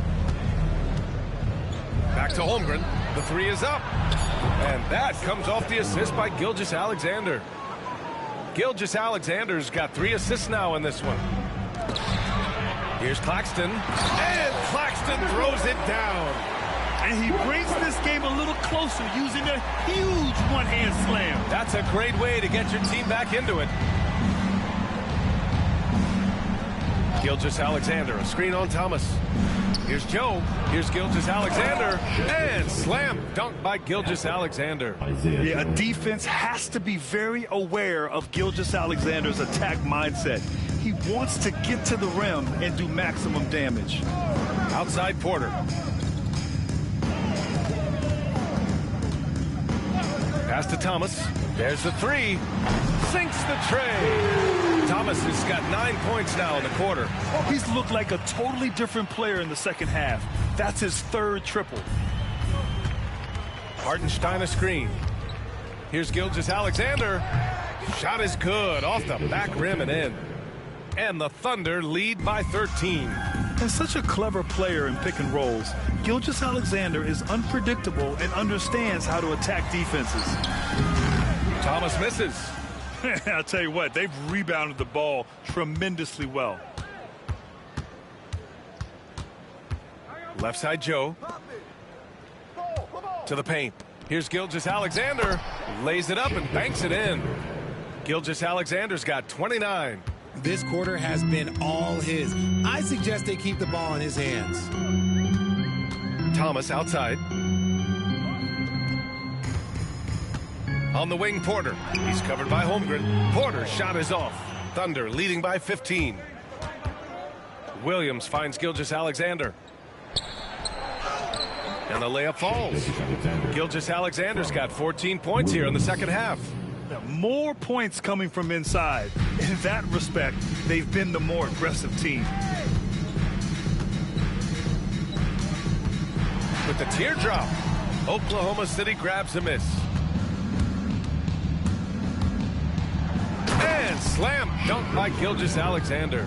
Ooh, he's earning his keep offensively, a key part of their winning effort at this point. And so it's Oklahoma City looking in total control with this 17-point advantage as the buzzer sounds. They just can't miss right now. Every shot they're taking, you assume, is going in. We'll be right back.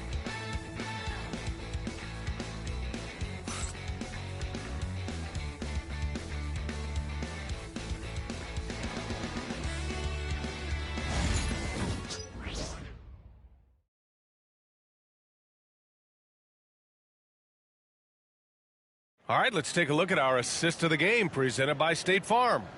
You talk about painting a magnificent picture with that, Don. Just a great decision and a perfect delivery. A lot of times a spectacular pass is more impressive than a spectacular shot. This is one of those times. And there have been two very different performances from these teams today as we get going in quarter number 4. Terrence Mann is out there with Cameron Thomas. Then there's Sharp, then it's Williams, and it's Wilson in at the power forward. So that's the lineup for Brooklyn. Tricky move by Caruso, fooling the defender with the pump fake. First team foul. And a moment now to quickly take a look at the offensive approach for the Thunder. Look, they're getting good looks inside. It's been a point of emphasis all night long, but I love this hard-nosed attitude of this team. They've also been striking from mid-range with great consistency tonight. They just owned that part of the floor in this one.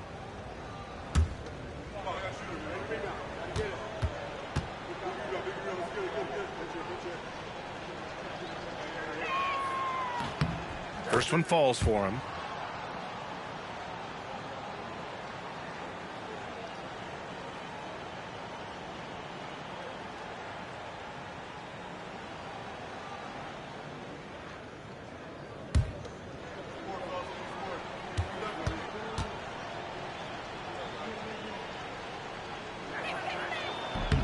And that one goes in. 2 from the line that time.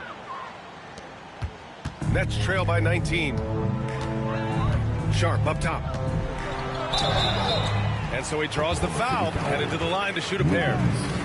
Second personal foul. First team foul. And out the line, shooting 2, Day'Ron Sharp.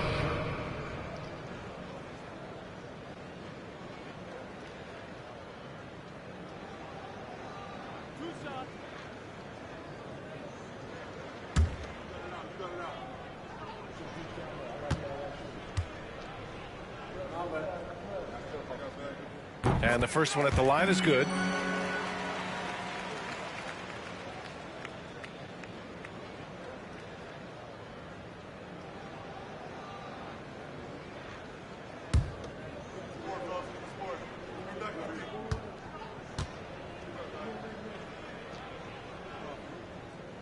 And he can't hit the second.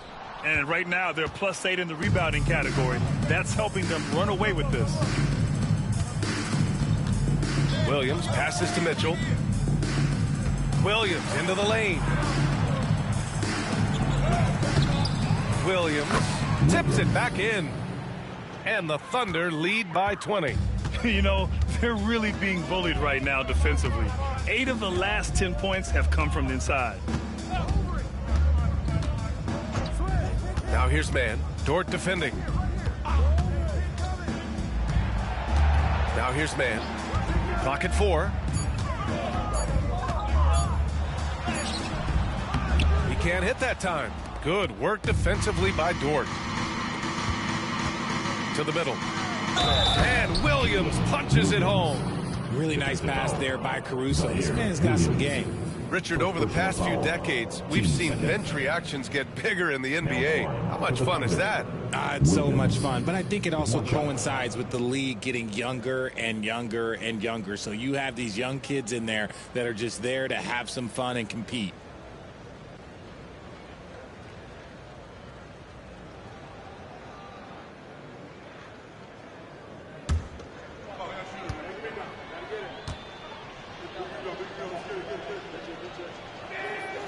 Free throw drops for Williams. We played just over a minute here in the fourth. Thomas against Mitchell. Thomas outside.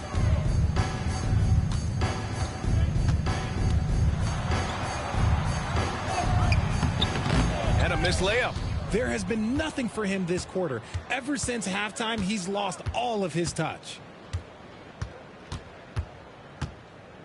Mitchell feeling it out a bit. Williams up top. Clock at 6. Oh, and there's the whistle on the shot. So 2 free throws for him coming up. Second personal foul. Everyone in the building saw the obvious contact. Shooting for Oklahoma City. Williams, 2 shots.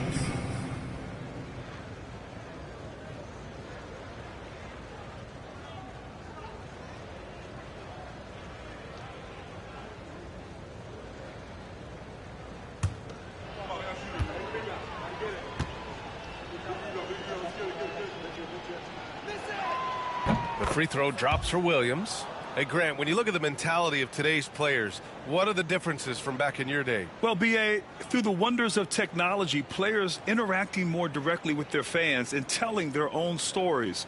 Also, there's a brotherhood. It's a bit more brotherly, with players on different teams more friendly than in days past.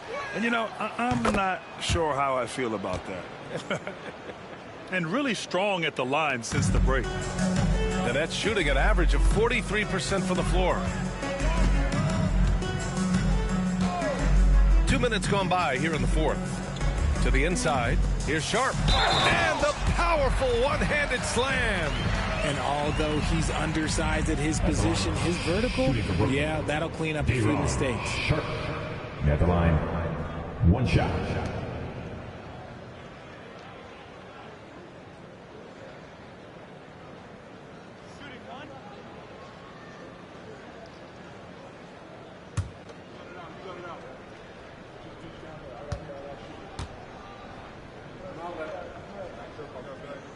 That free throw good from Sharp. We're about 2 minutes into the fourth here. Here's Williams.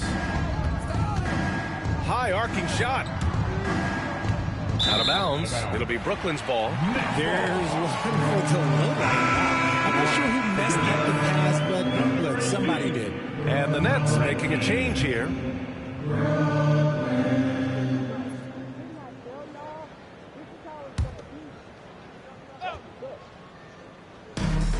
The Nets have gotten just 1 shot to fall out of 3 attempts in the fourth.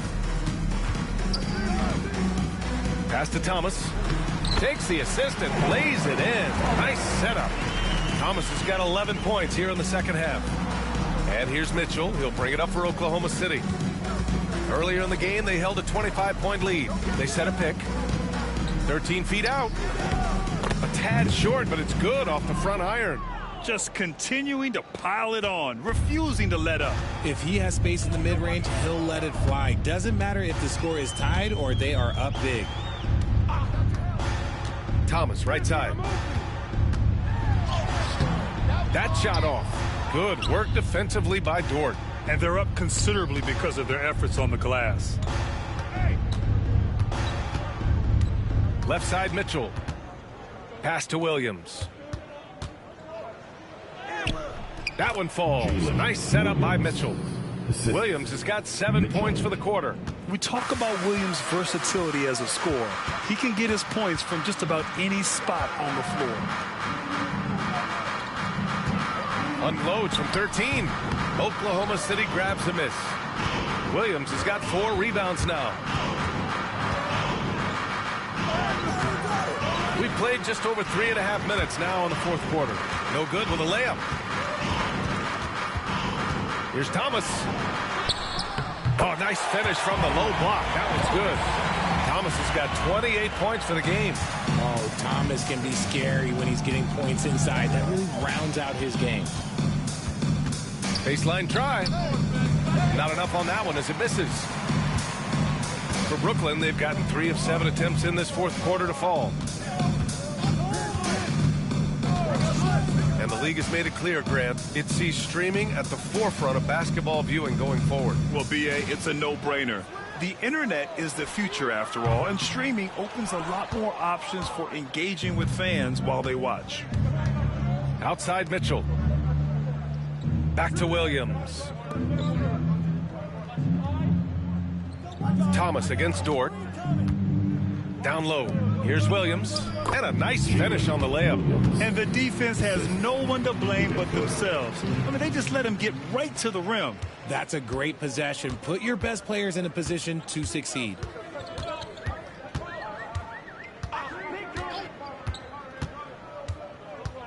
Thomas outside. And it goes out of bounds. That one off Sharp. So for Oklahoma City, Hartenstein, he's checked in for Williams. Chet Holmgren comes in for Williams. And Gilgeous-Alexander is subbed in for Mitchell. The Thunder have gone 5 of 8 from the field so far in the fourth. Gilgeous-Alexander finds Holmgren. Out to the right wing. Hartenstein in the post. Guarded by Sharp. Pass to Caruso. Shot clock at 6. There's the triple. Sharp grabs the miss. Sharp's got 4 rebounds in the game. Brooklyn has gone 0 for 2 from outside here in the fourth quarter. Now here's Williams. Now we don't pick favorites, Richard, but did you have a favorite road city? Well, it depends on when you ask me, B.A. I love New York. That's my favorite city. I was born in L.A., but there's nothing like going home to Phoenix, Arizona, where I grew up. Three-pointer. And again, it's the Nets missing. Oklahoma City has gone 7 of 15 from distance in this game. Pass to Dort from the arc. Brooklyn with the board. Sharp's got his 5th rebound in this one. And for the Nets, they're shooting 27% here in the fourth. Here's Thomas. No good on the shot. Good work defensively by Dort. Caruso outside. Now here's Dort. Thomas defends. Inside. Here's Gilgeous-Alexander. Counted. Gilgeous-Alexander's got 18 points in just the second half. He drops yet another dive, just facilitating this offense like a maestro.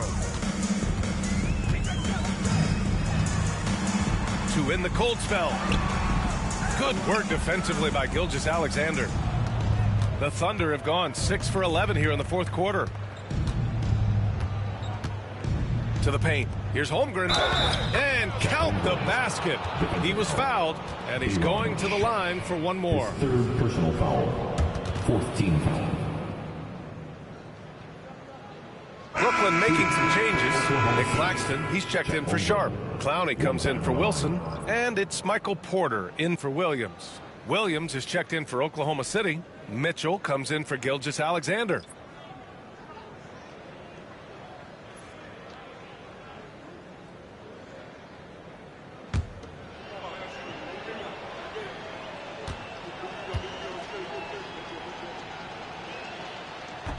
Holmgren, no good on the free throw. Well, Richard, one thing we're seeing an emphasis on by the league, mental health. I'm surprised it took people so long to understand how grueling of a mental task it is to try and be one of the 450 year in and year out.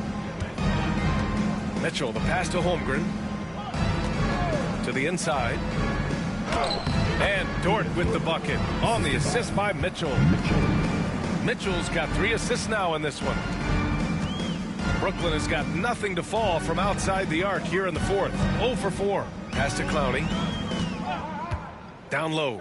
Here's Porter. Score that basket. His 8th out of 9 shots here today. I like the intention, the focus, finding a way to make it work inside. Caruso, the pass to Holmgren. Here's Williams. He's guarded by Claxton. Now Holmgren.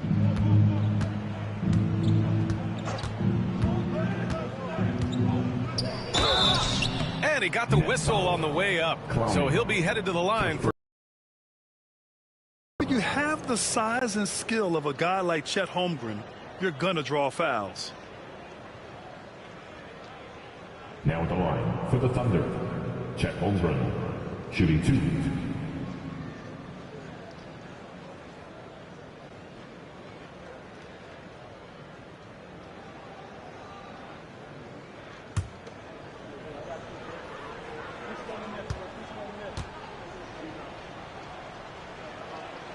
And he makes a first. And Grant, while we want the officials to get it right, I'm sure the league would like to shorten that time officials are at the table. Tell me about it. You wonder if a time limit should be instituted. If they can't figure it out after a minute or so, just go with how it was called on the floor.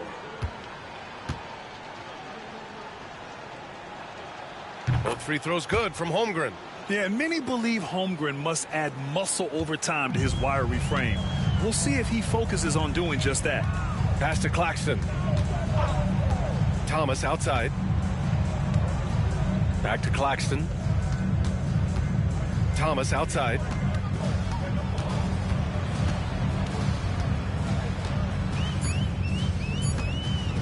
From deep. Caruso grabs the board. He is just so deadly from out there. You expect that to fall. Pass to Dort. Ooh, coming through again, shooting 5 for 7 now. And why go away from attacking inside if the D has no answer for you?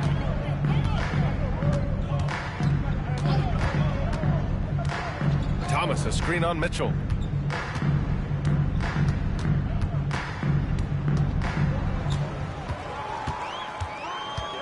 Thomas outside. Over Dort. And it's Holmgren with a rebound. Holmgren's got 14 rebounds tonight, going after it.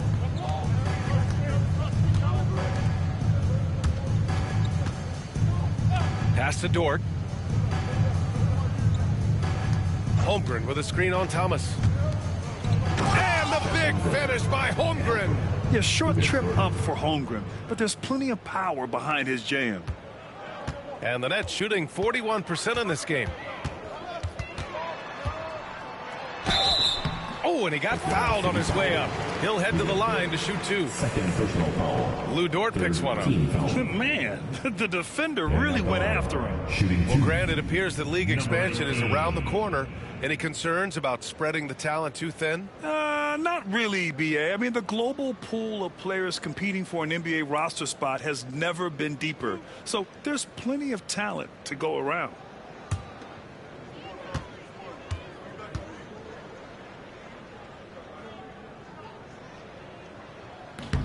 That one's off.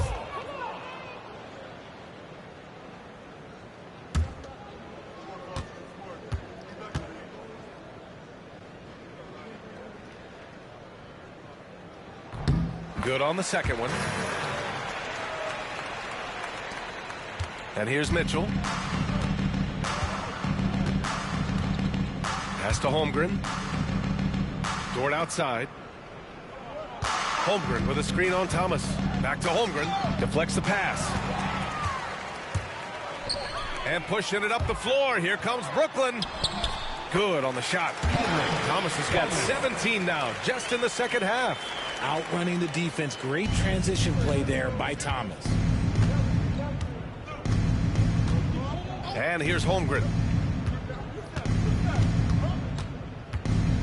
Back to Mitchell. Here's the pick. 5 on the clock. On the wing, Caruso. The three is up. Brooklyn pulls it in. A minute 31 left in the fourth quarter here. Outside Porter. And the officials will call the illegal screen here. And a vital mission for the NBA, mental health. Commissioner Silver has said it's the most important issue for the league. And I applaud Adam for those comments he's made about it. I mean, the season is so difficult. It can really take a toll on your mind. So it's great the league is trying to help players out through this. Wiggins, he's checked in for Oklahoma City. Joe comes in for Dort. And let's face it, this one was never really in question. They came out with purpose and just overwhelmed the opposition. A great win for the Thunder. They were the more accurate club. And in the end, that made the difference, Grant. Yeah, B.A., you have to love their strategy. And even more, you love the execution. And this win will give them 12 on the year thus far. And against a non-conference opponent, you really want to win the first one. They'll go into the next one knowing how to beat this team for sure. And as it was happening, as it was building, you knew this was a monster game. Great fight, willing to battle down low.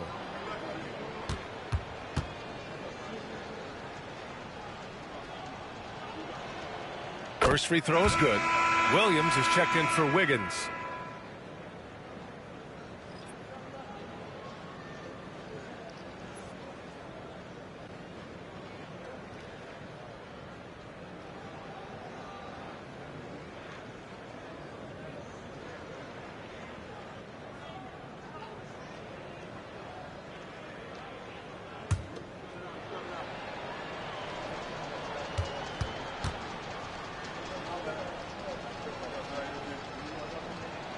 Both good from the line that time.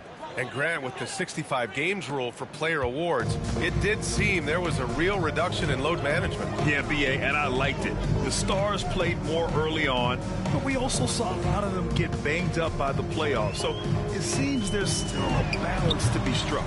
Porter's shot is off. Oh, man, that's tough. That's definitely one he'd like back. Almost too wide open. There's 37 seconds left in the fourth quarter here. And that one's good. Yeah, they blocked out the noise, blocked out the distractions, kept on grinding, and this is their reward.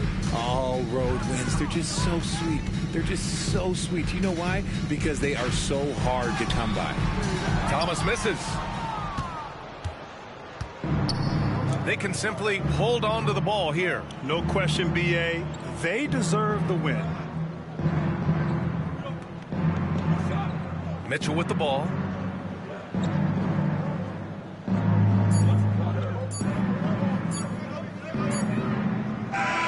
And so Oklahoma City takes this one, and by a big margin. This one wasn't even close. The hometown crowd was waiting for a miracle that never came. Yeah, and this team was consistent throughout. They met every challenge, and they earned this dub. And that's going to do it tonight, folks, for our broadcast.